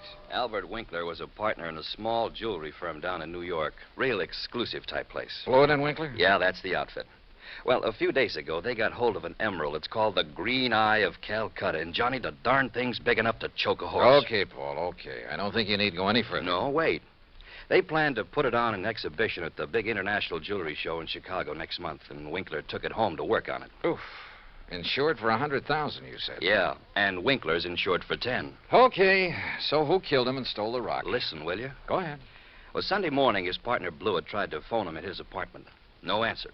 So Blewett sauntered down to the office thinking he might be there. But no sign of him? Right. Nor of the Green Eye of Calcutta. Only a note Winkler had left the night before saying he was taking the stone home to work on it. Well, that makes it look as though maybe Winkler... Listen. About that time, the phone rang there in the office. It was the police department, also looking for Winkler. Oh. Yeah, they'd been called by Winkler's landlord after a chambermaid had found his apartment completely ransacked and the old boy missing. Uh-oh. Who's working on it? For the NYPD, I mean. Sergeant Randy Singer, 18th Precinct, homicide. Old friend of yours, I believe. Yeah, good man. Has he come up with anything? Nothing. Well, Johnny? Sure, Paul. Now? Now. Item 2, another $1 for a taxi back to my apartment where I slicked the stubble off my face, showered, dressed, and was about to head for New York when the phone rang.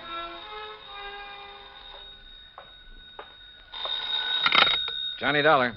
Johnny Dollar? That's right. Oh, good. Well, who's that? Oh, yes, of course, Mr. Dollar. Huh? I must talk with you, sir. It's important, very important. Well, who are you? Me? Well, this is Wilbert Kenworthy Blossom. Yes, and I must see you right away. Well, what's this all about, Mr. Blossom, did you say? Oh, why, that's right. How did you know that? Oh, is this some kind of a gag? Certainly is not. And to think that now I'll be working with you on a... Oh, it's wonderful, just wonderful. What are you talking about? Why, you, don't you see? I follow every single one of your cases, sir. Either in the newspapers or on the radio. Oh, I'm your biggest fan. Is that all you called to say, Mr. Blossom? It is not. I'm calling about the mysterious disappearance of Mr. Albert Winkler. Winkler? You know something about him, his whereabouts? I certainly do. Where are you, Mr. Blossom? Here at my house in New York, and I'll be waiting for you, sir. Goodbye. No, wait. Give me your address. Oh, yes, of course. How could you know where to come if I hadn't given you that? Yeah. That was silly of me. Well, goodbye. The address, man, the address. Oh, of course. Yeah. It's 825 East 73rd Street.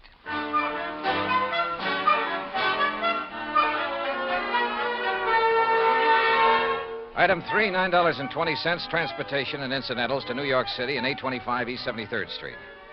It turned out to be one of New York's famous old brownstone houses, well preserved and reeking of an era long past, when the city's wealthy and elite had built row on row of these monuments to a now forgotten financial aristocracy. Oh, come in, Mr. Dollar. Come in. I'm Wilbert Kenworthy Blossom, and I cannot tell you how thrilled I am to be working with you on this. I don't know how to describe it, but I'll try. The inside of Blossom's home was unbelievable.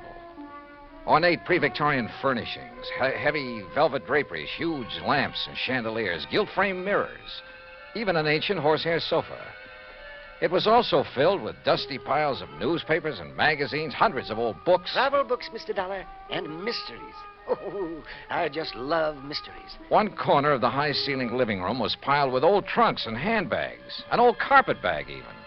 Boxes of tools and utensils were stacked about, an ancient Victrola, beat-up sewing machine. You just never know when you might want to sew something, do you? Old guns and pistols, some of them museum pieces, a stringless tennis racket, a pair of rusty handcuffs locked to the base of a floor lamp without a shade, a broken bicycle pump. That's just in case I ever find a bicycle to go with it, you understand.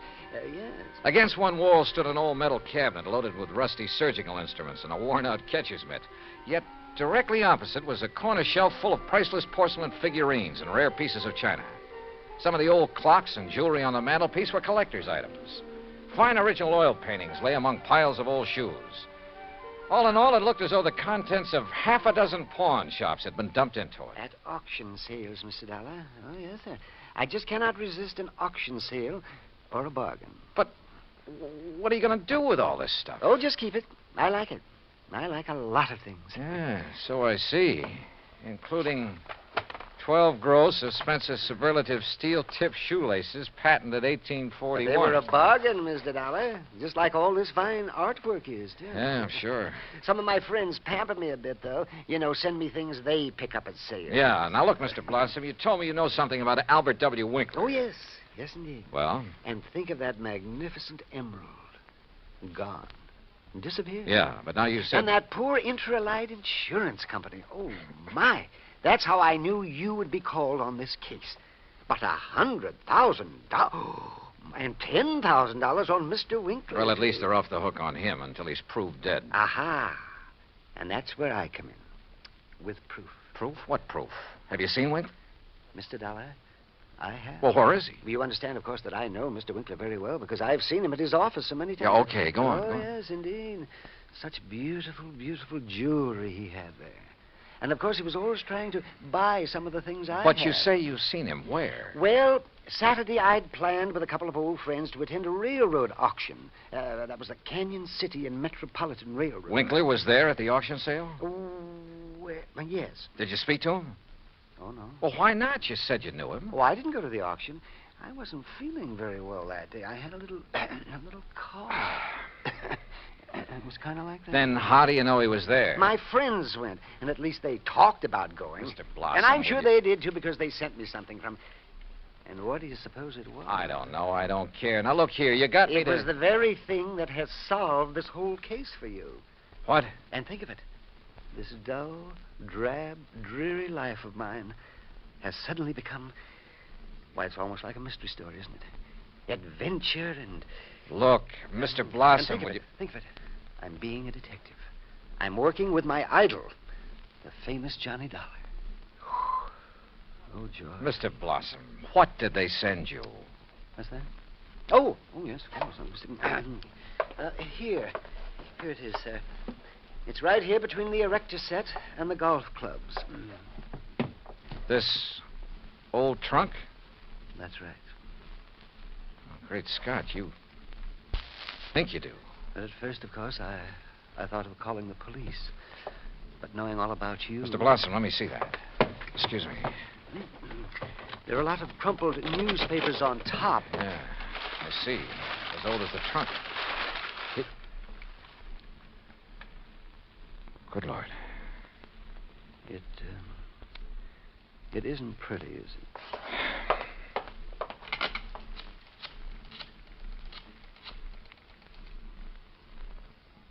Sergeant Randy Singer, homicide.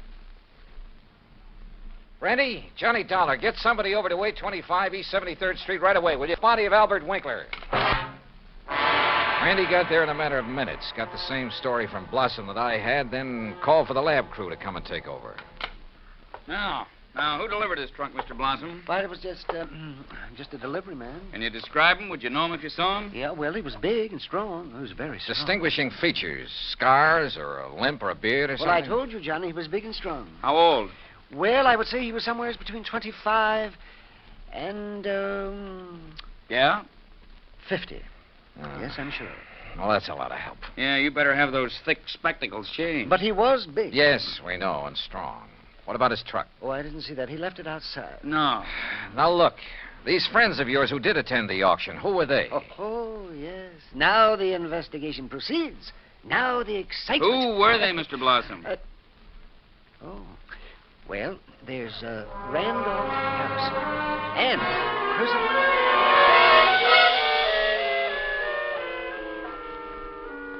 Randy Singer took down the names of Blossom's 3 auction-minded friends.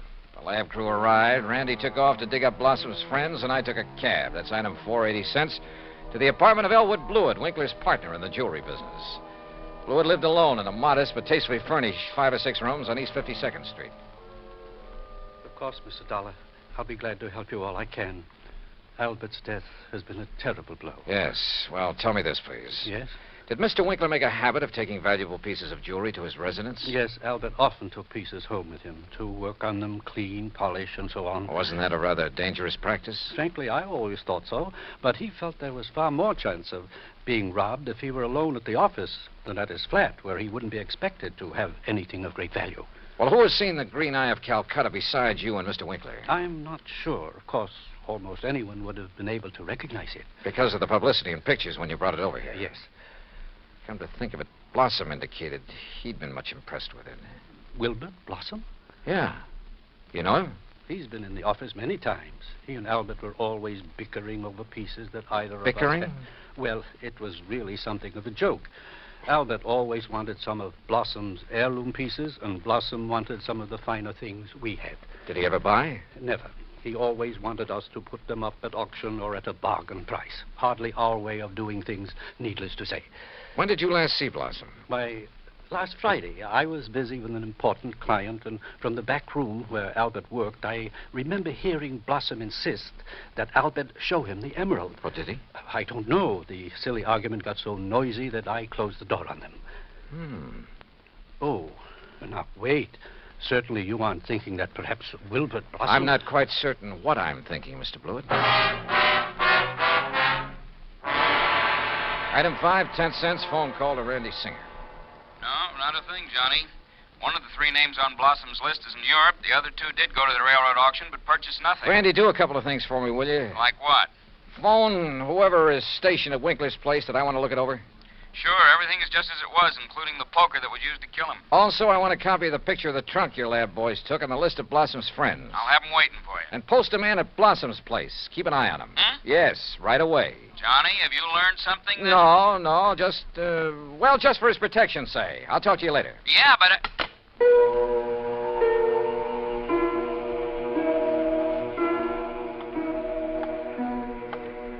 Blossom.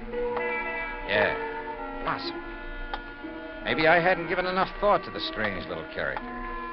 Or to why the trunk with Winkler's body had been at his place. But if he were involved, why call me in? Cover up? Possibility. But Wilbert Blossom kill a man? Yeah, maybe he could. Maybe he did. I'd better see him as soon as I get through with the inspection of Winkler's apartment. Mr. Dollar? Oh, hi, officer. Did Sergeant Singer call and tell you that... He's on the phone here in the Winkler apartment now. Wants to talk to you. Says it's very urgent, sir. Okay, thanks. Johnny Dollar. Johnny, how did you know? Huh? The man I sent to cover Blossom's house for you got there too late. What? Whoever got in and attacked the poor old coot got away. Attacked?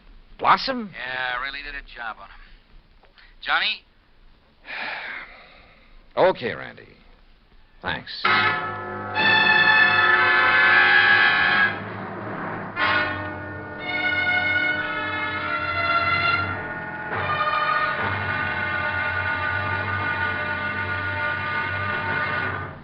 Act Two of yours truly, Johnny Dollar, in just a moment. Democracy. As everyone knows, democracy means many things.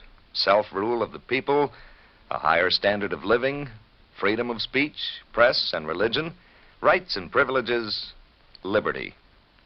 But the most vital promise of democracy is mankind's right to dignity. For it is through the dignity of man that democracy has given mankind its greatest legacy of freedom. Now, Act Two of yours truly, Johnny Dollar, and the Blooming Blossom Matter.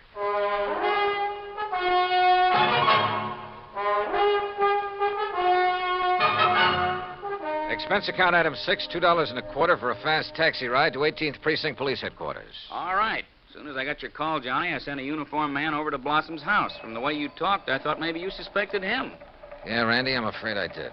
Boy, how wrong can you be?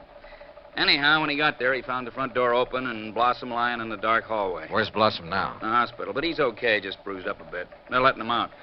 Fingerprints? Anything to go on? The lab's checking on the prints right now. Uh-huh. Let me know. Yeah. Anything else? Nope. So, now let's find out who tried to put Blossom out of the way, and we'll have the guy who killed Winkler. And stole the $100,000 worth of emerald, then shipped Winkler's body to Blossom. Oh, and by the way, here's the picture of the trunk you asked for and the 3 names Blossom gave me. Harrison, Norton, and Scatterday. What are you going to do with them? Randy, suppose the man who attacked Blossom is the one who did all the rest. You got a better suppose? Well, look, Randy, whoever wielded that poker on Winkler couldn't have been very strong. A really hefty wallop would have bent it out of shape. And the lab agrees with you. But, of course, it didn't take much of a blow to finish off old Winkler. He didn't weigh much over 100 pounds, you know. Yeah.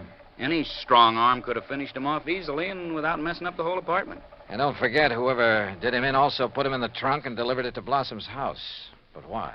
Yeah. Yeah, and where's the emerald? That's what you should be worried about. $100,000 worth of worry for your insurance company. Now, what are you going to do with that picture of the trunk and the list of Blossom's friends? Oh, yeah, sure. I'll see you later.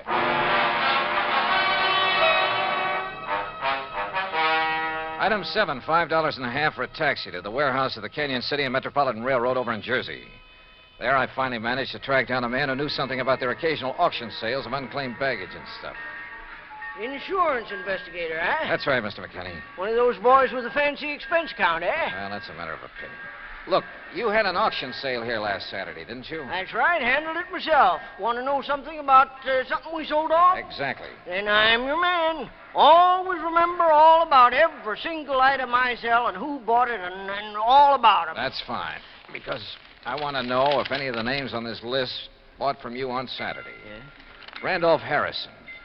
Man by the name of Harrison buy anything? Nope. How about Percival Wentworth Scatterday? Nope. Ellsworth Norton? Nope. You sure, Mr. McKinney? I'm sure. How about Blossom? That a man's name? Yes, Wilbert Blossom. Well? No, sir. Nope, never heard of him. And like I told you, I never forget the stuff I sell or the fellas I sell it to. Wait. This picture of a trunk. Huh? Have you ever seen this trunk? Well, yes. Did you sell this trunk on Saturday? Yes, I did. To whom? Come on, man, it's important. Well, I was real early in the sale. Yeah, before most of the people got here. Bought this trunk and had it sent to his apartment in New York. And his name? Well, it was a funny kind of name. Blinky or Winky or... Oh, no. Winkler. Winkler. That was it. Albert Winkler. Item 8, $2, 2 drinks for myself at the nearest bar. But they didn't help to kill my feeling of utter frustration. Item 9, $5.50 taxi back to 18th Precinct headquarters in New York for want of a better place to go. Oh, it's about time you got here, Johnny. Oh? We matched up the prints we found after Blossom was attacked. You know who made them? Yeah, here's his card. Carlo Bernasconi. Any reckon? Couple of a dozen arrests, only one conviction. Anything to do with jewelry? Better. Accessory to a hijack operation a couple of years ago. He drove the truck. Hey. Sure. Got a mugshot of him? We got him. Downstairs. Come on, I'll take you down. Randy, what's he look like? Like you'd expect the truck driver to look. Big husky brute. Has he admitted anything? Well, the threat of a murder charge made him talk, all right, but none of it makes any sense. Of course it doesn't. But he's our boy, all right. He killed Winkler and beat up Blossom. I thought your lab decided whoever killed Winkler was a small fella. Yeah, So the theory about the same man killing Winkler and beating up Blossom doesn't work. But, Johnny, holy...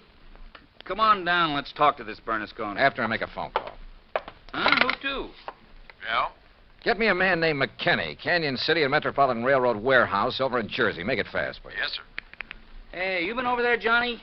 Just before I got here. Did you find out anything? No, but I'm going to now. Like what?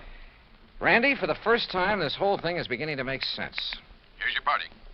Mr. McKinney? That's me. This is Johnny Dollar, remember? Sure do. Good. And say, Now... I've been reading in the paper since you left here about that body found in the trunk over there in New York. Yeah, well, look. Is that the same trunk you was over here asking about? Yes. Now, you told me that trunk was bought by a man who gave his name as Winkler. That's right. Do you remember what he looked like? Sure do. Why, I can give it to you as accurate as if it was in the police files. Well? Height, 5'9", maybe 9.5. Go on. Weight, between 155 and 58. You see, when I was young, I worked with a carny show guessing weight and height, and if I didn't guess it right... Yeah, okay. Now, how about the color of the eyes? Well, I noticed them because of the way he squinted through them thick, old-fashioned steel glasses. Thanks, Mac. I'm sending you a 10 spot in the next mail. Well, now... Well, Johnny? Come on, Randy. Let's go down and see this Bernasconi. You find something out new? Yeah, and I don't like it. I don't like it.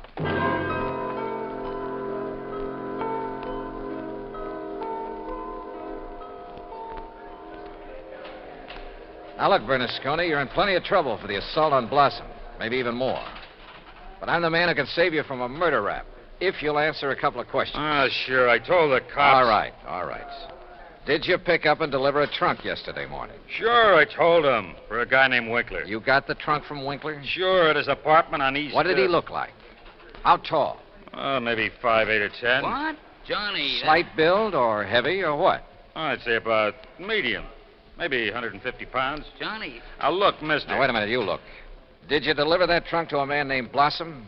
Sure, at 825 East 73rd Street. What did he look like? Him I never seen. I knew it. He hollered from a window that the door was open and I should put the trunk in the living room. What a junk house. But you must have seen him later when you came back and assaulted him. It was night then. When he come to the door, I just slugged him and let him lay there. Then I went inside where the lights was on to look for... Well, look for the big rock I'd read about in the paper. But then I heard a prowl car coming, so I beat it. Trunk wasn't there anyway. Okay, Bernasconi. See you later, Randy. Now, just a minute, Johnny. Hey, and what about me? You said it...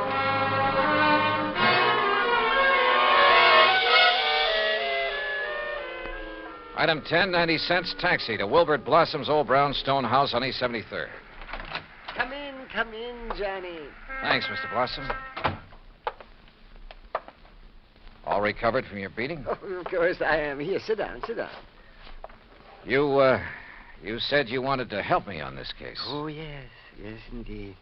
Why, this chance to work with a man I consider the finest insurance investigator in the world. Yeah. That's why I called you when I got the trunk with Mr. Winkler's body in it. Mr. Blossom, why don't you All tell the my truth? drab, dull life, I wanted to be a detective, an investigator. And this was my chance. My chance. Tell the truth, did you say? Mr. Blossom, listen to some facts for a minute and see what conclusions you draw from them. Oh, deductions. Like a detective. To begin with, this house of yours so full of, well, junk. I told you, Johnny, I like things. I like things. But it also has a lot of fine paintings, sculpture, china, jewelry. Oh, I like all sorts of things, especially if they're fine and rare. And bargains. Like the green eye of Calcutta? Oh, the most beautiful emerald in the world. And I would conclude that you'd do just about anything to have that stone. Yes, sir, Johnny. I'd reach the same conclusion. Okay. Now, when Albert Winkler and the emerald disappeared, it was in the papers that Inter Allied had written policies on them. Conclusion? Yes, sir. I would deduce that you would be called in. Wouldn't it be smart, then, if the killer was afraid I'd eventually get around to him anyway? Wouldn't it be smart for him to call me in and offer to help me? As a cover-up for what he'd done? Oh, yes. Yes, indeed. Or at least he'd think it would. Oh, yes, I guess he thought it would. Another thing, Mr. Blossom. Oh? What is it, Johnny? The body was packed in the trunk with old newspapers. Like these you keep piled around. Oh, why, yes. And I would deduce... So obvious that both Randy Singer and I overlooked them completely. Oh, well, there's so many things piled around here. You couldn't be expected to... Johnny. Yeah? What really made you decide that... Well, I'd like to know. All right. Albert Winkler was a frail little old man, about 4'11", not much over 100 pounds. Yes, he was. But the man who bought the trunk and had it sent to Winkler's apartment, who gave his name as Winkler, that man was about 5'9", 155 pounds. And he wore thick, old-fashioned steel-rimmed glasses. But, Johnny, I can't see without them. Then there's the truck driver. The man who ordered the trunk delivered to this house gave his name as Winkler, too. But Winkler was dead by then. Dead from a blow inflicted not by some big bruiser, but by somebody of, say, your build. Oh, that awful truck driver who thought the emerald would be in the trunk and came here to steal it and who beat me up. I suppose you want the emerald. Yeah.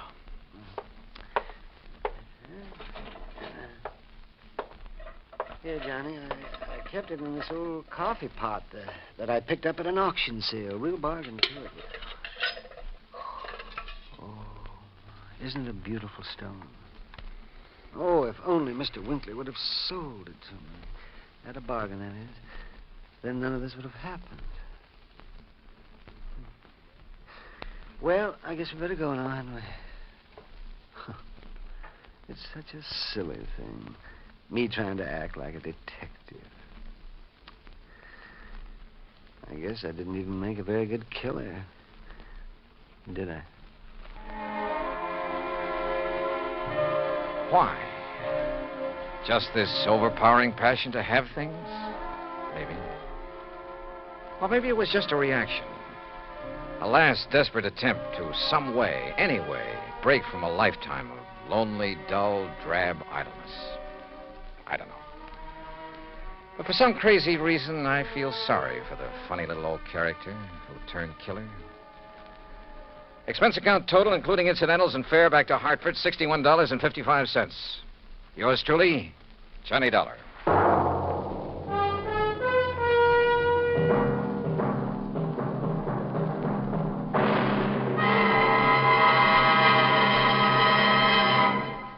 Now, here is our star to tell you about next week's story. Next week, a case so simple, so easy, so obvious, that it proves almost impossible to solve.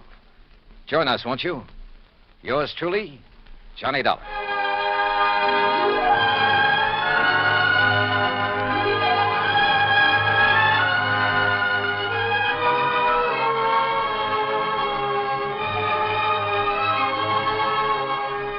Yours truly, Johnny Dollar, starring Bob Bailey, originates in Hollywood. It is produced and directed by Jack Johnstone, who also wrote tonight's story. Heard in our cast were Howard McNear, Herb Ellis, Herb Bygren, Junius Matthews, Herb Butterfield, Frank Gersel, and Johnny Jacobs. Musical supervision is by Jerry Goldsmith. Be sure to join us next week, same time and station, for another exciting story of yours truly, Johnny Dollar. Dan Cubberly speaking. Johnny Dollar has come to you through the worldwide facilities of the United States Armed Forces Radio and Television Service.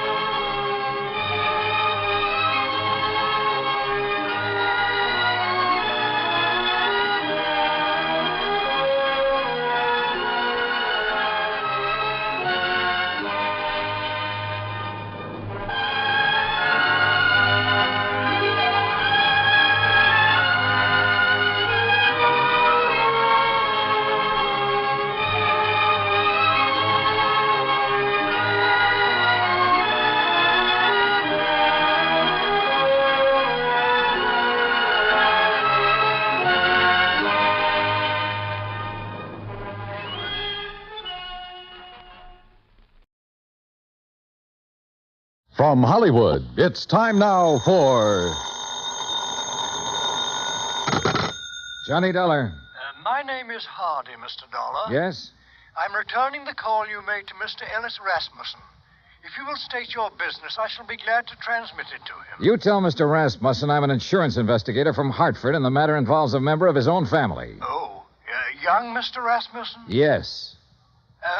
Could you hold on a moment, sir? I could. Mr. Rasmussen will send a car for you at 6 o'clock. Look, I can take a cab. Oh, well.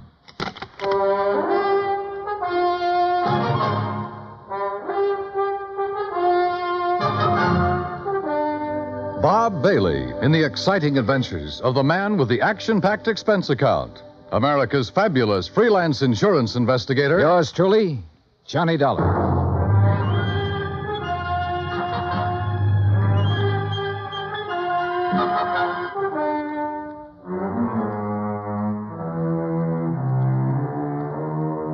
Expense account submitted by Special Investigator Johnny Dollar to the Universal Adjustment Bureau, Hartford, Connecticut. The following is an account of expenses incurred during my investigation of the Rasmussen matter. Expense account item 1, $204.35, airfare from Hartford to San Francisco to Los Angeles. Trying to compile the details of the Rasmussen case. I'd been on it 3 days when I was stonewalled in Los Angeles with a Holmby Hills address and the phone number of Ellis Rasmussen. At 6 o'clock, a liveried chauffeur in immaculate uniform stepped up to me at the desk. Mr. Dollar? Yes? My name is Stauffer, sir. I have Mr. Rasmussen's car outside. Well, gee whiz, Stauffer. Ain't it the truth, sir?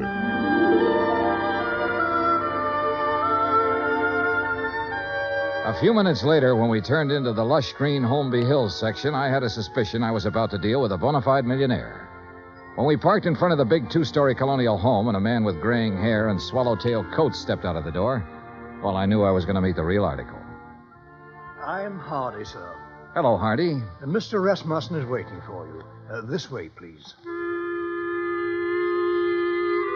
We stopped in front of a huge paneled door. Hardy tapped on it once, then pulled on the knob. As we entered, a tall man with a shock of pure white hair rose from his chair and turned toward us. This is Mr. Dollar, Mr. Rasmussen. I want about 4 fingers of sour mash. What do you want? Oh, you took the words right out of my mouth, Mr. Rasmussen. Very good, sir. He's a pretty nice fellow. We're all pretty nice fellows around here, Mr. Dollar. Sit down. Thanks. Could you hand me that lighter? Oh, sure. Here. Thank you.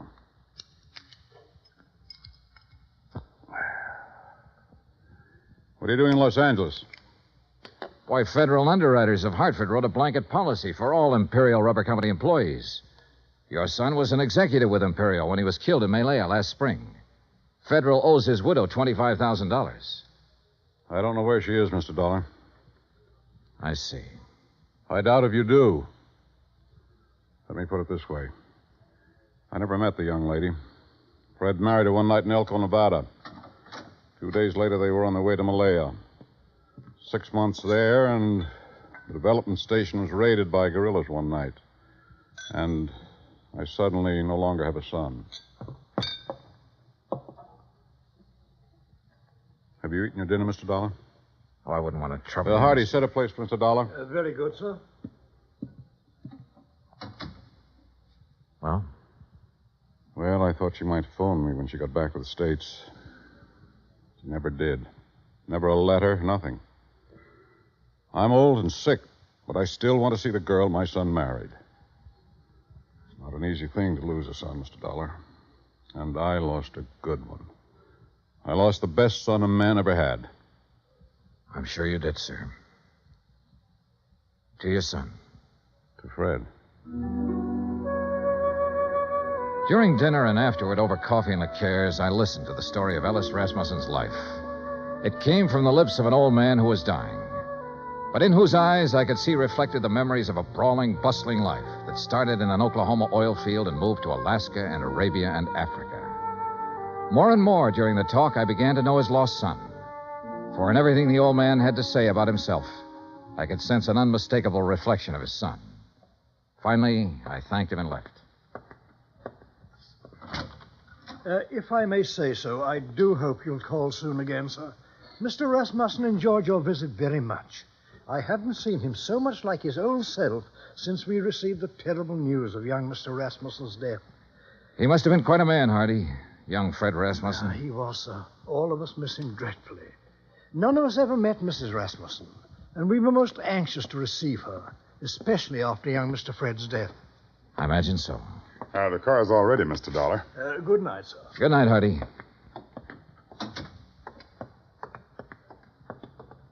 Fine night, Mr. Dollar. Yeah. Stauffer. Yes, sir? I didn't want to press the point with Mr. Rasmussen, but now maybe you can straighten me out. Did he approve of his son's marriage? Let's put it this way, Mr. Dollar. Mr. Rasmussen approved of Mr. Fred. And if Mr. Fred got himself married, then Mr. Rasmussen approved of the girl. Between them two, they had that kind of understanding. Real people. Expense account item 2, $1.98. Telegram to Personnel Division, Imperial Rubber Company, requesting a copy of all information they might have on Laura Olson Rasmussen. Item 3, $6. One long-distance phone call to the Universal agent working the case in San Francisco. Mrs. Rasmussen left the Malaya Peninsula by boat from a town called Cosheti 3 days after the news of her husband's death. A week later, she booked plane passage in Hong Kong with Trans-Pacific Airlines. She changed planes in Honolulu. She cleared the Port Authority in San Francisco.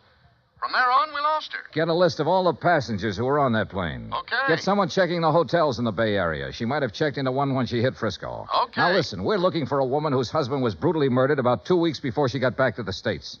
If she's anything like I think, she was probably about at the end of a rope. Now start asking questions at places where people like that go. Right. On Wednesday morning, I rented a car. That's item 4, $25, and made the rounds. First stop, Los Angeles Board of Education.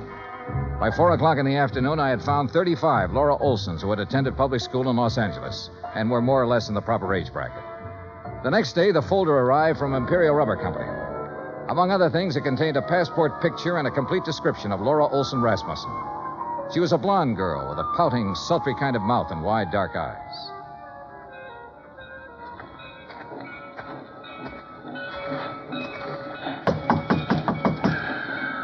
You down there. Yes? What do you want? I'm looking for Mrs. Frances Olson. Are you Mrs. Olson? I don't want to buy nothing. Do you have a daughter named Laura Olson? Are you a policeman? No, I'm an insurance investigator. I'm trying to locate Laura Olson Rasmussen. Well, how'd you get this address? What's that? A picture of her. Let's see. That's my Laura. What about her? I've been trying to locate her for some time. Is she here? No, she ain't here. She ain't been here for 5 years. Do you have any idea where I can find her? Friends, maybe? Other relatives? You say her name's Rasmussen now? Yes, she married a man named Fred Rasmussen. Married. Well, ain't that just something? You didn't know your daughter had been married, Mrs. Olson? How would I know? How would I know anything about her?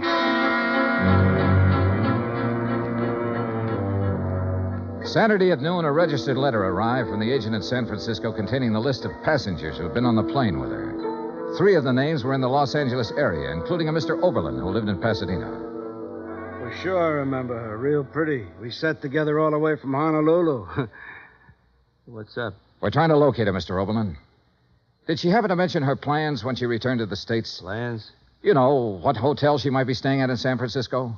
Or if she was going on to another city? No, not her. You say that very emphatically. Yeah, I guess I do. You didn't have to show me a picture. You know, a guy always prays he'll meet someone like her on a plane, you know what I mean? Yeah, live it up. Yesterday's gone, she said tomorrow ain't here, and the only thing we got is today. Yeah, we had a swell time.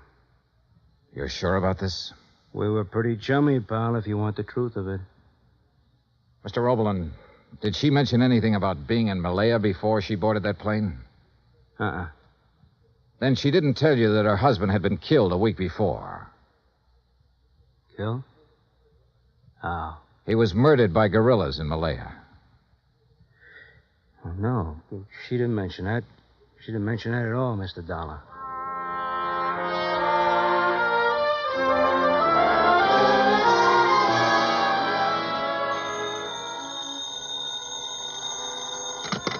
Johnny Dollar.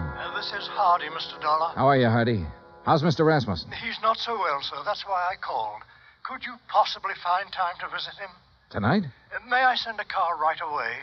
Is it serious? He's dying, sir.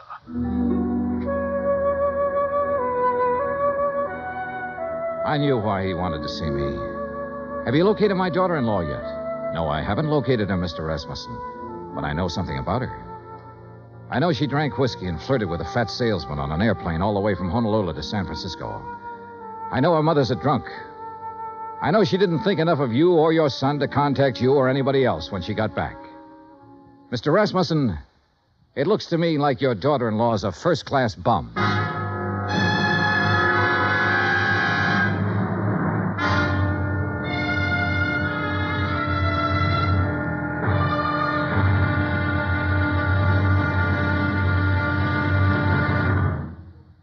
Act 2 of yours truly, Johnny Dollar, in just a moment. Our daily lives are sharply affected by world news. And for a complete roundup of the news every single weekday evening, just keep your dial on CBS Radio for the news broadcasts of our famous CBS newsmen, Edward R. Murrow and Lowell Thomas. Hear up-to-the-minute news with Edward R. Murrow and Lowell Thomas on CBS Radio. Now, Act 2 of yours truly, Johnny Dollar, and the Rasmussen Matter.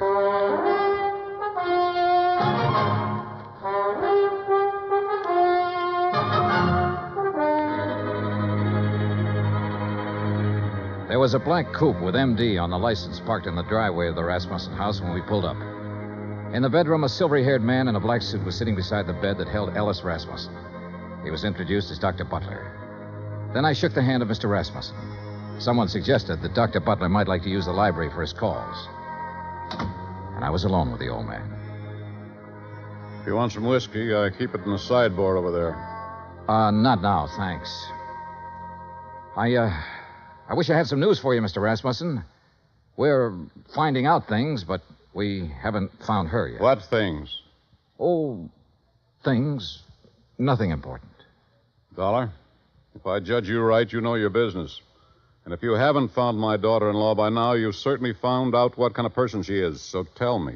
I haven't met her. I don't know. You're being evasive. I don't work for you, Mr. Rasmussen. I'm an insurance investigator trying to locate a woman and pay off a claim. If I don't find her, the case will just have to sit, unless you or someone else concerned makes a report to missing persons. Then the cops can take over, and maybe they should right now. My son was a fine man. I can look back on all the years I had with him and be proud of every year and every day. He married a girl named Laura Olson. I don't know where she came from or who she was, but I know my son wouldn't have married her unless he loved her, unless she loved him in return and was worthy of his love. You know a lot, Mr. Rasmussen. Perhaps I should go to the police. No. No, don't do that. We'll find her, Mr. Rasmussen. We're getting it narrowed down. Well, I'd better leave now. As you say. Mr. Dollar. Yes, sir. I want to see her. Yes, sir. I'm sorry I talked to you the way I did.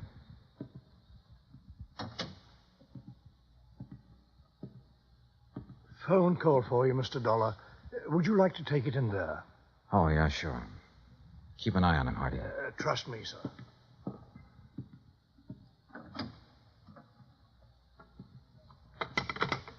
Johnny Dollar.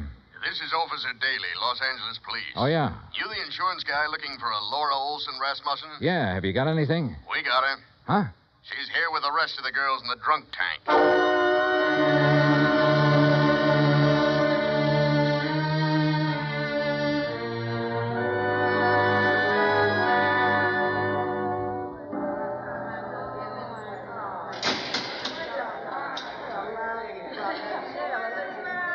A drunk tank will always smell of disinfectant. This one was no different. There are no bunks, no chairs, no blankets, no nothing. So you stand or sit on a concrete floor and wait for something to happen. The legal period is 24 hours. You get rebooked or you get released. It all depends. What's the story on her, Dollar? I've got a check for $25,000 for her. Gee, insurance money? Yeah. Quiet! Quiet in there! All right, quiet down! You girls better learn to get along. Which one? Back there, sitting on the floor. Oh, brother. What's the situation? If somebody comes up with bail, they can have her. Expense account item 7, $100 bail. While I was waiting around, Officer Daly broke open a file on her. A dozen aliases, a dozen charges, and one conviction for shoplifting. A career of petty thievery that began at the age of 16 and ran up into a 22nd year. Expense account item A, $35 telegrams. I sent wires to all parties concerned, all parties except Ellis Rasmussen, ordering a stop on their activities since Laura Olson Rasmussen had been found.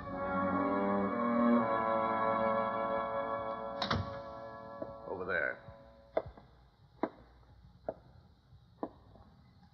Who are you? My name's Johnny Dollar. Thanks for getting me out. Why? I did it for a friend. Friend. I didn't know I had any.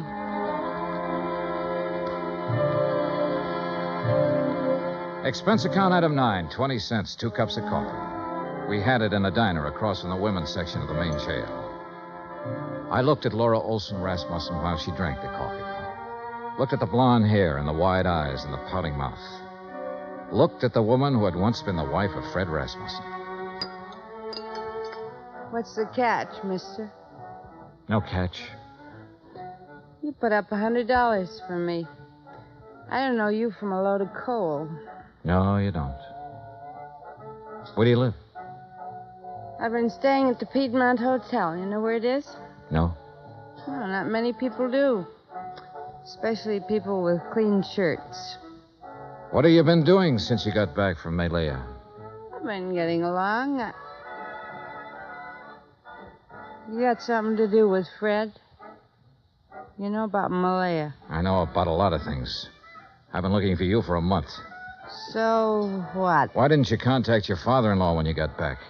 Why should I? What would he care about me? He never met me. What do I mean to him? Right now, since he no longer has a son, you mean everything to him. You're kidding me, mister. I wish I was kidding you. I wish to heaven I was kidding you. Well, what now? Oh, I want you to come over to my hotel with me. Oh, now look. To sign some papers. I have a check for $25,000 for you. What was that? Your husband was insured. You're his beneficiary. All you have to do is fill out an application. I'll give you the check. I don't believe it. It's true. Come on. Expense account item 10, $2, cab fare to my hotel. I took her upstairs with me, stood over her while she filled out the necessary papers. Outside of that, we didn't say a word. Johnny Dollar. This is Stauffer, Mr. Dollar. Hardy asked me to phone you to see if there's any word. Oh, yes. Well, what'll I tell him, Mr. Dollar? Tell him no luck yet, Stauffer. How's the old man? About the same, sir. Counting on you, I think. I'll talk to you later. Yes, sir. Here you are. Okay. Thanks. Here's your check. Anything else? Nope. That's it. Okay. See you around sometime.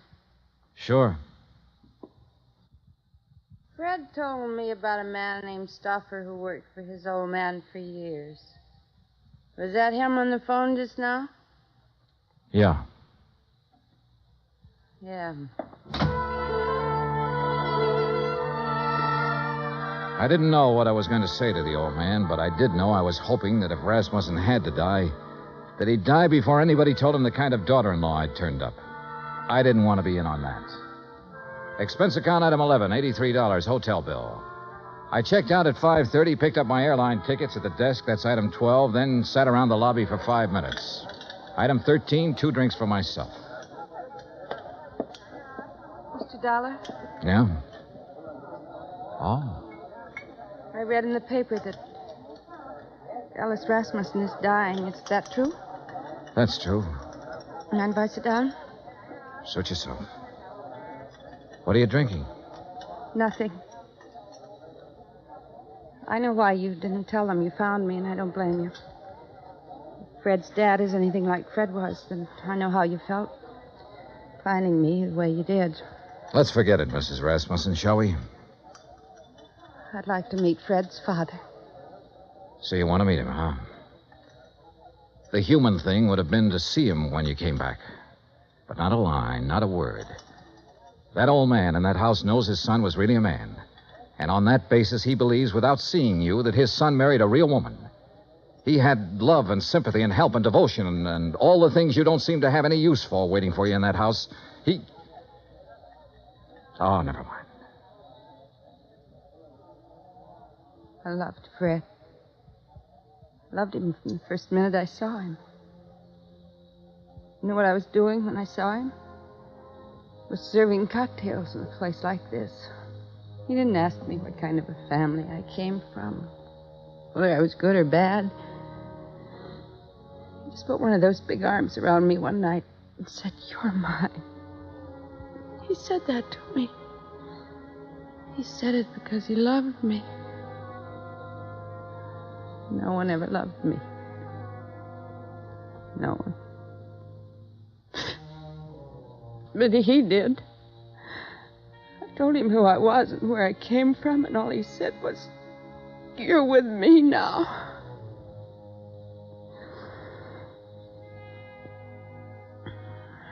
We went to Malaya together, and I never knew in all of my life what I knew then.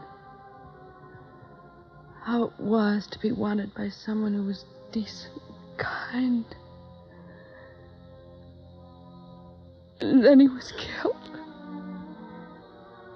He told me one afternoon when I was in Cucchetti.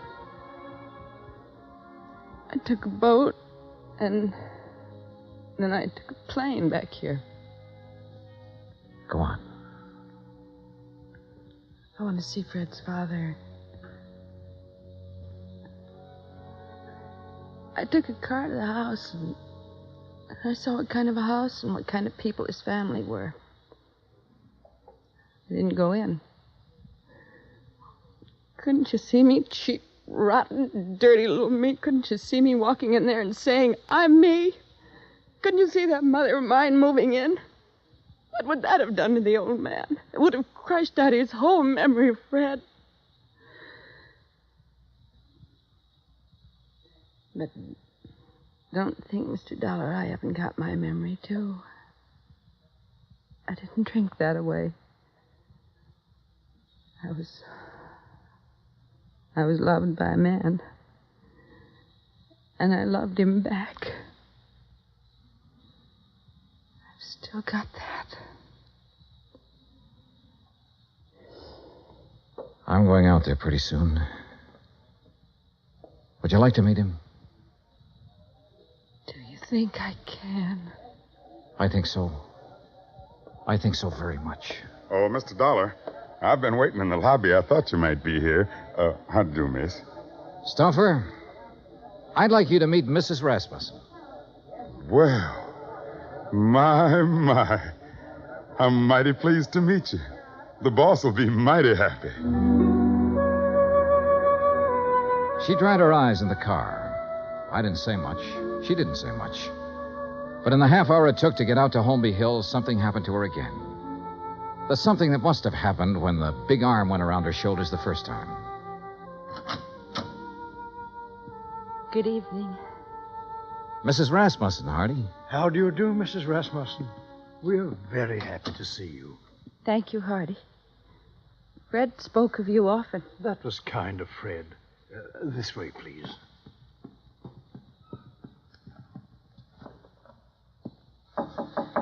Come in. I think you can introduce Mrs. Rasmussen, Mr. Dollar. Ring if you need me, sir. I'm scared. Laura, if there ever was a man for you not to be scared of, it's that man in there. How can I tell him about myself? I've been in jail. I can't. Watch. Well, Mr. Dollar, come in. I've brought someone for you to meet, Mr. Rasmussen. Come here. You'd be my son's Laura. Yes, you're Laura. Hello. Yes. Oh, now, there. Here. Now, look. Us Rasmussens mustn't meet like this with tears. There's so much I have to tell you. No.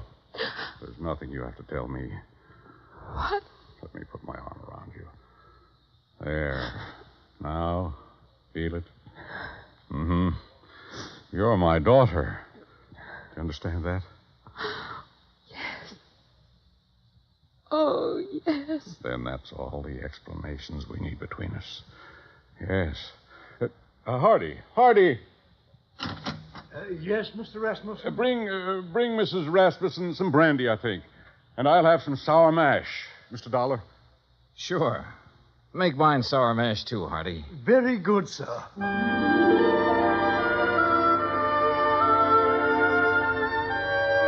Expense account item 14, $40. Miscellaneous. Item 15, $35, stenographic. Expense account total, $1,965. Remarks? The old man's got a few weeks more. Laura's moving into the house with him to take care of him. She won't be telling him a lot of things about herself. She doesn't have to. You should have stood there like I did and seen that big arm go around her shoulder when he said, "You're my daughter." Yeah. Yours truly, Johnny Dollar.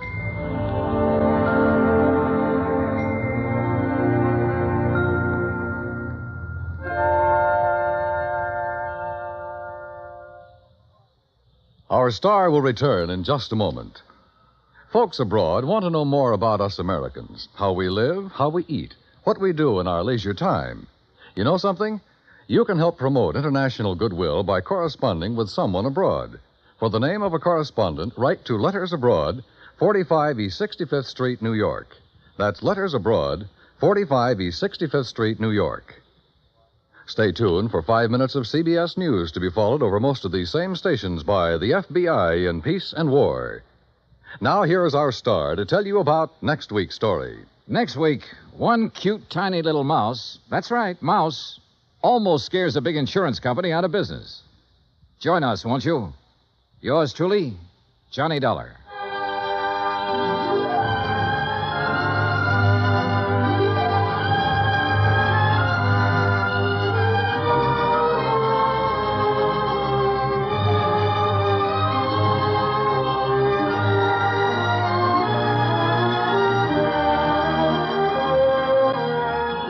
Yours truly, Johnny Dollar, starring Bob Bailey, originates in Hollywood.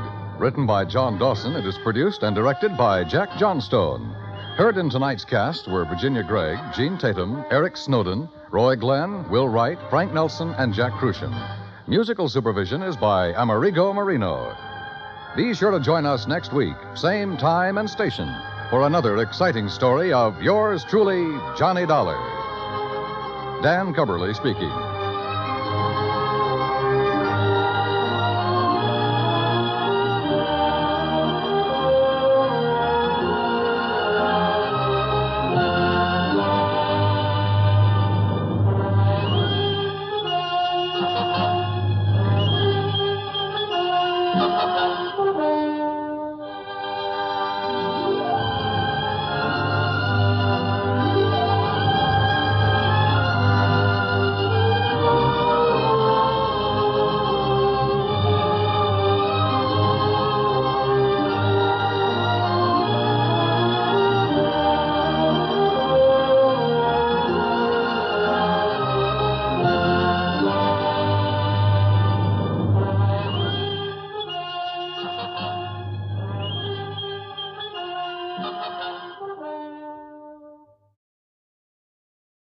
From Hollywood, it's time now for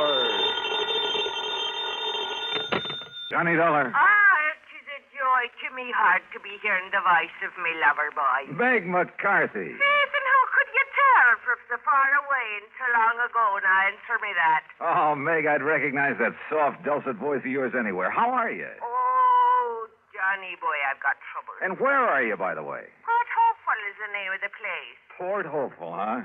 You just can't stay away from the sea and ships and sailing men, can you? And whose leg would you be after trying to pull now? Port Hopeful, Nevada. Nevada? Right out in the middle of the desert. Well, what are you doing there? And why do they call it a port? Them were the very same identical things I'll be telling you when you get here. And if you take to my advice, you won't waste no time along the way. There's trouble out here. Insurance trouble. Oh, what company? Western Life and Trust, they calls it. The very same identical company that's insured the life of this blessed man what's laying dead at me feet. Dead at your feet? Meg, you don't mean... Just a minute. If you're by way of implicating that I done him in, you're just an evil-minded, suspicious young...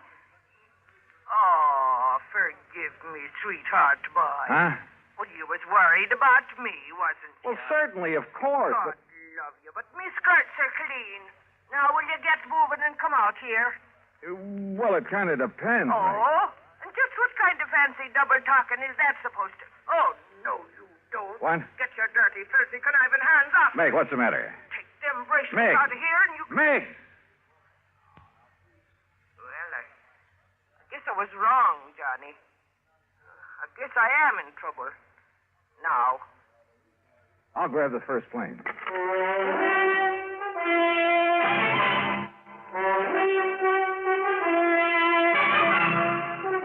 Bob Bailey in the exciting adventures of the man with the action-packed expense account, America's fabulous freelance insurance investigator. Yours truly, Johnny Dollar.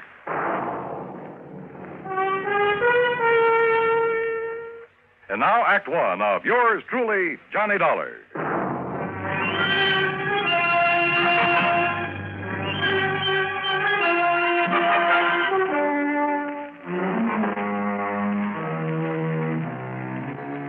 Expense account submitted by Special Investigator Johnny Dollar to Western Life and Trust Insurance Company, San Francisco office. Following is an account of expenses incurred during my investigation of the Alkali Mike matter. Expense account item 1, 375, telephone call to Bill Kemper at Western Life and Trust, who talked only long enough to order me onto the first plane for the coast. Item 2, 153.50, transportation on a late evening flight to San Francisco. Item 3, the next morning, 4:25, cab from the airport to Bill Kemper's office in the Lawson building.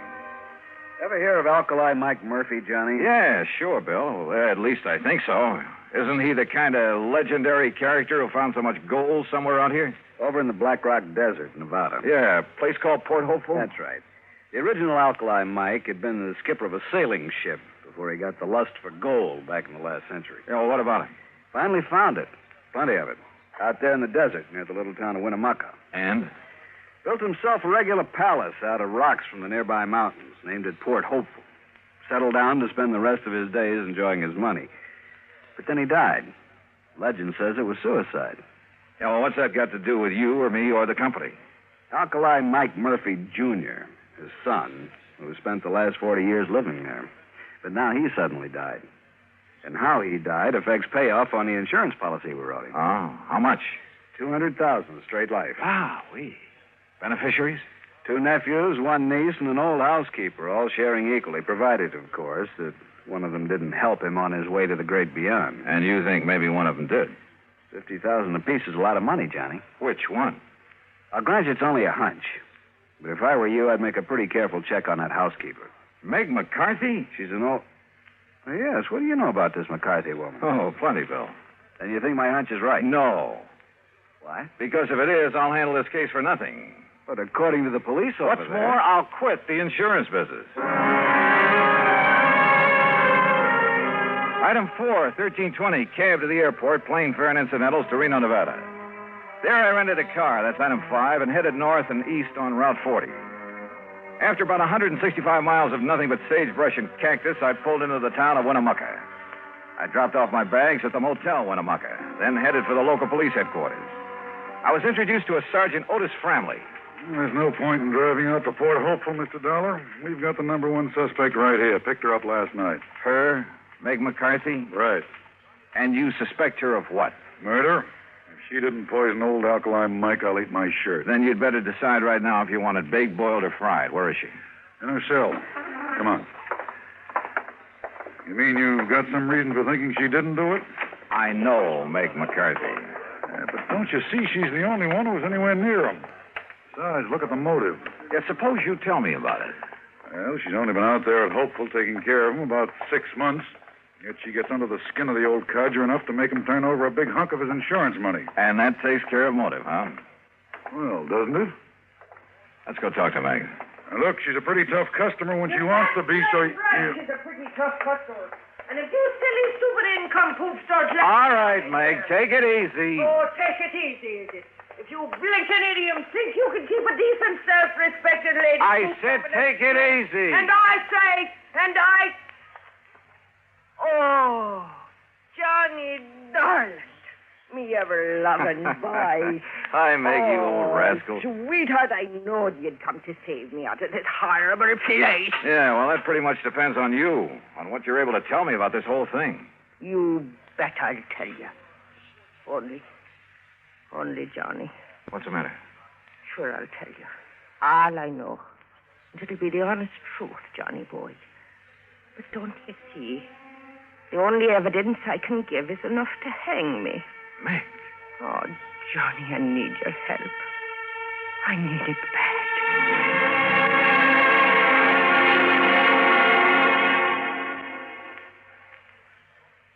Act 2 of yours truly, Johnny Dollar, in a moment. And now, Act 2 of yours truly, Johnny Dollar, and the Alkali Mike matter.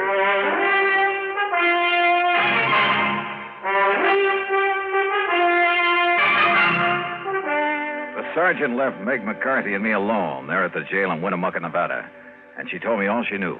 Johnny had just plain got fed up with all the noisy, roistering, drunken sailors that used to come to my fancy cafe back on the East Coast.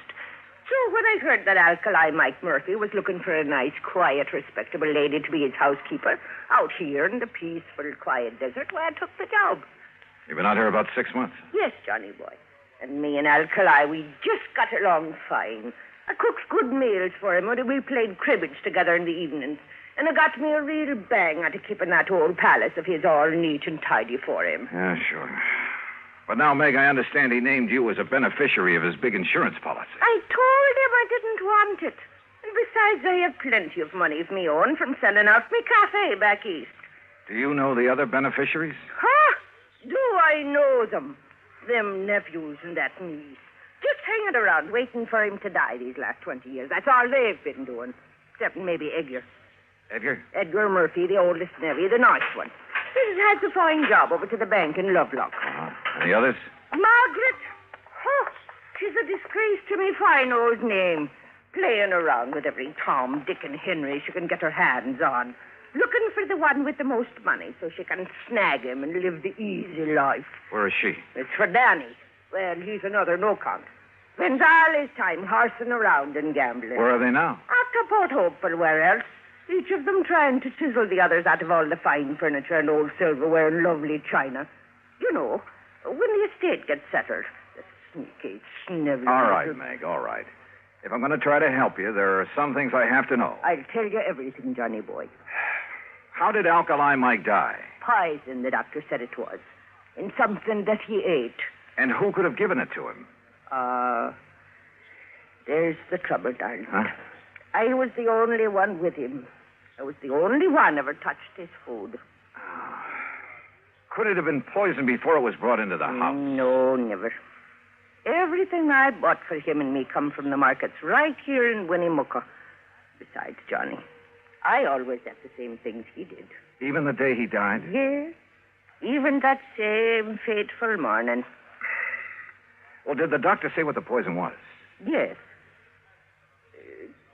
Quinititani. Quintanogen? Yes, that was it. Sulfur or something. Quintanogen sulfonate? Yes, it turns to sulfonate. Now, that's strange. Because if I remember correctly, that's related to one of the old Indian arrow poisons. Ah, but Johnny, there ain't been no Indians around here for years. At least the wild ones. Look, Meg, I want to go out to that so-called palace, Port Hopeful, but I want you with me. Well, of course, lover. Only how can I get out of this jail? Let me worry about that. It took the help of a local attorney that set him $500. But I managed to get Meg out of the clink, as long as Sergeant Framley stayed with us, that is. We headed out across the desert over a road that should have been traveled only by jeep. And finally, after about 60 miles of it, we came into a bare, rocky valley. And there in the middle of it sat the palace, Port Hopeful. Only it should have been called Port Hopeless. Ain't it a beautiful spot, Johnny boy? It was an atrocity, a huge, rambling jumble of native stone badly cemented together. There were almost as many doors sagging on their hinges as there were windows, as though the whole place had been put together one room at a time. Windows were set in at cockeyed angles, and most of them were dirty. 3 fairly new cars were parked out in front. The relatives, Dollar. They've been here ever since the old coot died, like a bunch of buzzards. Bullshit. Yeah, I know what you mean. Well, come on, let's go in. Yes, and see how they've messed up our lovely palace whilst I've been languishing myself away in that hoose car. Hey, look, Sergeant, if old Alkali was murdered. Of course he was. How else would he get that poison? Well, how about these relatives? That's what I've been trying to tell these harebrains. All right, Meg, please. These bird-tailed idioms around here seem to think I'm the only one. Meg, shut up. Yes, dearie. You know I loved you when you talked to me like that.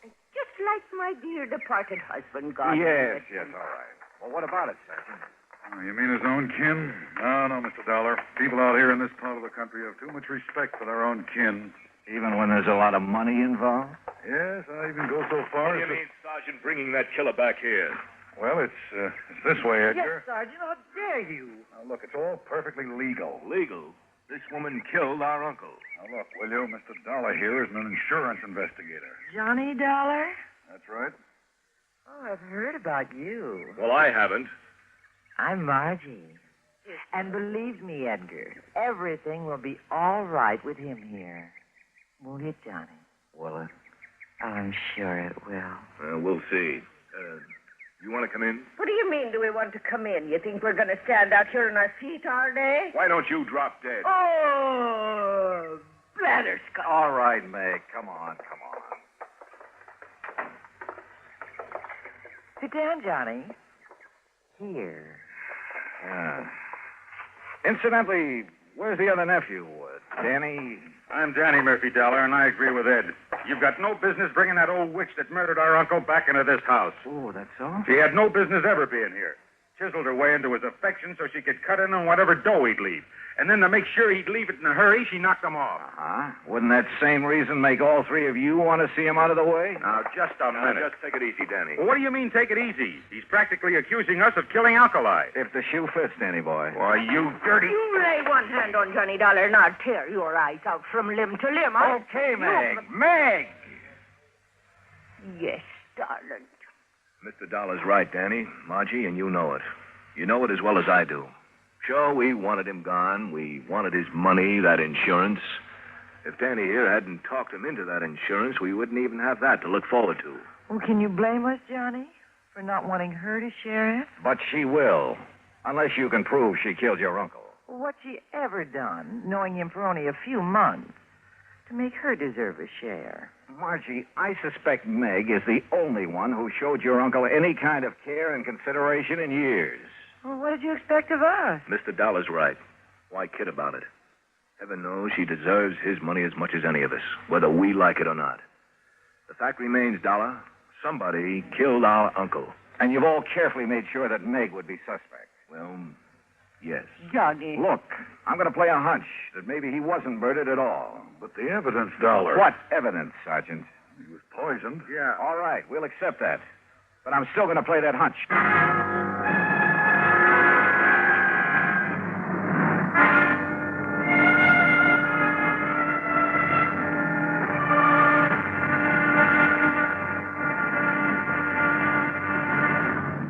Act 3 of yours truly, Johnny Dollar, in a moment. Act 3 of yours truly, Johnny Dollar, and the Alkali Mike matter. Now, look here, Dollar. We know that old Alkali Mike was poisoned. If that isn't murder, what is it? Have you ever thought of suicide, Sergeant? Suicide? Oh, of course not. This money-grabbing old biddy here did him in. Now, just a minute, Margie Murphy. Sure. Why would old Alkali ever commit suicide? I don't know, Danny. Disappointment over you three, his only relative? He paid no attention to us. Or was it the other way around? You paid no attention to him. He didn't want us around. Except maybe Edgar. Well, offhand, I can't say that I blame him.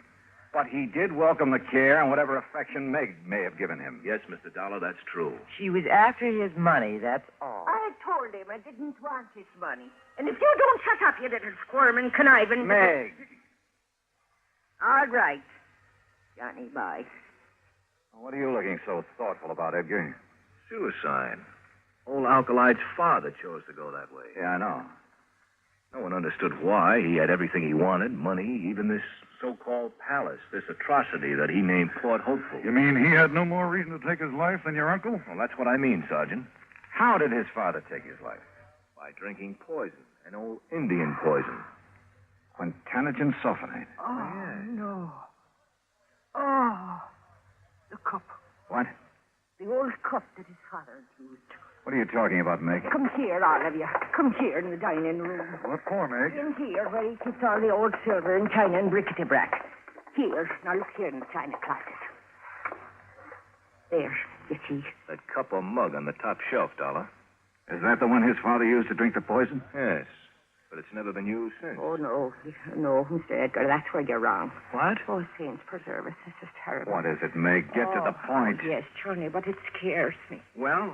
Every night after his dinner, Alkali, God rest his poor soul, he'd have his whiskey from one of the clay mugs on that shelf, a different mug every night. Yes, that's true. Except that never would he touch that one.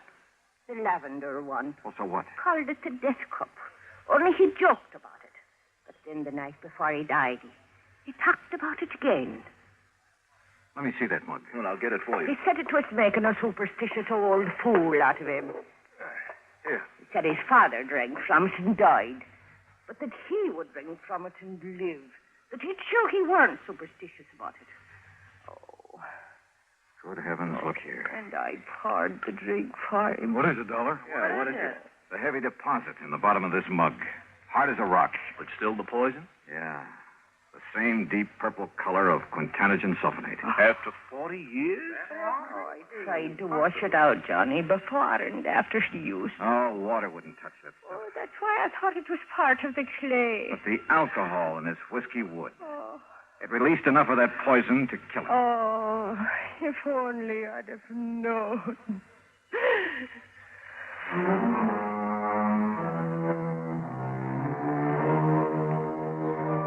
The police took a long time over this one, but they finally reached the same conclusion I had. Accidental death. So, the relatives will collect the insurance, and Meg, bless her heart. But I'm afraid that mere money will never take the place of a friend, Alkali Mike. Expense account total, including incidentals and fare back to Hartford, $525 even. Yours truly, Johnny Dollar.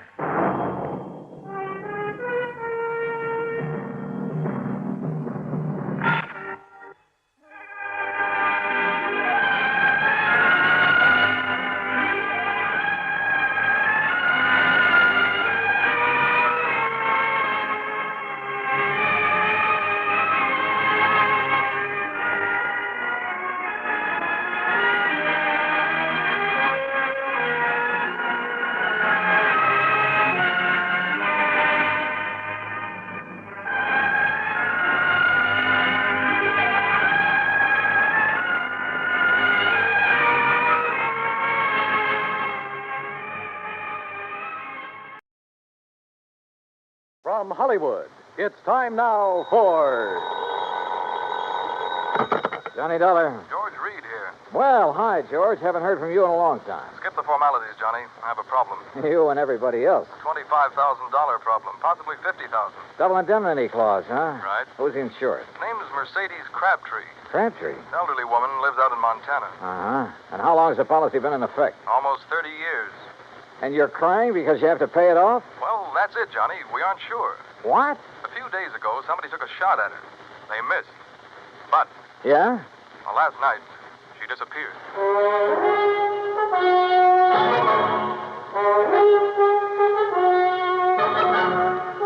Bob Bailey in the exciting adventures of the man with the action-packed expense account.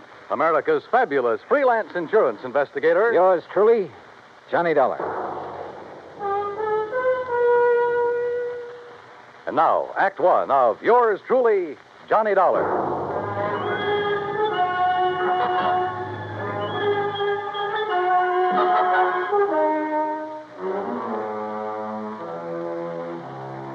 Expense account submitted by Special Investigator Johnny Dollar to Floyd's of England, American Branch Office, Hartford, Connecticut.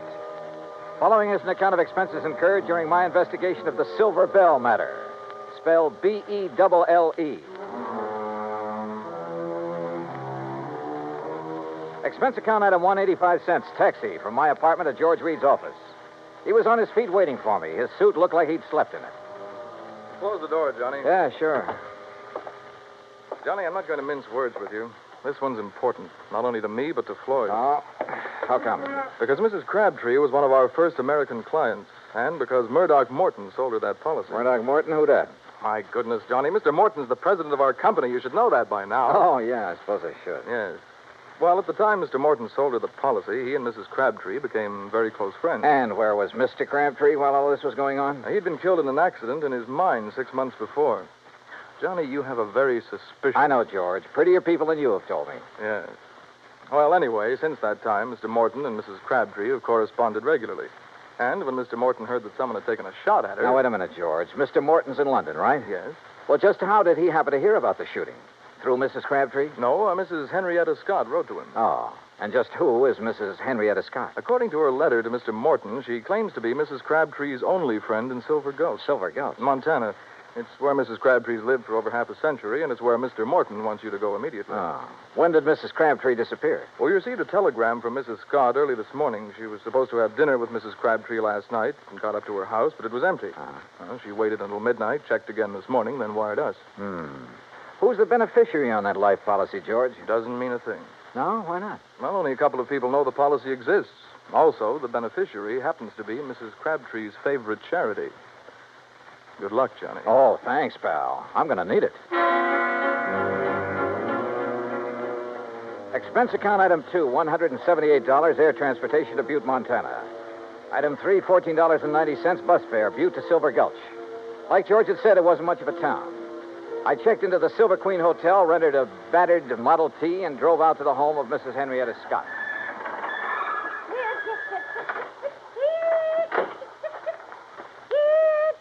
Oh, you startled me out of a day's growth. I'm sorry. Mrs. Scott?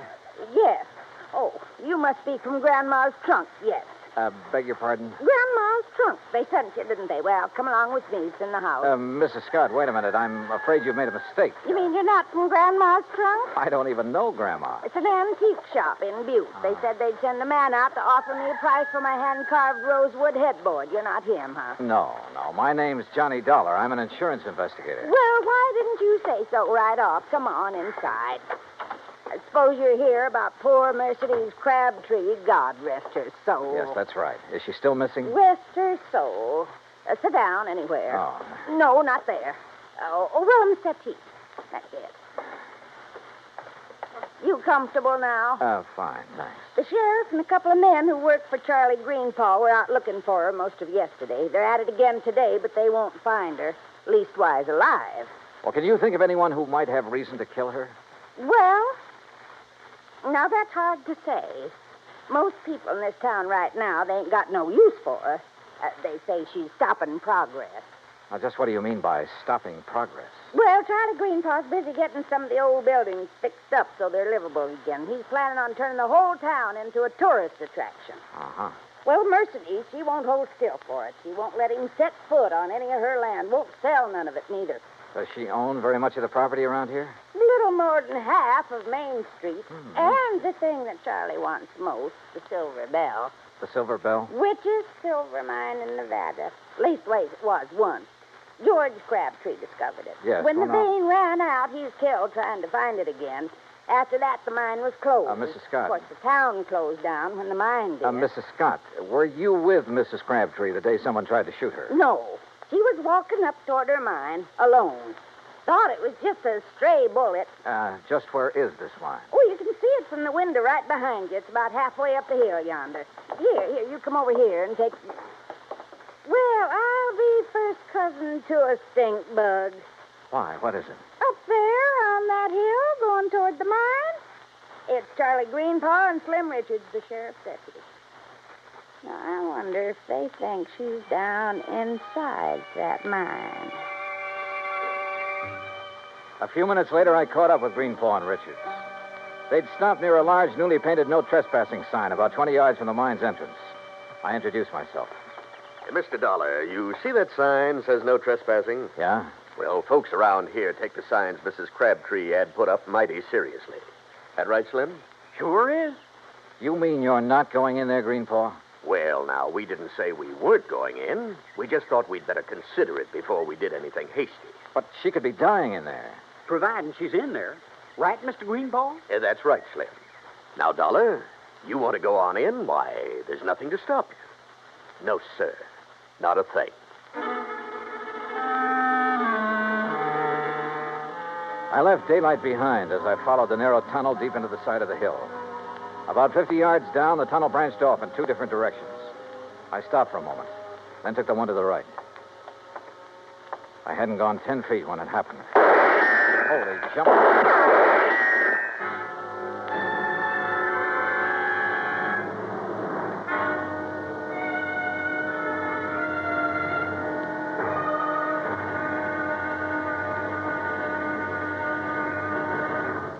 Act two of yours truly, Johnny Dollar, in a moment.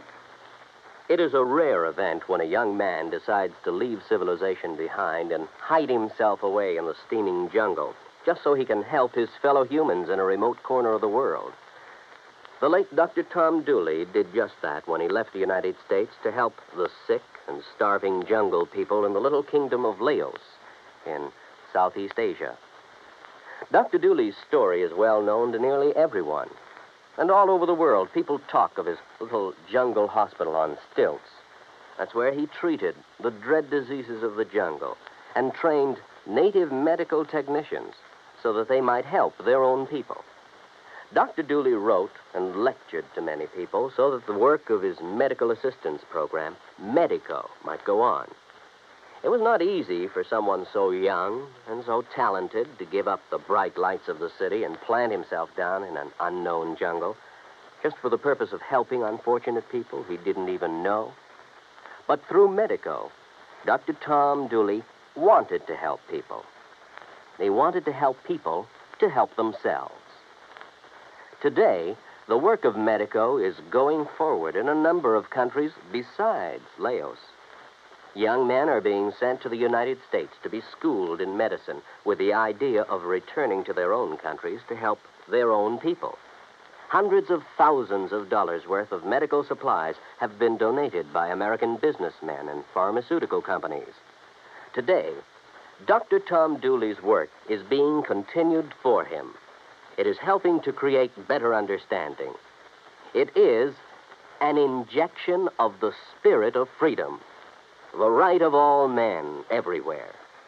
And now, Act two of yours truly, Johnny Dollar and the Silver Bell Matter.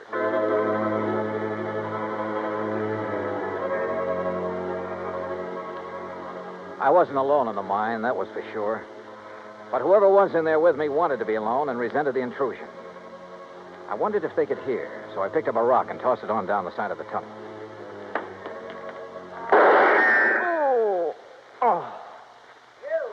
You hurt bad, stranger? Well, I'll be him. Mrs. Crabtree, is that you? You're trying to trick me. No, wait a minute. My name's Johnny Dollar, insurance investigator. I got a bead on you now, mister. So don't you move till you can prove what you're saying. Oh, no, I don't intend to. What are you doing in my mind? Looking for you. Your friend, Mr. Morton, is worried about you. Oh. Walk up this way, Mr. Dollar. But you be mighty careful about it. Yes, ma'am, I sure will. You say my Doc Martin sent you all the way out here? That's right, ma'am. Your friend, Mrs. Scott, wrote to him. I declare. It seems to God she even knew. You know Murdoch? No, ma'am, I've never had the pleasure. Oh, he's such a fine gentleman. I remember years ago when I first met him. Oh, he was so kind and understanding. Hey, what's the matter? Oh, crazy fool thing I did coming in here and falling. Hurt myself bad, too. Mr. Dollar, you're just going to have to carry me out. It'll be a pleasure.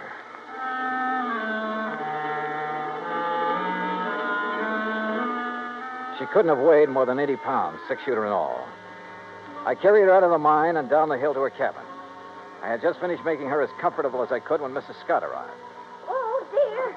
Oh, you poor old dear thing. You ever hear such thick garbage, Mr. Dollar? Woman, stop looking like you buried me yesterday and run and get the doctor to take care of my ankle. Your ankle? Well, what's the matter with it? Well, it's busted. Ooh. Now, why do you think Mr. Dollar had to carry me? Oh, dear. Is there a doctor in Silver Gulch? Doc Weaver, he's pretty old, Oh, but he's doctored me for almost 40 years. Go get him, Henrietta, before I get mad at you for tattling to Mr. Morton. Yes, dear, yes. Yes, I'll do it. I'll do it right now.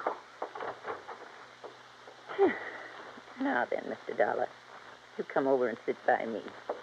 Keep company till the doc gets here. Yeah, sure. Hey, you know, you really ought to rest. Why don't you start asking me questions, Mr. Dollar? Came all the way out here to do that, now, didn't you? Well, there are a few things I'm curious about. Like what? Now, for one thing, why you took those shots at me in the mine. What might be one of Charlie Greenpaw's friends. Well, he's the man who's trying to buy your mine, isn't he? But I ain't going to sell it. No, sir. No matter how much he offers. You believe the mine could be worked again someday? Might be. Somebody could find the vein again. But that ain't why I won't sell. It's because my husband, he's buried in there, Mr. Dollar. Him and the others that were caught in that cave-in. Oh, I see. I've told them all. If they step one foot on my property, I'm going to shoot first and ask questions later. Aren't you afraid someone might shoot back one of these days? Oh, haven't so far. That's not what Mrs. Scott told us. I know what she told you, and she's mistaken. Why, that bullet missed me by a good 2 feet. You don't think it could have been a warning? No, I don't. People in these parts, if they wanted to frighten me, there are better ways of doing it than that. Well, if that's so, I sure hope they don't try any of them.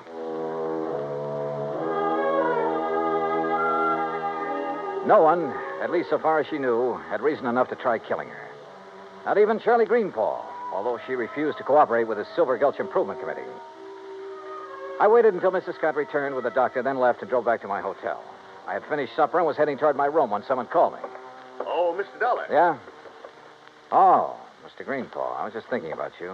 That's so? Yeah. I was wondering why you hadn't thought to take a look in the Silver Bell mine when you first heard that Mrs. Crabtree was missing. Well, to tell the truth, I'd left the search up to the sheriff until today. Then this morning, Isabel, that's my wife, she said if something did happen to Mrs. Crabtree, it'd sure look like I did it. Good thing you listened, because she was right. Yes, I know. Say, Dollar, I hear Mrs. Crabtree's taking quite a shine to you. Oh, where'd you hear that? Doc Weaver said that's all she talked about. Hey, look, if you'd like to pick yourself up a few $100s, you sure could do it easy. Oh? How's that? Just get the old lady to sell me her mine and the acreage along next to Mrs. Scott's place. I'd give her full value for both. And that'd come to enough money for her to live on the rest of her life real comfortable. Now, you do that, Dollar, and I'll give you $1,000 cash. You know something, Greenpaw? What's that? I could have been mistaken about you. You want that mine and the land around it real bad, don't you? Sure. I spent a good deal of money fixing up the old buildings here in town. If I can get the Silver Bell and enough land out there to put a dude ranch on, why, this town will be able to make Virginia City look second-rate. Now, what do you say? I don't know. I'll relay your proposition to Mrs. Crabtree. The rest is... What's all the excitement out there? Oh, it sounds like... Miss Greenpaw! What is it, Slim? What's going on? Fire! Miss Crabtree's cabin. It's blazing like fury.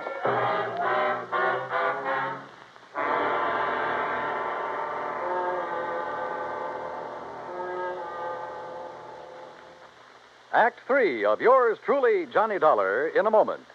For thousands of years, the oceans of the world have taken their toll of the treasures of the people who live near them or travel over them in calm and in storm. And for an equally long time, these same people have dived to the bottoms of these oceans seeking those treasures.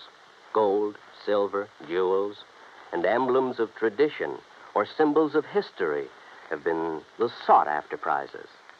Late in 1959, a group of English divers seeking underwater specimens of fish and plant life off the coast of the island of Terceira in the Azores came across a group of some 17 ancient cannons.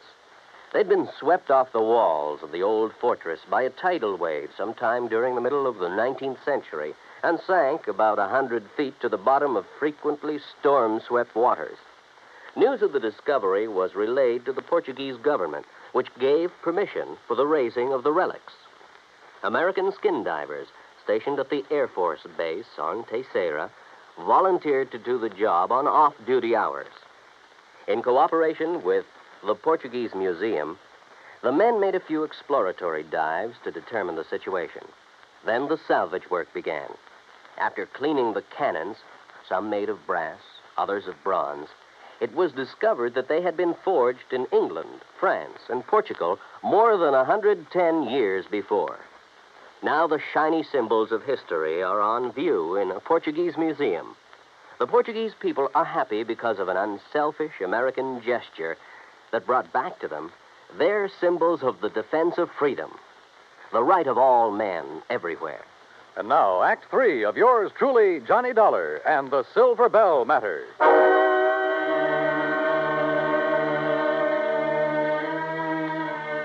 By the time we reached the cabin, it was all over. For a moment, I was afraid Mrs. Crabtree hadn't managed to escape. Then I saw her on the ground near the sheriff's car, wrapped in blankets. Hey, you! Get back over there! It's all right, Sheriff. This is Mr. Dollar. Oh, I heard you were in town, Mr. Dollar. This is Sheriff Wilkins, Johnny. Sheriff, do you have any idea how this fire started? Not yet, I don't. I asked her, but... I'd rather not talk about it now, Johnny. Maybe some other time. Whatever you say.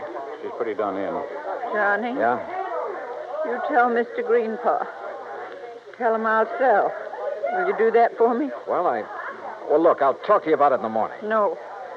I want to sell now. Nothing to stay here for. Nothing. We'd better get her down to Mrs. Scott's place. Doc Weaver's given us some morphine. You go ahead, Sheriff. I'm going on back to town. Sure. See you later, Dollar.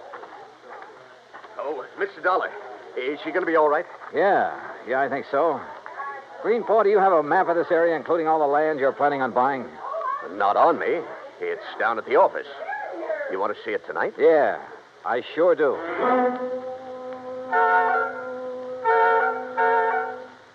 I took a look at the map.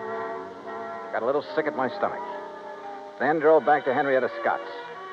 There was a light on in the front room, so I got out of the car and walked up to the door.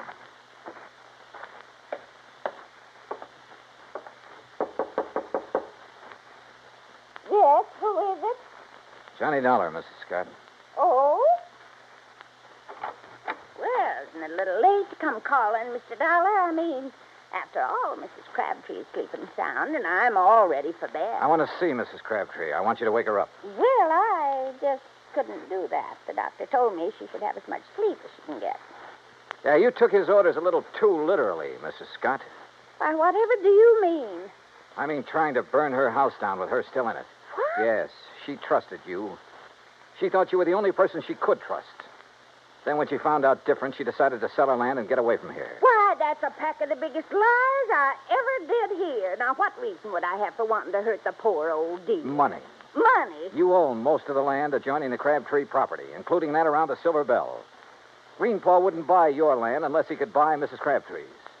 When she refused to sell, you decided to see that property changed hands the hard way. If that's so, why would I be so concerned about her? Now, why would I write Mr. Morton telling him she'd been shot at and then wiring when she disappeared? Why? To protect yourself. You purposely missed her that day. You had to set up your alibi. You got no proof. No, you're right. I haven't. But Mrs. Crabtree has. She knows who and what started that fire in the cabin. Now, get out of my way. No. Oh. Mrs. Crabtree, Mrs. Crabtree. What is he? All right, Mr. Dollar. You move away from her. Not until I find Move out. away now, or I'll shoot. Oh, well, when you put it that way, Mrs. Scott, I'll have to.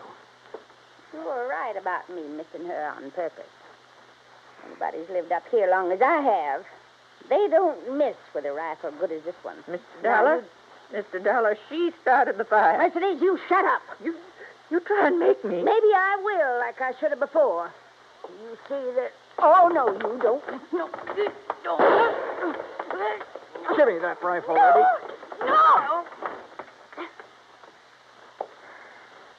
Why? Why did you have to ruin it? Why? Somebody had to. You okay, Mrs. Crabtree? Yes. Did I do good getting her attention? You did just fine.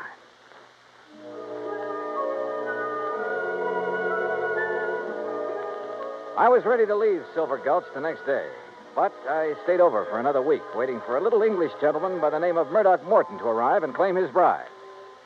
Yeah, just about everybody in Montana came to Mrs. Crabtree, pardon me, Mrs. Morton's wedding. Everybody, that is, but her old friend, Mrs. Henrietta Scott.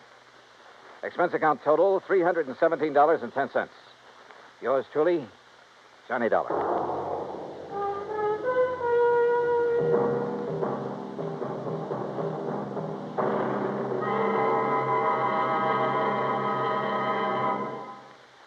And now here is our star to tell you about next week's story. Next week, a beautiful girl is killed.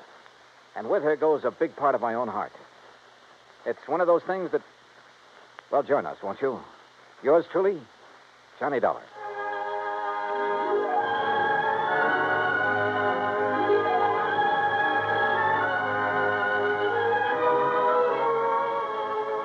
Yours truly, Johnny Dollar, starring Bob Bailey, originates in Hollywood. Written by Charles B. Smith, it is produced and directed by Jack Johnstone. Heard in our cast were Virginia Gregg, D.J. Thompson, G. Stanley Jones, Frank Nelson, Sam Edwards, and Will Wright. Be sure to join us next week, same time and station, for another exciting story of yours truly, Johnny Dollar. This is Dan Coverly speaking.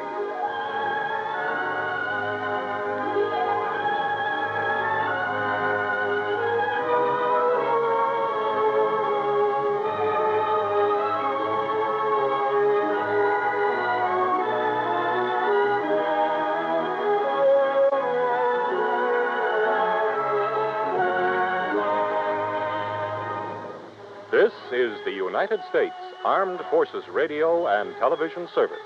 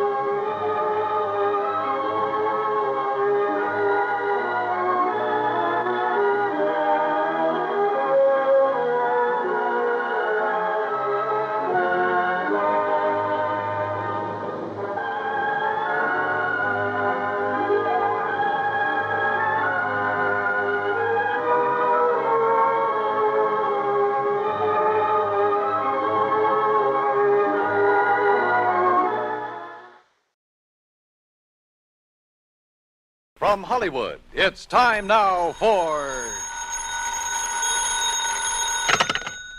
Johnny Dollar. Earl Poorman, Johnny. In Sarasota? That's right. Florida? Where else? Well, hi, Earl. How are things in the land of infernal sunshine? What do you mean, infernal? Well, it's got pretty hot down there these days, isn't it? Makes good fishing weather, Johnny. Yeah, but without a case to work on, what possible excuse would I have? Maybe I have one for you. Oh? Yeah. And maybe it's murder. Earl, I'll be down on the next plane.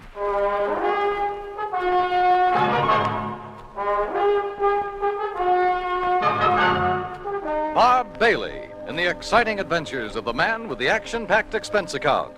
America's fabulous freelance insurance investigator. Yours truly, Johnny Dollar.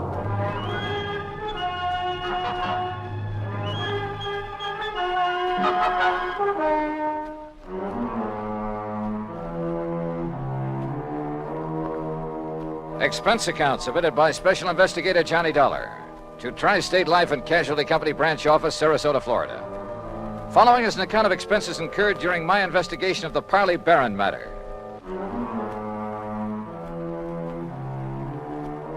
Expense account item 1, $131.50, transportation and incidentals to Sarasota, Florida.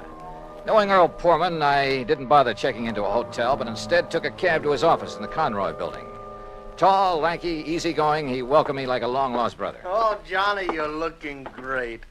And I'm glad you're here because you can clear up this case in a hurry, and then you and I can get out in the Gulf and do some real serious fishing. Oh, well, that's okay by me, Earl. Your last trip down here, you remember, they weren't biting so good. But, oh, Johnny, so help me now that... Oh, I see you've got your bags with you. Well, yeah. Good, because you're going to stay with us out the house. Now, I'm not going to take any argument.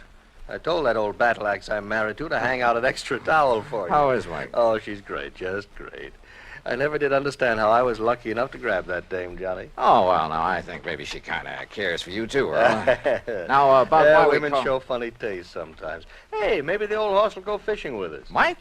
Yeah. Anything over 10 pounds would pull her right out of the boat. But now, what kind of a problem? She's been getting pretty good with a rod and reel. Look, will you? This fishing talk is just making my mouth water. First, we'd better discuss... Yes, I know. Once I get started on fishing... I know. All right, now, let's get down to cases, huh?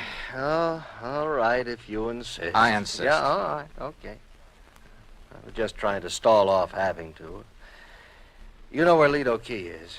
Lido? Yeah, a mile or so offshore, just beyond St. Armand's Key, where we live. Oh, yeah, sure. Well, a client of mine, a man I've known for years. He retired, bought himself a piece of property there, built a nice little home on it. His name is Parley Barron. So? Well, I've handled all his insurance for him, including a straight life at $50,000. Uh-huh. Beneficiary? His wife, Flora Barron. And what's happened to him? Well, Friday morning, now that's the day before yesterday, he left the house just to do some errands. Well, go on. Yeah, well, he hadn't got back home by about 5 p.m., and his wife started calling around, trying to find out where he was, and nobody seemed to know. So finally, she put in a call to the police. Who's your man there? Sergeant Harry Brackett. Oh, I remember him. Sure. Go on.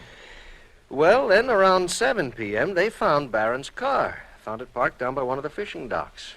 But no sign of him? Not a sign, not then or since. Had he gone out fishing? Police questioned everybody, the boat owners, all the boat livery, everybody. Old Will Bright, who runs the dock where the car was parked, he was closed up. Sign on the door saying he'd gone up to Gainesville. Well, could Barron have had any reason to disappear? Oh, no. Well, not that anyone knows of. What kind of a person is his wife? No, she's very sweet, Johnny. She's a bit of a bore, but... Oh, they doted on each other. All right, how about enemies? Parley Barron? Never. Sweet old guy. I sure hope you can find him. That he's still alive. I'm afraid I doubt it. Well, so far you've given me no reason to believe he's dead. Well, it's just a feeling, I guess, and I don't like it. Well, what else can you tell me, Earl? Nothing, really. Then maybe I'd better talk to Mrs. Barron and to the police. Yeah. Oh, here. You take my car. Oh, thanks. It's the new air-conditioned cad out in back of the building. What did you do? Oh, Michael picked me up.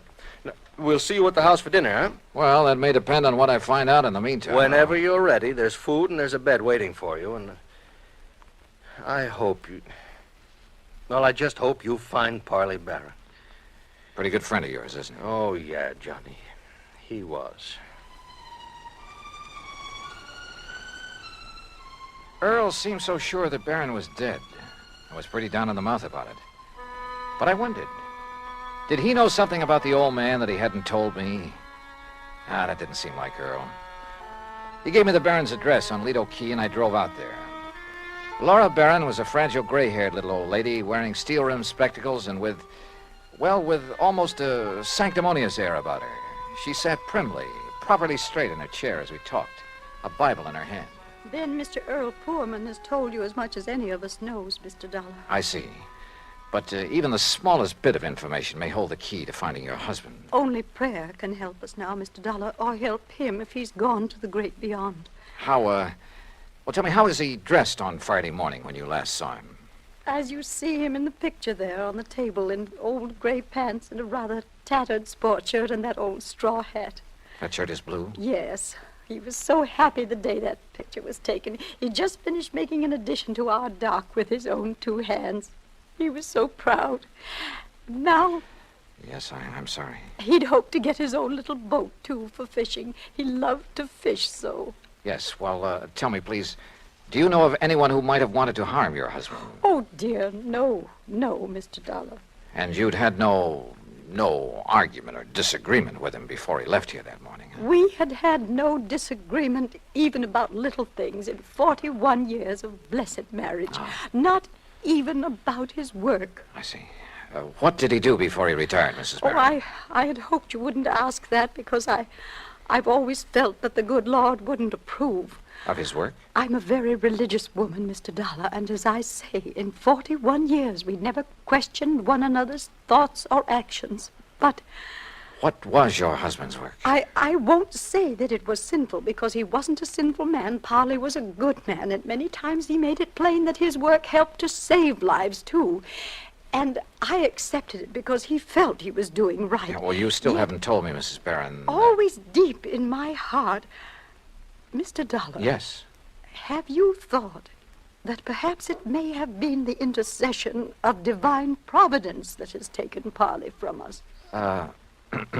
No. But you must consider it, mustn't you? Because the workings of the power that guides our destinies, our birth and our death... Mrs. Barron... They are sometimes too mysterious for us mortals fully to comprehend, much less question. Well... And so, if my beloved Parley has been taken from us for some divine purpose or for something he might have done unknowing that was not in accord with the supreme will... Mrs. Barron, I'm sorry, but I would like to know what your husband's work was. I know, and perhaps it was my humble mission on earth, the cross I had to bear to guide him away from it, to chemicals. He was a chemist, Mr. Dollar.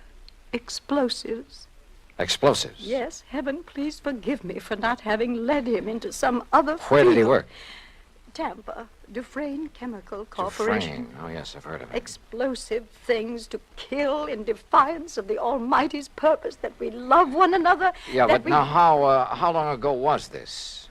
He retired in 1951. And since then? Here in Sarasota. And to keep himself occupied? Oh, this lovely home of ours and his fishing. Though he never caught anything. Oh, I see. Never caught anything, Mr. Dollar. Do you suppose that was some retribution for the work he had done so long, for some error in his living or thinking? Well, well, who knows, of course. Yes, who knows? But we should consider it, shouldn't we? Where did he do his fishing? He never told me, but he left here almost every day to try his skill. And always he came home empty-handed. Yeah. Well, thanks, Mrs. Barron. I'm sorry to have had to ask you so many questions. It's all right, Mr. Dollar. My faith will sustain me through this ordeal. I'm sure it will. Thanks again. Here, you must take some of these pamphlets with them. Read them. Any aid to piety of the mind is good for all of us. Yes, well, thanks. The inspired word may help us all. Oh, sure. Thanks. Thanks very much.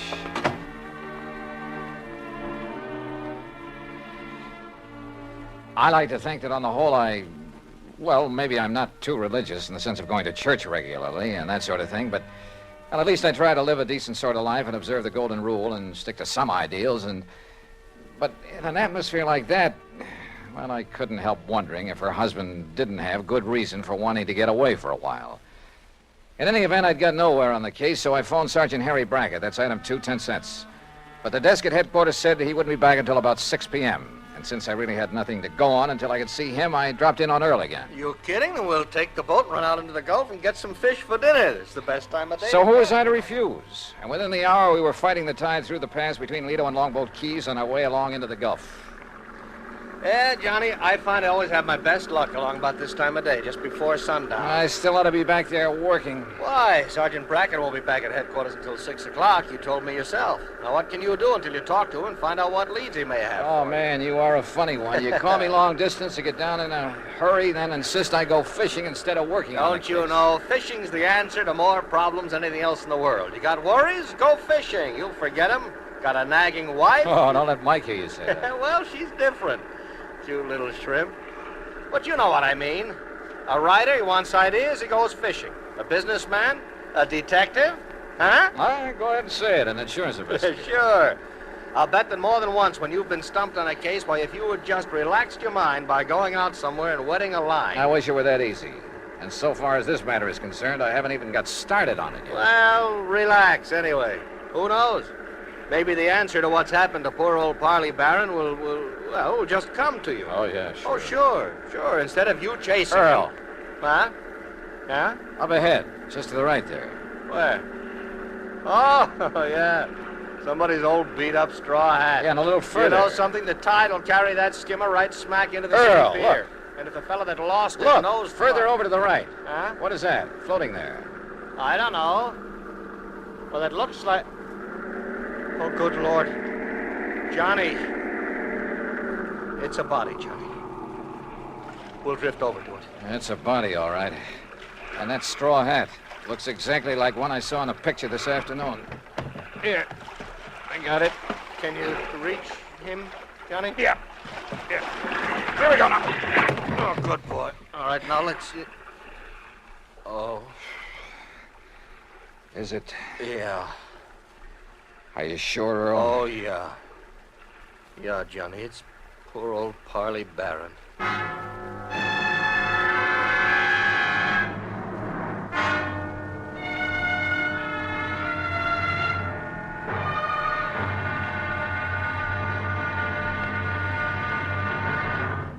Act Two of yours truly, Johnny Dollar, in a moment. Everyone loves kids, and every kid loves candy. American servicemen have heard the tearful cries for candy in most parts of the world, in Europe and the Far East during World War II and after. And there's never seemed to be enough candy to go around. Well, more than a dozen years ago, during the Berlin airlift, an Air Force lieutenant from the United States discovered he had no candy to offer some German children. However, he promised to drop them some candy the next day as he came in for a landing. Improvising a parachute out of his handkerchief, Lieutenant Gale Halverson dropped the candy bars the next day as he had promised. Well, this idea caught on among other Air Force men in the airlift, and that's how Operation Little Vittles began. The idea spread far and wide, and soon military personnel, civilians, business firms began to aid the Goodwill program by supplying candy and handkerchiefs. Time after time, as the sleek cargo planes of the United States Air Force swooped low over the landing field, a shower of little bundles of sweets dotted the sky as their tiny parachutes carried them safely to the ground. And the hungry German children gathered up these bundles of mercy, which the communists try to keep from them. The men of the United States Air Force did a great job satisfying a lot of appetites, but they did more. By a wonderful sense of understanding, they nourished the cause of freedom, the right of all men and children everywhere. And now, Act Two of yours truly, Johnny Dollar, and the Parley Barron matter.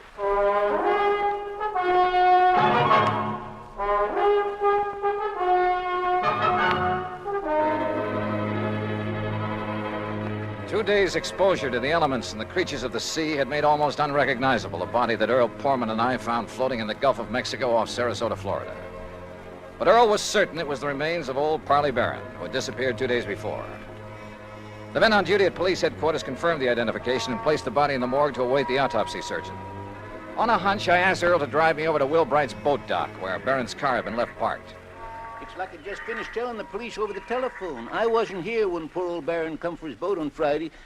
Oh, what a shame, such a nice old man. Where were you, Mr. Bright? I was up to Gainesville picking up some fishing tackle from a wholesaler. Well, then Mr. Barron must have got a boat from someone else that morning. Oh, no, sir. No? Mr. Poorman, no, sir. Why not, Mr. Bright? Oh, he never took out a boat from anybody else but me. His own boat. At least it was the one I kept set aside for him. And that's what kind of puzzled me, Mr. Dollar, is it? That's right. Well, you see, when I come back here Saturday night, his boat was right here at the dock. But it weren't tied up in its usual spot where I always tie it up. Somebody had moved it. Must have. And it weren't my helper, Pete. You know, Johnny, that means he may have taken it out, but whoever did him in returned it. Oh, possibly. Mr. Bright, which one is his boat? Oh, right here. I'll show you. I always give him the same one. Never let nobody else use it. That's why he kept his fishing tackle just laying in it, always ready to use. Here. Yeah, I see. I've heard he wasn't a very good fisherman. No, he never brought in a thing. Of course, maybe he was so soft-hearted he put back everything he caught. Or maybe his daily excursions were just to get away from his wife, Mr. Bright. Now, don't you say nothing against her, mister. Maybe she is a little touched on religion. Sure, she tries a different kind every couple of months. But she's a fine woman, just like he was a fine man. And everybody knows it. Yeah. The whole town is mourning him. Excuse me. What are you looking for, Johnny? Earl, I just noticed something about this tackle lying in the boat. Mm-hmm. Well? Come on. Thanks a lot, Mr. Bright. I can tell you what I think might have happened. Yeah, maybe later, thanks. Well, what did you find there, Johnny? Earl, did Parley Barron ever go fishing with you? You were good friends. No, he always wanted to go out alone. Yeah, but not to fish. Huh? That tackle box hasn't been moved in months. The paint is still dark under it. What? And that reel, I could hardly turn it. Well, then what? I don't know what. But Barron was using that boat every day for something besides fishing. Any ideas? You know him pretty well, have you? No. Let's get over to headquarters. Earl felt he ought to go back to his office where his wife Mike had promised to pick him up, so I borrowed his car again and went over to headquarters alone. Sergeant Harry Brackett, who was assigned to the case, had returned. He was on the phone when I walked in on it. He gets back to town, Mrs. Dana, so please have him call me immediately, will you? Yes, ma'am. Thank you. Yes, sir, what Johnny. Yeah, hi, Harry. Yeah, Johnny, I'm sure glad you're here. I got a real mixed-up case on my hands. The Parley Barron matter, huh? Well, you know about it? That's why I came to Sarasota. Earl Poorman called me. Have you found out anything? Nothing much, have you? Well, only what's here, the autopsy report. What's in it, Harry? Doc Snowden says that Parley Barron was dead before he was put into the water out there in the Gulf. Oh? No water in the lungs, you see what I mean? It probably means murder. Have you told anybody this? No, not yet. Why not? Well, I don't know. Maybe because I just can't figure anybody in the world would want to kill Parley Barron. Did you talk with Will Bright down at the boat dock? Just before you came in. You know, it sounds like somebody went with Barron in his skiff that morning. Killed him, dumped him over the side, and then brought the boat back alone, doesn't it? Yeah, except for one thing. Pete Marino, a little kid who plays around Bright's dock all the time, he's sort of a self-appointed caretaker when Bright isn't there. What about him? Well, Peter saw Mr. Barron take off in his skiff Friday morning, alone. But he didn't see him come back. Pete went home for lunch. When he got back to the dock, the skiff was in. Uh-huh. Then whoever did it met him out on the water somewhere. Maybe several people, so that one of them could return the skiff. Be taking an awful chance, wouldn't it? Well, how do you mean? Yeah, Doc's in a pretty isolated spot, all right, but the killer showing up in Barron's skiff without the old man along, that's too much of a chance. How else could it be returned? Tied. Tied? Little Pete says that when he got back to the dock, the skiff was there, all right, but not in its usual place. So Will Bright mentioned. Also, it wasn't tied up. It was just sitting there. Oh, then you meant untied. No, I meant T-I-D-E. When the tide's rising, it floats everything from the pass between Lido and Longboat Keys right up to Will's dock. You think the boat just floated back by itself? You got a better idea? Harry. Yeah? Are you sure it was Barron's body we picked up out there? After all, the fish and whatnot disfigured it pretty badly. Johnny, I've known him for years, and didn't Earl Pullman recognize him immediately? Yeah. And the clothes he was wearing, his own straw hat? Well, have you checked on his dental work, things like that? I'm waiting now for Dr. Dana. He was his dentist to get back to. You know, that's a funny thing. What? I called Dana the minute that body was brought in. After all, teeth are about as solid identification as you can get. Oh, I thought you were sure anyway. Well, I wanted to be doubly sure. Anyhow, when Dana didn't get here right away, I called him again. I got his wife on the phone, and according to her, he suddenly left for Tampa. Urgent call or something. Where in Tampa? She didn't know. At least she wouldn't say, but it seems kind of fishy to me. Well, it may just be that one of his patients... Dana, That's right. The man who got so much publicity about atomic radiation studies, effects on the teeth, and so on. That's the one. What's the matter, Johnny? Well, when you're stumped on a case, says Earl Poorman, go fishing. We did. We found a body. What are you getting at? Me, when I'm stumped, I play my hunches, no matter how crazy they may seem. And the hunch I have right now, man, is the craziest. I'll see you later. I learned a long time ago in this business, when you got a hunch on the line, you play it for all it's worth. Item 3, 10 cents for a phone call from a booth in the drugstore just around the corner. Hello? Hello, Mrs. Dana. Yes, this is Mrs. Dana. My name is Larkin, Mrs. Dana, from the Federal Bureau. The Federal Bureau? That's right, so you can see why it's important you say nothing to anyone about this call. Well, how can I be sure you I'm are? simply checking to make sure your husband has followed instructions. Oh, I see. Has he left Fort Tampa? Why, yes, the minute he got the phone call. Did he tell you who called? Why, no, but I did hear him mention the name Dufresne. Dufresne? Yes, only he didn't know I heard. And, oh, maybe I shouldn't have mentioned it. Just be sure you don't mention it to anyone else. Oh, no. Goodbye.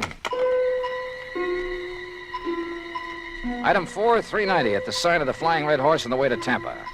The least I could do for the use of Earl's car was fill the gas tank. On expense account, of course.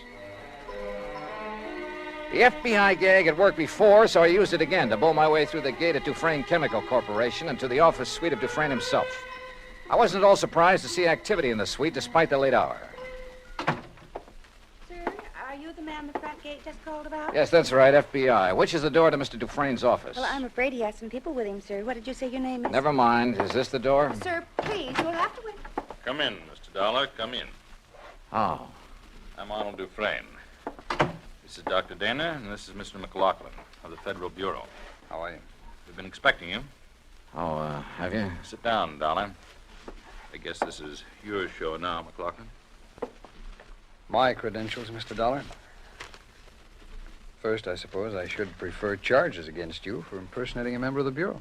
Yeah, well, I can hardly say that I blame you, though, under the circumstances. Incidentally, our man in Sarasota's had quite a time keeping track of you. You mean there was a tail on me? From the moment you arrived. No kidding. Well, we didn't dare take the chance that you might upset things for us. After all, you've a reputation for being pretty sharp. We should have anticipated that you might be called in on the case, but though we planned things very carefully, we, shall we say, overlooked you. Even as we almost slipped up with Dr. Dana here, who would identify that body. Look, will you please tell me what this is all about? A man named Poorman called you in Hartford and asked that you come here to investigate the disappearance of his old friend and client, Parley Barron, right? Yeah, that's right. Now, where is he? What happened to Barron? Do you know? We do. And we were afraid you might find out and let the, shall we say, cat out of the bag. That is why we were all ready to send for you to come here, but, well, as it turned out, you came all by yourself. Mr. McLaughlin. Parley Barron, by the way, Mr. Dollar, is all right, alive, healthy, and happy. Then that body we picked up? Dressed in his clothes? During the last war, Mr. Barron, as a research chemist, made vitally important contributions to our, or shall we say, national security. Oh. He was too valuable a man to lose, even though his wife objected to his work for religious reasons. I gathered that from talking to her. Or perhaps you even thought she might somehow be implicated in his disappearance. The thought certainly entered my mind. Well, in any event, so that he could continue to have a happy home and at the same time carry on his tremendously important work, we arranged for the little deception that has been going on for some years now. His so-called daily fishing trips. That's right. But each morning in a small hidden cove, I needn't tell you where, he was picked up and brought here to Tampa to carry on his work. Well, I'll be darned. No one was the wiser. Even our, shall we say, competitor nations in atomic and missile research, who were bound to keep tabs on such a man, they knew only that he was working for the Dufresne Chemical Corporation. They did know that, huh? Well, we must suppose so. International espionage is pretty well organized these days. But now this disappearance, Mr. McLaughlin. Changes in plans for nuclear developments had made it mandatory that he spend some time in, elsewhere. Where? Well, shall we say, somewhere in New Mexico or something like that. So to openly send him there would have indicated to our competitors what these new developments could be. That had to be avoided at any cost. Therefore, the plan for his disappearance was carefully worked out and carried out. Then whose body was it we picked up? Well, some poor, unidentified old derelict who was on his way to Potter's Field. I see. Well, believe me, if the Bureau functions this thoroughly in everything it does. Oh, we try. Well, what about Mrs. Barron? Oh, she'll bear up. We, of course, made sure of that in the beginning. And then when her dear husband does return... When will that be? When his work is finished. And, of course, that'll be too late for our friends across the sea to catch up with us, and we've worked out a completely plausible story to cover his absence. Oh, I'm sure you have. Now, Dr. Dana here will return to Sarasota in the morning. He will confirm identification of the body that was fished from the sea with only sufficient reservation to protect his professional reputation when Parley Barron reappears. All right. Now, when an insurance claim is filed on Barron... Well, I'm sure Mrs. Barron won't file for some time, unless urged to by your friend Poorman. Oh, I can prevent that without telling him anything. That's fine. What's more, with the penchant that some companies have for... shall we say, slow action on claims? Well, don't let them hear you say that. Well, Barron will be back before you need to worry about it. Now, is that okay with you, Mr. Dollar? Shall we say, okay.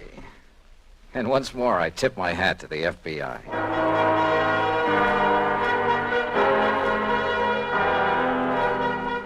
Expense account total, including plane fare and incidentals back to Hartford, $421.50. Remarks?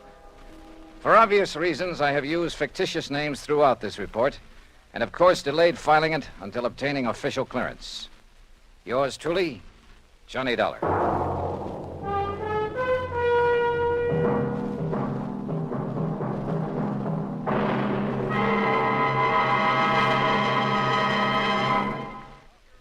And now, here's our star to tell you about next week's story. Next week, a strange old character, the most beautiful girl I've ever met, and money all over the place. Counterfeit. Join us, won't you? Yours truly, Johnny Dollar.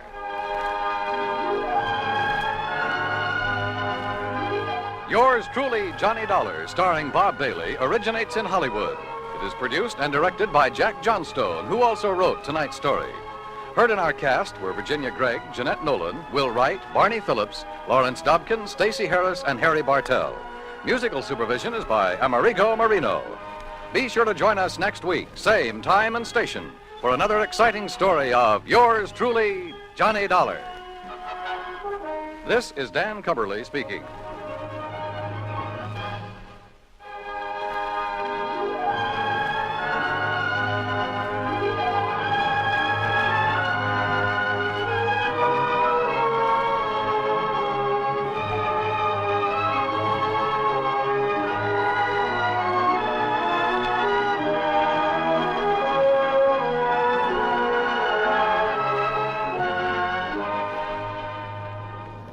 Johnny Dollar has come to you through the worldwide facilities of the United States Armed Forces Radio and Television Service.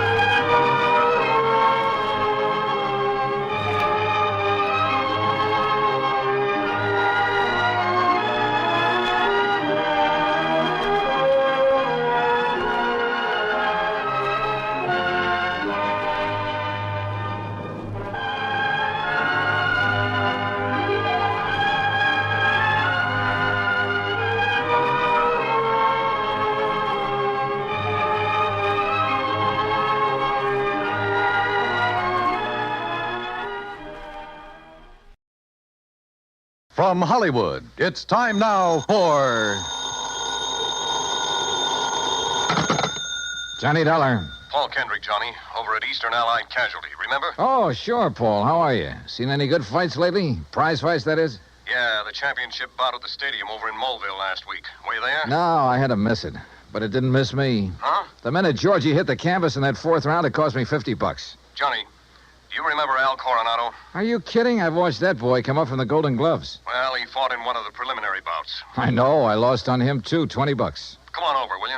And And I'll tell you why the company may lose $50,000 on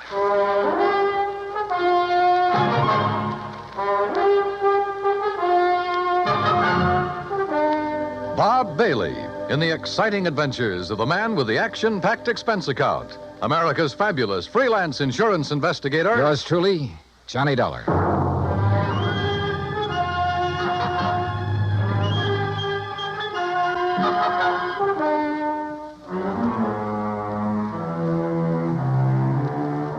Expense account submitted by Special Investigator Johnny Dollar to Eastern Allied Casualty Insurance Company, 422 Spidal Building, Hartford, Connecticut. Following is an account of expenses incurred during my investigation of the squared circle matter. Expense account item 1, $1.10, cab from my apartment to the offices of Eastern Allied. When I got upstairs into his personal cubicle, I found Paul Kendrick pacing the floor. Sit down, Johnny. Have a drink if you want one. No, thanks. Hey, looks like you're the one who could use a drink. What are you worried about?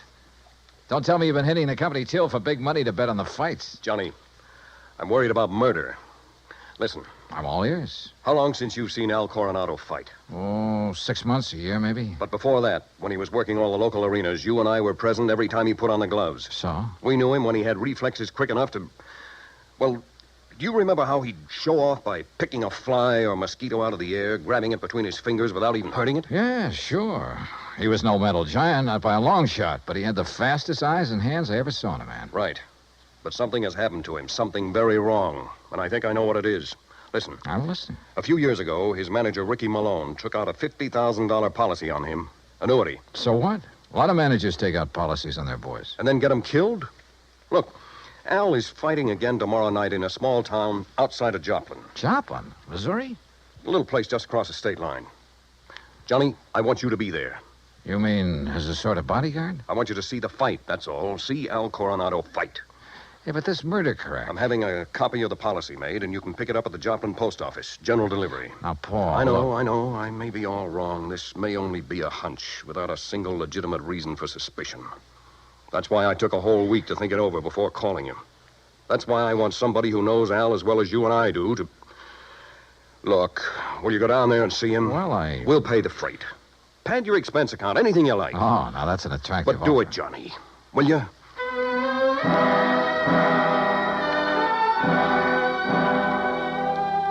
Item 2, another $1.10 back to my apartment to pack. Item 3, $124 even. Plane fare and incidentals to Joplin. By your leave, Paul, the incidentals included a new sports shirt loud enough to startle the whole state of Arizona, an extra pack of razor blades, and a new toothbrush. Also, item 4, $3, flowers for the stewardess, who managed to find me an extra bottle of champagne. I arrived at Joplin shortly before noon, and after checking into a hotel, found that by some miracle, a copy of Al's policy was waiting for me at the post office. A quick glance at it brings up item 5, $4.25 phone call. What do you mean, holding out on you? I thought you said Ricky Malone took out the policy. He did, and pays all the premiums. But the beneficiary named is Frankie Fortina. Now, who's he? I don't know yet. Well, his address is in New York City. You better look him up, will you? I've been trying to. But the last time Fortina was at the address on the policy, it was a racetrack bookie joint. Oh, so that's why you're worried. That's one reason. Well, if you learn anything about him, let me know, will you? I'm staying at the Beverly Arms. Okay, Johnny. Johnny. Yeah? Call me again, will you? After the fight tonight. Sure.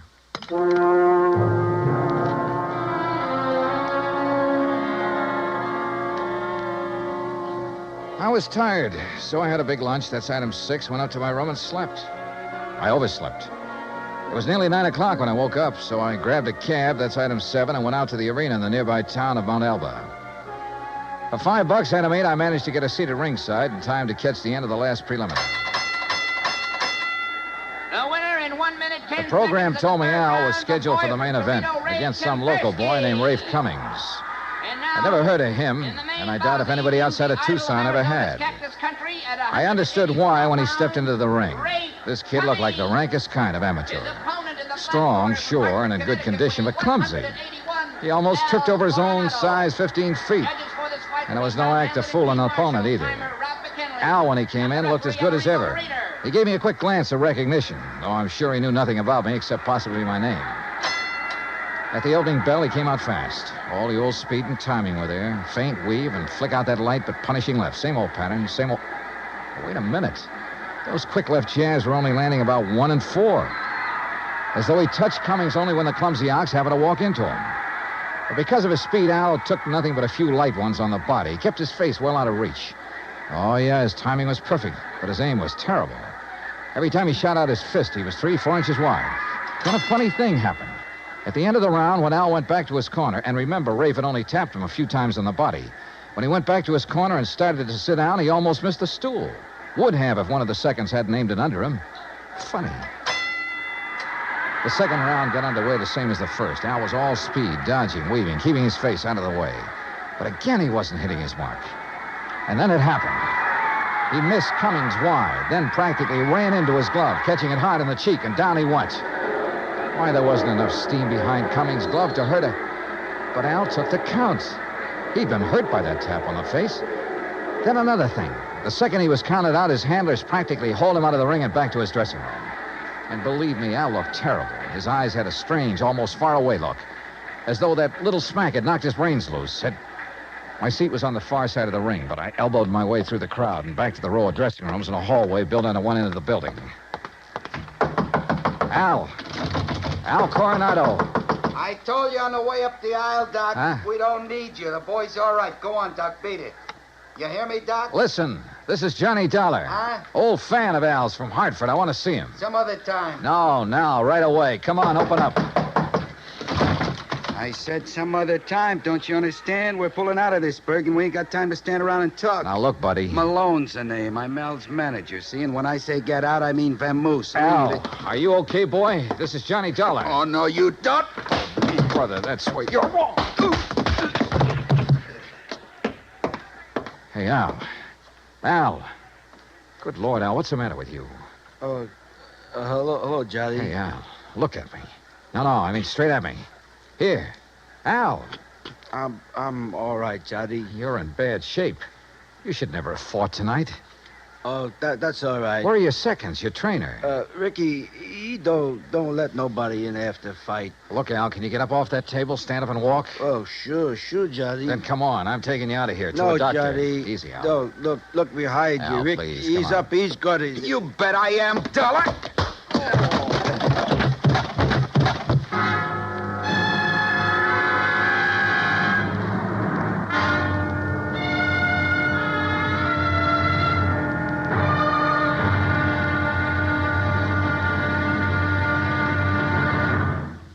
Act Two of yours truly, Johnny Dollar, in just a moment.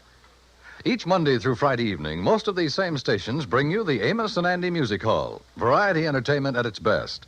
For top songs, informal visits with top stars, and for a never-ending supply of fun. Turn your home into the Amos and Andy Music Hall 5 nights a week. Now, Act Two of yours truly, Johnny Dollar, and the Squared Circle Matter.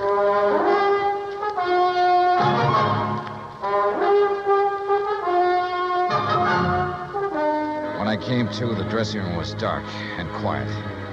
After carefully falling off the table where they'd left me, I groped my way to the light switch, stumbling incidentally over the remains of the chair Ricky Malone had used on me.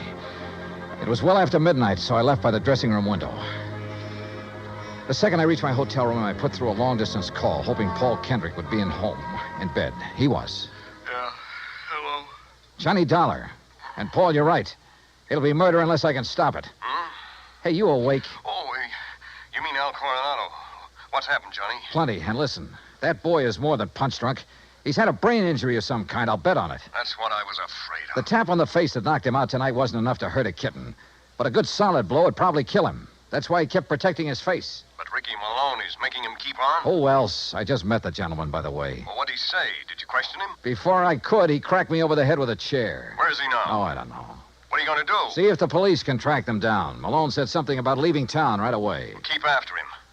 Did you read that policy carefully? You kidding? I haven't had time. It's an annuity. That much I saw. Beginning in 3 or 4 years, it'll pay Al a nice little income for the rest of his life, if he survives. But the beneficiary named. Yes, Frankie Fortina, who gets the full face value of the policy if Al dies. Johnny. Yeah? I got a rundown on Fortina. You said he was a bookie at one time. That was the least of his crimes. He has a record as long as your arm. As I see it, he owns Al Coronado. Then you're probably thinking what I am. But Al hasn't been doing so well lately. He's taken a big drop in class. Isn't making the purses he used to. You know that? Yes. The ANBA keeps a complete record. So with this injury to his brain, the only way Fortina can clean up on him is by seeing him dead. That's right. Well, what about medical examinations before these fights? Ricky Malone could bribe his own mother, especially in some of the towns where Al has been fighting lately. Yeah, that's possible, of course. Also, what you and I believe is wrong with Al is one of the hardest things in the world to detect. Yeah, I must admit he looked great when he entered the ring. Okay, Paul, one thing's in our favor. Neither Al nor Ricky Malone knows who I am, outside of being a fight fan. Just so Fortina doesn't learn different. Where is Fortina, by the way? I don't know. So, Johnny, whatever you do, be careful.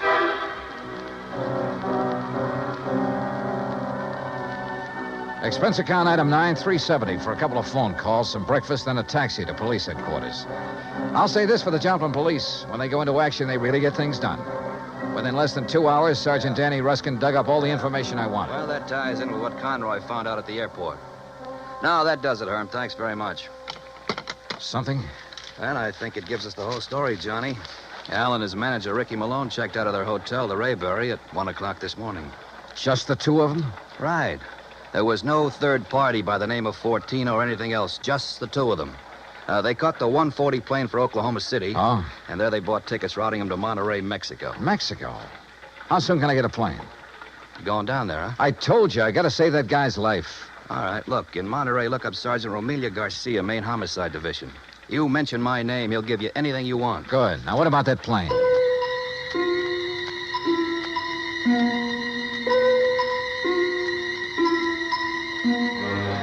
The deal on plane connections turned out to be bad.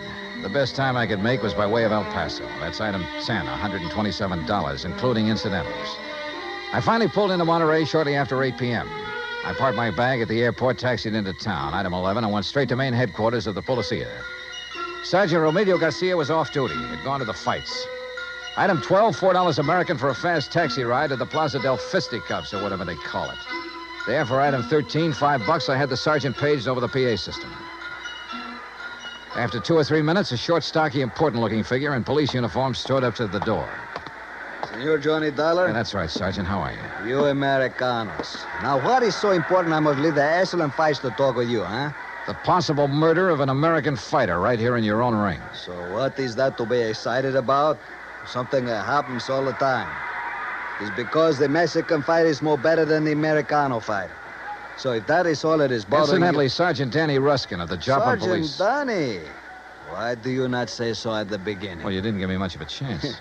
How is it, my good friend, Sergeant Danny? Pues it's too long IFC here. Yeah, well, look. Excellent man, Sergeant Danny. When I have trouble with one of our Mexican nationals who escape across the border and go all the way to Missouri, Joplin, it's Sergeant Danny who... But you have a problem, huh? Yeah. A fighter named Al Coronado. Coronado. Oh, but of course, tomorrow night he is fighting here, and he will lose. Why do you say that? Come, look. Here on the, what you call, a billboard, a picture of the man he is to fight. So, El Toro Negro. That sounds more like the name of a bull than a... Holy... See, big man, is he not? Is this picture real? 240 pounds, senor.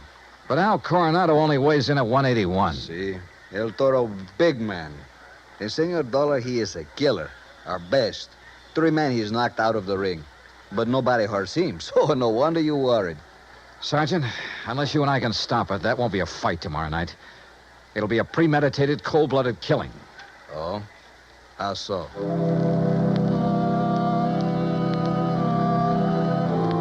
I showed Garcia my credentials, then told him what I knew and what I suspected. But until we have proof of this, senor, to start what you call an international situation, you are not now in your own country, you know.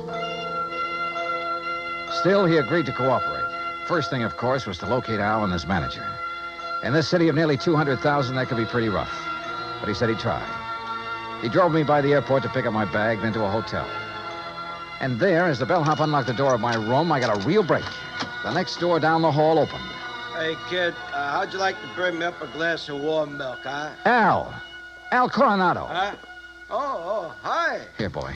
Just put in my bags inside and leave the door open. Gracias, senor. Hey, Al, are you alone? Sure. Hey, you're Johnny, ain't you? Yeah, that's right, Johnny, and I want to talk to you. I used to see your rig side all the time up in Hartford, You saw me in Joplin, too. Only you don't remember. Where's Ricky Malone, your manager? Oh, he said he had to go meet somebody. He's always going out. Look, Al, I'm an insurance investigator. Oh? Oh, I got some insurance. Yeah. One more fight and somebody's going to collect it. No, Johnny, that's my retiring money. The only one who'll retire on it is Frankie Fortina. Hey, Frankie, he's my owner. You know him? Hey, who takes all the aspirin around here? Me. I get a lot of headaches all the time. And maybe that's why I ain't been hitting so good lately. Yeah. Here, catch this bottle. Hey, now... now look what you did. No, Al. You look what you did. You missed that bottle by 3 inches. For the same reason you haven't been hitting well. Why you have these headaches. All right, I'll give it to you straight. You've had a brain injury, Al. One good wallop on that head will kill you. And that's just what Ricky and Fortina want. No. Ricky always says to keep my head protected, so you must be wrong. Am I? Well, Ricky's good to me. Why, you numbskull, he's trying to get you killed. Johnny, you're all wrong. You know the man you're up against tomorrow night? Well, I know his name. Well, he's the one scheduled to finish you off. Johnny, I don't believe that. Al, listen, you gotta believe it. Now, where's the Here. Who you gonna call? Hello, this is an emergency. Get me Sergeant Romilio Garcia at Central Police Headquarters. Cops? That's right, Al, and a doctor. No, look, Ricky says to stay away from doctors. All they do do is stop you from ever fighting again. And that would make you worth just $50,000 less to Frankie Sergeant Johnny Dollar. I found Al. Hotel room right next to mine, room 915.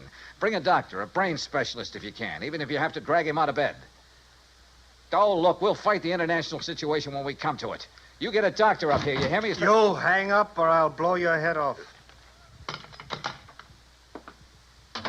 Well, Mr. Fortina, I believe. Frisk him, Ricky. Sure, boss. He's clean. Huh? I hate to shoot an unarmed man, Dollar, but if you make one phony move... So you know who I am, huh? Well, Ricky here may be stupid in some ways, but he had sense enough to call me from Joplin after you broke in on him there. Finding out what you're up to wasn't difficult. Finding out what you're up to wasn't very tough either, Fortina. But it's all over. Not for me, Dollar. That's where you're wrong. That phone call I made was to the police. I know, to Central Headquarters. That's over 3 miles from here. By the time your sergeant finds a doctor and gets here, you'll be dead. And I will be gone. Have you forgotten that you have a border to cross, You Fortina? think I'm stupid? Frankie Fortina has never been here. Has never been even in Mexico. Because my tourist card reads Charles Edward Smith. And since the next plane leaves for the States in about 20 minutes, Ricky... Yeah, boss? I think Mr. Dollar had better have an accident. Fall out of the window, perhaps. Oh, now, wait a minute, What? boss. I mean, well... Listen to me, Malone. I had 2 reasons for coming down here. To see if you were right about Dollar and to make sure of that fight tomorrow. You've been stalling with Al. You've taken too long. The heat is on up north. I need the dough. I told you, boss, that El Toro will do it tomorrow. fellas, Shut up. And look, if you take care of Dollar, what about me? What? Maybe you can get back to the States, but me, with Dollar laying dead here, and if Al talks... Al won't talk. You won't either. Frankie. Dollar has given us a perfect setup. He came here to Al's room. You found him here. You had a fight. Dollar ends up in the street below. But what happens to me? Haven't then? I always taken care of you in the past when you were working for me? You know what will happen if you ever try to cross me. No, All right, listen, all right, Frankie. all right. I have contacts down here. I have plenty of them. I have lawyers, good ones. It's going to be self-defense, pure and simple. But what if Al talks? I told you before, Ricky. You've taken too long with him. Frankie, listen... While I hold this gun, you're going to take care of Al, too. The way you should have a long, long time ago in his fights. I don't No, understand. no, listen to me, Frankie. You listen. I can't You've been do in it. this whole thing just as deep as I have, and deeper. Because you're the one who's kept Al fighting. You've paid off all those phony medicos. You set him up for this El Toro tomorrow night. You'll do it, Ricky. No. Then I'll use the gun on all 3 of you. Frankie. You're out of your mind, Fortina. Am I? It will still look like a fight between you and Ricky. Boss. Al just happened to get hit accidentally by the gun that will be found beside your body. Boss. Hmm? Boss, I'll do it. You bet you will. I'll do anything you say if you'll just help me get out of it. Okay. Go ahead. Dollar is first. And, brother, if you think it's going to be It's easy... either the window or this gun, Dollar. So far as you're concerned, I don't care which. Go on, Ricky. Okay, Just remember, boss. your own life depends on it. You bet I... Play dirty, will you? The window, Ricky. The window, I said. Remember, it's your own life, Ricky.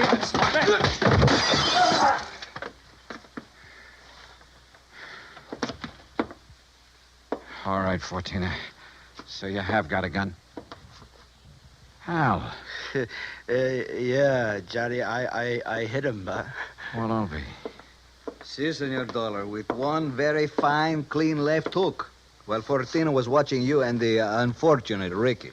Yeah. You got here a little late, Garcia. You see, but tell me, Senor, what makes you think this Al Coronado has lost his punch?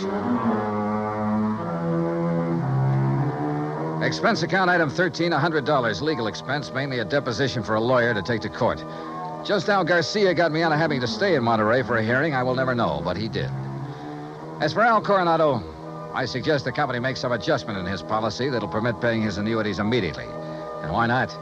The company should have investigated more thoroughly before issuing this policy anyway. And if it doesn't show a little heart, but I'm sure it will. Item 14, $224.50. Hotel and incidentals and transportation back to Hartford. Expense account total, $491.20. Yours truly, Johnny Dollar.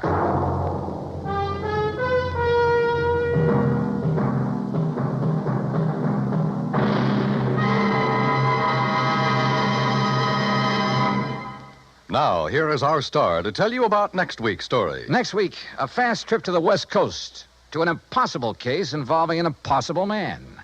Join us, won't you? Yours truly, Johnny Dollar. Yours truly, Johnny Dollar, starring Bob Bailey, originates in Hollywood. It is produced and directed by Jack Johnstone, who also wrote tonight's story. Heard in our cast were Harry Bartell, Herb Ellis, Victor Perrin, Jack Crucian, Les Tremaine, and Lawrence Dobkin. Musical supervision is by Amerigo Marino. Be sure to join us next week, same time and station, for another exciting story of yours truly, Johnny Dollar. Stay tuned for 5 minutes of CBS News, to be followed over most of these same stations by the FBI in Peace and War. Dan Cubberly speaking.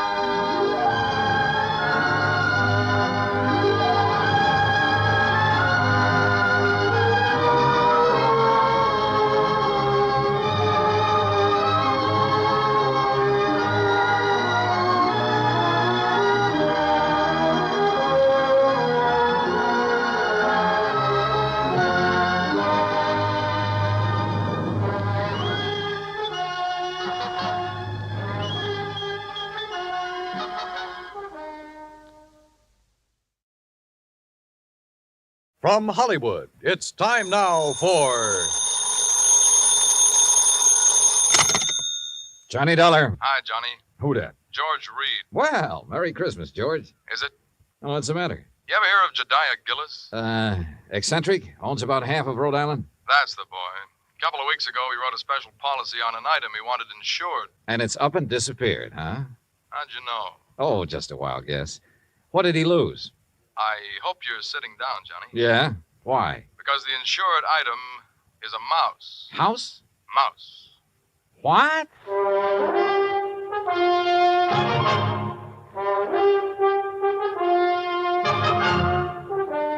Bob Bailey in the exciting adventures of the man with the action-packed expense account. America's fabulous freelance insurance investigator. Yours truly, Johnny Dollar.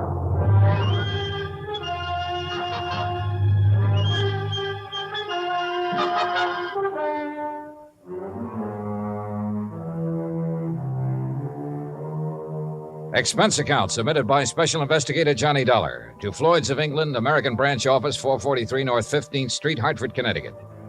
The following is an account of expenses incurred during my investigation of the missing mouse matter.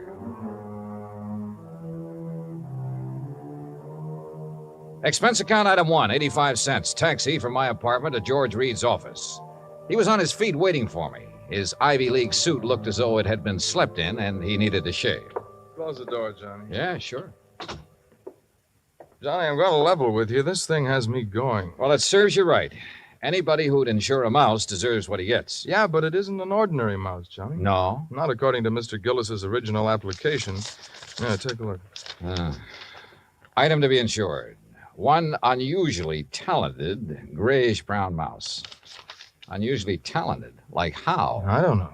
What? I tried to find out, but Gillis wouldn't tell me. And still you issued the policy? You know our company, Johnny. We have a reputation for insuring almost anything, but we have to draw the line occasionally, and we would have here, except for one thing. What's that? And believe me, it better be good. It is. Gillis carries all of his insurance with us. Yeah, but even so. Just one of his several policies is a straight life for $350,000. Wow, wait. King-size premiums, huh? Exactly. So when he called asking us to insure this fellow's mouse for a few weeks... Wait a minute. Gillis doesn't own it? No. Well, who does? It belongs to a friend of his, a man named Glazer. He's spending the holidays with Gillis. Gillis didn't want to be responsible if something happened to Glazer's mouse while he's there, so he asked us to write the policy. How much did you insure it for? All the company would allow, $5,000. Oh, now, George, you think I want to get all worked up over a lousy $5,000 loss? What kind of a commission can I possibly make on that? Look, give me a chance to finish, will you? All right, but only because it's Christmas. All right. Late last night, I received a call from Gillis. He wanted to know whom we considered the best investigator in this part of the country. When I told him, he told me about the mouse and insisted I send you up to help look for it. No, George, I'm sorry, but I'm going to pass. I've handled some screwy cases in my time, but this is... Please wait till I finish, will you? I told Gillis you wouldn't be interested. That's when he started putting on the squeeze. Squeeze? How do you mean? He said if I didn't get you, he'd cancel his policy. Oh, come on. You don't believe that, do you? I don't know what to believe. Gillis is a screwball of the first water. We've known that for a long time, and frankly, I'd rather not take a chance. Well, you've got to. Maybe not. I've received an okay from upstairs. On this one, you can write your own ticket. Well, why didn't you say so in the first place? You didn't give me a chance. Look, there's a train for Providence at 3:30. Here's Gillis's address. He wants you to stay with him. That'll cost more, Georgie. It figures. Merry Christmas, Johnny. Same to you, Santa Claus.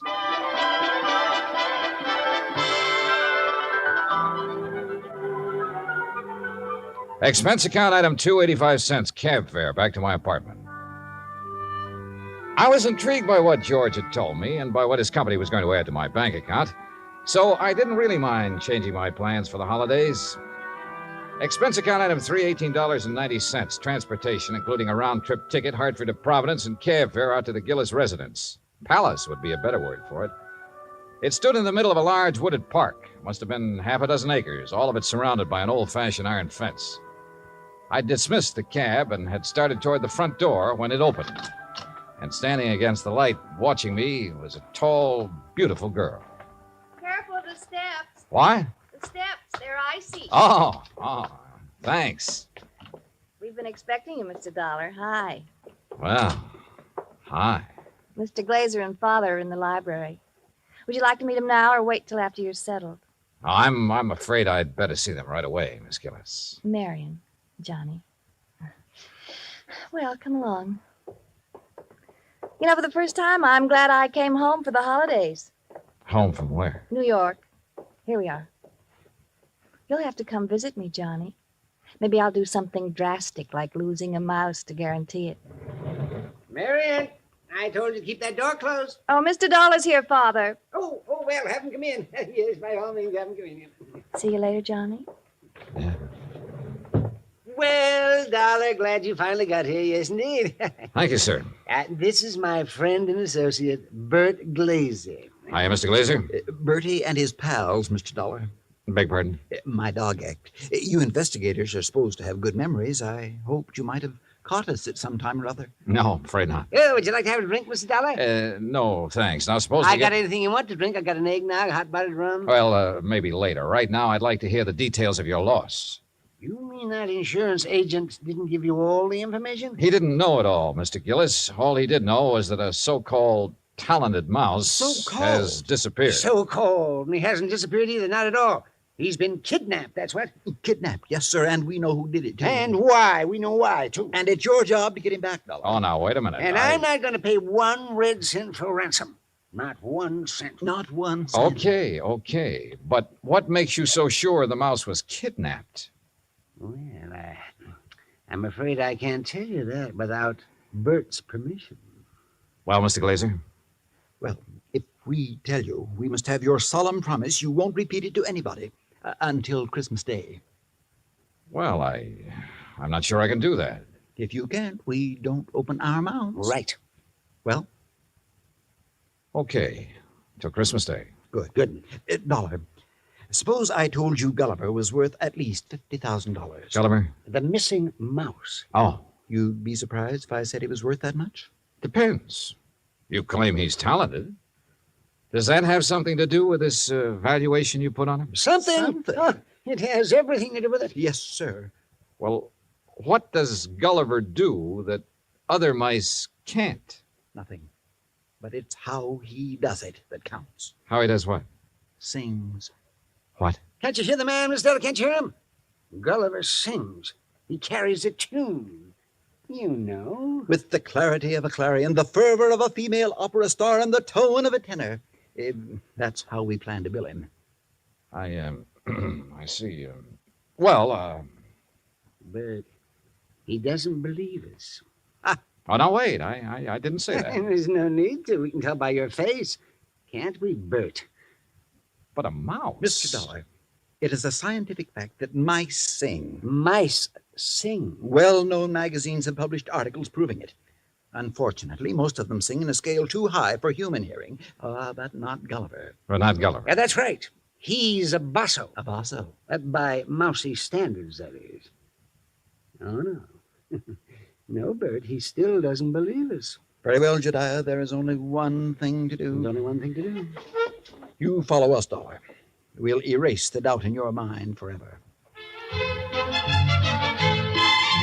I took a good look at Bert Glazer, then reluctantly followed the two of them out of the library and down a long hall. At the moment, this thing had all the earmarks of a good old-fashioned con game. Or better still, a benefit on behalf of Bert Glazer with Jodiah Gillis and Floyd's of England as the sole cash contributors.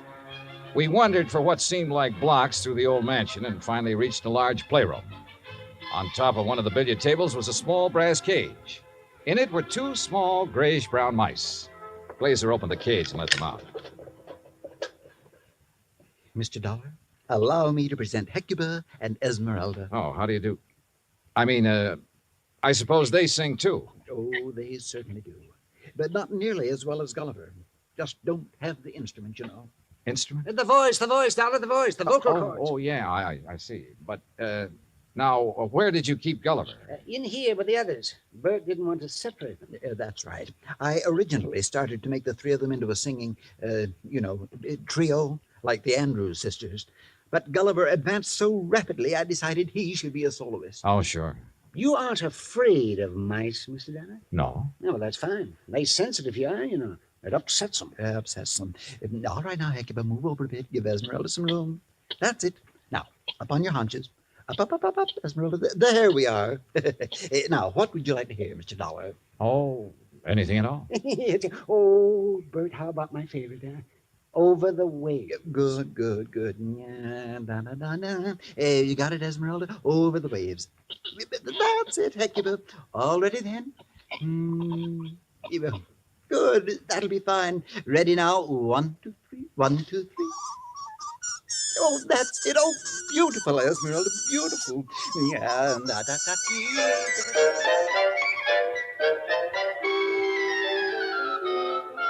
Well, I won't say I was convinced, but I won't say I wasn't. But I will say those mice were singing something, or giving a mighty good imitation of it. We returned to the library, and this time I sampled the eggnog liberally. Is that all right, Dollar? Oh, fine. Thanks. Well, Dollar, you know now why we believe Gulliver was kidnapped? Well, I'm not sure.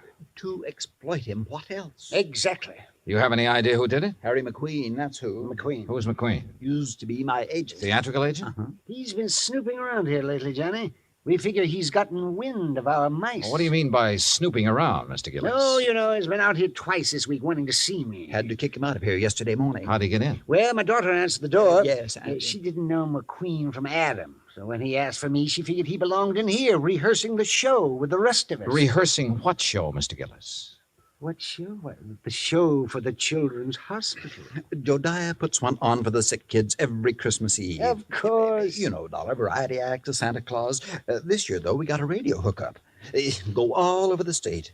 And Gulliver, well, he was going to headline. And that's why I sent for you, Dollar. I figured you can get him back by tomorrow afternoon if anybody can. How long was McQueen in here before you noticed him? Long enough to lift Gulliver. This was our dress rehearsal, Dollar. We'd asked some of the kids from around the neighborhood in to watch, so it was pretty crowded. Where were the mice during the rehearsal? Well, that's where I made my mistake. What do you mean? We were keeping them a secret till the real show. Well, where were they? In their cage, over there on the mantel. Now, we were using this part of the room for the stage, so McQueen could have just reached in and taken Gulliver without us seeing him.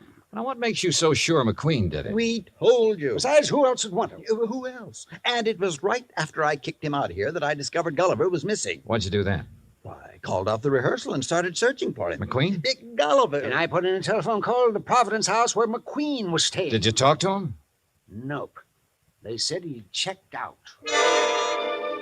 After questioning them for a while, I finally had a nightcap with Jediah, then went to the phone in the hall and made some calls, including one to George Reed. Well, how's it going, Johnny? It's not. That's why I'm calling. Look, they think a theatrical agent named Harry McQueen stole the mouse. He has offices in Boston and New York.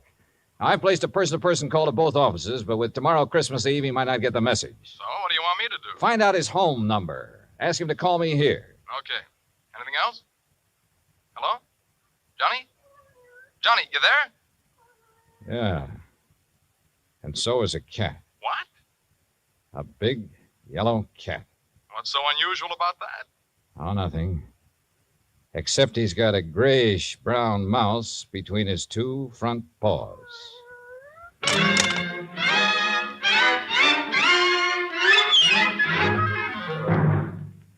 Act Two of Yours Truly, Johnny Dollar, in just a moment. You can't buy happiness by the pound or the yard, but you can have it by the hour with no strings attached every Monday through Friday evening and each Saturday in the daytime when the Robert Q. Lewis Show is on the air. Join him and his fun-loving gang 5 nights a week and Saturdays in the daytime on most of these same stations. Now, Act Two of Yours Truly, Johnny Dollar, and the Missing Mouse Matter.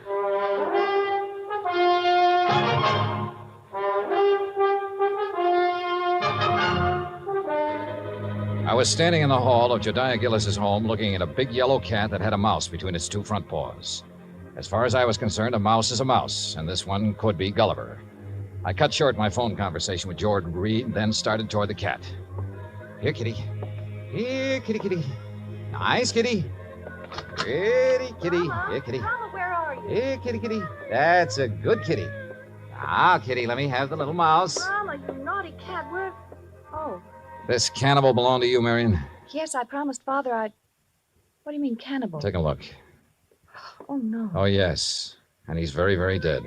Oh, you don't think it's Gulliver, do you? Well, Mr. Glazer will have to identify him. And if he is, well, that's that. Oh, no, Johnny. What do you mean? Oh, Johnny, please, you don't have to tell him, do you? Well, sure. If it's Gulliver, this thing's cleared up. If it's not, your Rama gets a reward for being a good mouser. Oh, Johnny, please. Dad almost had a fit when I arrived here with Rama. He made me promise to keep him in my room. This the only time he's been out? Well, no. Oh.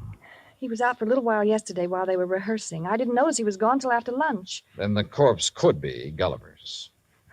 Oh, Johnny, if it is, there's nothing we can do about it now. And if you tell my father, besides making him angry, it'll break his heart. All right. I won't say anything until tomorrow night. Oh, thanks, Johnny. Night. Good night.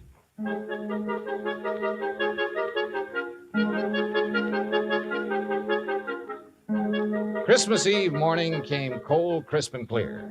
The Gillis grounds were covered with new fallen snow, and the trees were heavy with icicles, giving the whole place the look of a winter wonderland. I dressed and went down to join Gillis and Bert Glazer at breakfast. I was on my third strawberry when the phone started to ring. Yeah. You expecting a call, Dollar? Yeah, matter of fact, I am. Yeah, then you'd better answer it. If it's somebody at the broadcast station for me, tell them I'll be at the Children's Hospital at noon. They can call me there. Right. Hello? Johnny Dollar? Speaking. Look, I don't know what's going on down there or why you're going to pester me about it. Who is this? Harry McQueen. Who did you think? Well, I wasn't sure. Well, your friend Reed got me out of bed this morning, Dollar. He told me you wanted to ask me some questions about a mouse that's missing from Jediah Gillis's place. That's right. What do you know about it? Well, I've done a lot of pilfering in my time. I've taken towels from hotels from Maine to Miami and Seattle to Bridgeport. But I never had to stoop so low as to steal a mouse from any hotel, garbage dump, trap, or field. Do I make myself clear? Perfectly. Except for one thing. Yeah? This particular mouse was a performer. Was a what? He was trained, did tricks. Still doesn't interest me. Well, then why were you trying to see Mr. Gillis? To get some of my people on his Christmas show. Anything wrong with that? No. There'll be a lot of publicity about it. Would have done him a lot of good. And you're sure you weren't interested in the mouse? Look, Dollar, when I went into this business 18 years ago, I swore then I'd never handled kids, belly dances, or animal acts. But you handled Bert Glazer's dog act.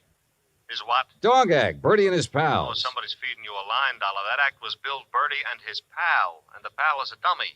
Glazer's a top-notch ventriloquist. He's a master. You hear me, Dollar? Yeah, Harry. I hear you fine. I had to do some thinking, so I put on my coat and went outside for a walk around that wooded park. What I had just learned about Glazer confirmed what my instinct, my common sense, had been telling me all along. Except for one thing. The performance given by Hecuba and Esmeralda the night before. If Glazer had been doing the singing for those two mice, he was a master ventriloquist. Which was exactly what Harry McQueen said he was. I'd started back toward the house, wondering if I should get Jediah aside now and tell him or wait until after the show, when something soft and cold hit me on the back of the head. Hey! Sorry, Johnny, I couldn't resist such a serious target. Anything new? Well, if you mean have I found Gulliver, the singing mouse, no. Dad told me to tell you if Gulliver does turn up before 1:15, rush him over to the hospital. Yeah, sure. But I think that's extremely unlikely. You think Rama got him, don't you? If he did, he got a very ordinary mouse. He didn't get one that sings. I'm afraid I lost you. Doesn't matter. Oh, now I wonder what he wants. Who? That boy on the porch. Oh, well, if this was Hartford, I'd say he was the paper boy coming around to collect. Well, it's not Hartford, and he's not a paper boy because Dad doesn't subscribe to anything but Fortune. Oh, well, then he's selling something. Well, if he is, he's not going to give us a chance to buy any. Johnny, looks like we scared him off. That's funny. Hey! Hey, come back! He sure tore out of here when he saw us. Wonder what he wanted. Do you suppose he was one of the kids they invited in to see the dress rehearsal? Well, if he was, what would he be doing back here today? I don't know. Let's take a look around. We found it in the playroom, near where Gulliver's cage had been. It was a roundish metal clamp, the kind a boy wraps around his trouser leg when he's riding a bike.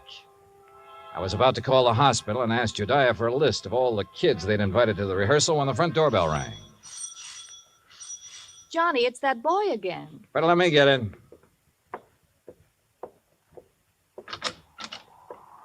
Hi. Hi. I was over here to see the show the other day. Oh? Yeah. You see it? No, I wasn't here then. Oh. Jeez. Sure is calling. Yeah, sure is. Oh, why don't you come in and get warm? Oh, no, that's okay. No, come on. Nobody's here. No? Oh, okay. Yeah, sure, come on. I don't want to bother nobody, you know. I was just riding by and I thought I'd stop and tell old man Gillis what a swell show they put on. You really liked it, huh? Yeah. All except for that Santa Claus. Oh? What was wrong with him? Nothing. Just that, well, who believes in all that smushy kid stuff? Kids, I guess. How old are you, Bobby. Bobby Neves. How old are you, Bobby? Almost 11. Well, being that old, I can understand why you weren't impressed with the Santa Claus. All that other stuff, too. You know, like giving presents and singing those hymns and junk like that. You gotta cut it out when you start growing up. You sure do, boy. Yeah.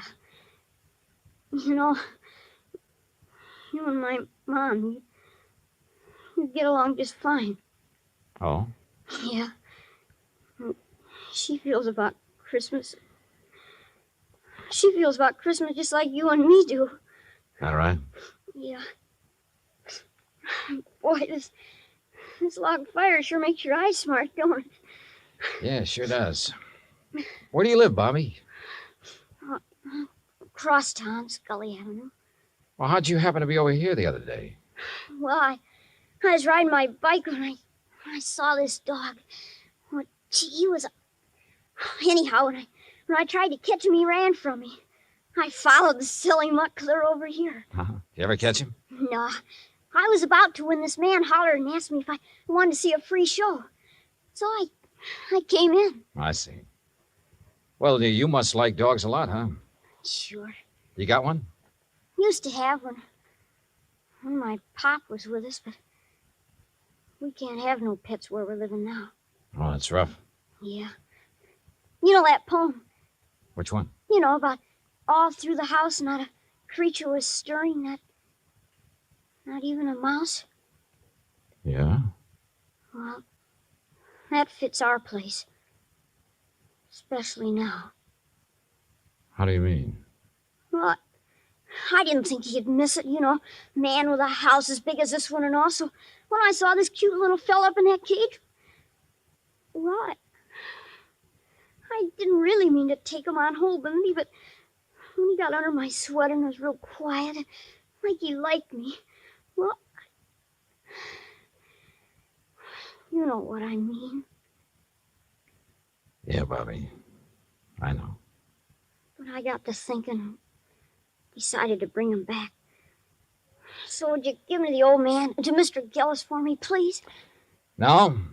I think you'd better do that yourself. Oh, no, please. He might be awful mad at me by now. No, Bobby. In fact, you're going to get a reward. Yeah? Word of honor.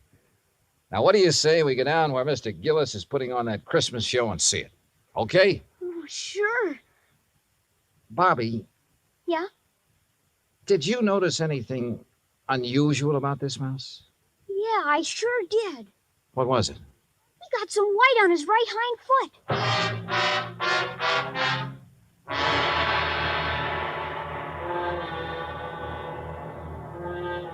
Expense account item 4, $1.60. Cab fare from the Gillis residence to the Children's Hospital for Marion, Bobby, and myself. Inside, we followed the sound of children laughing and reached the auditorium. Marion found a seat among the nurses, and I took Bobby backstage. When Jediah saw Gulliver, his face lit up like one of the trees he'd had delivered to the war. Gulliver! By golly. I knew if anybody could do it, you could, Dollar. I didn't do a thing, Mr. Gillis. All the credit goes to Bobby. Oh, to Bobby. Well, I'll speak to you after the show, young man. Yes, sir. Bert, look, he's back.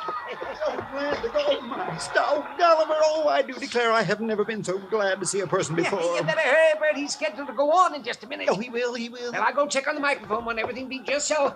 Don't go away, Dollar. No, he won't. Bobby, why don't you sit over there where you can see the stage? Yes, sir. Bert, you think Gulliver will sing today? I know he will. Oh, get ready, Gulliver. But that boy had Gulliver all day and all night, and he didn't sing once. Did the boy ask him to? Ladies and gentlemen, boys and girls, for the first time in a while, one of the wonders of the world, Gulliver, the singing mouse. Hey, Mr. Dollar, can that mouse really sing? That is what we're going to find out, Bobby. Exciting, isn't it, Dollar? Sure is, Mr. Gillis. All right, thank you, folks. Thank you. And now for Gulliver's first number, he'd like to sing with... what's that, Gulliver? I see. He's going to sing Jingle Bells. but he wants me to get off stage so everybody will know it's really him doing it and not me. Thank you. Is he all right, Bert? Oh, fine, fine. Just feeling his out. Well, why doesn't he start? He's going to. Listen.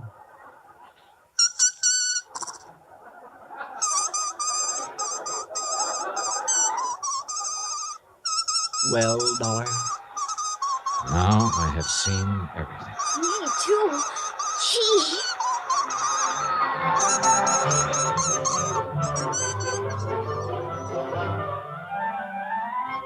Bert Glazer had a logical answer for having lied about his old vaudeville act. He knew I wouldn't believe the mice could really sing if I'd known he was a ventriloquist. And you know, well, after all, yet sometimes... Expense account total, including cab fare, Hartford Station to my apartment, $38.20. As for my separate and additional fee, as agreed upon before I took this matter, well, there's a boy named Bobby Neves who lives on Scully Avenue over in Providence. See that he gets it, huh? Yours truly, Johnny Dollar.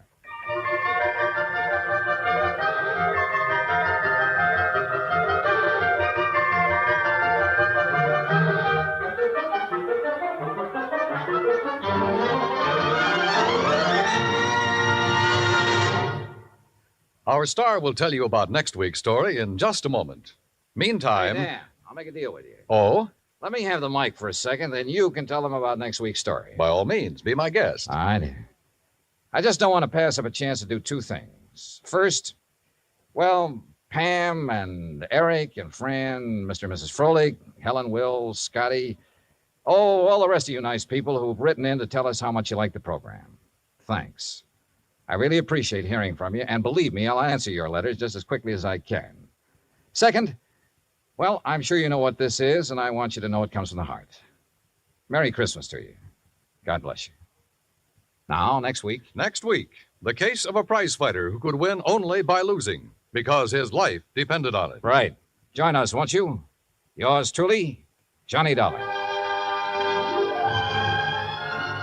Yours truly, Johnny Dollar, starring Bob Bailey, originates in Hollywood. It is written by Charles B. Smith and produced and directed by Jack Johnstone. Heard in our cast were Mary Jane Croft, Howard McNear, Parley Bear, G. Stanley Jones, Bill James, Lawrence Dobkin, and Richard Beals. Musical supervision is by Amerigo Marino. Be sure to join us next week, same time and station, for another exciting story of yours truly, Johnny Dollar. Dan Cubberly speaking.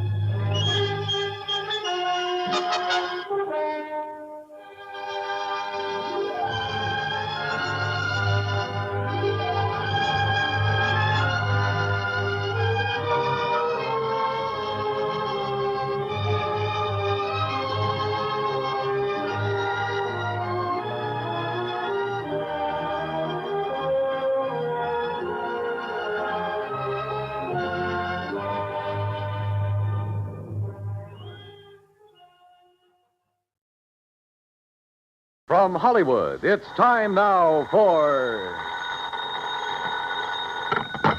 Johnny Dollar. I have your call to Hartford, Connecticut, Mr. Dollar. One moment, please. Thanks, operator. Hello? Pat McCracken. Hi, Pat. Johnny Dollar. Oh, good. Still out on the West Coast, Johnny? Practically. Did you clear up that Kincaid matter? Mailed you the final report 2 days ago. Oh, good. Now sit tight because I think I'll have another case for you out there. Yeah? Well, I've got one all lined up for myself. I just want to get your okay for an expense account. Oh, that depends. Who holds the policy? Holds several policies with the companies that you serve. Who is he? Or is it a she? Oh, it's a he, all right. The most important client I know. Huh? Who, Johnny? And certainly the one deserving the most attention. Well, who is it? Me, Pat.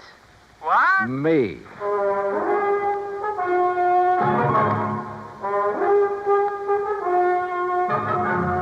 Bob Bailey in the exciting adventures of the man with the action-packed expense account, America's fabulous freelance insurance investigator. Yours truly, Johnny Dollar.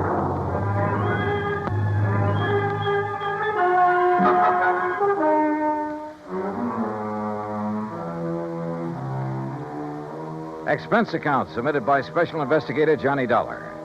To the Universal Adjustment Bureau, Hartford, Connecticut. Attention, Mr. Pat McCracken. Following is an account of expenses incurred during my investigation of and participation in the yours truly matter. Item 1, $34. Transportation and all the incidentals I could think of. Los Angeles to Las Vegas, Nevada. I needed a couple of days of relaxation after that Kincaid affair. Item 2, $31.40 for my room at the Flamingo Hotel, plus 2 fancy meals and a couple of drinks to go with them. Item 3, 85-cent phone call to my old pal Buster Favor down at Lake Mojave Resort on the Colorado River. Sure glad to hear your voice again, Johnny. Coming down here for some fishing? Buster, how did you guess? Big lunker bass are practically jumping into the boat. How big? 3 to 6 pounds. Ah, I did that well on the Flamingo boat yesterday on Lake Mead. Then I'll arrange for some bigger ones that stand by and wait for you. Want me to drive over and pick you up? No, I like to be independent, so I'll rent a car here. Well, in that case, wait for me. Huh? I've got to have 3 or 4 days' work done on my car at a garage there in Vegas. So? So I'll drive on up, leave my car, and you and I can come back here together in yours. And when you've had your fill of fishing... Okay, Buster, it's a deal. See you when you get here.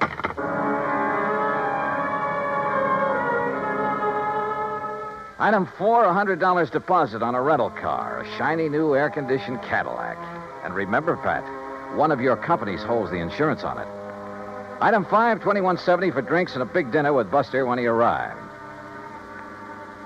It was quite late when we hit Route 95 for the drive down to Lake Mojave Resort across the desert. It was still hot after the day's high temperature of 118. You driving so fast to keep up the breeze, Johnny? You ought to take it a little easier. They patrol these roads pretty good, you know. Are you kidding? I haven't seen a car in nearly 10 miles. Yeah, and you mightn't see one of those law boys until he's right up on top of you. Oh, Buster, you mean they hide on the side road? No, not hide. They patrol some of them. Hey, where do all those side roads go, Buster? Some of them are a little more than wagon trails. Mostly to old mines, Johnny. Some of them 10, 15, 20 miles away up in the hills. Some of them being worked, some of them just... Now, look. Yeah? Over to your right. You see those lights? Look like they're on the side of the mountain? Oh, yeah. That's Haley's tungsten mine up there. Real big operation. A few miles ahead, one of my old friends has a mine. He works it for, Uh-oh. What's the matter? Look in the rear view mirror. I see some other lights. Oh, hey, if you think we're stepping along, that guy behind us is certainly... Uh-oh. Yeah, that flashing red light above the corner of his windshield means a highway patrol car. Also means you better stop. Well, it isn't as though I'd been driving all over the road. It's as though you haven't been keeping a sharp enough eye on the speedometer. Okay, start thinking up excuses, Johnny, and they'd better be good. Oh, no, I'll take it like a man. Shall we get out and greet the minion of the law? No, don't. You might think you're trying to pull something. And those laddies carry guns. Just sit here calmly, eyes front, and try to look innocent. Yeah. All right, boys. Huh? Oh, there's nothing in the back seat, officer. What? Right, mister. Nothing but me. And this. Hey, now, wait a minute. You're not... Hey, Johnny. Yeah. I take it that thing's loaded. That's right. Now get going. You were flashing that red light. Flashlight. Fooled it pretty good, didn't I? You were making like the highway patrol, and man, is that against the law. You think that's bad? Just wait till you see what I've got for you. I'll start her up. Hey, look, mister. Don't argue with a gun, Buster. Yeah. Buster, remember that. And remember it's aimed right at the back of your head. I'll get going, you. Sure. Here we go. Whoopsie. Watch it, will you? What's the idea of backing up that way? I'm sorry. It's a rental car. I guess I'm not used to it. Well, watch it. Sure. Yes, sir. Here now.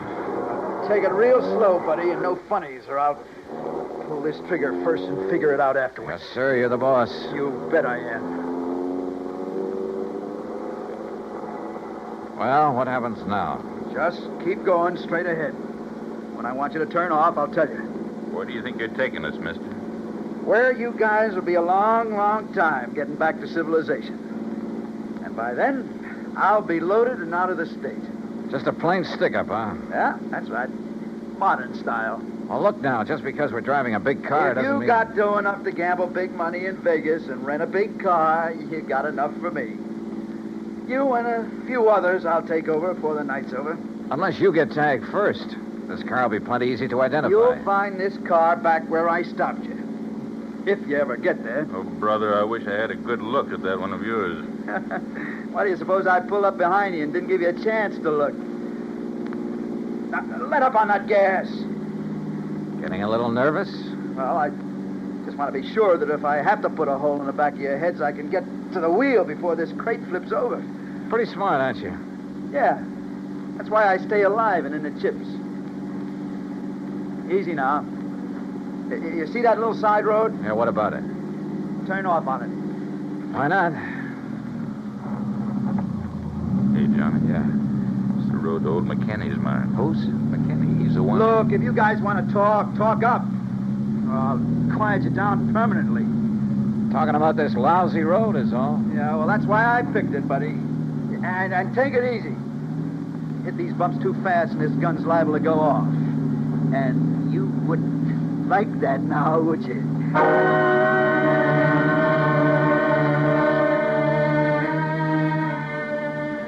We continued up the rough, curving road on the side of the mountain, 10, 15 miles, I guess. And I could see nothing but the road itself and the shadow of the mountain ahead of us. Turn up that air conditioning, buddy. It's a hot night. Yeah, sure. Listen, we go much further on this road, we'll scrape off the drip pan. You know this road? Well, it keeps getting worse and worse is all. This car is built pretty low, you know. Hey, take it easy, I said. How can I? You hear that? We don't stop pretty soon, we'll all get stranded out here. Yeah, maybe you got something there. Okay, buddy, that wide spot. You turn us around and stop. And take it easy. Okay. Now what? Just leave the engine running and both of you get out the right-hand door. Yeah, sure. Now, look. Shut up. From now on, I'm not going to waste any time. Come on, get out. You're not going to leave us out here, I hope. That's right. I figure the temperature's still around 100, so you're going to have to take it easy. It'll be long after daylight before you get back down the highway. If we make it at all. Oh, you will. If you go real slow. And if I don't have to use this on you. Now turn around, both of you. Hands up in the air. Now, look, mister, with no water out here in this heat, it'll be murder. It'll be murder if you try anything cute. What? Wait. Nearly $100. You don't know this desert heat. Shut up. Now you. Okay. Yeah, lower that left hand just a little. And be careful. Say, I like that watch. And that ring. Yeah. Say, you must have done all right at the gambling tables. Well, easy come, easy go. That's right. But, well. This card fall out of your wallet? Yeah. Johnny Dollar, insurance investigator. Oh, boy, that's a laugh. A private dick. Just as big a sucker as anybody else. Yeah, I'm laughing. All right, now, boys. Walk. 10 steps, straight forward. Together. Come on, Buster. No, sir. Now, look, you, if you think that you're going to... Wait a minute, Buster, don't. Oh, no, you don't. Why, you dirty rat. Yeah. One phony move out of you and you're going to get the same. Only right in the back, you hear me? Now you walk. Walk. Keep going. Walk. Walk!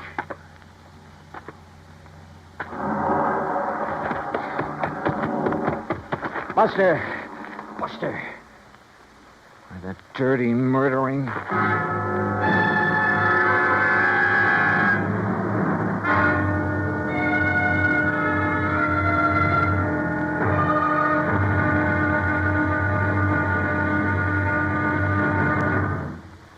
Act Two of yours truly, Johnny Dollar, in a moment. While her husband was a captain assigned to a unit of the United States Air Force on the island of Okinawa, Mrs. Carolyn Pesaturo went along, but friends and build greater understanding with other people of other lands. A chance to demonstrate her convictions. Her maid, Kikuko Chibana, invited her to her home. Kikuko's mother intimated that Mrs. Pesaturo had never done a hard day's work in her life, not with a manicure job like that. Well, that did it. Carolyn Pesaturo volunteered to do a full day's work, just like any Okinawan housewife, and be no more tired at the end of the day. Bright and early one day, she found herself in the Chibana home. And after washing the breakfast dishes in cold, soapless water, she scrubbed the kitchen floor, prepared meals on a wood-burning stove, drew 25 buckets of water from the well, and worked in the fields for the rest of the day, carrying 50-pound bundles of cut rice stalks through knee-deep mud. Well, she did such a good job, she was invited back for the rice planting. But more importantly, Carolyn Pesaturo planted understanding so that others could reap the harvest of freedom, the right of all men everywhere. And now, Act Two of Yours Truly, Johnny Dollar, and the Yours Truly Matter.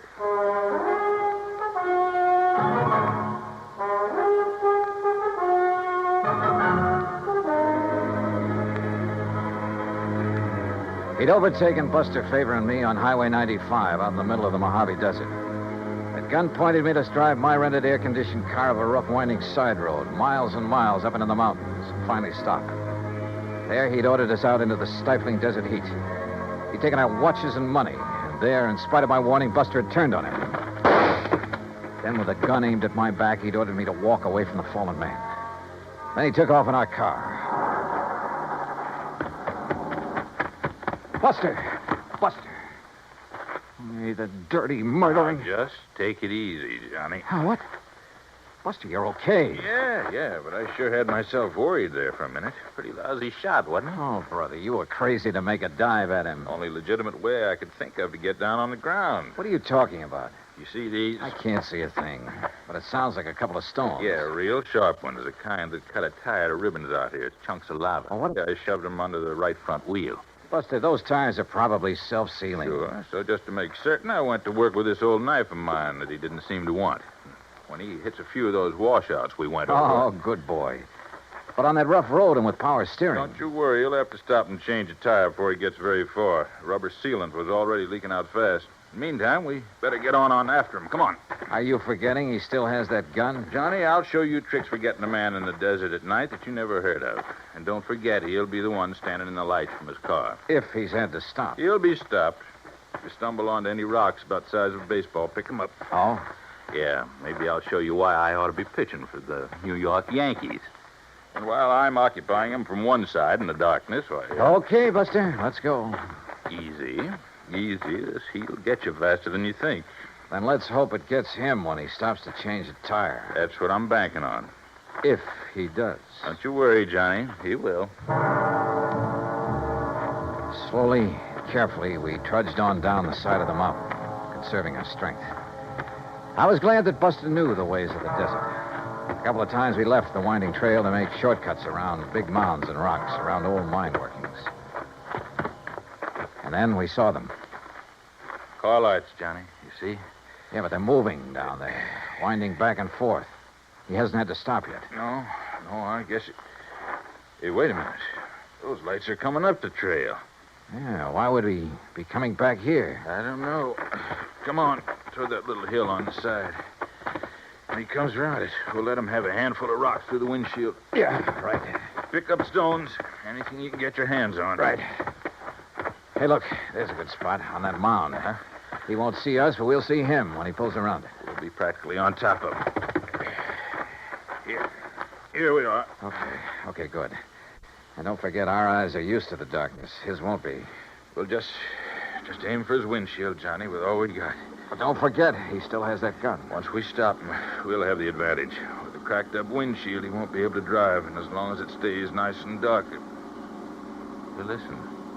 Yeah, I am listening. That's no Cadillac. That sure isn't.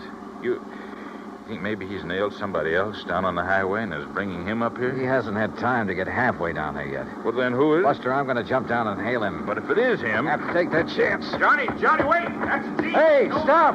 Stop! Hey, you, stop, will you, please? Now, what the howling tarnation are you doing out here? What's the matter? You get lost or something? Hey, listen, mister. Did you pass a big sedan on the way up this road? Now, wait a minute, young fella. Just who are you? Mac. Hey, Mac. Mac McKinney. Huh? Who's that? That's Buster, can't you see? Buster Faber? That's right. Well, hey, you gone crazy or something? Wandering around out here this time of night? Look, never mind that. I asked you about a car. Did you pass him? Pass him? I helped him out. Just below that last hill What do there. you mean? Well, he had a flat tire, so I helped him put on his spare. You what?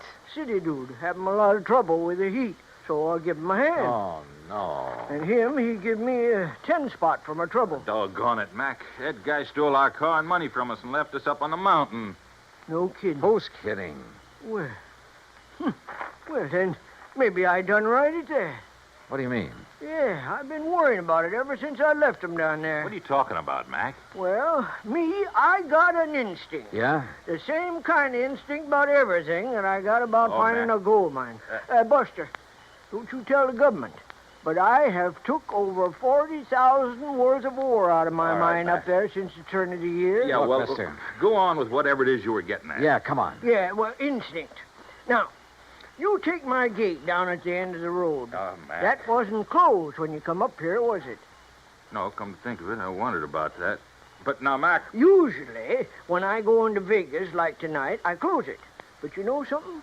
Tonight, I clean forgot. All right, Mac, get to the point, will you, please? Well, the point being that I did lock up the gate when I come off the highway just now. Oh? And I clean forgot to tell that fella I locked it after I fixed his tire. Wait a minute, Mac, wait a minute. You mean he can't get back on the highway? He sure can't. And he can't break down that gate? Not without wrecking his car. All right, then. That's what I was worrying about on the way up the hill. All right, now listen. Should I go back on down and let him out or not? Will you listen, Mac, But please? then I remembered that bulge in his coat pocket like a gun. It was a gun, all right. Yes, sir. And my instinct Mac, told please, me... I don't care what your Told instinct... me I'd better get back to the mine and telephone the county police on account of maybe he'd been prowling around Telephone. my mine. Look, Mac, you've got a phone at the mine? Son, I got everything up there. Electric... How far is it?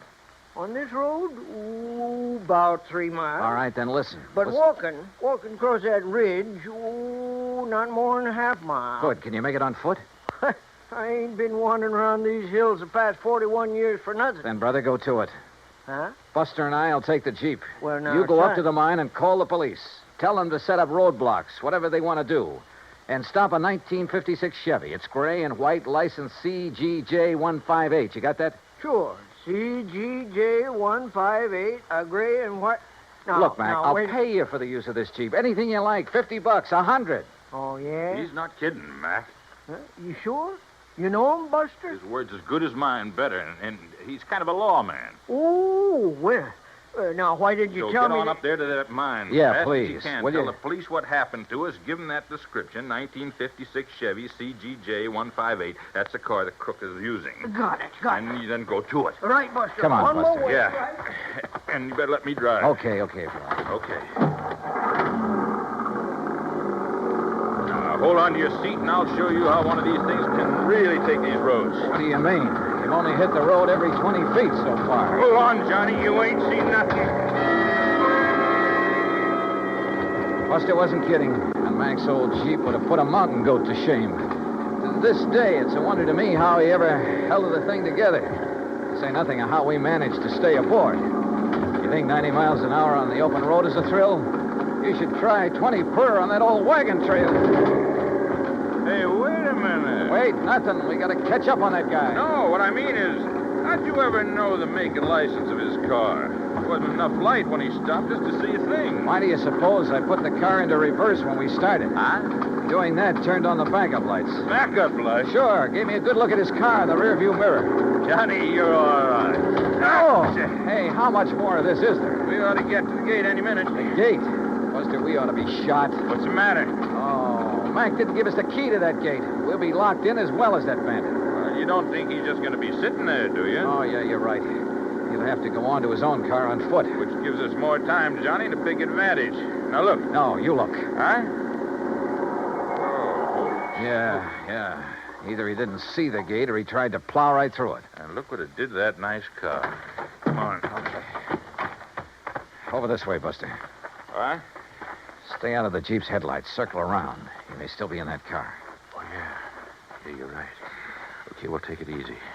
And pick up a rock or two. I'm way ahead of you, brother. I don't see any sign of him. No. He's probably hoofing it down the highway to his own car. We're going to take no chances. Right. That gun of his looked pretty... Right, easy now. Uh-huh. Okay. Well, he's gone. Yeah. Oh, brother, what he's done to this car. Somebody's going to pay a pretty penny. The insurance company. But come on. We'd better light out after him. We'll use the Jeep. But, Buster, if this big car couldn't knock down We'll that drive gate... off the road and cut through the fence if old Mac had a pair of pliers in the toolbox. Come on. There were pliers in the toolbox, all right. And a pair of wire cutters, too. But it took us longer than it should have to find a place where even the Jeep could navigate through the fence. Finally, though, we got out on the highway. All right, not too fast, Buster. If he's still on foot, I want to be sure we see him first. You know what I'd like to see? What's that? The lights from a couple of patrol cars coming this way. You think they'd have time to get there? Even if Mac phoned him right away? Yeah, that's true. But with our little pal with a gun, we ought to come on his car pretty soon. Unless he's already got to it and taken off. I just don't think so, Johnny. He'd try to move too fast in this heat, he'd collapse. Must be somewhere along this highway. Hide, maybe. Under one of those storm bridges along there. No, I think he's too smart for that. With a racket like his, he has to keep moving. Maybe he's bummed a ride back to his car. Is on his merry way again. Well, we'll soon find out. The place he stopped is right ahead, on the curve behind that hill, just beyond that next bridge. All right, then take it easy, will you? Yeah. Maybe we ought to stop the other side of this bridge. Say, along about here. Buster, there was something underneath that bridge. Looked like a car. Oh, your eyes are deceiving you now. Let's stop right here. Let's keep going. What? No, what? Just keep driving until you get to my car. Get it? Why don't you put that thing down? Listen, how did you get in the back of this Jeep? While you two bird brains are prowling around the cad there at the gate playing detective. Pretty smart, aren't you? That's right. Like I told you, that's how I keep alive. There's more than I can say for you boys. What's that mean? Pull up. There's my car. Pull up right beside it. Now, look, mister. Don't argue with him, Buster. Okay, here's your car. All right, now. Give me those keys. Come on. Yeah, and kill your headlights. Kill them. Okay. Now, look. Things got balled up tonight. I got held up too long. Now, I heard you say something about getting word to the cops, so I got to get out of here. I got to get out of the state. I don't know how you guys got the Jeep away from that crazy old man. I didn't plan on you getting down off that mountain before daylight, see? But it's too bad you did. Oh, you sure? Oh, yeah, I'm sure. Because I didn't take a chance on your getting away now. I can't. Especially you, Mr. Private Eye. Well, thanks. That means you think I might find some way to get the police on you in a hurry. Yeah, that's right. Maybe I have. No chance. Before I leave here, you're gonna be dead. From this. You're out of your mind. Yeah, Buster, I think he is. Oh, yeah? I'll stop waving that gun. One shot, just one shot, and you'll be dead so fast. Oh, yeah, wise guy, how? You know, Buster, I was right. Huh? What, Johnny? There was a car parked under that bridge back there, a police car. You're crazy. Oh, why, yeah, Johnny, I see what you mean. What? What do you see? You don't think you're the only one who can hide in a back seat, do you? What are you talking about? Old Mac must have really got that phone call through in a hurry. What are you talking about? That officer there. Oh, that old bluff. The officer waiting there in the back seat of your You're car nuts. with his gun aimed straight at your head. Oh, yeah? Where? There! Oh,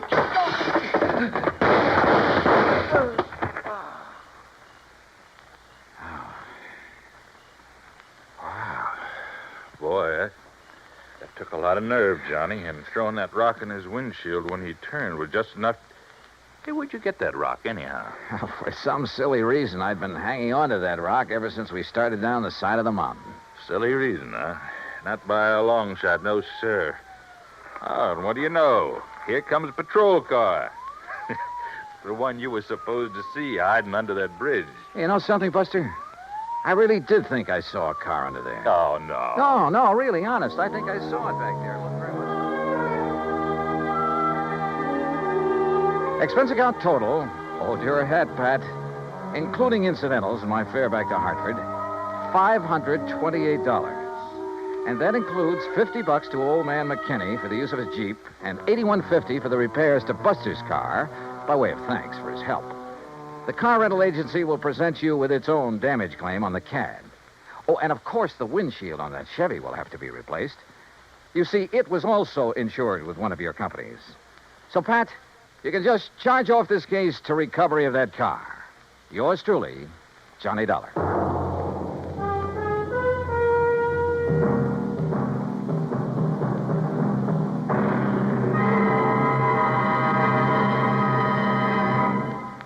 Now, here is our star to tell you about next week's story. Next week, a small round piece of metal, a coin. Face value, 50 cents. Insured value, $20,000. Join us, won't you? Yours truly, Johnny Dollar.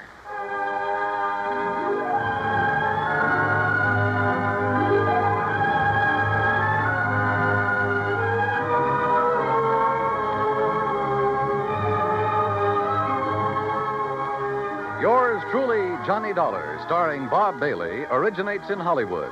It is produced and directed by Jack Johnstone, who also wrote tonight's story. Heard in our cast were Virginia Gregg, Lawrence Dobkin, Barney Phillips, Chet Stratton, and Junius Matthews. Be sure to join us next week, same time and station, for another exciting story of yours truly, Johnny Dollar.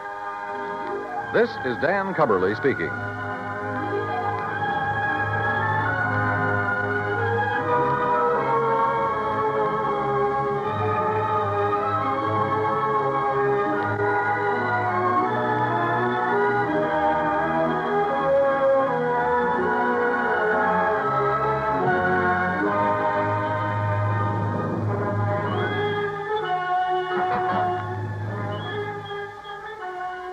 This is the United States Armed Forces Radio and Television Service.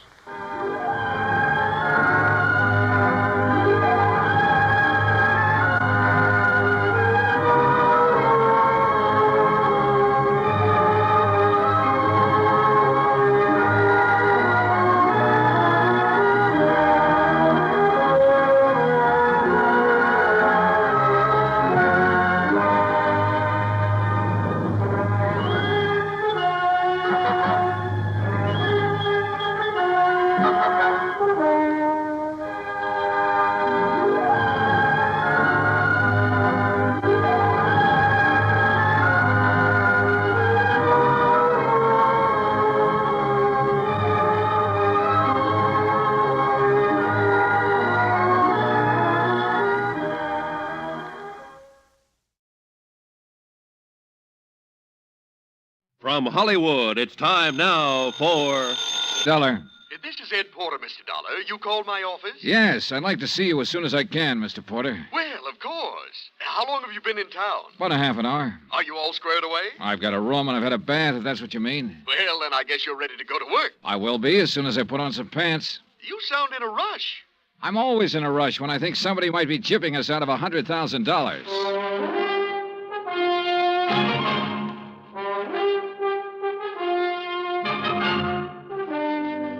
Bob Bailey in the transcribed adventures of the man with the action-packed expense account, America's fabulous freelance insurance investigator. Yours truly, Johnny Dollar.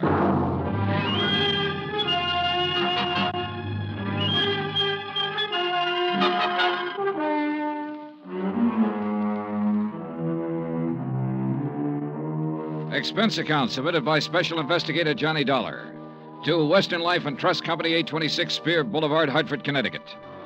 The following is an account of expenses incurred during my investigation of the Markham matter. Expense account item 1, $143.69, air transportation from Hartford to San Francisco.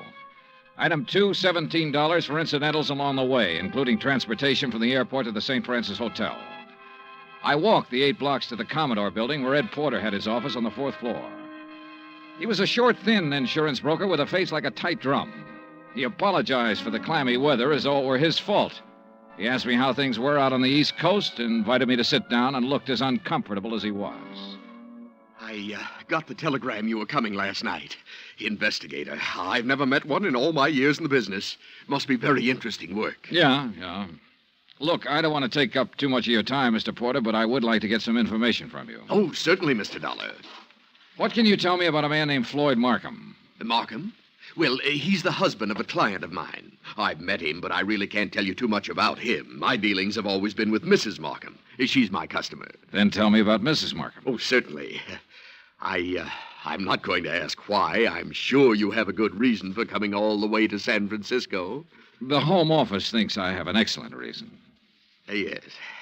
Mrs. Markham. Well, I've known her for 20 years as a customer. She's wealthy, always has been, and she handles her money well, and she lives rather well. Mrs. Markham's the one who has the money, huh? Mr. Markham is a salaried man, an industrial engineer. Frankly, I think he depends on Mrs. Markham for his livelihood. Ah, yeah. These 2 checks were issued to Mrs. Markham this year. Recognize them? Yes. Full payments on 2 endowment policies, $50,000 apiece. And they've cleared the bank. Anything wrong with them? Nothing wrong with the checks. On payoffs like this, I always take it in person. It's a custom, of course, to call and make an appointment and deliver the check to the client. Mm-hmm. And try to sell a little more insurance in the bargain. Well, that's about the idea, yes. Yeah. Anything strange about Mrs. Markham when you delivered either one of these checks? Well, no. Before I left Hartford, I looked up her insurance records. Her premiums are always paid right on the button. Mrs. Markham doesn't have a business office or a business manager handling her affairs. The checks are always personal checks on her personal account. Now, can you explain why someone like that might forget a 3rd endowment policy? Why, no. Well, there is a 3rd endowment policy. It matured this month. I have the check with me for $50,000. Well, yes, but this business of forgetting... Floyd Markham called Hartford and spoke to the head of the endowment division. He explained that Mrs. Markham was ill and didn't know whether or not a 3rd policy existed. He said he was checking for her. Uh-huh. Now, you say you've known Mrs. Markham over a period of 20 years. Well, is she the kind of person who'd forget $50,000? Oh, no one forgets $50,000. Did you notice that both of those checks were deposited in the Markham's joint account? Well, no. Oh, so they were. Maybe Mrs. Markham's feeling generous these days. Why do you say that? Well, they have a rather strange relationship as far as I've been able to perceive.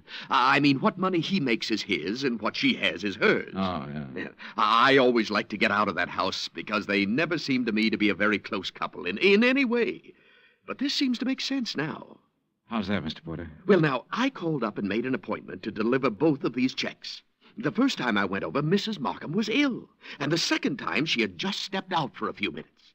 Well, who accepted the checks? Mr. Markham. Both times? Yes. As a matter of fact, now that I think of it, he made the appointment on the phone both times. When was the last time you saw Mrs. Markham? Last spring. A check with the bank revealed that Mrs. Markham had not personally made a deposit since June the 18th. The deposit slips were initialed by Floyd Markham. The checks were endorsed by Leslie Markham. There had been no unusual withdrawals. Expense account item 3, $30, stenographic and notary services for the attached statements. Mrs. Markham has been having her hair done here for nearly 10 years now. Once a week, every Thursday morning. Then she just stopped. I called her home, and Mr. Markham informed me that she was away on an extended trip. Mr. Markham called us, it was last June, and informed us that Mrs. Markham was resigning her membership in the bridge club. I telephoned the house twice to see what was the matter. Mr. Markham answered both times and said Mrs. Markham was out. Well, she used to come in here 2 or 3 times a month. Made us go over the car from top to bottom. She hasn't been around now for 7 or 8 months. I don't know who's taking care of the car. Expense account item 4, 30 cents, 3 phone calls to the Markham residence. I didn't state any particular business. I simply asked to speak to Mrs. Markham. Each time I called, a male voice answered. Each time, the male voice told me Mrs. Markham was out, she was ill, and she was away on a short trip. Industrial Management Limited, Floyd B. Markham president, has a 3-room office suite near the Embarcadero. 10 years ago, it had been sensationally new and glassy. When I got there, the carpet was a little too thin and the varnish a little too thin, too. The whole place smelled faintly of mildew. Yes? I'd like to see Mr. Markham, please. Do you have an appointment? No, not exactly. My name is Harris. I'm with the Cleveland Pump Company. Pump company? Yes, we're setting in 38 of our installations at the new plant in Valparaiso. Didn't you get my letter? Well, I'm sorry. I'm afraid... May I ask your name again? Harris, Stephen B. Harris, Cleveland Pump Company. Oh, yes. Well, Mr. Harris, I'm afraid Mr. Markham never received your letter. When did you mail it? 30 days ago. Maybe it was 2 weeks. Well, tell Mr. Markham I'm here and I'll... I'm sorry, Mr. Harris. Mr. Markham isn't in the office just now. Oh. Well, I'll wait. Well... Well? He won't be in today. As a matter of fact, he won't be in the rest of the week. Where can I call him? Well, I'm afraid that's impossible. Can't I call him at home? No. Now, look, is he in business or isn't he? Mr. Harris, Mr. Markham hasn't been in the office for 6 months or more. He's tied up on a rather long-range project. What's your name? I'm Miss Beidler. Why didn't you say that in the first place, Miss Beidler? Well, Who else can I talk to here? No one, I'm afraid. You mean that's all there is in this office?